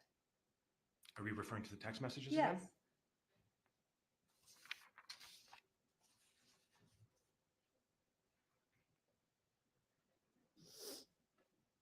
Yep. And you sent a text to Monica, correct? Yes, right here. And you said first insurance lump came tonight. Mhm. Did you? Yes. Okay. And you said feels weird seeing 6 digits there. Mhm. Okay. That was a Broke college million. student, so that was very weird. Yeah. But Monica's reaction was she was happy for you. So hundreds So of that's what the thousands. first line says. But then it's, Hundreds then of the rest of the thousands. message is just like, things are not good on my end. I haven't gotten my thing yet. That's basically the gist of this is things are taking much longer here, but hopefully, yeah, but sure. What else is she going to say? I'm not happy for you. Mr. Simontilli, I just want to be fair. Haley, if I just click that off and you put that up there, I'm sorry. Said to Monica, Monica said to you in reaction to receiving a text where you told her you would receive the Manulife policy. Monica responded, it looks like within a couple of minutes, and she responded, "Good for you, Luigi. I'm so happy." Yeah. That's how she responded, correct? It's in here in front of both of us. Okay. Oh, okay, then I did. I just don't remember. Mr. Simontilli, in fact, in your communications with Monica, which you say were mostly in text after that, between March and June of 2017, there were a number of times where you asked her to give you a status on the insurance, correct? Sure. You a number of times reached out and asked, has there been any progress? Yes. What's happening? Yep. And she responded to you, correct? Yes. So it wasn't Monica just reaching out to you about insurance. You were actually initiating contact with her to ask about the status of life insurance. That's right, because she was my family member who was saying to me that she was on hard times financially speaking. So this was the bulk of her headaches and frustration she was dealing with at the time, was trying to get this life insurance for her. So naturally, I'm going to check in. And when I do, I'm going to say, what's the latest? How are things going? What's the red tape you're dealing with today? Have you received what's due to you yet? So yes, into that end, I did say that. Yeah. Trying to help his stepmom. But I would want to know, why, Mom, are you having so much financial trouble? Talked earlier, Mr. Simontilli. Maybe you shouldn't have unalived him. Your dad being cremated. And I just wanted to be clear. Did you not tell other family members, your Aunt Morella specifically, that your dad had wanted to be cremated? Did I tell them? Yeah. No, because I did not know that to be true. Okay. So as you testify here today, you didn't know, you'd never spoken to your dad about what his wishes were or what he wanted. How many of us do at that age? No, not to my knowledge. And there was never, no, he never said definitively, nor was it written down in any, last will or anything like that. That you knew of? I don't ever recall having a conversation with my dad where he says, yes, I absolutely need to be cremated. I don't recall ever having a conversation like that. And you never had a conversation with your dad at any time about what he did want or not want, correct? We probably talked about death more than the average father-son relationship, but I can't recall anywhere, on my heart where it says, my dad said this to me and he was very serious about it. I don't have that anywhere there. So, Okay. yeah. So I suppose the answer is no, I don't. Yeah. I appreciate your honesty. And you also talked about, Mr. Simontilli, some events. We've reached 4 hours and 10 minutes. Was in town for one of the memorial services, and you went. No, I'm sorry, more than that. to, 4 hours and bank to look at a safety deposit box. Yes. Is that right? Is that correct? Yes, we went to the TD Bank safe deposit box. Yeah. When was that? I believe that would have been end of February, perhaps sometime in March. It's when they had visited. It may have been around, perhaps leading up to Easter time, around then. So Easter time would be March or April? Something to that. It was around that time. Yeah. And did you know your dad had any safety deposit box? Did I know? No, I didn't. So it was Monica who told you that he had a safety deposit box? Yeah, she said we're coming here to close some accounts that we have left in Canada, including a safety deposit box that we're not sure what we're going to find inside of it. Okay. And she invited you to go with her, correct? She said, do you want to tag along? Yeah. And you decided to tag along.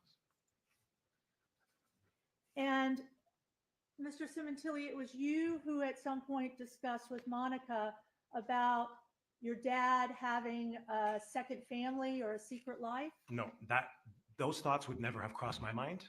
That came from. Y'all watch this.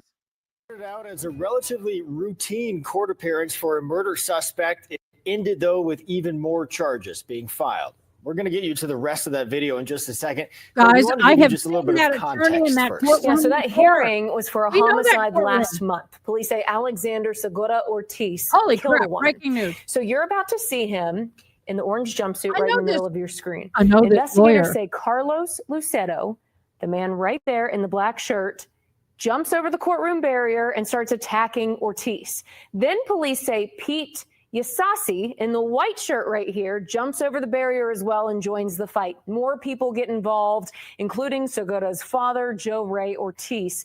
Police say he was trying to break up the fight, but at one point, 2 women even join in. One of them grabs a chair, as you can see right there. This brawl lasted around a minute and a half when deputies finally came in and cleared the courtroom. Both Lucero and Yasasi are now charged with battery on a peace officer. Hey, here's your daily Albuquerque pollen report brought to you by the city of. I thought we needed a little bit of change of pace here, y'all. Did that wake you up? That was good. That was real good. That was interesting, y'all. Courtrooms are always interesting. Okay. Okay. But you went with her Yep. and you opened the safety deposit box. That was in Saw her a open it. courtroom in New How Mexico. was it open? I shouldn't presume. How was it open? Was it Yeah. opened? That lawyer's I believe cool. An employee led us into the back. Doesn't even look like a lawyer. Larger door. Rides a door of motorcycle. room He's a with cool dude. Many small lock boxes. Opened it up and showed us inside. And there was nothing in it. It was empty.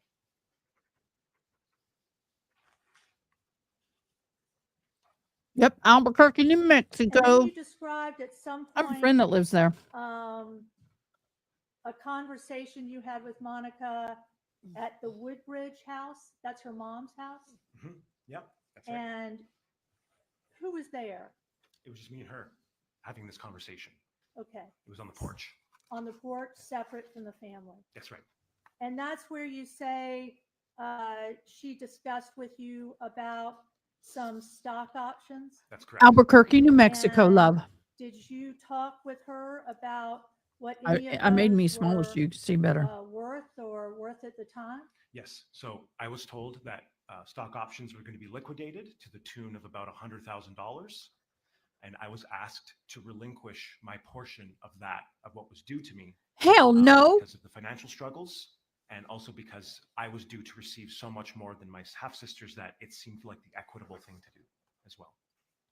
And so you did that, correct? I did not, no. You No, didn't do so that. at the time in that conversation, I said, yeah, sure, I have no problem with that. But I never heard about it again. I never signed anything. I don't know where that money is. If it's, I don't know. I never heard about it again, but that conversation. Oh, so you've never seen the money? So the truth is that Monica never again brought it up with you, correct? Because she took the money. That specific thing. Yeah, I'm going to take a I'm not couple sure, break. I'll be right back. But issues of money came up again. Just whether or not that plan was executed, no, I don't believe so.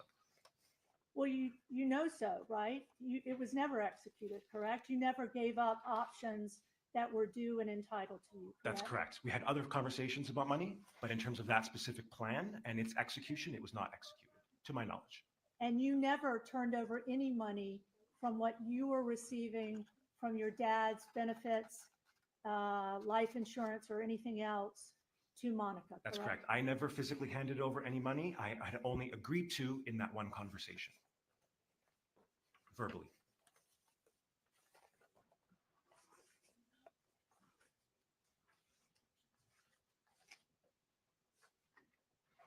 And you were with Monica for a number of occasions memorializing your dad during this period after he was killed?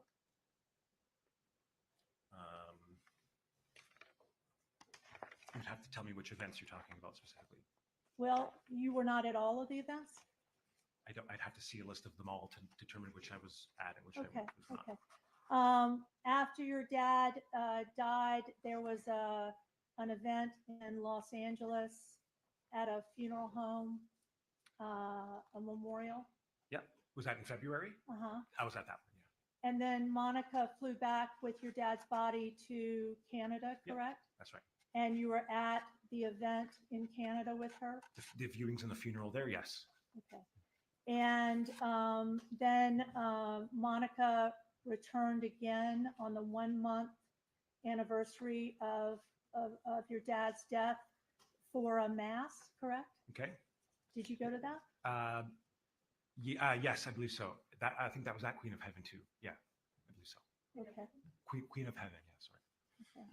And then you saw Monica after that how many times?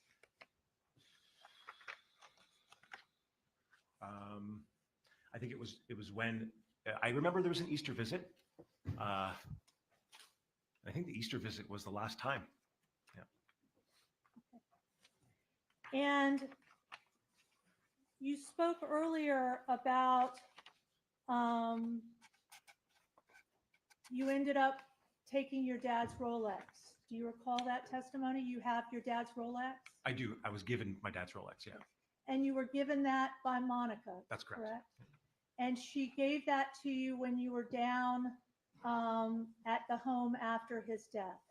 That's correct. The first time, as soon as I saw her in person for the first time, she had the Rolex in her hand and gave it to me. And Morella, your aunt, was there? My Aunt Morella was there along with the rest of our family, yes. Okay. And you, Morella's sons, Fabio's nephews were there? Yes. And there was a discussion about things that the nephews might want of Fabio's?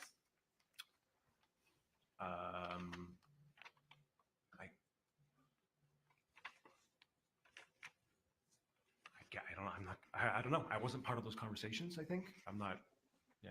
So I guess I'm not going to speculate on that. But you, Mr. Simontilli, were there when Monica presented you Fabio's Rolex. That's right. The one he was wearing when he was murdered. Yeah. And you, in fact, asked to take a few other items from Fabio's. I things. did. Yeah. So Okay. I wasn't sure when I would be back next. And that's all I would have from him. Right. So those items are still, highly precious items to me. And Like that his was scarf, meaningful. his shoes. I'm sorry. And that was meaningful to you. To be able to get some last items from my dad, who was taken away from me very brutally, yes, that was very meaningful. Our lunch and recess until 1:30. No. Until then, the admonition as always applies. Not to discuss this case either among yourselves. I forgot Or to with anyone put my else face before back discussing up. opinions with the cause is finally submitted to you. Have a good lunch.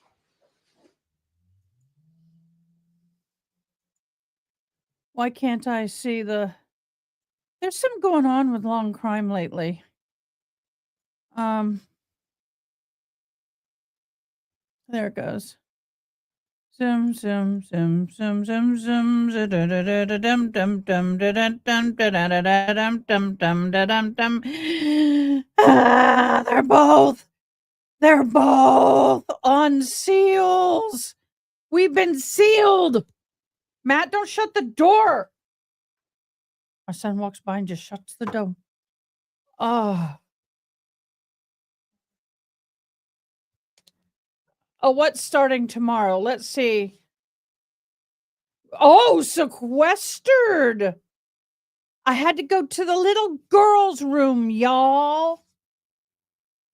Oh, y'all, my favorite perfume in all the world is Dior's J'adore.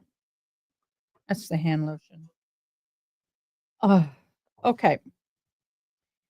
So June, Boswell jury picked and sequestered. Yippers, I'm going to go look and see if I can find it on the news while I gets my accent up and going.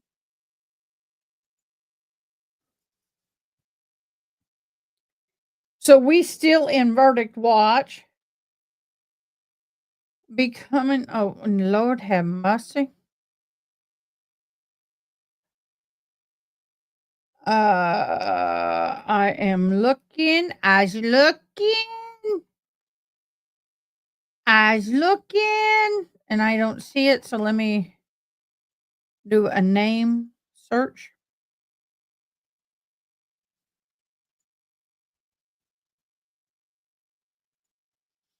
Trial did not begin today, my dear. Get your stuff straight. Not channel 10. I need channel 11. Oh, Lord. Well, channel 5 might have it. Let me go to channel 5. I just am so tired. I could care less that you're Rachel Wolf, the attorney with Wolf and Wolf and Wolf and Wolf Wolfers Associates. Oh, you missed me while I was gone. I mean, Lord, now come on. The girl's got to wash her hands and go take tea and sometimes brush her teeth.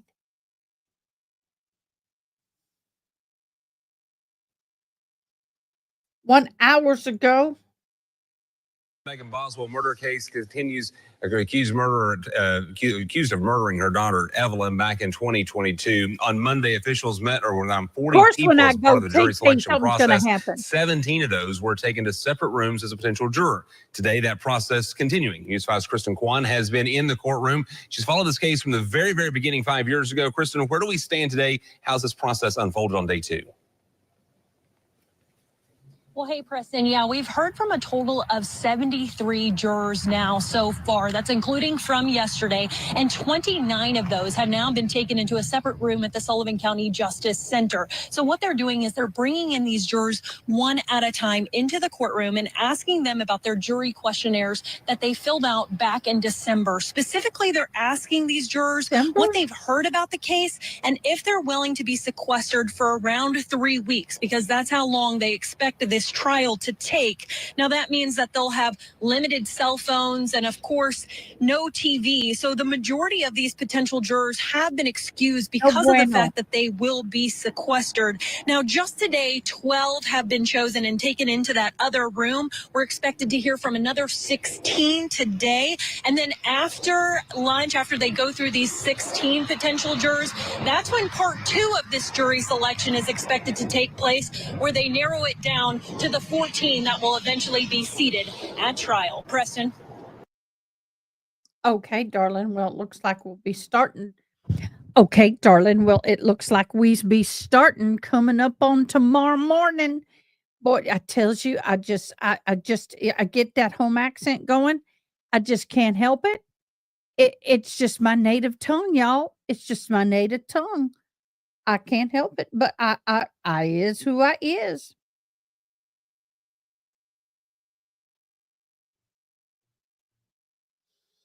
I is who I is. I's an East Tennessee, Texas hillbilly. East Tennessee, was it Tennessee Tennessee Tennessee hillbilly, Texas redneck. That's what I is. Where dat one at?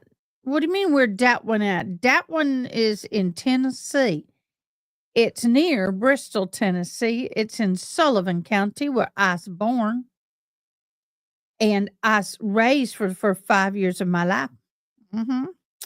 But at 7 months, my twin brother and I were in orphanages and foster care and all over the place until my parents adopted us, and they lived in Virginia, and my daddy was in the military. So when they's adopted us, shortly after we's adopted, we were moved down to Louisiana.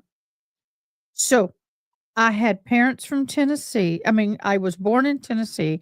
I had parents from Texas, and we moved to Louisiana with that Cajun, accent down there.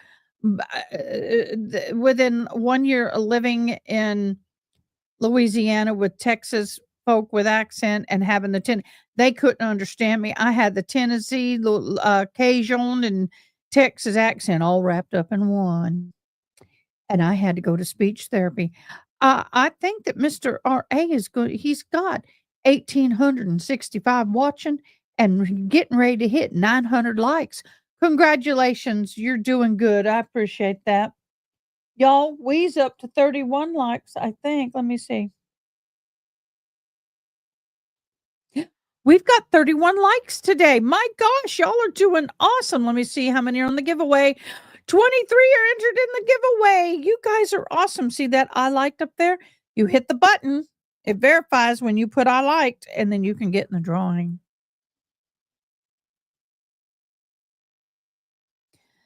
Girls had a baby. She unalived that baby and she told everybody her mama took her baby and went out of the holler and went way down somewhere else out of town. And then the mama wouldn't give the baby back. And she just wanted her baby. And she was crying and all that. And she's the one that unalived that dang baby, is what they're saying. They don't understand the law and give bad takes. Then the following runs with it. I had to go to speech therapy when we moved from Missouri to Nebraska. Oh, we had some movement up north on the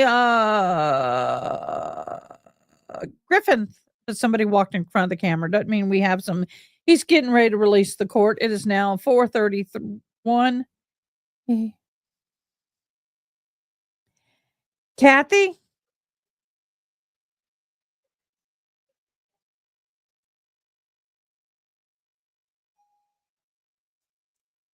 Kathy?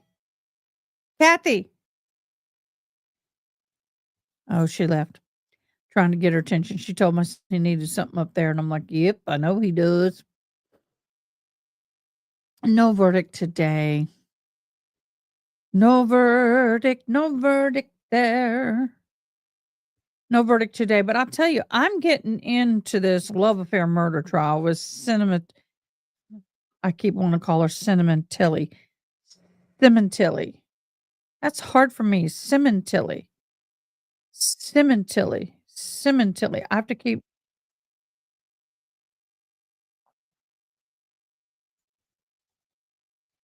Oh my gosh, this person in court told somebody in court is, I think, a lawyer or somebody, I don't know. I just heard the little last bit of it, is talking and then getting real fast. And the judge finally says, "Look, I'm not understanding." And we get that. She goes, "I don't have my teeth in."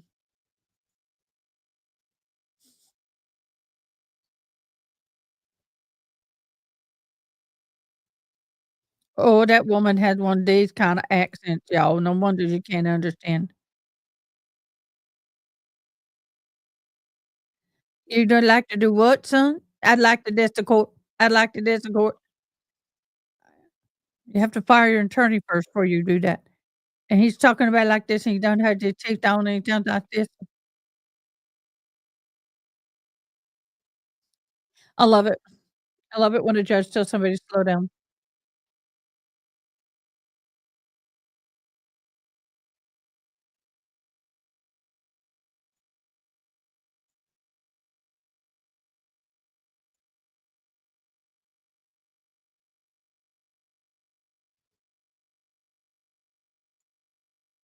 I'm sorry, guys. I'm looking up court stuff, making sure we's all right.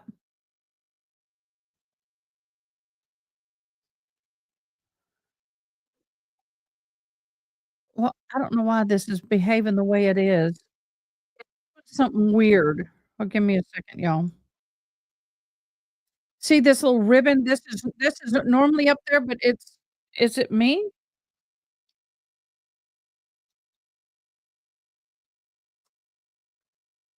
See, it's giving me hell. That's better.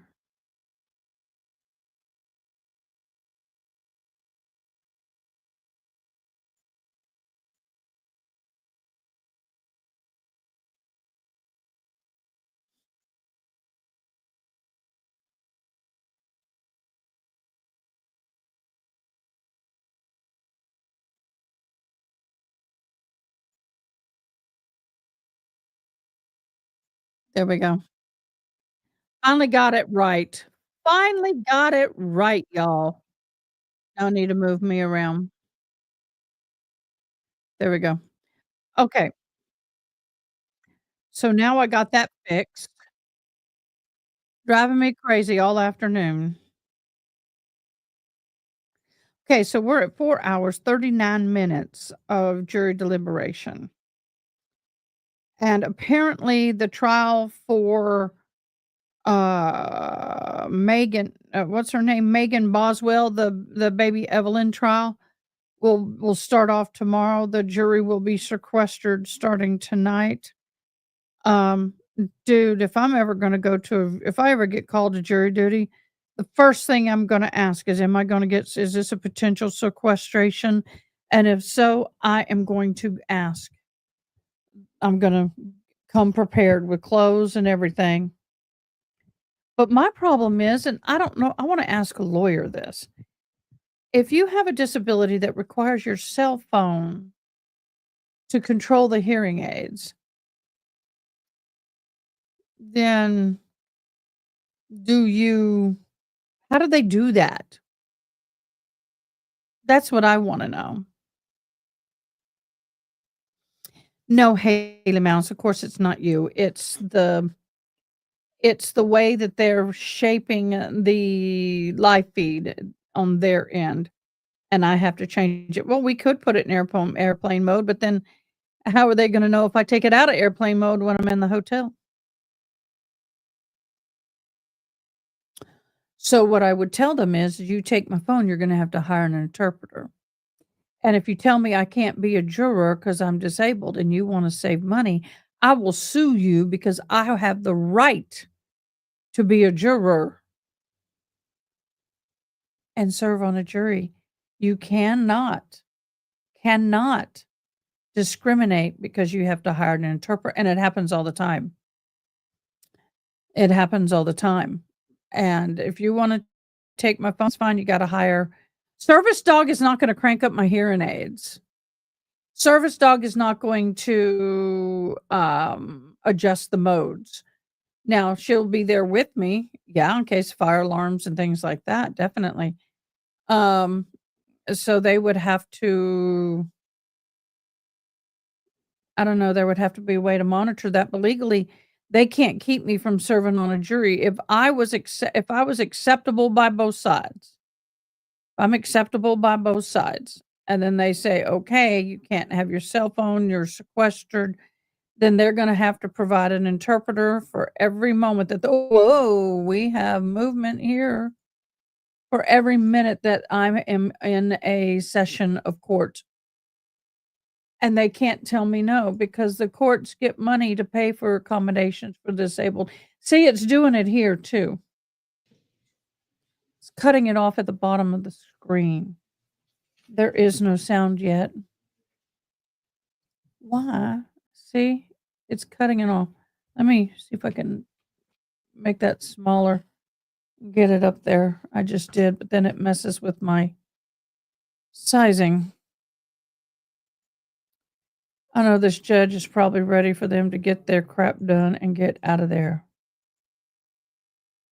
Okay, so we're gonna do that. We're gonna come over here. We're gonna adjust the window.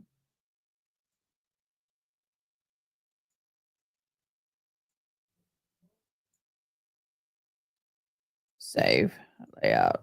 There we go. So we're waiting on them. We have sound. Yep. We all good. And then we'll go back to the other trial.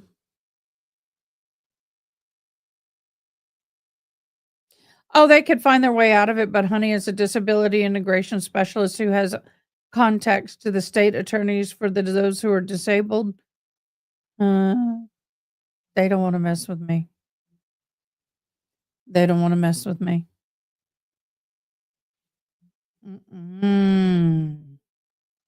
Nope. They don't want to mess with me. My college tried that. My old one tried that.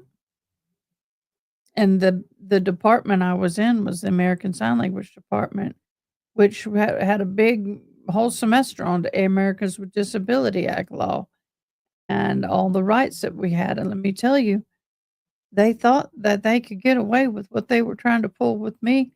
The honey buns, they had another thing coming. And let's just say, finally, on my last semester at school there, because I graduated from the program, I finally got all my accommodations met. And it took my attorney threatening to take away millions of dollars from their funding. And he said, if you don't do what we're asking, I know you got millions of dollars to improve and to make all appropriate accommodation improvements for the campus. That includes improving the Wi-Fi so the Bluetooth devices could connect. i.e., my hearing aids could connect to the computers so I could do my assignments because we had to listen and interpret what we're hearing. And they were trying to make me wear headphones. And when you put the earphones over, it squeals, it wouldn't work. That includes ramps and fixing the electronic doors and all of that. And he goes, and I took a stroll around campus, and I guarantee you haven't used any of that money for improvement. So you want to tell me where that money's gone? I'll call an audit, or do you want to do what you need to be doing by the law? And boy, they cowed down real quick. And next semester, I heard all that money was spent in the right place. Yep.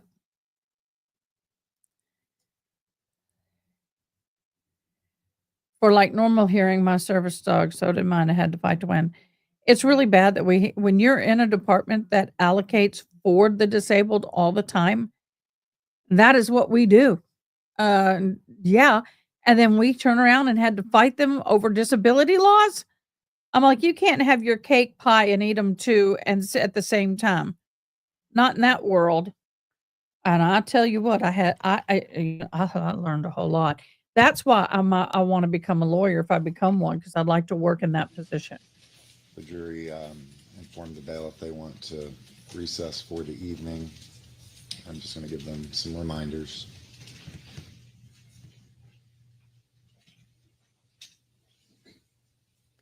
So, yeah, I will say the longer this goes on, the better it is for him. The longer this goes on, the better it is for him. I'm just saying.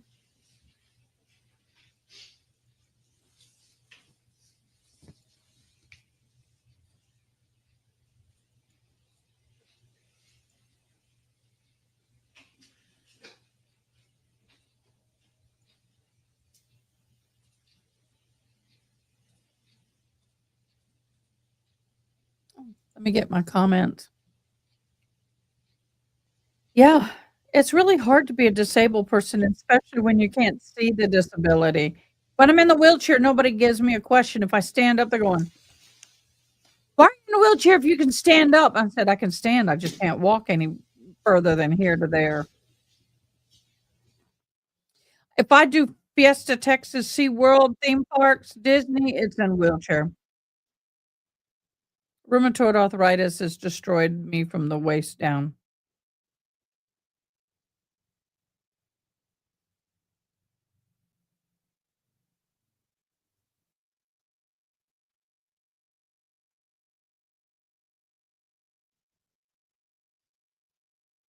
Oh, that felt good. Well, I'm glad we were able to wish Miss Dr. Bull Butter a happy birthday.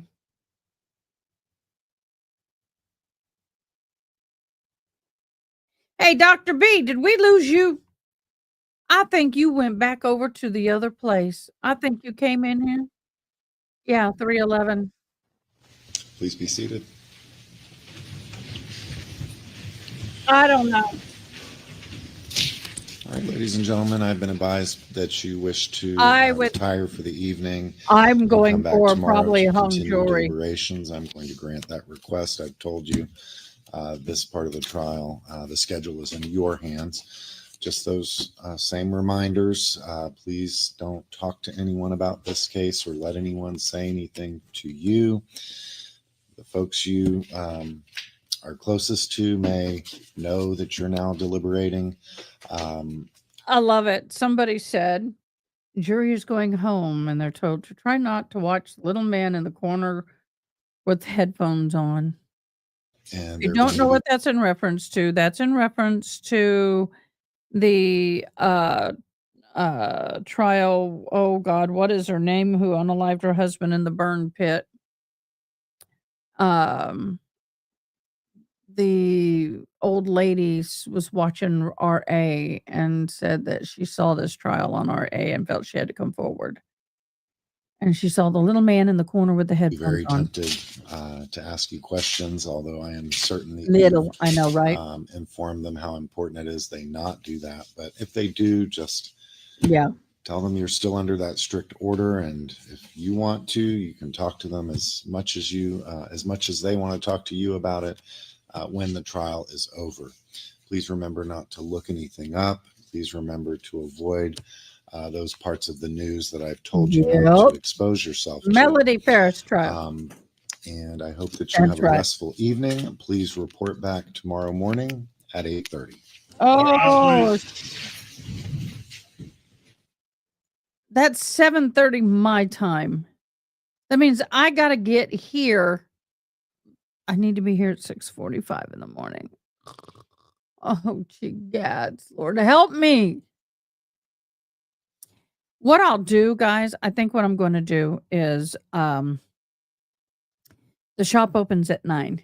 If there's anything that's coming up before then, I'll run on and put it on. I will have it queued. I'll have everything up. So all I have to do is push a button if they go to a verdict before 9 o'clock.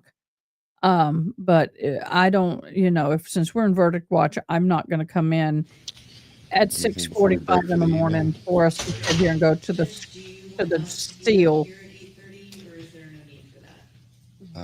Yes, I would like for you to be up here at 8:30. Yes, sir. All right. Because they'll be brought in. Okay, that was what I just briefly. So, all right. Yeah, she's all like, dang, I wanted to sleep in or go to the office and get other work done. I'll see everybody tomorrow morning at 8:30.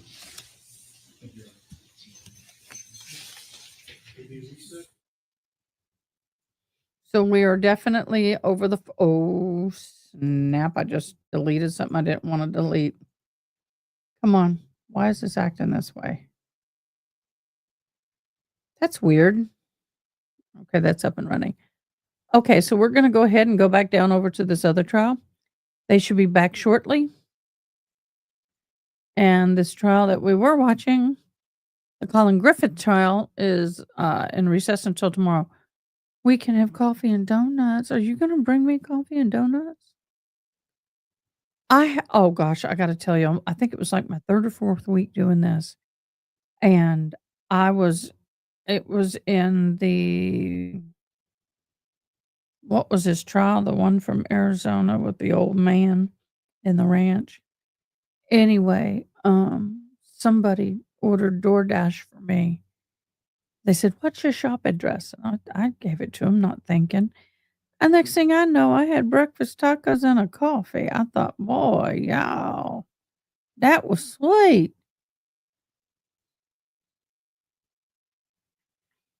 No, I don't expect y'all to do that. But I thought, wow, that was sweet. Unloving and unliving, unloving and unliving. Yes, now we are done with you. So what we can do is let me read a little bit more of this document on the Delphi. So we're sitting here reading about the fact that there's false testimony or testimony that should have been given that wasn't given, and the defense and the prosecution knew it wasn't correct, and they didn't take any measures to correct it. So to obtain Mr. Allen's convictions, the state explicitly relied on Mr. Weber's testimony about the time he arrived home and used that testimony to corroborate Dr. Wallace's rendition of Mr. Allen's statement that he became scared after he saw a white van, so he took the girls to the north side of Deer Creek and unalived them. This was the only statement allegedly made by Mr. Allen that contained any, let me say this again, any of the unaliving that might be true. Wow. The state, therefore, cannot show Mr. Weber's uncorrected false testimony about the time he arrived home did not have an effect on the outcome of this trial. Alternatively, were the court to find that the state did not know or should not necessarily have known about Exhibit 3A, the security camera video, Exhibit 3E, the FBI subject information sheet for Mr. Weber, then both exhibits constitute newly discovered evidence that would probably produce a different result at a new trial. And that's true. Accordingly, for either reason, the court should either vacate Mr. Allen's conviction or set this motion for hearing. Number 2. That was just number 1, y'all. Number 2. Ron Logan's confession to Ricky Davis before May 15th of 17 is newly discovered evidence entitling Mr. Allen to a new trial. Yeah, I know. Dr. Kohr, Kohr, Kohr was forensic pathologist conducted the autopsies of LG and AW. His original opinion, held for years, not changed for many, many years, about LG and AW, passed away that 2 weapons were used. One on serrated blade and the other was a straight edge blade. They make very 2 different cuts and entrance wounds. For the first time at trial, having a eureka moment at his tool bench. Oh my gosh, for the first time at trial, having a eureka moment at his tool bench, Dr. Kohr opined that the girls could have been unalived by a single box cutter rather than 2 different knives. That to me is very disturbing. Years later, then you need to go back and redo everything, but you can't because their remains are gone. The defendant exhibit 4A, as attested by Matthew Hoffman, the defendant's exhibit 4, is a redacted copy of a tip from Orion database of tips dated May 15th of 17. In that tip, which the state has always had, the states had this in their possession, Ron Logan is alleged to have confessed to the Ricky Davis sometime before May 15th of 17. Are you kidding me? While they were in prison together, that he had unalived LG and AW. The material part of Ron Logan's confession to Ricky Davis, as it appears in Exhibit 4A, is reproduced below. Logan confessed to Ricky step by step of unaliving the 2 girls. Logan told Ricky how he burned his clothes in a fire pit and where it was located. He used box cutters and strangled with one of the girls and thought drops of blood from his nose ended up on her clothes. Ricky also advised that he killed the other girl first. Mr. Allen also said that he shot the girls in the back and buried them in a shallow grave. Neither of the girls were shot in the back, and neither were buried in a shallow grave. Inconsistent, don't we think?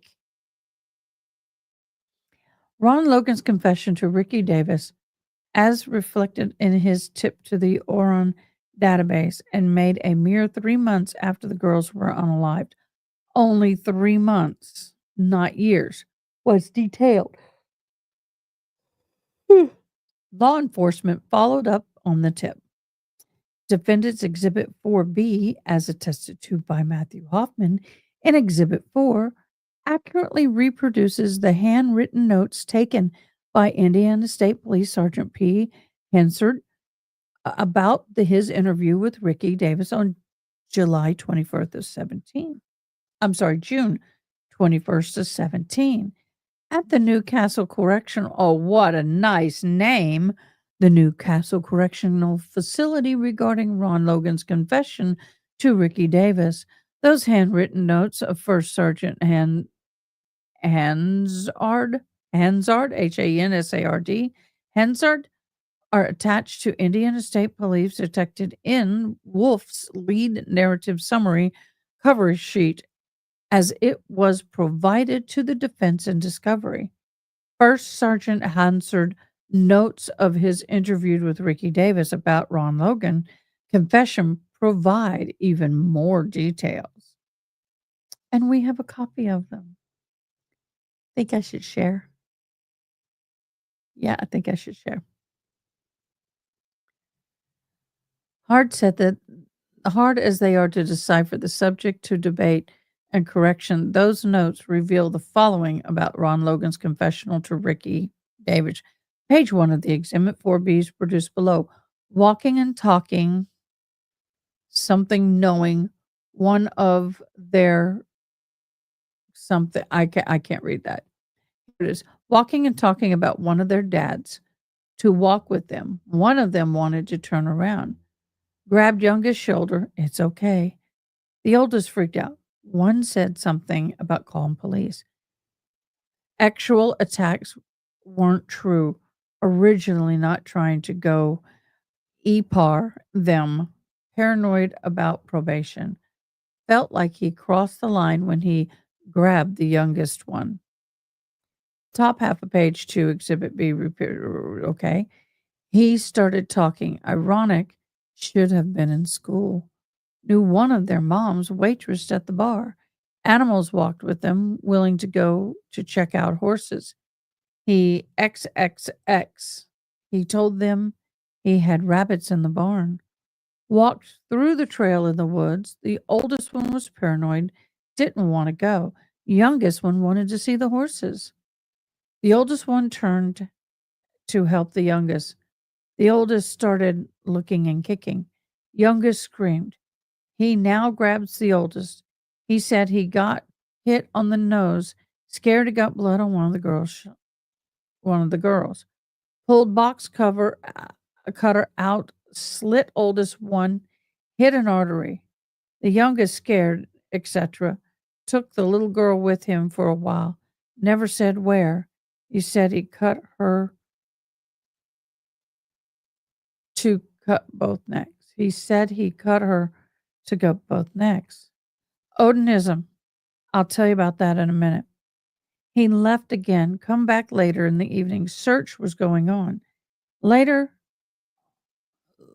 on late hours, tried to move oldest one to area not going to be found. Placed where four-wheelers go. Burned his clothes in the burn pile. Hiking, walking, boots, gloves, and bag.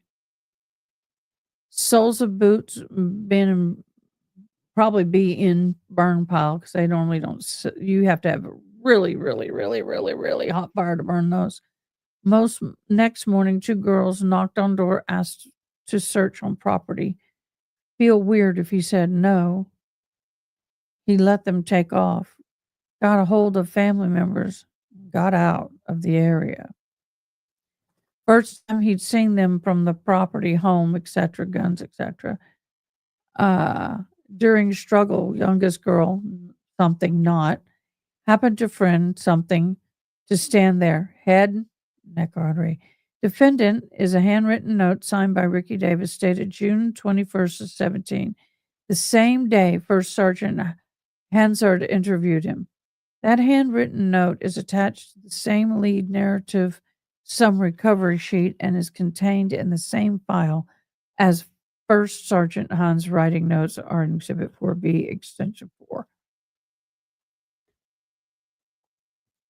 Ricky Davis writing notes about Ron Logan's confession to him says, Mr. Logan has made, I've got to do this because it's too close. Mr. Logan has made a reference to the killings in Delphi, Indiana, where he told me he was the one who had unalived the girls and then it got out of hand.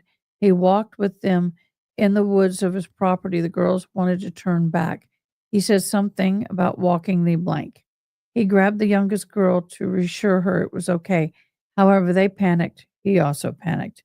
He indicated he ended up cutting both of the girls with box covers. He went on telling me that he killed both of them because it was took too far. So, in addition to the other details that fit known facts, Ron Logan confessed to Ricky Davis that he used box cutters to unalive the girls. Instead of for the first time Mr. Allen's trial, Dr.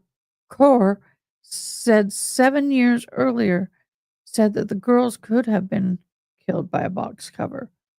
There were certainly have been probable cause to arrest and charge Ron Logan with the girls' murder, as it was FBI 2 months before Logan's confession to Ricky Davis had obtained judicial findings of probable cause to search Robin Logan's property. Okay. Under the circumstances, Dr. Core's trial testimony about the box cover possibly began using to unalive the girls, making Ron Logan's confession and Ricky Davis newly discovered evidence, and that would either be admissible through the Ricky Davis investment rule, whatever, or through the First Sergeant Hans under the due process clause of the 14th Amendment. Ron Logan's confession exculpates Mr. Allen and would probably produce a different result and a retrial. Accordingly, courts should either vacate Mr. Allen convictions or set it for a motion hearing. Defendant Exhibit 5 affidavit Stacey Elridge state at the dirt or water damage of the phone could not have caused auxiliary jack on LG's phone to log wire headphone plug ends and wire headphone unplugged. Miss Eldridge's expert opinion is newly discovered evidence that would probably produce different or similar results at the new trial. At trial, Mr. Allen introduced evidence through testimony of Stacey Eldridge, a digital and modal forensic expert, that some plugged wires headphones into auxiliary jack of LG's phone at 5:44 on February 13th of 17 and unplugged it at 10:32 p.m. the same day. To counter this, the state offered results of seat of the pants Google search by First Sergeant Cecil, the state's phone expert. According to the First Sergeant Cecil, the Google hearsay told him it's his expert opinion. The log on LG's cell phone showed wired headphones were plugged into the auxiliary jack at exactly 5:44 p.m. on February 13th, and then later were unplugged at 10:32 p.m. that same day, almost 5 exact hours later. Could have been caused by dirt or water damage in LG's cell phone. The defense had no opportunity to counter First Sergeant Cecil's expert opinion, courtesy of the Google. The court should read Ms. Elridge Affidavit Exhibit 5 in its entirety, but the short version of Mrs. Elridge's actual expert opinion is nothing in the data of the LG's phone indicates that there had ever been water damage.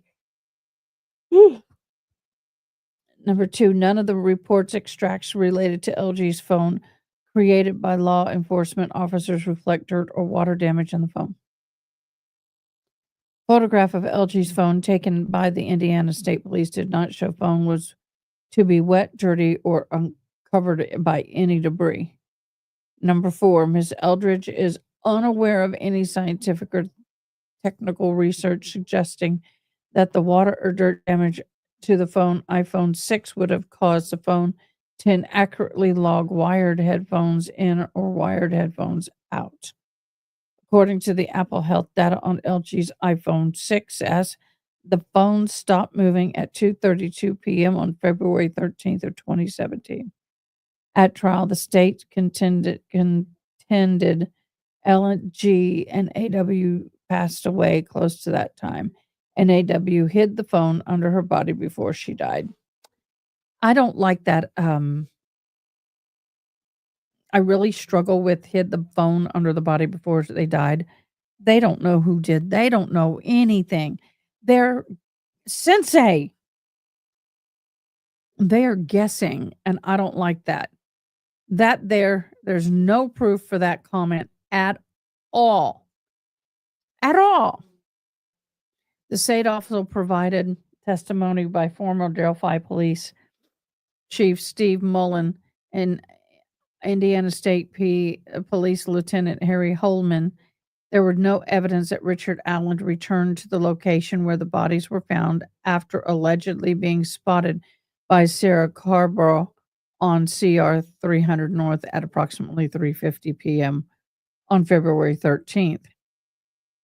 Oh, that's okay, love. We appreciate you being here. Love you. Blessings. Enjoy your time. I got to get that back up here. Sorry, guys. I knocked it down. Long after she missed her in the scene. Okay. February 13, Miss Elridge actual expert opinion that wired headphones were plugged into the LG auxiliary port at 5:44 on February 13th and unplugged it almost 5 hours later were credited by jury. The state's narrative is impossible. Someone other than Richard Allen was handling LG's phones and multiple times long after the state. Mr. Allen left the scene at 4 p.m. on February 13. Ms. Eldridge's opinion that the dirt or water could not have caused LG's phone to log wired headphones being plugged into and being unplugged from the phone on the February 13th of 2017 exculpates Mr. Allen that would probably prefer a different result at a new trial. Accordingly, the courts could either vacate Mr. Allen's conviction or set forth a motion hearing. The matter sets out to attest that the above taken individual and criminally entitled Mr. Allen either to have his conviction vacated or to have a hearing on those matters. In conclusion, blah, blah, blah. Signed, sealed, delivered. It's yours. Okay, let's get this back up because they're back. I received another advisory. It didn't say anything different than yesterday. I'm laughing because the traffic may be impeded. I started driving shoot. just that year. So yeah. Not what I wanted. And you purchased a new car in March? It wasn't. I'll get it back. You were taking your driving test. I think you were taking it a couple of times, and I want to hear what the judge has to say.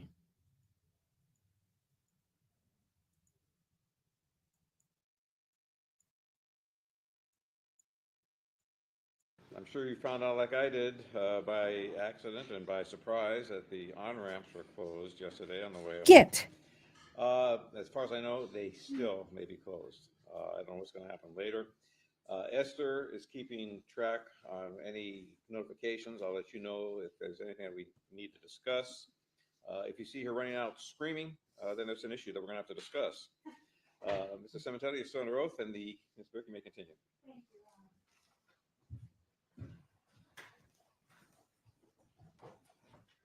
Good afternoon, Mr. Cementilli. Just a few more questions. Earlier, you testified that after your dad was killed, most of the communication you had with Monica was by text message. Is that right? Yeah. And you testified that the majority of those communications were about insurance, you said. Is that correct? About money. Okay. But isn't it true, Mr. Cementilli, that you communicated with Monica over that period of months? I think we're talking about between January and June of 2017 about a number of different subjects? There were other subjects in there as well. Yeah. And you repeatedly sent her text messages telling her you loved her? Mm-hmm. Yes? Yes. And you sent her a number of text messages about after you received the payout on the insurance in March that you purchased a new car? Mm-hmm. That's right. I started driving just that year. So yeah, I was able to get a car. And you purchased a new car in March? It wasn't a new car, but I purchased a car in March. Okay. Yeah. And you texted her about everything to do with taking your driving test. I think you were taking it a couple of times and how challenging that was. And yes, I failed the first time. Thank you. Yeah. I didn't say that. And you also were appreciative that Monica was continuing to pay some of your bills, your phone bill. No, I think at that time I was already paying my own phone bill. Okay. Am I correct that before Fabio was killed, they, meaning Monica and Fabio, were paying some of your bills? That's right. Yeah, when I was on Bell Mobility, they were paying my bills when I was a student. But post murder, it was around that time that I made my own account with Fido, who I've been with since then. But you were thanking her for paying your bills in your text messages. I don't recall that text message being sent. I'm appreciative when family helps me out. So at that time, it sounds like something I would have said. Yeah. As part of the communications after your dad was killed. So that part is I'm a little bit foggy on, because it was around the same time that it was no longer being paid for me. So to use that as an example is what's kind of throwing me off. That's fine. But they were paying your bills. Yes, they helped me. My dad, they helped me with a lot of stuff, tuition, phone bills. Yeah. And during those communications between the end of January and June, you were also asking Monica about progress in the investigation. Mm-hmm. And had questions about what the police had learned about who killed your dad, That's correct? right. Correct.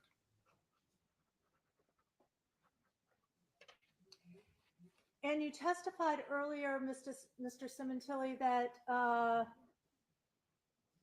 anytime a beneficiary was paid out, I think your testimony was that Monica got upset. Do you remember saying that? Yeah. So whenever news of a beneficiary receiving something that was not her and she got wind of it, yes, frustration, surprise, absolutely. I just don't want to mince words with upset versus some other thing. But yes, there was surprise, there was frustration because she had not received her portion. Yeah. Okay. But as we discussed earlier, when you got paid out on the policy that was just for you on March 6th, you informed Monica of that, and she immediately texted you back, "Good for you, Luigi. I'm so happy." Correct? Sustained. She didn't express upset at that news of you being a beneficiary. It is cumulative, Counsel. Thank you. I'll move on. And am I correct, Mr. Simontilli, that there were no other times that a beneficiary was paid out after that until July of 2017? Again, Your Honor, I'm going to object. This is called speculation. As form sustained and also as form, counsel is testifying. Thank you, Your Honor. I'll ask you, Mr. Simontilli. Can you tell me another single instance after that exchange with Monica about being happy you had gotten paid out? Was there a single other exchange with Monica Simontilli about a beneficiary having been paid out and Monica expressing upset? Discussions about it, yes. But in terms of, was it an instance that was spurred on by an additional beneficiary receiving some additional amount? That I'm not sure. But other discussions about the life insurance that had been paid out to the beneficiaries, for example, myself, and to the fact that she had not received hers, multiple discussions were had about this topic. In fact, no one else had received any monies from the policy from your dad's work, correct, during this period? Speculation. Sustained. Were you aware, did you have any understanding that any monies had been paid out from your dad's work policy? Same objection. I'll call for hearsay. Sustained on that ground. Mr. Simontilli, am I correct that you received no payout from your dad's life insurance policy with his work between March of 2017 and July of 2017? I received the $150,000 from Manulife, and then I received an additional $259,000 from MetLife. That was related to the work. I think, is that what you're referring to? That is. Yes. So both of those were received in 2017. Okay. And the MetLife policy, which was your dad's work policy, you did not receive that until July, Until after Monica was arrested. after Monica was arrested. That's correct. Why are you going off all over him? It doesn't matter. As you said, you received $150,000 Canadian from the Manulife policy. That was in March, correct? Your Honor, I reject this as cumulative again. It is. And can you tell me the total amount that you received from your dad's life insurance? Yep. So again, the first check, I said this already, but the first check was 150,000 Canadian. Second check, 259,000 American. And Mr. Simontilli, Almost 400,000. when you met with the detectives that first time, or you were interviewed the first time, I should say, after Monica was arrested, you made clear to them, did you not, that you believed that Monica had ruined your family before your dad was killed, separate from her being arrested or anything to do with the allegations, correct? Sure. Whenever someone goes through that situation as a young person, they're always going to hold a little bit of resentment towards the figures in their life that broke up what they were promised, right? A happy, full home life. So yeah, there's a little bit of that rock of resentment between step parents and stepchildren. And you specifically told the detectives it was because of your dad's affair with Monica. That was the reason that broke up your parents' marriage. Goes the bias. It's overruled. Did you hear me? Can you try to repeat the question? Yeah. You specifically told those detectives, in referring to Monica ruining your family, that it was because Monica and your dad had had an affair which caused the end of your parents' marriage. That's right. Okay. Nothing further. That's normal feelings for a kid.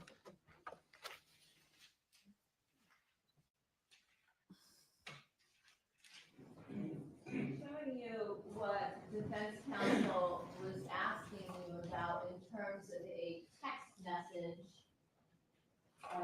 that was dated March 6th of 2017. You said after the initial portion where the defendant said, "Good for you, I'm so happy," she went on to say other things. That would be what we see here, correct? That's correct. Things here are taking much longer, but hopefully soon we will know more. So in this, she was talking about her own portion as you've been discussing with us today. This is the evidence Overruled. and is testifying. It's not testifying, but it is calling for a conclusion. Of the life insurance. You open the door, That's boo correct. boo. The rest of the message is all about the various red tapes and back and forths that took place over months.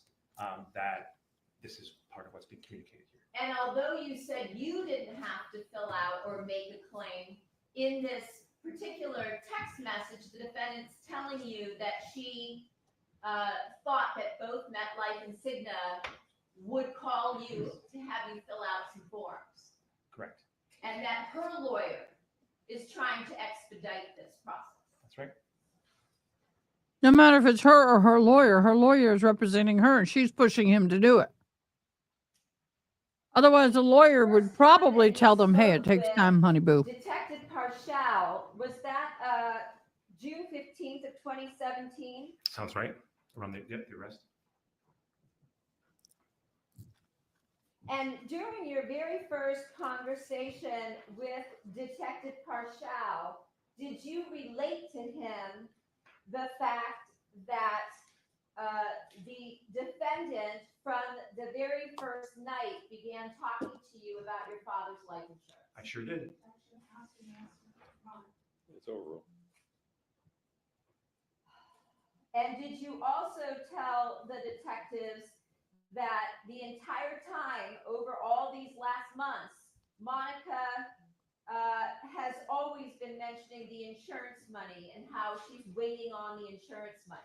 That's correct.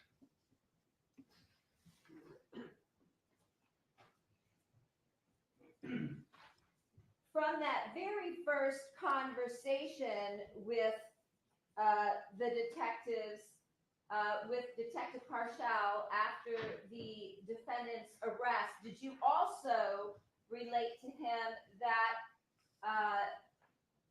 it was in this conversation that went back and forth on the phone between Deborah Obad and Monica, where very presumptuously Deborah Obad told you that she told Monica that you would give Monica and the girls some of your money? That's correct. Yeah. And in that very first conversation with Detective Parshall, did you also talk to him about the fact that Monica discussed with you that she was going to be selling off your father's stock options and wanting you to give up your portion of the stock options? I did say that. Yep. Did you also, in that very first conversation, tell Detective Parshall that the defendant would repeatedly send you or show you a monetary or financial table of the breakdown of the insurance proceeds? Oh, yes.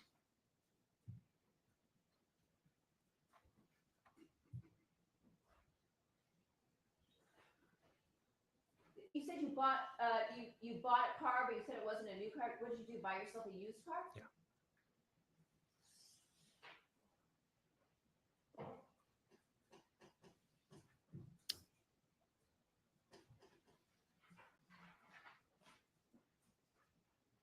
Do you recall also having a conversation with Detective Mitzi Roberts, me, and another DA, Ryan Ehrlich, back in March, the beginning of March of 2021?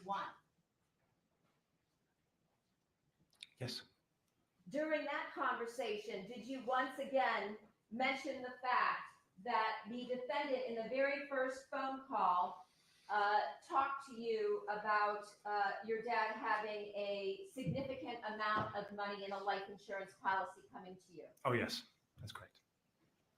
Did you also mention in this March of 2021 interview on the over a like a Zoom call with Detective Roberts that while Monica and your father were living in Canada, that you overheard conversations between them about the defendant's infidelity? Oh, yeah. Your Honor, I believe this is a meeting where the prosecutor's testifying.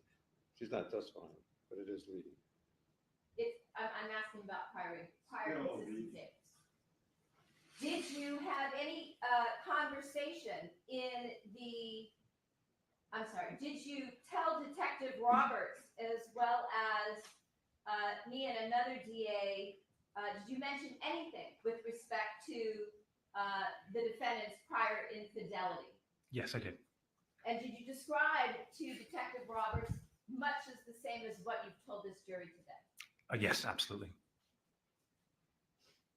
Did you also tell Detective Roberts in this conversation in March of 2021 about the defendant's behavior as you relayed today regarding the purchase of the Fiat? Oh, yes. And did you also in that interview specifically use the same type of language you used today about the defendant coming in and saying that she screamed and cried to get a deal? Yep. Through 10. Overruled. Yes. Those words were tantrum, screaming, crying. Yes. Did you also relate in an interview with Detective Roberts on March 3rd of 2021 what you've relayed to this jury about going with the defendant to a bank, the TD Bank in Woodbridge, to open the safe deposit box, and her comments that you've mentioned here today? Yep, that was mentioned as well back then. Did you also mention during that conversation that on that date, the defendant also talked to you about exercising your father's stock options? That's correct. And did you also relate specifically, as you told us today, that she asked you to give up your right to those options? That's correct. As I related today, I had also related at the date that you were discussing.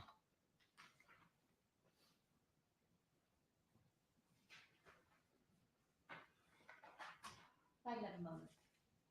Oh, during the break earlier, when defense counsel asked you if anything had been said to you, was that when I introduced you to the new detectives? Yes, I had to use the bathroom and then I stepped in there and then introduced. Yeah.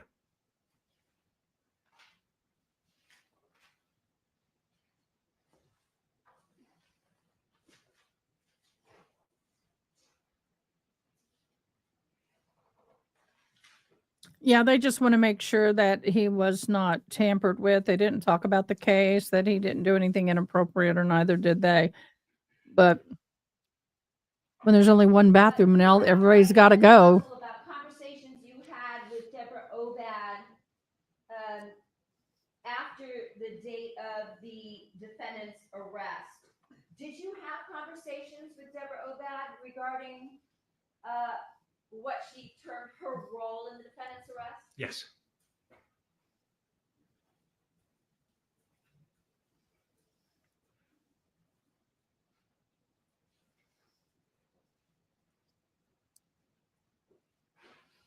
Also, during that March 2001 interview with Detective Roberts, did you detail the arguments that you recall regarding the defendant's infidelity when she was living in Canada with her father? Can you repeat that question? Sure. Did you go through the details of what you recalled of the arguments between the defendant and your father regarding her infidelity? That's correct. Those memories I had growing up, I relayed those in March of 2021. Yes, just as I did today.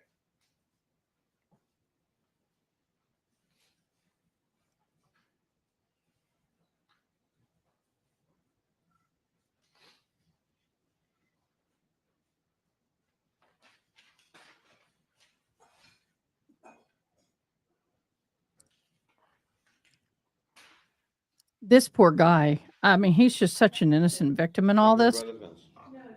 Thank you, Mr. Cemetery. You are excused. You may call the next witness. He's like, hallelujah, I am freaking out of here. Me and my money is gone, y'all. Me and my money is gone. If you guys have not hit the like button, please do. And if you did hit the like button, put that in the comment. I liked. Like it shows here underneath the little banner underneath the live word.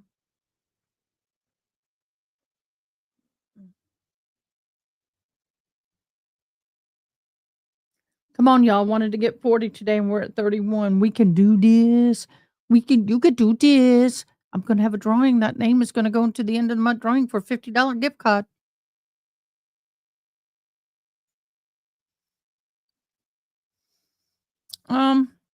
Yeah, I agree. She should have done something with her hair.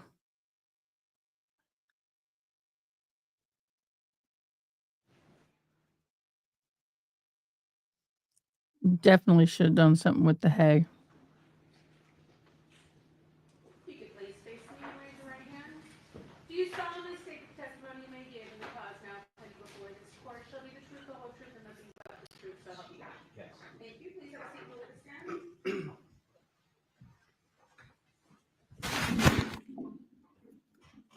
And for the record, say spell your first and last name, please. Salvatore Masseri, Salvatore, Masseri, Mauseri. Masseri. Salvador Muteri. Tell us how it is that you're employed.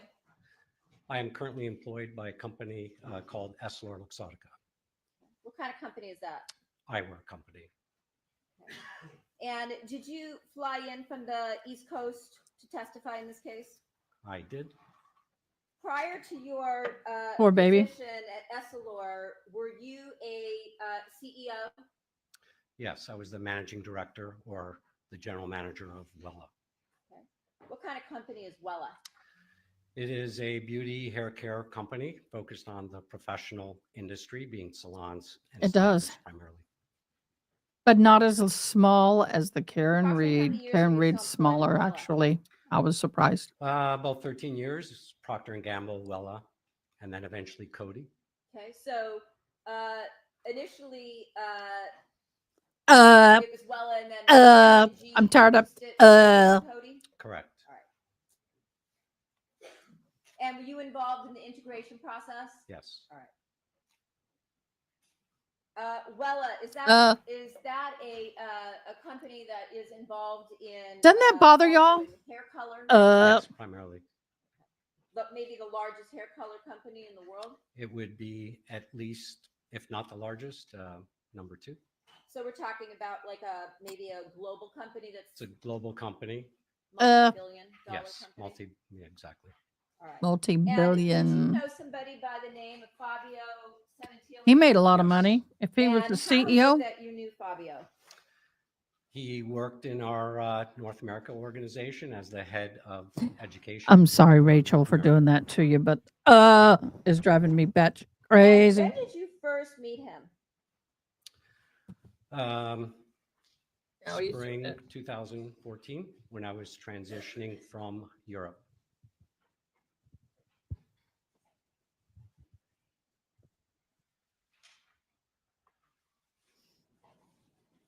Showing you Exhibit 73. The glare. Yep. There we go. Do you recognize who you see here in this photo? I do. Left to right would be Luigi, Bella, Fabio, Jessica. Okay. And did you know Fabio prior to the time he came to Wella? No, I heard of him, but I did not know him. Did you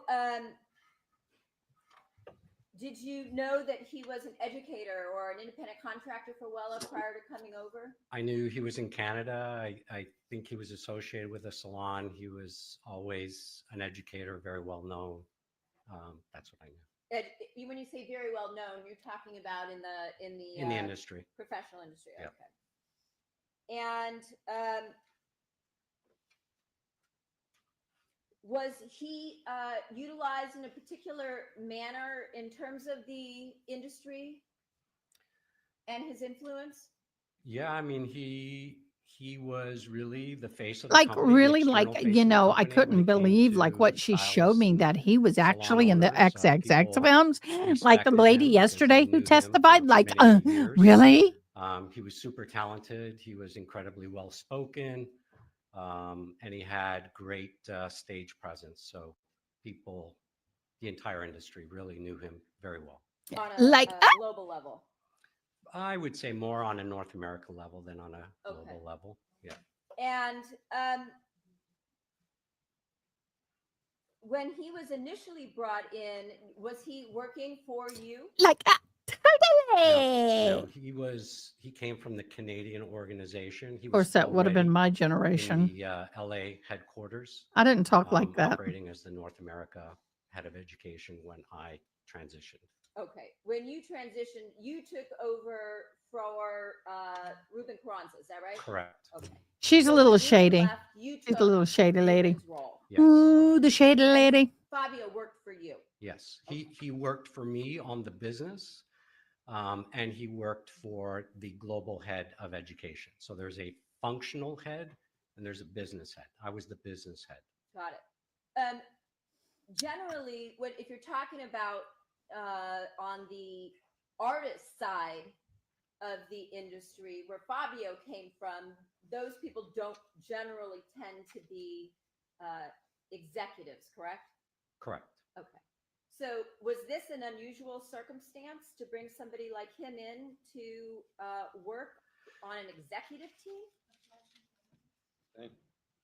So did you have a leadership team? Yes. And who was in charge of the leadership team? I was responsible for the leadership team. They And all who- reported into me. Fabio reported to you. He was one of the members of the lead team. Yes. Okay. And that particular I think a part of this is the sound of the microphone. travel together. Really, she's not standing up near it. See, then when I get back here, I get a little more tinny, but the more I get closer, the more realistic it gets. And she's talking like that, and she's putting hard emphasis. Oh, it just is perfect for the microphone. Can't stand it. We traveled often, not as a group together. It would depend on the scope of the travel, But I traveled a lot with Fabio. We traveled a lot as a larger team for events, sales meetings, big shows, etc. When you talk about big shows, you're talking about like the kind of shows you would have maybe at a large conference center, like maybe in Las Vegas. Yes, correct.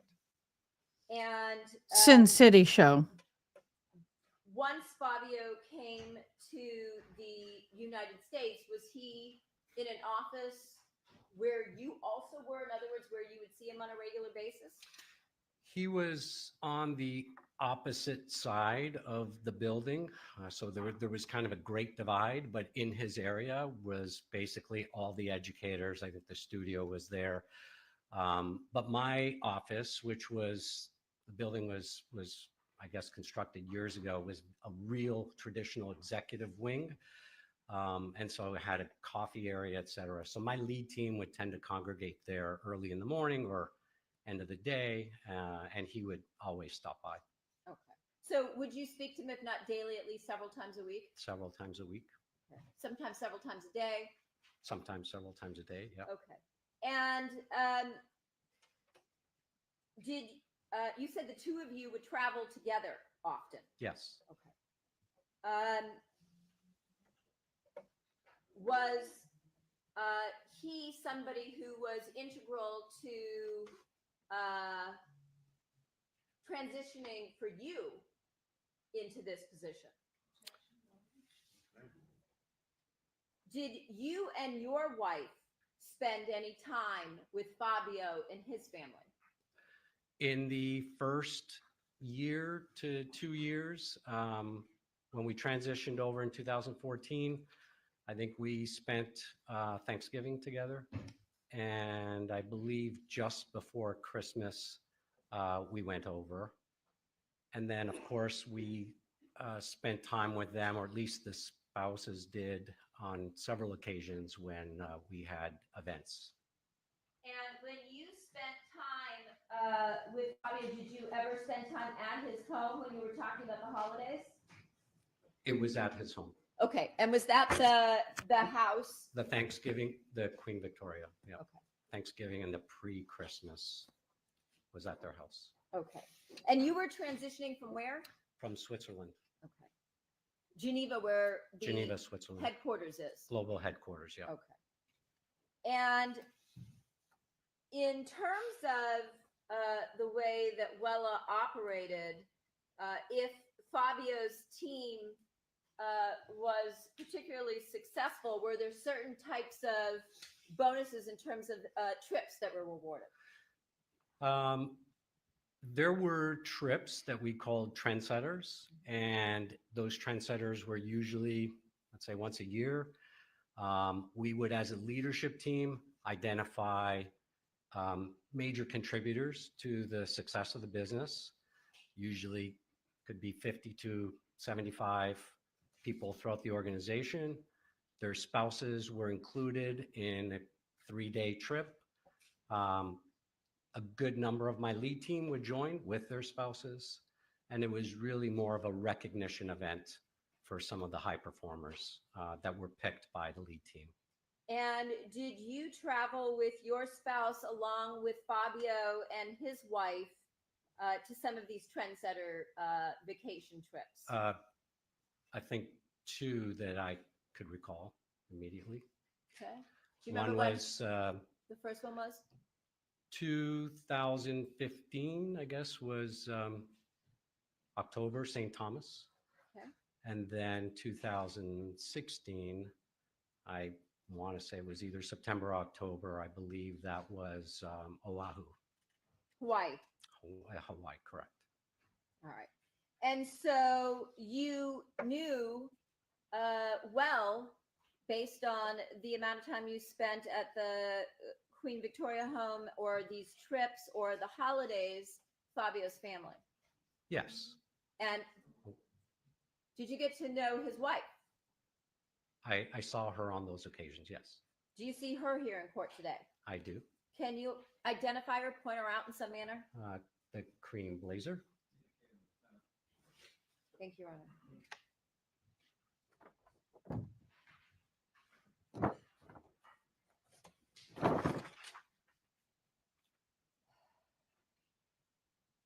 did you and Fabio, besides working together and traveling together for business, did you form a friendship? Yes, And would you say that the two of you became very good friends? we did. I would say we became very good friends, specifically in a working environment. We didn't spend a lot of time outside of work, but we traveled a lot. And most of those travels, as you mentioned, would be for work, Most of the travels, I mean, all of the travels would be for work, other than maybe if you were going on a trendsetters trip, which work was still based, work, but- yes. Well, maybe for not fun. work, but it was work sponsored, yes. And where did the two of you travel together? We would travel to every year, starting in like mostly February, March. We would travel to all of the Trend Visions, which are basically globally deployed creations that She expected would be high maintenance. reapplied in the salons. So, And so let me just ask you, Yeah. Trend Visions, for those of us that are not in the industry, is that some kind of a show? it's a show. It's a large show where several thousand stylists, salon owners would come into a particular city, and there would be a huge production. Okay. And who would be in charge of those type of productions? From a financial perspective, Yeah. In charge of production and putting it together would be the education group, Fabio and his team. Okay. And where is it that you and Fabio would travel? Well, we would go to those shows for sure. We would go to large customer meetings. We would go to trade events. The trade would have similar shows. We would, from time to time, go to Europe. I mean, he might join me once or twice to headquarters. That's basically it. Okay. So the travels included North America plus Europe. North America plus less so for Fabio Europe, but yes. Also Canada, Toronto, Canada. Yep. In terms of Fabio, did he seem to you and your friendship with him, spending time with him, to be a very dedicated family man? Yes, very much so. I mean, he loved his girls, loved his wife. Yeah. Didn't know of anybody who would be an enemy? Zero. I mean, he was literally, I mean, it wasn't an exaggeration if you knew him, but he was loved by everybody. Everybody knew Fabio.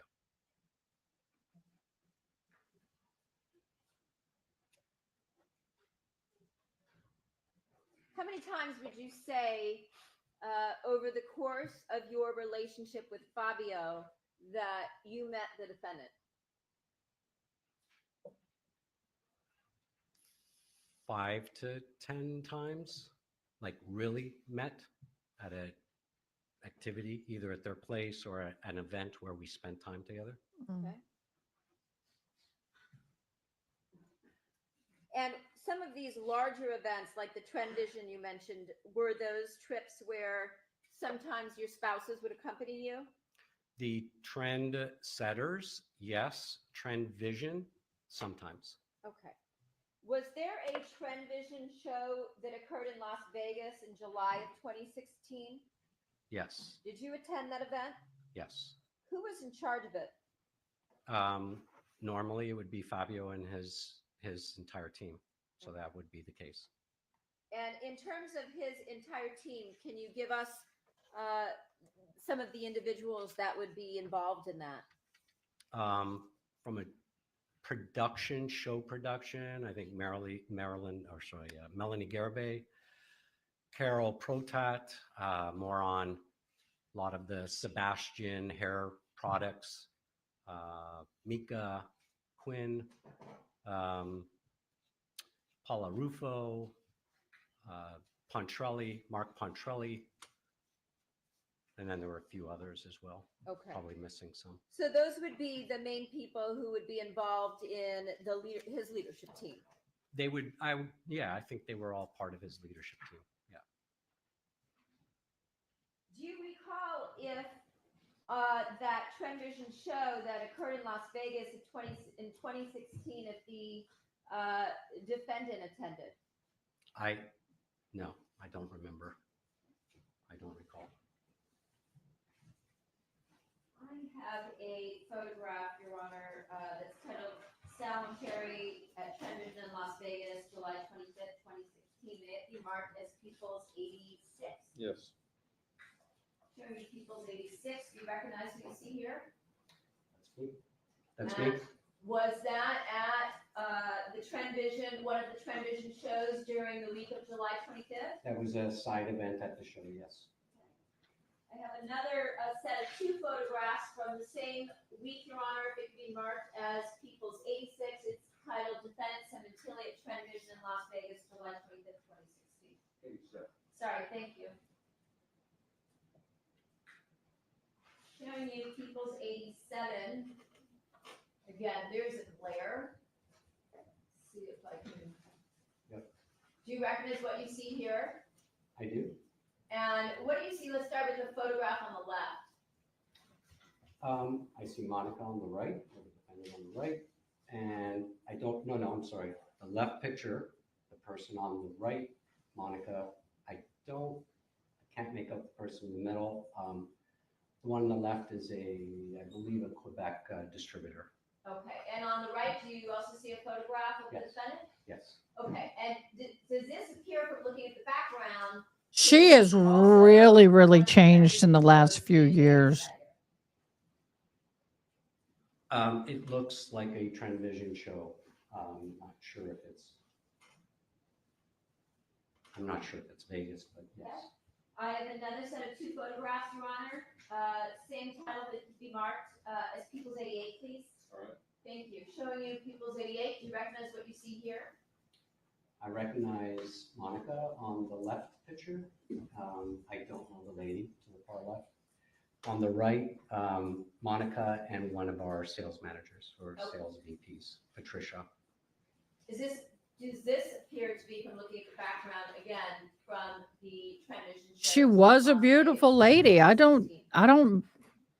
give her that. She was beautiful. The left looks like it could be. The right looks Jail like is it might have been an made her after look a little party tougher. restaurant, but I don't know. I don't recall.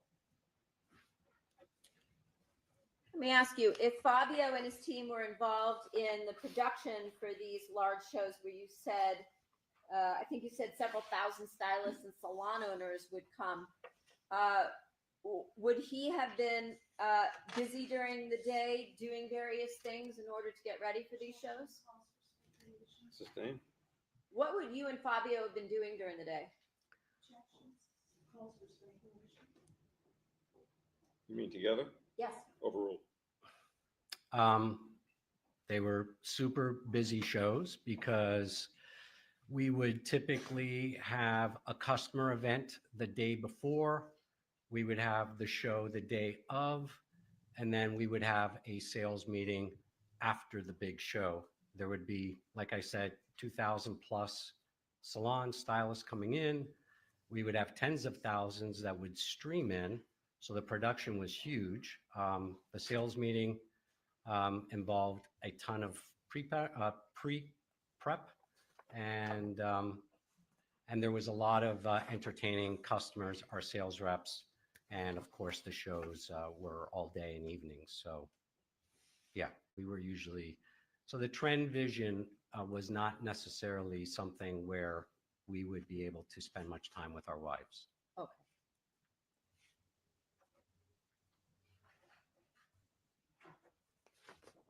So in other words, if your wife was coming with you, she might see you in the evening for the show, but during the day, she would have to be on her own. Yeah.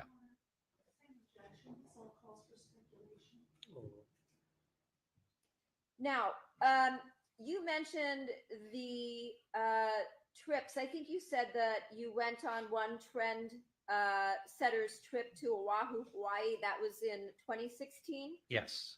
And did you note anything unusual with respect to Fabio and the defendant in Hawaii, Oahu, Hawaii, for that particular trip in November of 2016? So rule. Go ahead, sir. Yes. Can you tell us what that was? Fabio was, trend setters. The lead team was there to really cater to our top performers. And Fabio has a huge presence about him. And that one, we felt that just you.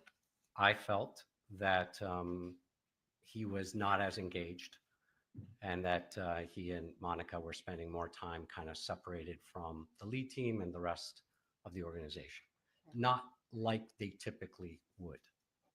So you found that to be unusual. I noted it as an observation, and it was conversation amongst a couple of us in the leadership team and myself and my wife.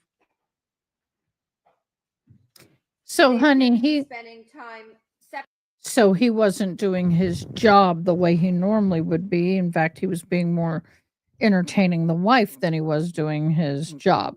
separately. Yes.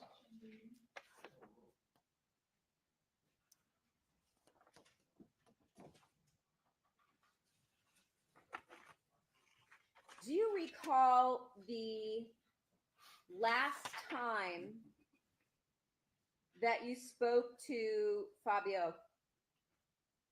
Yes. And do you remember what day that was? Sunday, January 22nd, 2017. And during that conversation, well, let me ask you first this. When Fabio wasn't traveling, did he usually come into the office? Yes. And did you have a conversation with him where you were not expecting him to come in the following day, that Monday, the 23rd? I had a conversation with him that he was having a procedure, and I did not expect him to come into the office. And did he tell you that he was going to be working from home the next day? Goes to explain subsequent conduct. Go ahead, sir. I don't remember him telling me that he was going to work from home the whole day, other than me knowing that he was supposedly having a procedure on the 23rd morning. Okay.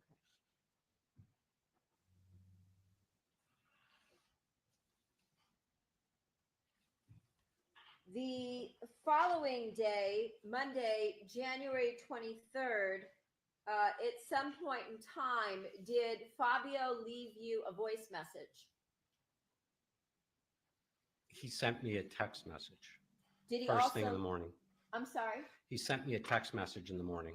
Did he also leave you a voice message at some point? I received a voice message. I believe it actually populated the next day, and I believe the voice message was connected to a call that I received around 4:30 on the 23rd. To be more specific, would that have been a voice message that was left at 4:27 p.m. on January 23rd? I'm going to assume that's the same, yes. At some point after January 23rd, did you send that voice message to a Detective Steve Castro at the LAPD? Yes.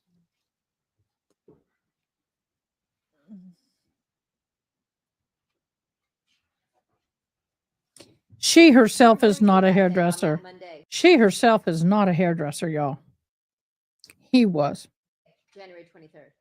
In the office. That office? No, she's not out on That bail. was in Woodland Hills, is that right? DeSoto, Woodland Hills, yeah. No, she was not a hairdresser. He was. When you were at the office, Very did famous you, one. Generally have a, did you have a television in your office that you would have on? Yes. And at the end of the day on January 23rd, what happened? People congregated around my office, people, normally my leadership team, a handful of them. I think late in the day, let's say around 4:30, was my CFO and head of HR. We were kind of hanging around my office. There might have been a couple other people coming in and out, but I remember the two of them for sure. The CFO at that point in time was who? Robert Lucian, Okay, Bob Lucian. And Bob who Lucian. was the HR director? Henry Meyer. And what did your phone start to ring? My phone, we were having a conversation and I saw an unknown call right around 4:30 or just prior. And I did not answer it because, again, it was unknown and we were in some kind of conversation. So, yes. And at some point later, did you realize that it was a coming in from a phone number that was Fabio's home phone? No, I realized that when I heard his voice message that for whatever reason populated hours later or the next day. Okay. And in that particular voice message, that's where he just said he wanted to give you a shout out and touch base that it was somewhere between 4 and 4:30, and he's calling from the home phone. Yes. At some point after that, did you receive some other information? I received, and I don't remember whether they were Facebook messages, but I was receiving either Facebook calls or messages, I think it was calls, from one of Fabio's acquaintances on the East Coast that I really kind of just discounted as I was continuing to have conversations with whomever was in my office. And then I received a call probably, I don't know if it was 6:30 from, I guess it was Mike, I can't remember his last name, who introduced himself as, hey, Sal, this is Mike. We met at Monica and Fabio's Thanksgiving. And I'm calling you to tell you Fabio is dead. And what, if anything, did you do at that point? Well, first and foremost, because I knew that, at least I thought that he had a procedure in the morning, I thought it was a sick joke. And that's what I said to him. I said, and then he said, no, this is not a joke. He has been killed. And Monica and the girls are either with me or across the street at a neighbor's house. And so I was in shock and I said, okay, well, we're going to come there. Hung up, and then I ended up answering the call from the guy who called again from the East Coast, which was this gentleman called Donald Steris. And he was asking me the same thing. I don't think I actually told him what I heard, but he was saying, I think something happened to Fabio. And so I hung up and we left. Would it be safe to say that although this this portion of the beauty industry is extremely large, that it's very well connected and word travels fast? Super well connected. Yeah. When this individual, Mike, called, did he also indicate that that Monica and the girls were with the police? Did he mention the word police? I don't recall. Okay. I remember the location that she was across the street. Okay. And what did you do at that point? I told, I think at the time was Bob Lucian. He had reached out to David Diaz, who was living, I think, across the street. Who's Dave Diaz? Dave Diaz was heading up some of our largest customers. He was one of your VPs, He correct? was one of my VPs. For Canadian business? He was originally in the Canadian business, but he had transitioned to Los Angeles. And Okay. so he was living in a kind of corporate apartment or rental. Okay. Um, So he had already left for the day? he was flying somewhere and had arrived, did not come into the office. Bob called him and then he raced over. So he was there within minutes. I walked outside and was looking for Henry Meyer, who had left his office. You mentioned was he was your HR director. head of HR, correct. He was getting in his car, so I waved for him to come back. We congregated together and the, four of us jumped in a car and raced over to the For those of you who don't know what this wonderful man looks like, this is Monica and Fabio. Cinnamon Simontelli. If I look at it, I can't. Simontelli. And this I think was taken in their home. Simontelli. So that'd be him. So that'd be who we're talking about. I thought I'd give y'all. Someone said hadn't seen a picture of him. No, and neither she doesn't look. To me, she doesn't even look like the same person. Just saying. neighbor's house. Okay. So you went to the Queen Victoria Street. Yes. And when you arrived at Queen Victoria, what, if anything, did you see? The moment we arrived, we saw all the police vehicles and the road was cordoned off. All right. And were you able to get onto the street? I was. We told them that I was, that I knew the family, that the person, that the victim was worked for me, and they allowed us to walk over to the neighbor's house, which is what we did. That was across the street from the Simontelli home? I think it was like Caddy Corner, but yeah, across the street. And did you have contact with the defendant that night? I believe that we were outside on a stoop. There was a few stairs going to the front door, and we were standing right there. And did you have contact with the defendant Yes. there? And did you say anything to her at that point in time? I mean, I hugged her. She was, she looked devastated. I told her that, we would do everything we could for her and the family. I really couldn't find any more words than that. And we left. We were not there very long at all. While you were speaking to her, was her friend Deborah Obad there? Honestly, other than a couple of pictures that I've seen in the press or whatever, I don't remember the lady other than the communication that I had with her. Okay. So in other words, the defendant was standing with another woman on the stoop. I think there were a handful of people on the stoop. Okay. I don't recall who exactly they were, but there were a handful of people on the stoop. Okay. And what did you do at that point? We raced on back to the office. This was going to be a huge,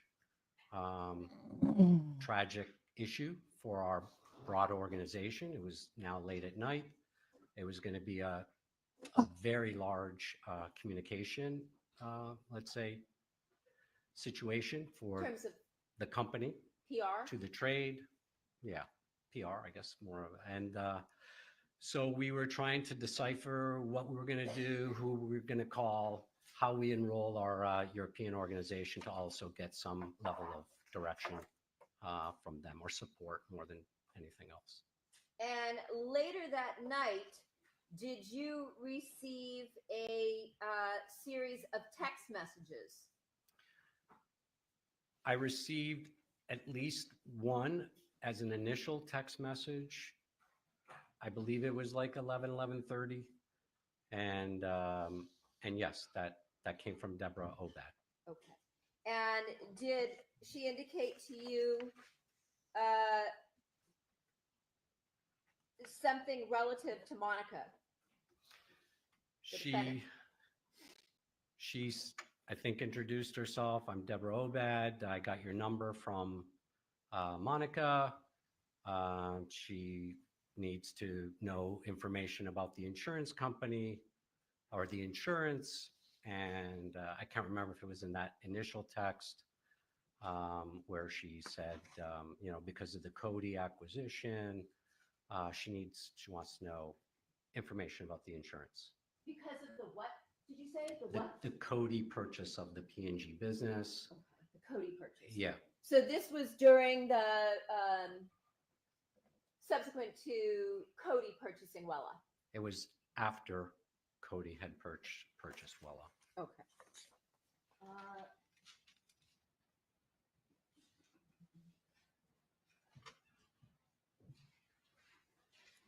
The text message string Madam, please go back to the podium and speak on the mic so everybody can hear what you're saying.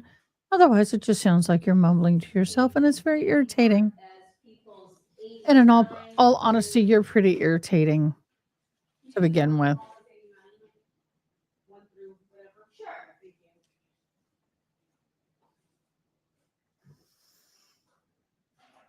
Oh, got a crick in my neck all last couple of days. It's not fun. Not fun. No funny. Like when they said, "Did you hit your funny bone? Did you laugh?" No. There's a red number 1.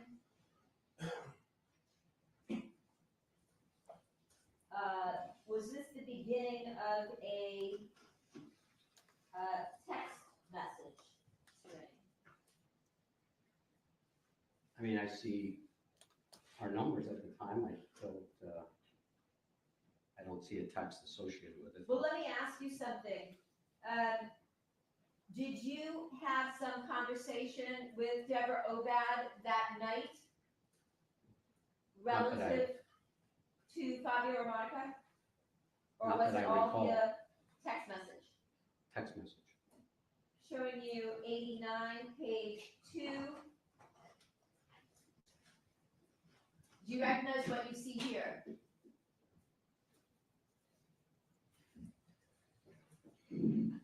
Yes. Okay. And are these text messages that came from your phone? To my phone. That's the first good face shot of that woman I've seen. Came to your phone. Usually I'm seeing the back of her. From Deborah Obad? I believe so, yes. Well, is that what you Yes. recall? Yes. Okay. And is looking at the bubble in blue, is this from you back to Deborah Obad? I think she sound better if she's on a better mic. And we talked to her, meaning Monica. Yes. And when you say his entire lead team, are you referring to Fabio? Yes. So this is not the initial text. This is subsequent text. And because here I'm saying I already talked to my lead team, his lead team, which I had not until the next day. So it's not the initial text that I received. Nevertheless, looking at, did you continue to get text messages from Deborah Obad over the into the early morning hours of January 24th? I received a series of text messages from her. Yes, one starting at around 11:30 and then continued, I'm assuming, into the early morning hours. And looking at the right side of 89, number 2 at the top, does this appear to be consistent with what you were just telling us? Yes. About Deborah Obad inquiring from Monica about life insurance? Yes. And the change with Cody? Yes. I'm going to take my little girl to the restroom. We'll be right back. And what did Come on, you Sensei. respond? I was directing her to Henry, which I did several times, simply because I'm not in a position to discuss personal insurance information. HR is best positioned for that. And Henry, as you said, was Head of Meyer HR. was the head of HR. And so you, when this came through during the early morning hours of January 24th regarding Monica inquiring about life insurance, you directed Deborah to have Monica contact Henry. I directed either Deborah or Monica to reach out to Henry who can then help them out. But I was not the person that can help them. You were the CEO. Yes. Showing you Exhibit 89, page 3. There's a 3 in the bottom right corner. Again, is this part of the text string between you and Deborah Obad regarding Monica? Yes. And you, in this part, said something about Fabio's sister. Yes. What is it that you were relating here? I recall me sending an initial text saying Monica is probably not in a mental state, and so you should direct your questions to Henry, and or later I said it would be best once her family comes in that the family be included so that she can then understand the details of her insurance policy or the insurance policy. Besides knowing Fabio's wife and children, did you also know his sister? I knew Morella, yes. Okay. And how did you know Morella? She was also a stylist, and she was utilized in the U.S. as well. She was also had stage presence because of her experience. Okay. So when you say she was utilized, she was also, as Fabio started out, an independent contractor as well as a platform artist. Yes. And an educator. Yes. Okay. Looking over at the right side of the page, now we're at about 10:30 in the morning on January 24th. You receive a text from Deborah Obad to call her. And what was your response here? I really didn't want to talk to the lady, so I kept pushing her over to Henry.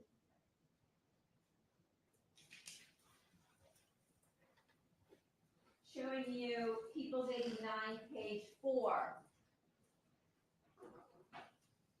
Was this a response that you gave back to Deborah Obad?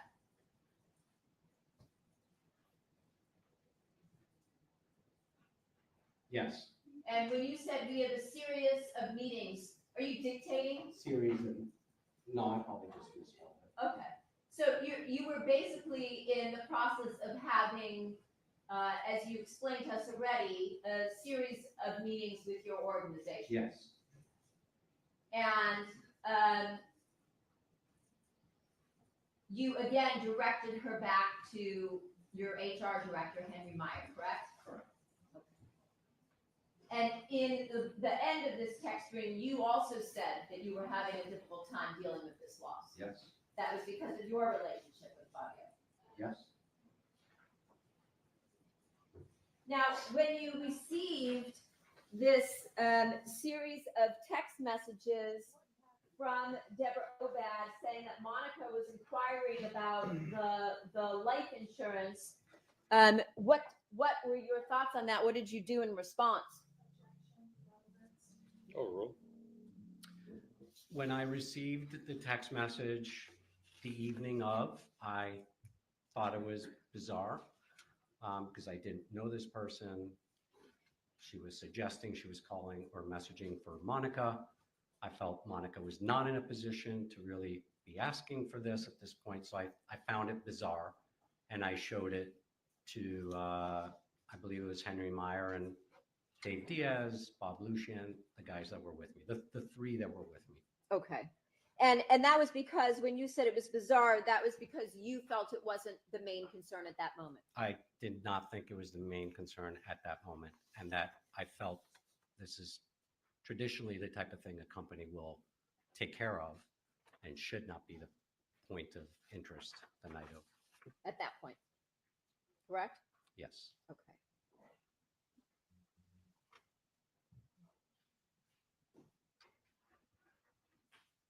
The next day, which would have been January 24th, a Tuesday, did you go back to the Cementilli home?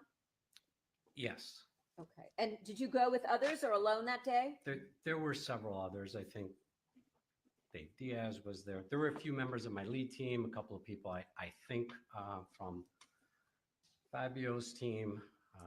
Monica was on the couch, I think, with a couple. Sorry, guys, it's tea time. So yes, there were a few people. We brought, I think we brought food, or somebody made food. I can't remember. Did you bring Henry Meyer with you?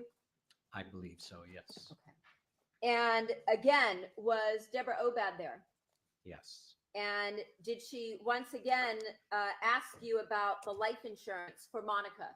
Yes, she came up to me as I was, I think, getting some food, and again was asking, Monica really needs to know, and can you do something about this and find out? And I think I was a little bit more forceful with her, much more direct in that I would not be talking to a non-family member or Monica, and specifically, I would not be the person delivering the information, but Henry Meyer would. So I think she got the point at that moment that I had nothing to do with communicating details. Okay. Now, subsequent to that day, did you direct Fabio's lead team and other individuals at Wella to basically rally behind Yes. the defendant? What is it that you directed? Well, it was a general directive that we would do everything we possibly could to help Monica and the family. And of course, I started learning of the details, which I was fully directly supportive of, and so was the company at the global level. Okay. So you were sort of at that point in a position where you were approving of things and also at the global level getting approval. I approve things because I own the profit and loss of the business, but I expected, since this was an exceptional situation, that we would potentially do exceptional things. And so I wanted to make sure that our global office was also aware. That meant Geneva. Yes. At that point in time, that would have been Sally Schoen. No. It would have been Michelle the CEO Mason? of the company. Michelle Mason, of course, was aware, but again, they were functional leaders. Okay. The person that was really supporting my direction, which was the financial piece of helping out, would have been the CEO of the company.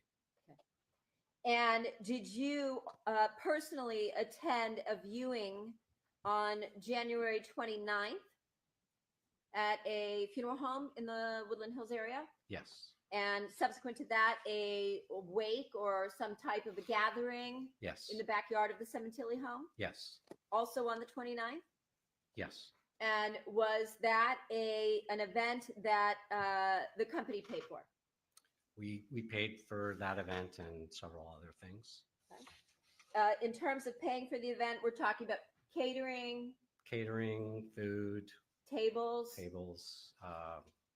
I believe we paid for repatriating the body. I mean, we paid for basically everything. Repatriating the body, meaning sending Fabio's body back to his home country. Correct. Wow.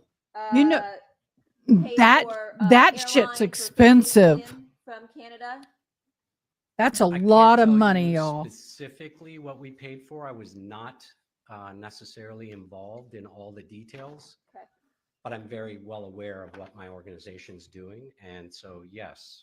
You know what the bill was. Drivers, some travel, food, perhaps lodging, funerals, food. Like I said, yes. You paid it. Some of that You occurred in paid the some United dear States, money. Some of that occurred back in Canada.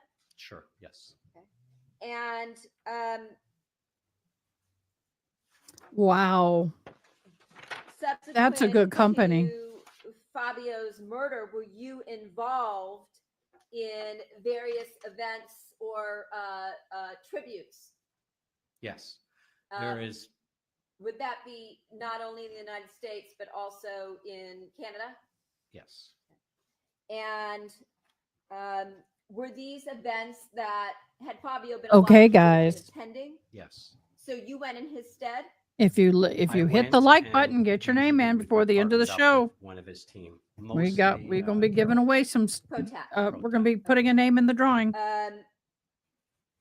Did you also go to at least a couple of events in the Toronto area? Yes. Okay. And did the defendant go to all of these tributes or events with you? No. She went to one in Toronto that I'm aware of. Okay. That was the Mirror Awards, The Mirror Awards. and Fabio received a Lifetime Achievement Award. Correct. And you were on stage introducing Yes. Monica, who accepted the award on his behalf. Yes. Oh. When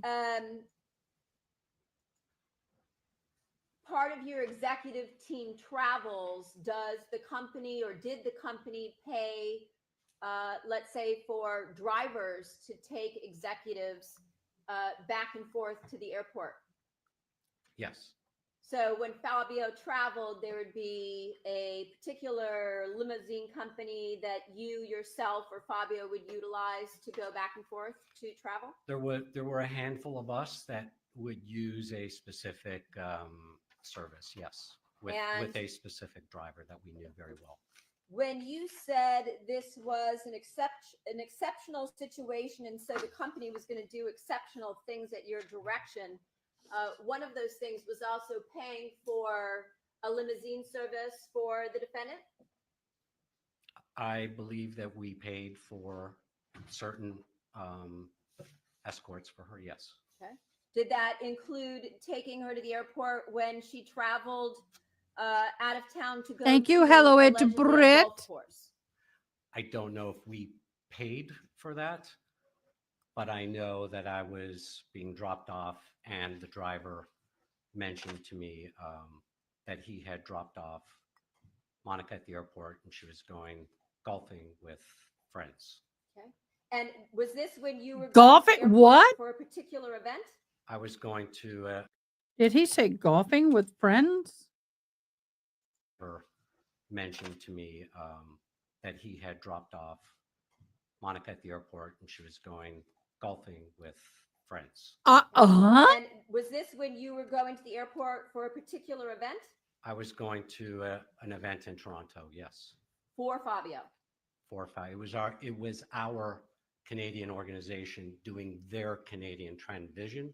Okay. So it was a large event. And yes, One of the exceptional things was that also some type of a tented memorial that was done on May 22nd of 2017 in the parking lot where Wella was located? yes.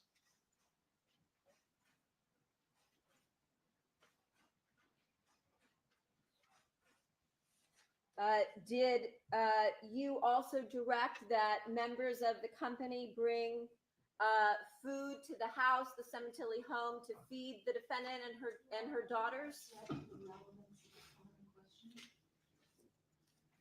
Let me see Council Sedgwick.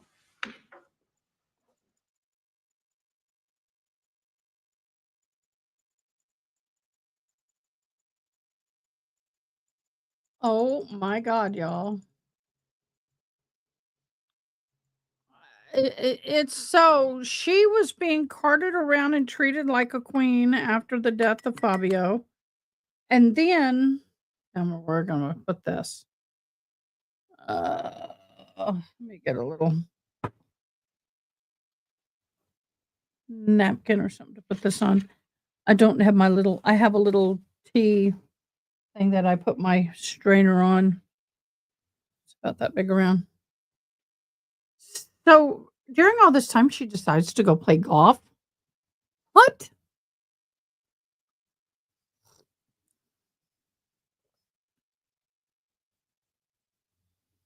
What?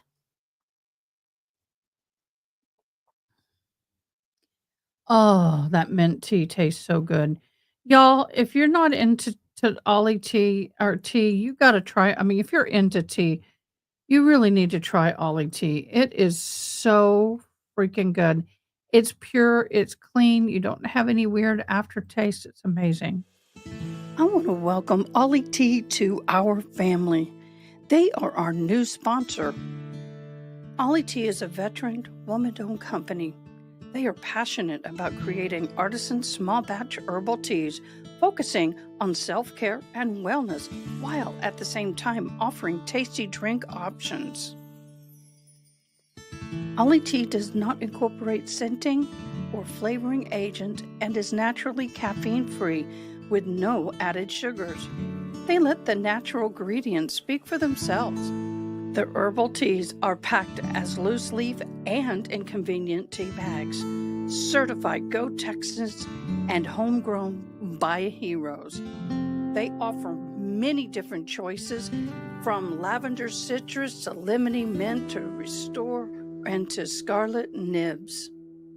They also offer fabulous Christmas gifts such as these wonderful tea strainers. Y'all, this is absolutely beautiful. Please click on the QR code or go to www.buyollytea.com to get your tea. Let me know which is your favorite. I hope you enjoy. I hope you do enjoy, because I'm enjoying it.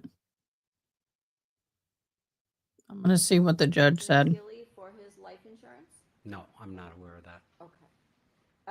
Were you told that the defendant was calling constantly regarding Hearsay, argument. Let me finish the question. insurance money?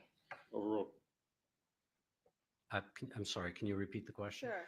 Were you informed that the defendant was calling constantly regarding insurance money? Overruled. No, Sonny, the coffee informed, people are separate, that there were repeated calls. and at the top they're of the same, all organic, all natural, no harsh chemicals. Back in recess for 15 minutes. The admission applies. See you back here in 15 minutes. Hey, y'all, please help me welcome the Hitchman Homestead Coffee. They are fabulous. They have many different blends of freshly roasted, freshly ground coffee. They have a monthly club where you get 4 bags for $40 or a Keurig option.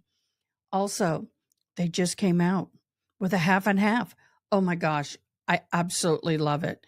So do me a favor. Go down to the link below at hitchmanhomestead.com. Order you some coffee and show them some love. That's whose coffee I drink every day.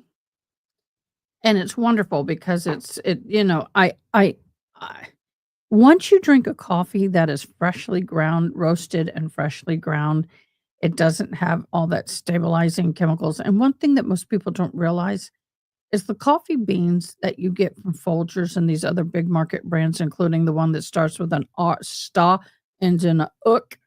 The beans that they get are actually picked green. They're not brought to full season.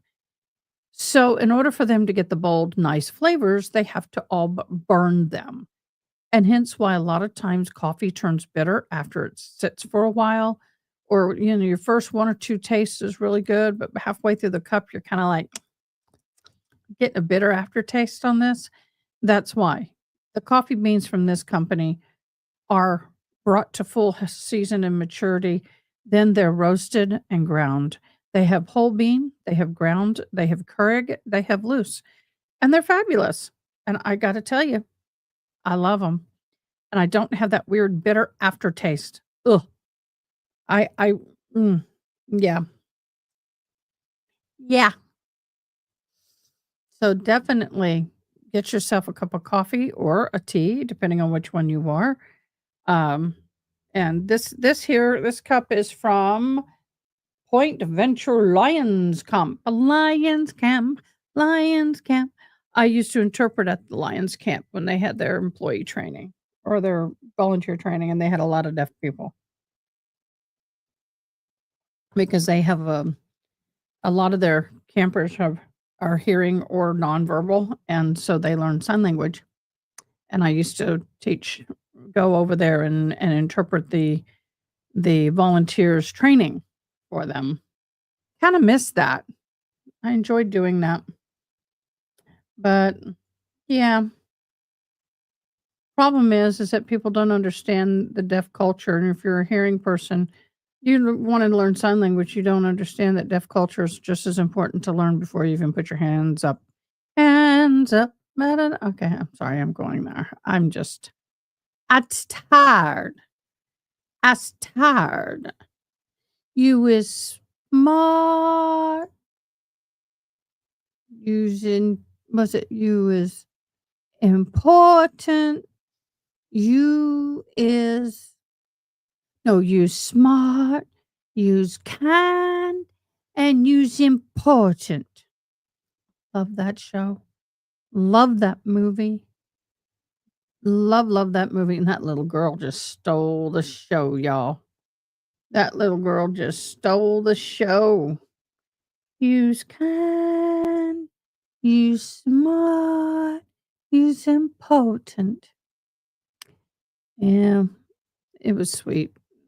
I love that. And I love a lot of the actors in that have gone on to do very, very well. Okay. So let's see what else is going on.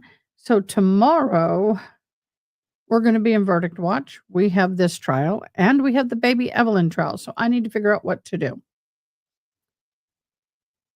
Oh, I need to figure out. Well, maybe you guys can tell me. Do y'all want me to continue streaming this one during the day and then do the evening or catch up during breaks with the baby Evelyn trial? What do y'all want? This or baby Evelyn trial? Just curious.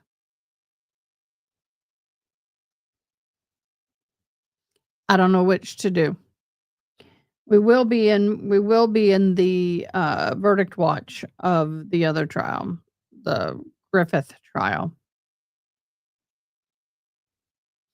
That's going to be a given because I can't let go of that. Got to do the Griffith trial.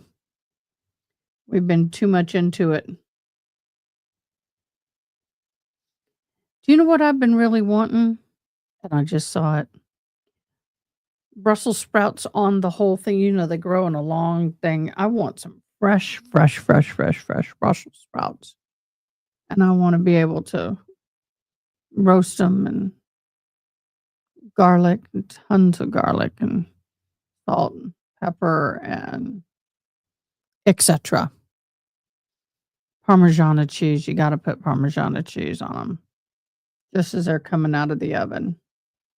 Yum. And I am seeing a bunch of chili recipes. Oh, I know. And then when you get them off its stalk, oh my gosh, it is so freaking good when you get it off of the stalk. I just absolutely love it. It's just, there's just the freshness. It just can't beat it. Just can't beat it. Beat it. Da da da da da da da da.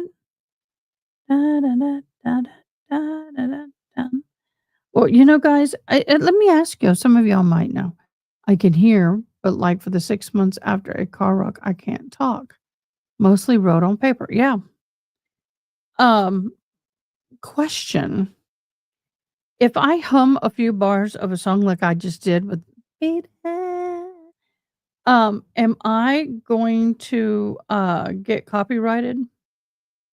Should I get copyrighted?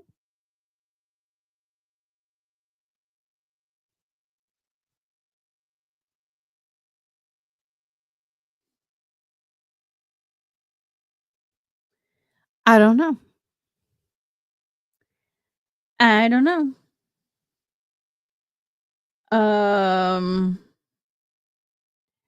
Do you know what I want to do tonight? And I know I need to do it, but I don't know if I have the energy to do it. My mind wants to do it. My heart wants to do it. My body's saying, yeah, no. I want to go into my little sewing room, get it all cleaned up and organized. I need to start making me some ribbon skirts. I've got the stuff to make them. I need to make me some ribbon skirts. I've lost weight so much. I mean, I've only lost like 30 pounds. And my skirts are too big, too bulky. So I want to try and make me some more ribbon skirts.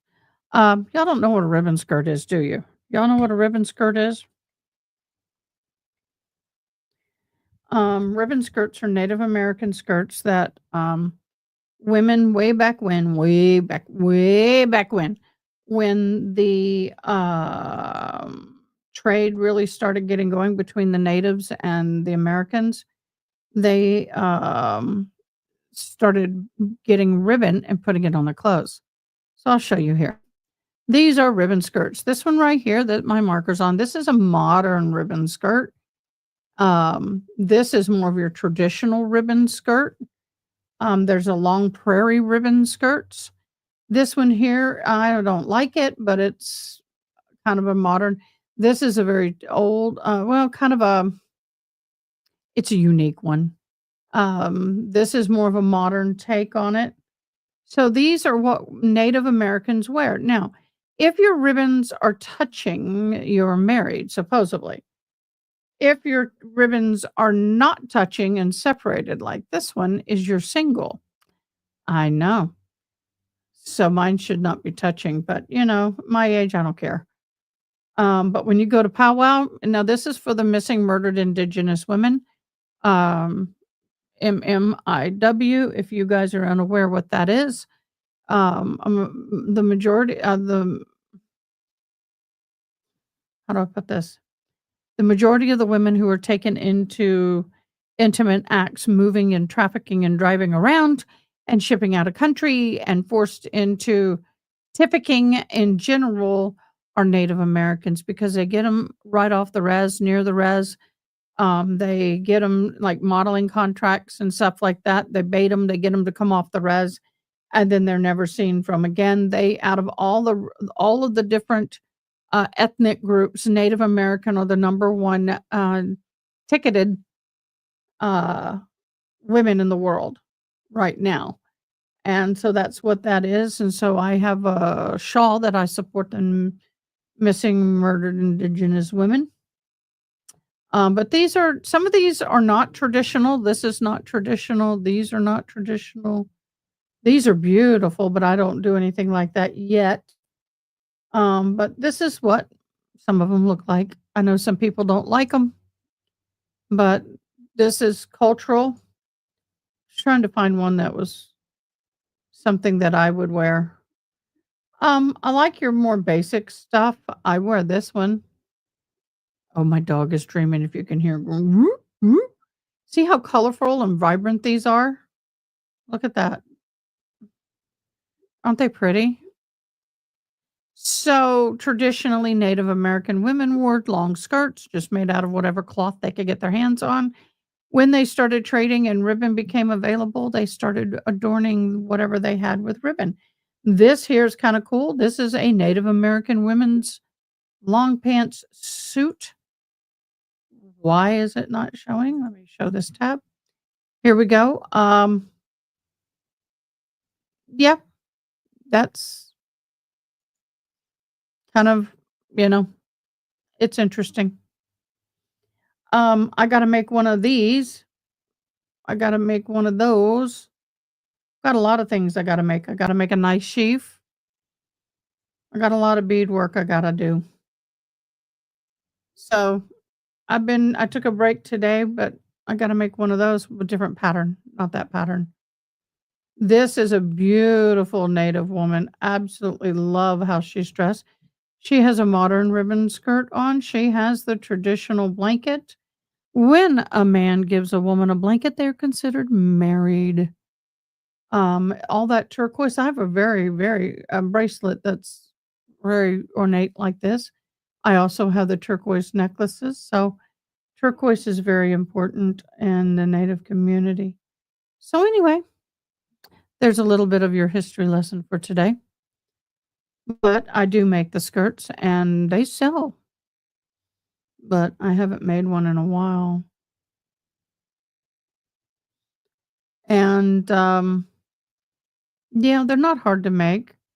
But what I do is I have the iron-on batting that I put on the ribbon, and then I iron the ribbon to the material, then I sew the material the ribbon onto the skirt, so it's pretty sturdy, but it's kinda tedious on the sewing. Keeping that line perfectly straight with the zigzag and not getting any weave, yeah, and I'm very, very anal about that. I really, really do not like to have a mistake in my skirts. But in our culture, we believe that the only one person in this world is perfect is God. Therefore, if we have something that looks perfect, we will put a what we call a spirit bead. We will put a bead or something out of place to make it imperfect because nobody is perfect. That's what we believe. Nobody is perfect.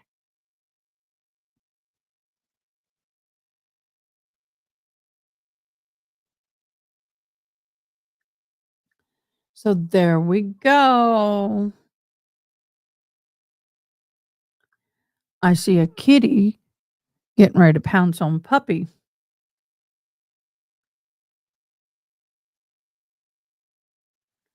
I don't think that would be wise. I thought the judge was going to say something. He came in, said something, and then they did not turn it on. So, okay. So, did I bore you guys with that yet? I know, isn't it pretty? They are pretty. But I tell you, it's interesting. Hey, I got a question for you guys. I have a daughter who's turning 21 this year. She's away at college, and I never send things to her. I never mail her anything because she comes home frequently. So, I know with the cost of shipping, my gosh, I was like, "Eh."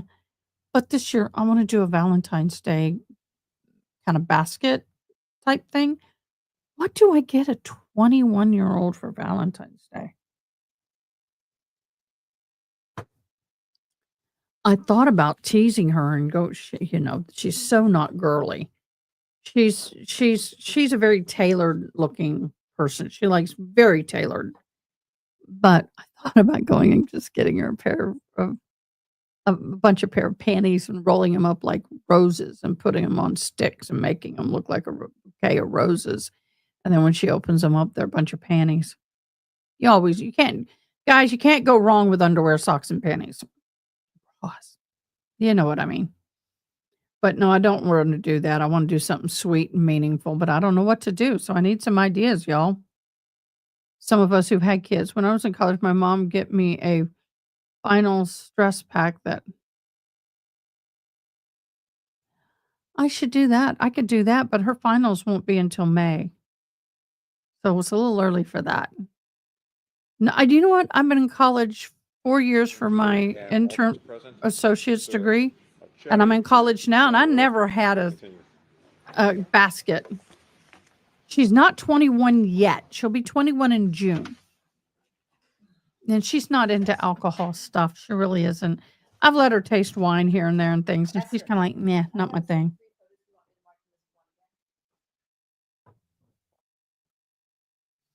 I'm just thinking. She's very big into making things. I've already got her stuff for her.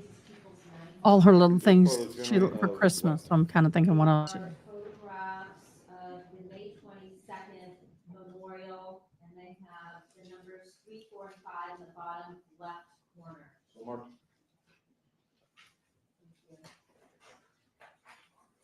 Can do that. I just wanna put something unique or special in it. Maybe I'll go to James Avery and get her a charm for her bracelet. I don't know. I do know sometime between now and the mid of summer, she's gonna get engaged. That took place, that you Help me. know where it's from? Wedding mode. Oh, God help me. Looks like it's from the memorial. The Wellen Memorial Yes. on May 22nd? Yes. Showing you exhibit, and do you recognize the individuals that you see here? Yes. His daughter, Morella, and Monica. Morella being Fabio's sister that we spoke about today. Correct. Showing you people's name with a 3 in the bottom corner. Is this part of the memorial that was Yes. created by Wella? We brought that to different events and the stylist signed it. Showing you exhibit Again, 90. This one has a 4 in the bottom left corner. Is that what Here we you go with see that here? fake cry. Yes. So that was, Congratulations. the Hello, event it's that, a or an Brit. exhibit that Congratulations. you to some of these tributes I you were look referring forward to. to it, but I don't. You know, my girl, my baby, you know, she went down to 4 pounds, 8 ounces when I brought her home. She was 5'12" And when she was born. at this particular So my event, baby. did you call the defendant When's on the wedding stage date? to make some sort of a presentation? When's the wedding date? I did, yes. And did she speak at that presentation or in front of all the guests that were gathered there? Yes, I believe so. Okay. Well, you were present, right? Yes. Okay. And did she sing a song? I know she sang a song. I thought she spoke as well. And what was the song? He can't remember. I did it my way. I did it my way. I hate that song. mentioned that you went It's just so to, overdone. Canada for the Mirror Awards. Yes. Yes? And before you left for Canada, did you ever see the defendant anywhere around town? I did Where was that? at LA Fitness. Is that a gym that you worked out at Yes. in the Woodland Hills or Canoga Park area? Yes. And where did you run into the defendant at the LA Fitness gym? I saw her walk by going towards the racquetball courts. I did not approach her. I didn't want to at the time. I wanted to give her space. I started working out, came around the corner maybe 15, 20 minutes later, and she was with someone that was working out, and she was standing beside him. Female or a male? Male. By the way, when were the Mirror Awards in Canada? So that we can have a time frame for when this occurred. The Mirror Awards were early part of June. Sorry, my dear friend and partner in crime in my ministry had major eye surgery to try to save his eyesight. So he was just called to let me know he was okay. Keep him in your prayers, y'all. They'll know tomorrow if he has vision. And when you said she was with somebody, did you recognize the individual? Did you know him? I did not know him. No. Okay. And when Oh, hello, Brit. you I would came around the officiate corner, for you if I was there. I've done many what was the weddings. defendant's reaction, if any? Not that you would want me, but you know what I mean. I think she was a bit startled. But, Or I could do your cake. 'Cause I'm a she cake basically designer. said that he was really Ronnie pressing her is to get awesome at out cakes, and, y'all. start She's working out awesome. again, and that she decided she'd get out of the house and come into the gym and take him up on his offer to work out. And did she introduce you at that point to her friend? She just said him, and he was pumping iron. Okay. And at that point, did you have a conversation with her about going to Toronto for the Mirror Awards? I asked her if she was going to Toronto for the tribute, and she said yes. And she asked me if my wife was going, and I think I said no. Okay. And were you going to that event? Yes. Like within the next couple of days? Within the next, yeah.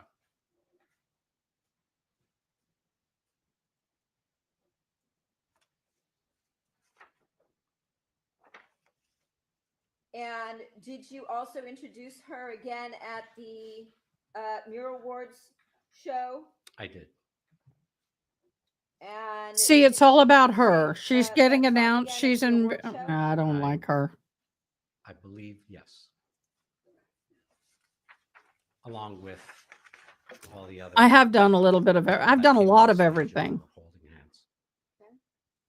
Now, at some point after you returned from the award show in Canada, did you happen to see on the news the arrest of the defendant? Yes. I bet that was And shocking. Was there also a photograph of another individual on the news? Yes. And did you recognize that other individual that was being shown on the news along with the defendant? Yes. Showing you what's been marked previously as People's 14. So I used to do wedding cakes, but now that the arthritis got where it is, I can't do it for a living. With at the LA Fitness Too prior to painful. going to Muir Awards. Yes. Same Did he person testify? photograph that you I saw don't think on the he's news, testified. Did he? that also showed a photograph of the defendant being arrested for the murder of Fabio Cementili. Yes.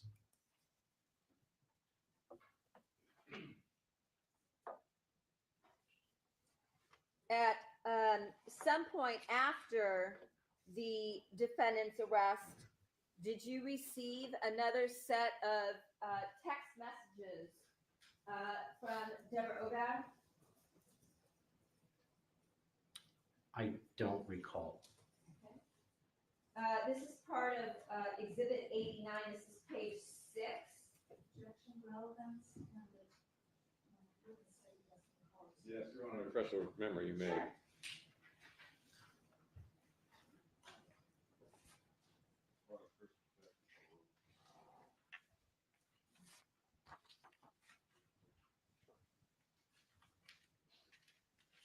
Does that refresh your recollection? Yes.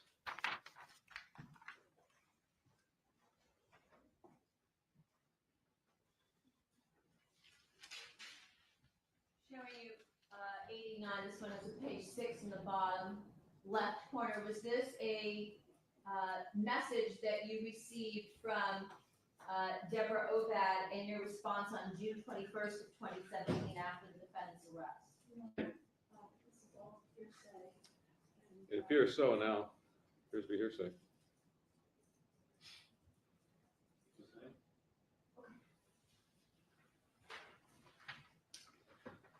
Y'all be careful what text you send. It Subsequent will to come back to bite you. defendant's arrest, I'd rather have a phone call or face to face than send a text.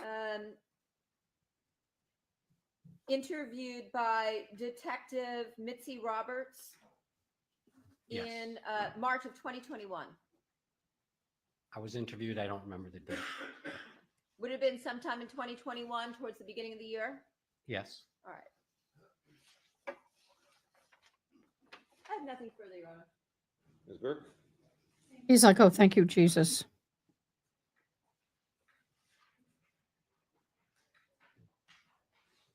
Good afternoon, Mr. Mujeri. Good afternoon. I feel bad for him having to do this. I really, really do. You described earlier 5 or 10 different times over the course of your relationship with Fabio prior to his being killed, where you and your wife would spend time with Fabio and Monica at their home. Is that correct? Yes. Okay.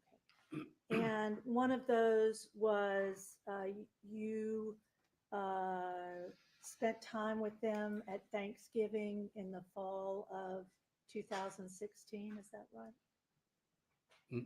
No. Okay. 2014. 2014. Thanksgiving 2014. 2014. Okay. And you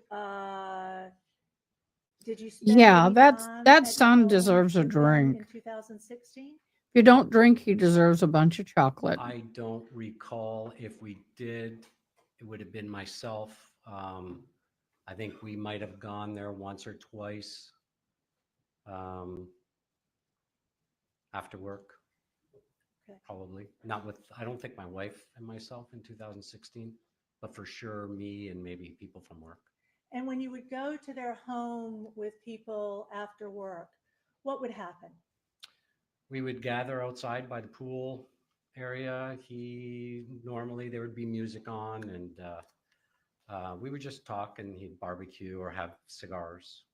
And would you see Monica when you came over? She would come in and out. Yeah. Okay. And I think you've previously told police the interviews you've had that as a couple that Monica appeared to you to be a devoted wife. Is that I think especially in 2014, 2015, that's when I saw them together more than anything else. And yes, everything seemed super normal. And then you said that there was one instance in 2016 that the prosecutor asked if you found unusual regarding you feeling like Fabio was not as engaged as he normally was. Both of them were not. Yes. Both of them were not engaged. And when you say not engaged, your observation was they were not participating as much in the activities? They were not engaging with other members of the leadership team, either together as a couple or individually, the way we did in prior events. The where you had seen them engage Yes. previously? Yes. I understand. Yeah. And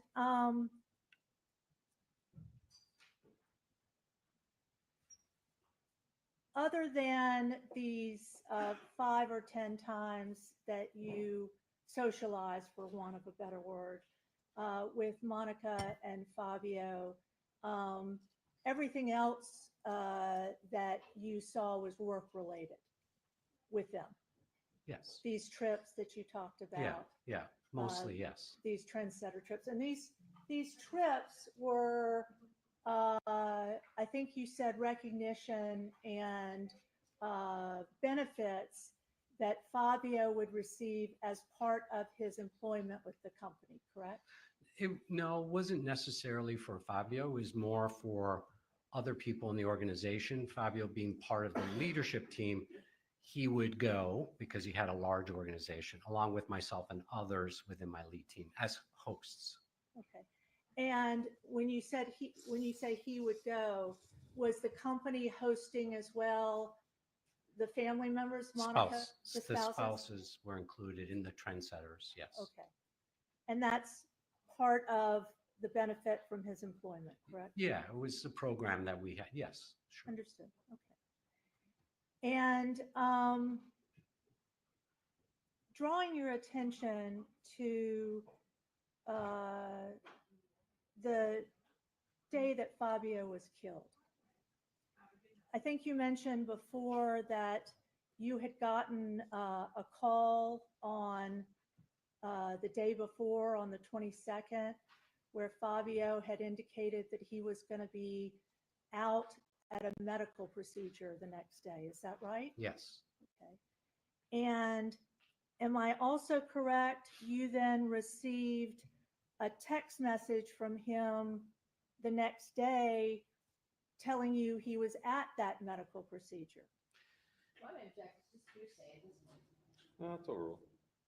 He said, I'm alive. The text Sent me, said, not one of him. those emojis. And he said everything went well or something like that. So yes, he basically suggested that he had the procedure, everything went well, and he was now home. And But when you did say he? Suggested. Did he have a correct? You procedure? later learned that he wasn't at a medical procedure. I Object that would assume facts not in evidence and call for speculation and hearsay. So stand on all 3 grounds. Did you later have an understanding from information you received that Fabio was not at a medical procedure on that Monday? Same objection. Stand. What, if anything, did you learn about that medical Mr. procedure? Mancheri, when you What, if anything, did you learn? learned that Fabio had been killed, I think you testified earlier, you grabbed a few people and went over to the house, correct? yes, And you had a brief encounter with Monica? yes, Okay. And I think you said you hugged her, correct? I think so. Yes, She looked devastated, yes, distraught. yes. And how long do you think you were at the house? 15 minutes, maybe. Not long, I don't think. And I'm assuming, tell me if I'm wrong, but at no time did Monica Cementilli ever talk to you or try to talk to you about anything to do with the company or life insurance. Is that correct? I did not have any direct conversations with Monica regarding life insurance. And when you describe all these text messages you got from Deborah Obad,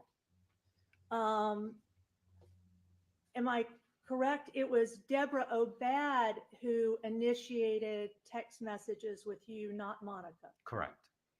And at one point, Deborah says the information she's getting is for Monica, but you, as you sit here, have no idea, or at the time had no idea, whether Monica had asked Deborah Obad to do anything, correct? Absolutely correct. And in fact, Mr. Mocheri, you at some point were very frustrated because it felt like to you that Deborah Obad was trying to insert herself into the situation. Is that fair to say? Yes. And you, again, believe she was being very aggressive trying to get information.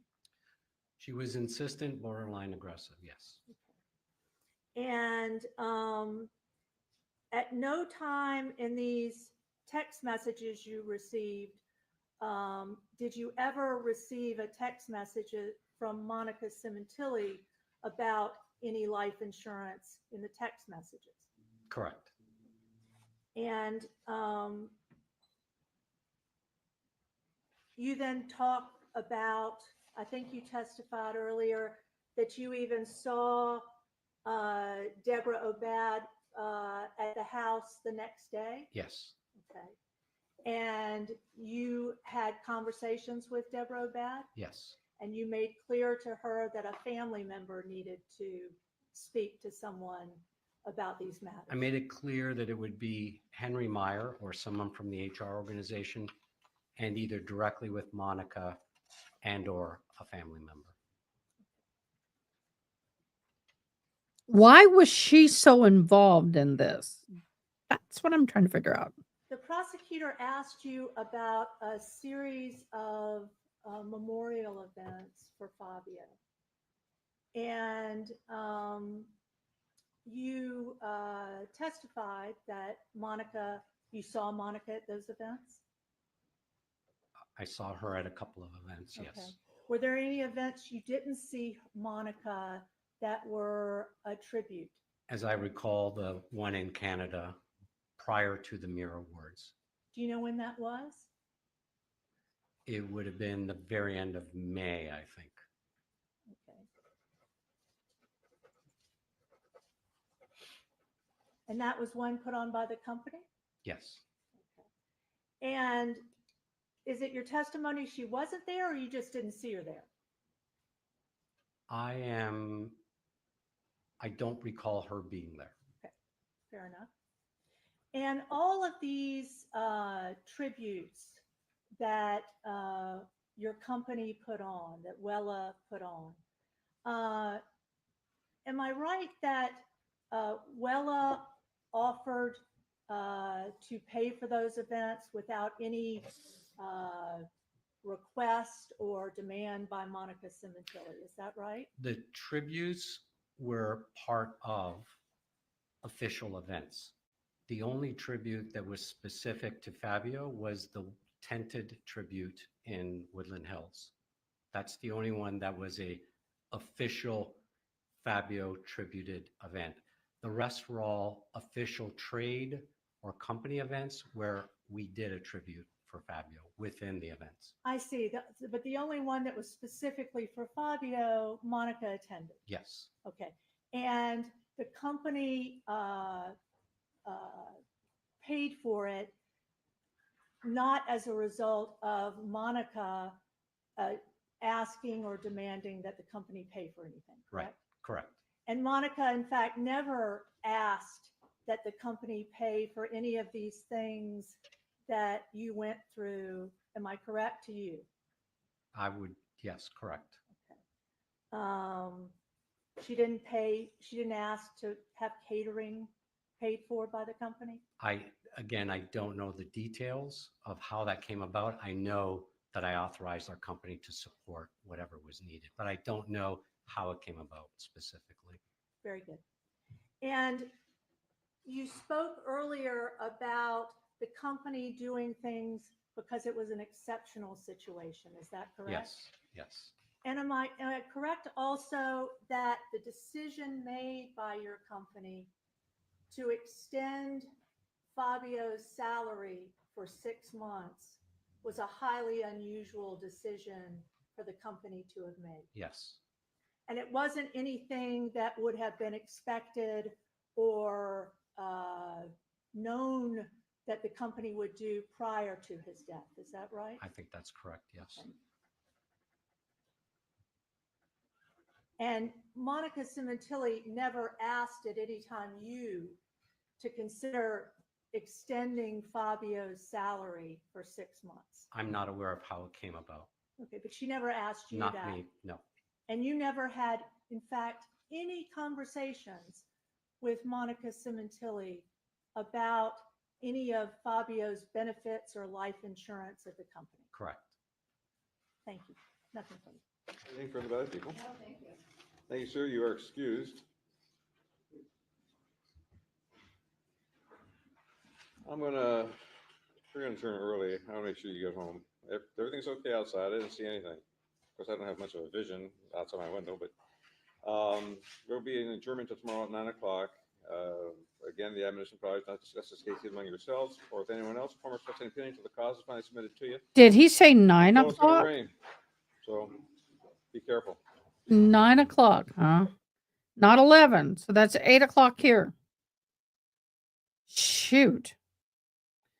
Okay, so we'll be doing this one. I never got y'all's answer. Nobody answered me. We've got the baby trial. We got this trial. We got the other one on jury watch. Do we want to continue with this trial?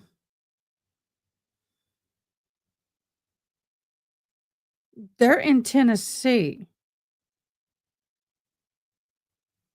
I'm in Texas. Wait.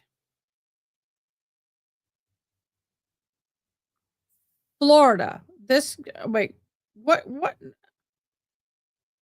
California. All right, you're right. Okay, I'm getting my trials mixed up. Florida is 9 o'clock. So that's 10 o'clock my time. The Monica, okay, and then the Griffith is going to be 7:30 my time. But I may not get here at 7:30 in the morning. We may open up at 9. Now, if I hear there's a verdict, y'all, I'll be hopping on. I'm only a few minutes from the house. So, we'll try to get here and get on by 8:30 tomorrow. Tomorrow it's 8:30 their time, which is 7:30. He said 8:30. Or was it 8? I don't know. Oh God, I have to go watch it now. I think it's 8. Okay, we'll say 8. So that's 7 o'clock my time. Y'all. 7 o'clock my time. 10 o'clock my time. And the other one somewhere in between. So what I may do is, if those of you who can do 2 trials at once, I might be able to just do 2 different lives. Tennessee, depending on where in Tennessee, it can be the same time zone as yours or 1 hour ahead. They are 1 hour ahead of me for that trial.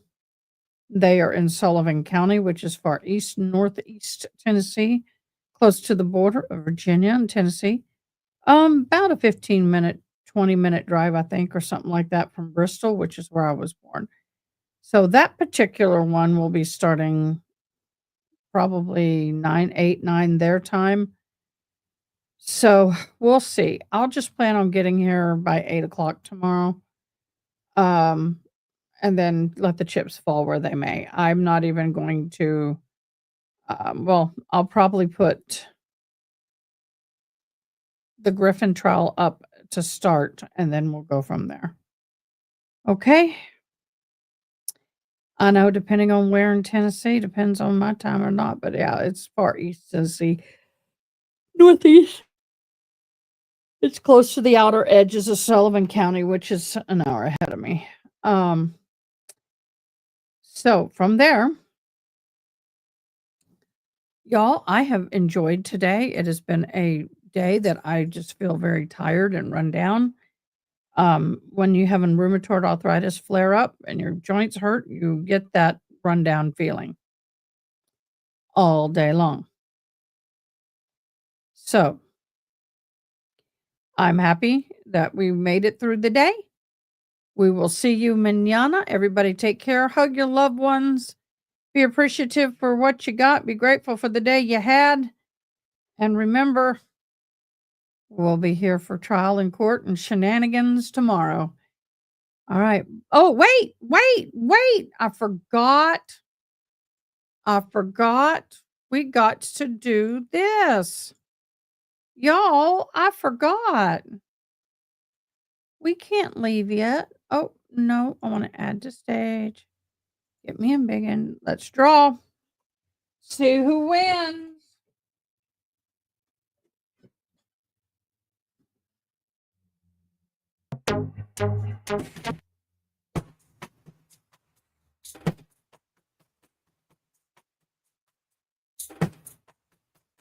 Hello, it's Britt. You just got your name in for the drawing for next week.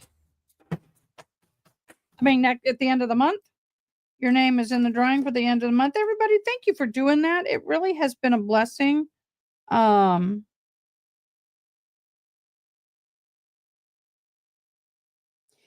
does my handwriting always look better when I write with a pencil versus when I write with ink? I don't know. Okay, hello, it's Britt. You are in. Yeah, baby. Of course, if you sub this month, if you gave a super chat this month, if you became a member this month, if you gifted memberships this month, anything that you do gets you entries into the drawing for the $50 gift card. And then that's what we'll be doing. So, hello, it's Britt. Congratulations. Your name is in amongst all the other stuff you've done. Okay. So, see you tomorrow. Sleep well. Bye. Thanks for watching. Please comment, like, share, and most importantly, subscribe. I hope you have an awesome day. Till next time, take care.